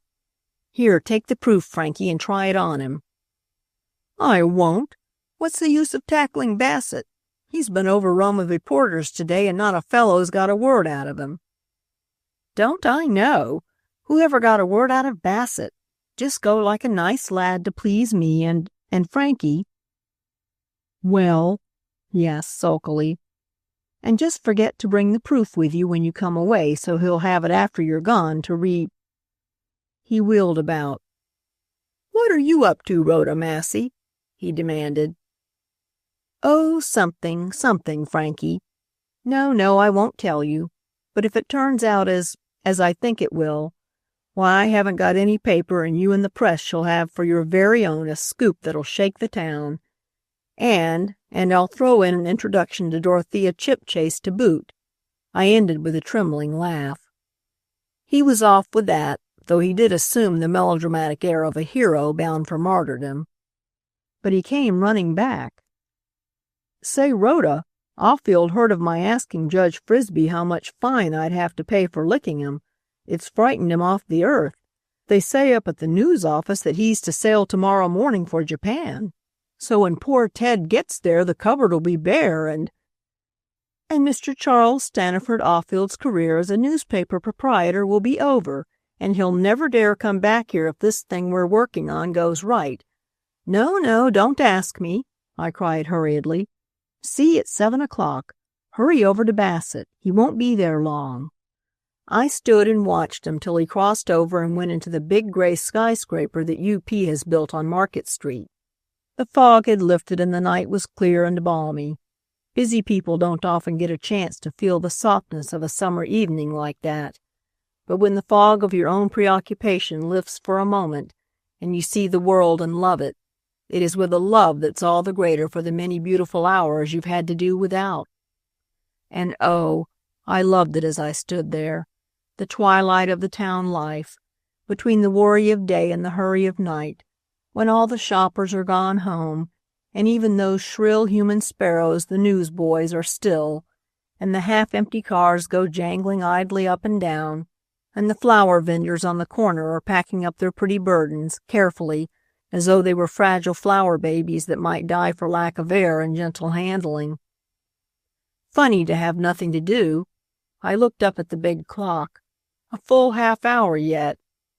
Slowly and dreamily, it seemed so odd to be idle, I walked down toward the ferry. Up this way, along this same street, a man would ride in about an hour. A real man, a newspaper man. Ah me, there's this about a newspaper man. He doesn't go round on stilts, and he isn't sure he's better, which often means cleverer in covering up his sins, than other men. He will come off his perch and he won't talk gruff, and women have to listen to so much of that sort of thing from men. And he'll meet you on any ground but a pretentious one. There's nothing of the ostrich about him. He knows when it's time to lay down his cards, and you don't find yourself talking against a baffling wall, a wall of pretense. You're not compelled to meet his make-believe with make-believe and give utterance to an editorial policy at war with your news pages. You can't bluff him by fine writing. He's on intimate terms with the truth. He knows the inside, and he won't take the trouble to be insincere. And the beauty of his frankness is that it punctures shams that run up against it. The greatest hypocrite in the world never got any real comfort in posing before Ted Thompson. He couldn't look into that shrewd, good-humored eye of Ted's without seeing himself caricatured there. No, you can be blessedly yourself with a newspaper man, and he'll be the same. It isn't always the nicest sort of self. Perhaps not, but it spoils you for most other kinds. It's so human, so straight from the shoulder, so my kind, mine and Ted's.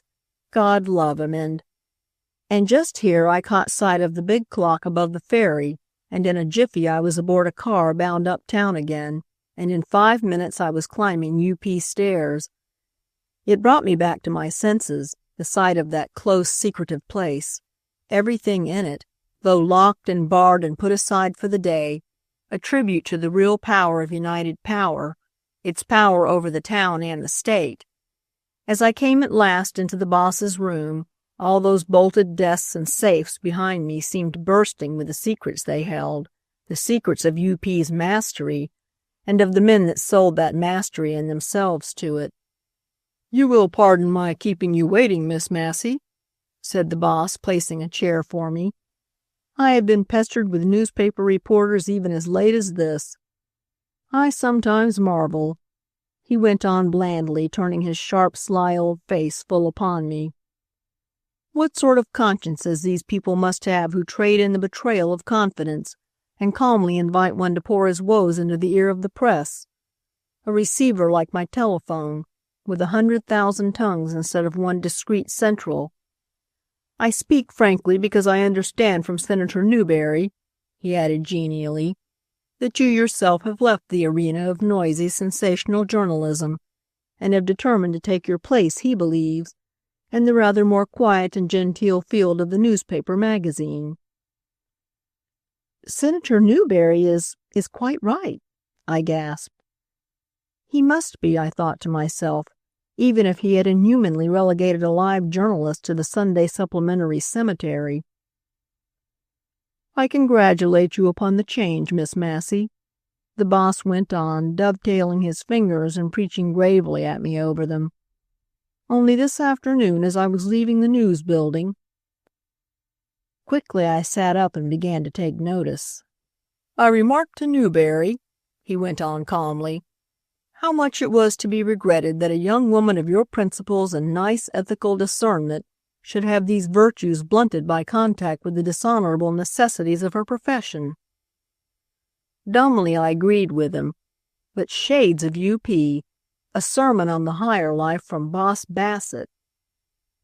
"So," the voice of the boss boomed amiably on, "when Newberry telephoned me that you wished to make your first article a descriptive and instructive essay on rare Japanese prints, I departed from my invariable rule, Miss Massey, and agreed to receive you here, to show you my modest little collection. At least 2 people that I know have better ones, the Mikado and Li Wang Chung, and give you such information as is in my power. Won't you take this seat?" I did. I sank back into the chair he rolled closer to the desk. I didn't know whether to laugh or to cry. A descriptive and instructive essay by Rhoda Massey.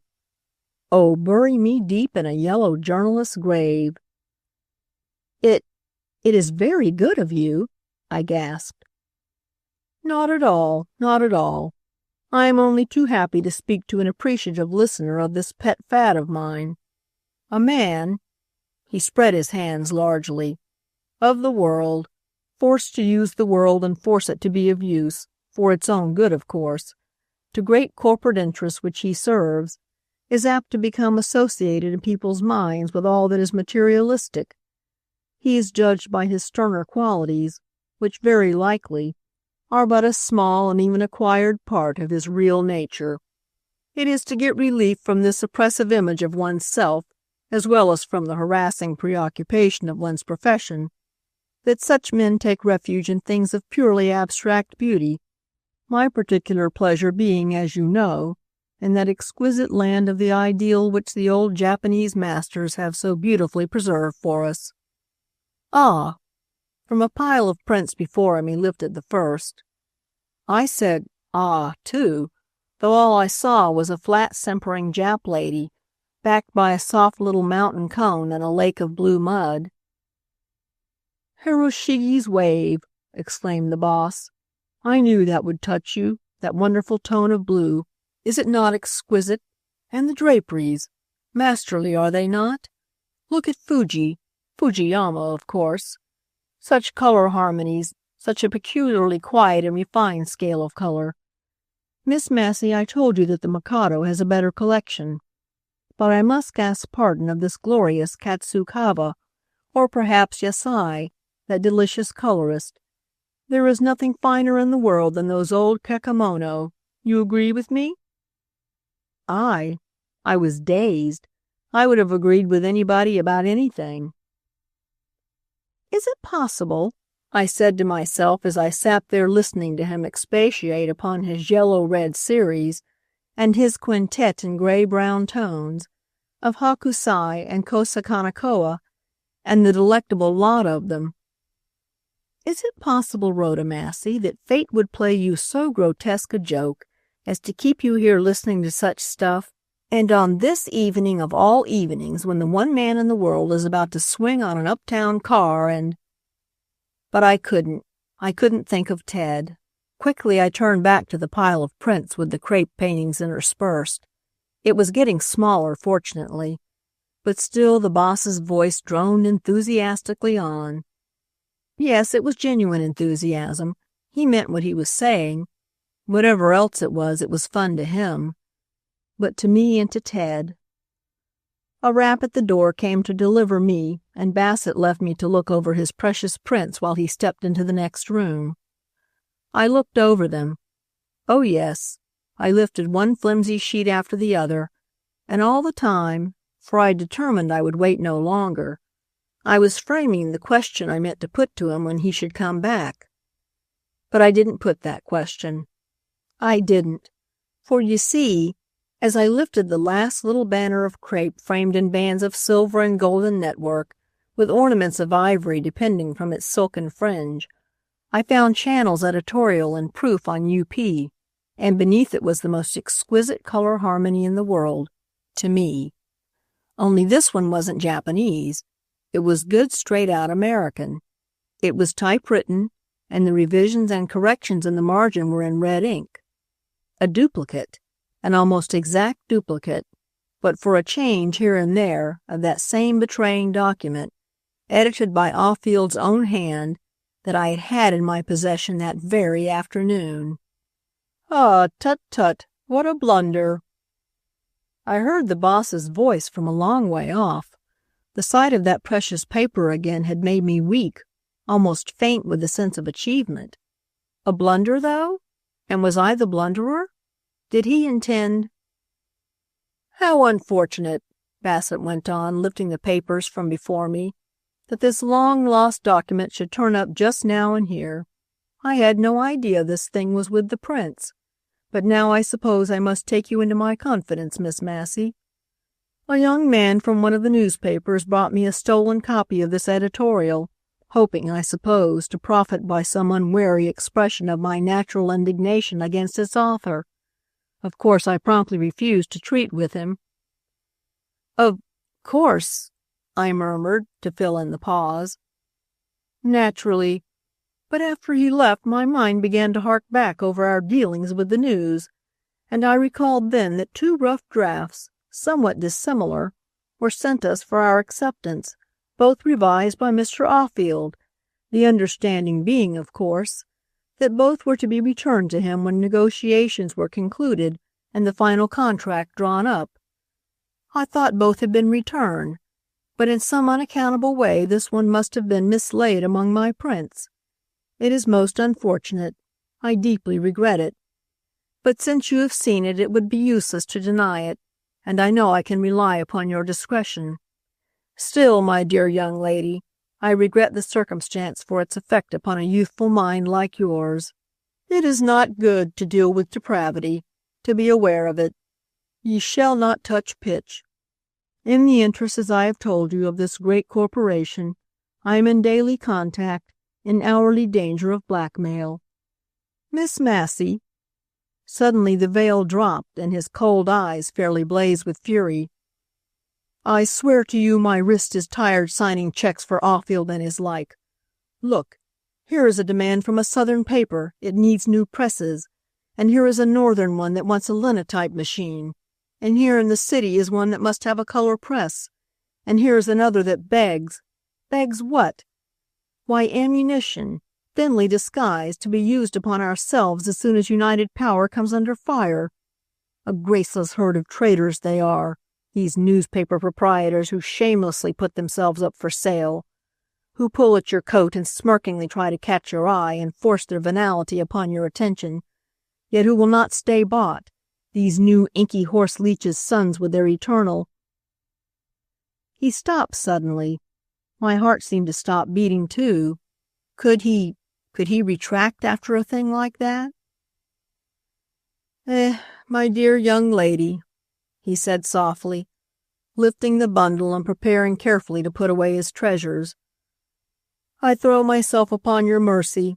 All that has passed between us, all that I have said, is confidential, is it not? Thank you.